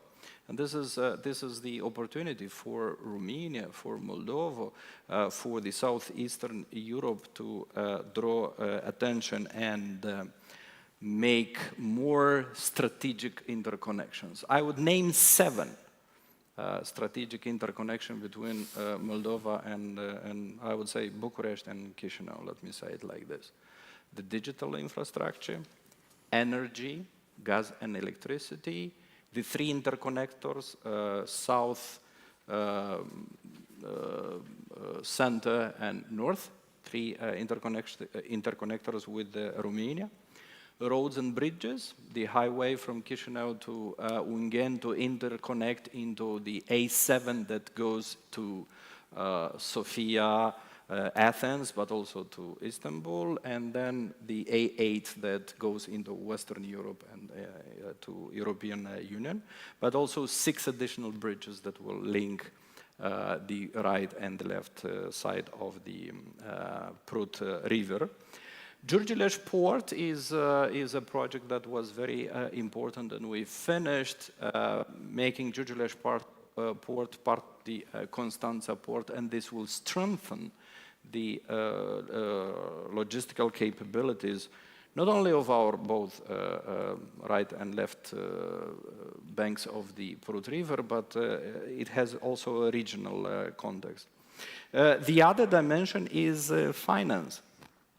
And we are now established with the help of the Bursa de Valori Bucharest, the Bucharest Stock Exchange, an exchange in Moldova. Just to remind you that another exchange for commodities is also operating now in Chisinau as well.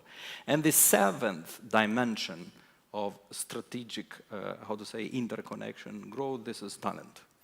Because we speak the same language, because we share the same history and values, this is a thing that will help us. Now, there are a number of instruments. First of all, this is the 1.8 billion growth facility that EU offered to Moldova. Here, I would just would like to mention that with this 1.8 billion in the growth facility, we can attract 2.5 billion more in debt financing for infrastructure. And just as a reminder of the numbers, current Moldova and Bucharest trade is at 3 billion already, and it's constantly increasing. And we see increasing Romanian investments in energy infrastructure and services. And altogether, this is about 70% of foreign direct investment of European Union, which half is coming from Romania. I'll stop here and welcome any questions. Thank you. Excellent. Thank you very much indeed. Thank you. Quite right to a round of applause. Mr. Stosa, your thoughts, please. First of all, thank you very much. You stay until the end. It's unusual. It's courage from your side. Yes, you know, in Bucharest, it's much easier to speak about Moldova than in other capital of Europe or worldwide, because nobody can confuse Moldova with Maldives, you know. Not sure about that.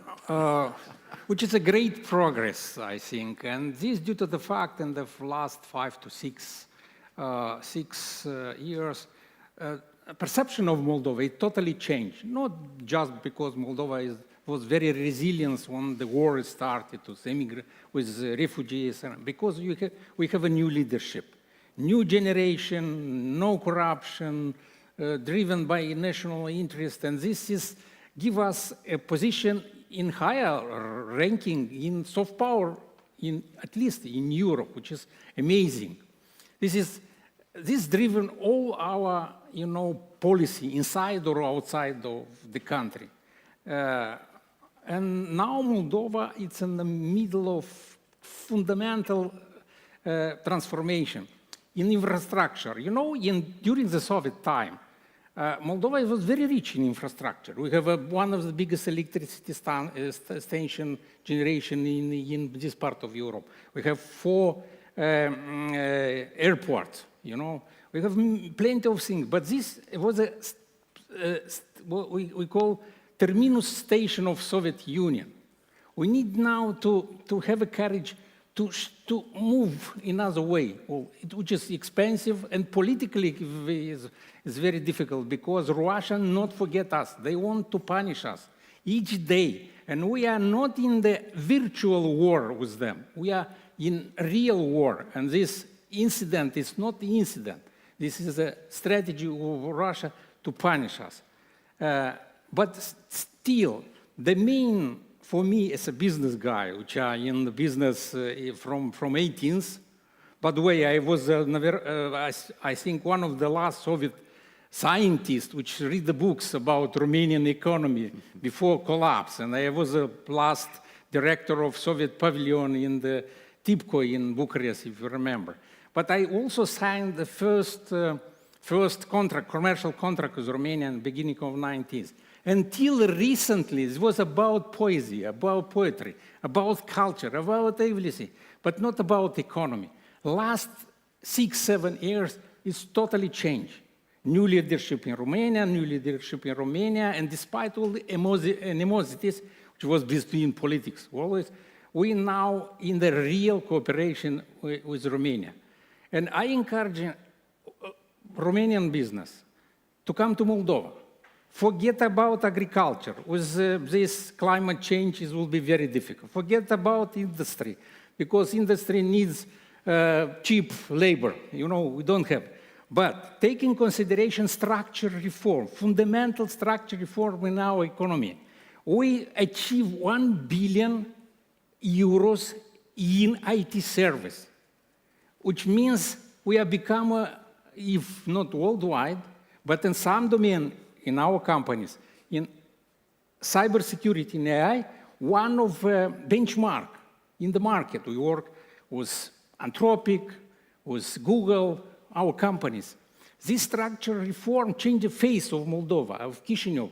Why in Chisinau it's a flourishing city? Because there is 25,000 employees in IT sector. In our company, the middle salary is 7,500 net.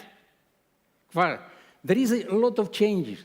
If in the past, you know, 4 to 5 years, from Bucharest to Chisinau, it was just 2 flights in the morning and the evening to Rome. Now it's a plenty of full plane. And the main question which my friends from Romania ask me, do you have some jobs in Chisinau for our kids? This is a real changes, is a combination of leadership in both countries, new vision, and this help us to pass and to win this war with Russia. Excellent. Thank you very much. When you talk about Moldova, my first thought is those beautiful tropical beaches, white sands, the blue sea, the Indian Ocean. Fantastic. You should come. You should come. I can't wait to get We can there. organize for you beaches, everything. Lorenzo. Please allow me to briefly add some figures to the information that Please do. Please go ahead. This distinguished gentleman delivered to us. Because in terms of Romania and Moldova's economic ties, it's clear that these ties are booming right now, and that Romania is helping the Republic of Moldova to speed up its accession to European Union. And about the figures, 25% of Moldova's exports come to Romania. Imports from Romania reach $1.3 billion. EU funds $2 million EU package, and Romania helped grab more than 1 billion. You can talk about 5,000 Moldovans trained on EU rules by Romanian experts, and this is not a few. Mr. Receanu, you talked about the infrastructure, about the Giurgiulești port, about green project. I want to ask you, what do you think? Mr. Sturza said earlier that the image of the Republic of Moldova has shifted over the years, from turning from an invisible, rather invisible country to an asset in soft power. What do you think that channeled this kind of change? Look, first of all, I think this is the will of the Moldovan people. The more people travel, the more people studied, the more people did business outside, the more people started to think about the future of Moldova. We are, I'm very happy right now for the Republic of Moldova, because until very recently, and that is maybe 2019, there was still a geopolitical discussion in Moldova whether we are with the West or with Moscow. Now, the political demand for Russia, let's call it like that, dropped to below 20%. So what we need to do right now is to consolidate the society and to move forward and to create economic opportunities. Like Mr. Sturza said, Moldova is very well known politically, so Moldova is well placed on the political map, thanks to President Sandu and her visibility on the European scene. Second, unfortunately, Moldova is on the security map of Europe because of the Russian aggression in Ukraine. We faced, since the 2022 Russian invasion, a huge pressure from Russia constantly. What we need to do right now is to place Moldova on the regional, at least, economic map. And this, I think, is also the opportunity for Romania to grow in the geopolitical scope. And I think here our Chișinău and Bucharest objectives are convergent. One very brief question, one very brief answer. Okay. My very brief question, we cannot talk about the EU integration without talking about what one find a most important dossier of Moldova, the problem of Pridnestrovia, of Transnistria. Is it still a problem? Do you find it a problem? Yeah, it's still a problem, but it's much less important for us, because the key of this solution is not more in Moscow, it's in Chișinău, and in some sense in Kiev. Just very briefly, I want to mention two things. First, be very careful when you speak about Romania help Moldova, because this is, for many people, ordinary people in Romania, it's a kind of speculation. It's nothing for granted. All the energy, gas, all these material things which provide to us, it's paid by Moldavians or Moldavian government or business. And let's think differently. We need to have this real integration of two economy. I give you an example. Why not to put in place currency board between Moldovan lei and Romanian lei? Why not to adjust fiscal policy, migration policy, and to allow more Moldavians to come to Romania and to work automatically, not through different scheme in line with Africans or Arabians? We need to break this tunnel of things and to be more courageous. And if we integrate economically, all other integration will be natural. Excellent. One brief final word from you, Secretary of State. It is very important what Prime Minister Sturza mentioned, because it's part of the hybrid war of Russia, to say, of course, not assumed, but via many channels, that we give for free or we take from Romanian citizens to give to Moldova or to Ukraine, which is not true. We support the Republic of Moldova. We give a lot of support, and we support Maia Sandu. We praise what Prime Minister Recean recently, and also Mr. Sturza and many others did for the bilateral relations. I see also here Madam Anca Dragu, the governor of the National Bank there, who was the president of the Senate in Romania, and many Romanians are very active in the Republic of Moldova, some of them holding official positions. But this support cannot be confounded with something that is an economic and bilateral economic situation, which is the electricity, for instance, and other things. This is very important to know. Then Romania is not very much, do not have a vocation of regional expansion or regional economic partnerships. In this event, we saw a lot of presence from Greece, for instance. And Greece could be a model of going regionally and strengthening the economic relations, investing in the region, strengthening the political ties. Or Romania, inspired by Greece, could start its more proeminent regional economic, political, diplomatic presence by investing more and being more active, starting with the Republic of Moldova. And then together with the Republic of Moldova, going in other neighboring countries and build projects and relations. And we should start at some point to be more ambitious also in this regard. Excellent. Well, I think that hopeful vision of collaboration with no guarantees, but something worth working for, is a great place to finish our first day. Thank you all for staying with us. I look forward to seeing all of you again bright and early tomorrow morning. In the meantime, I hope you have a pleasant, tranquil evening well away from the TV news. Before we finish, please join me in thanking a fabulous panel. Thank you. Thank you.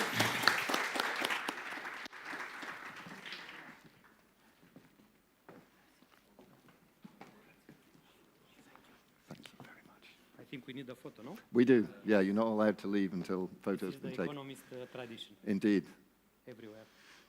Be in the social pages of The Economist next week.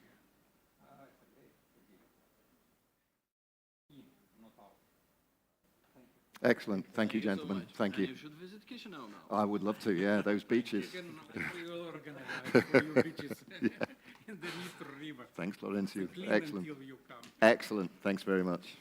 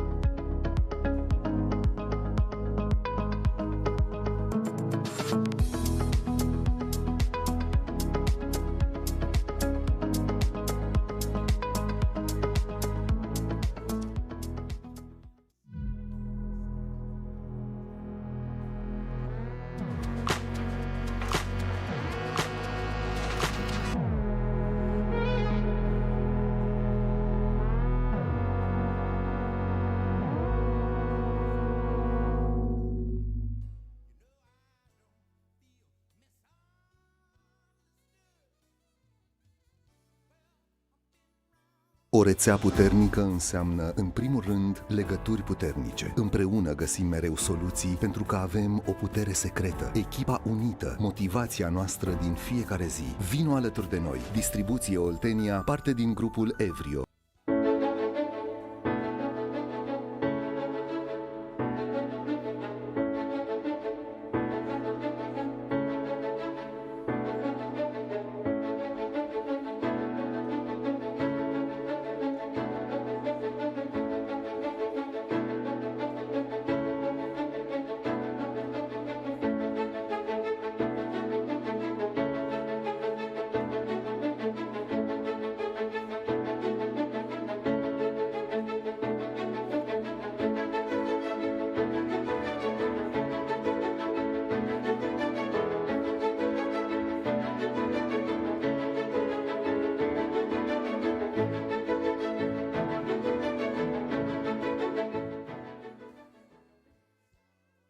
Sur les pavés inondés de pluie se reflètent les toits. Tu es si jolie, oh, oh, le bleu du ciel.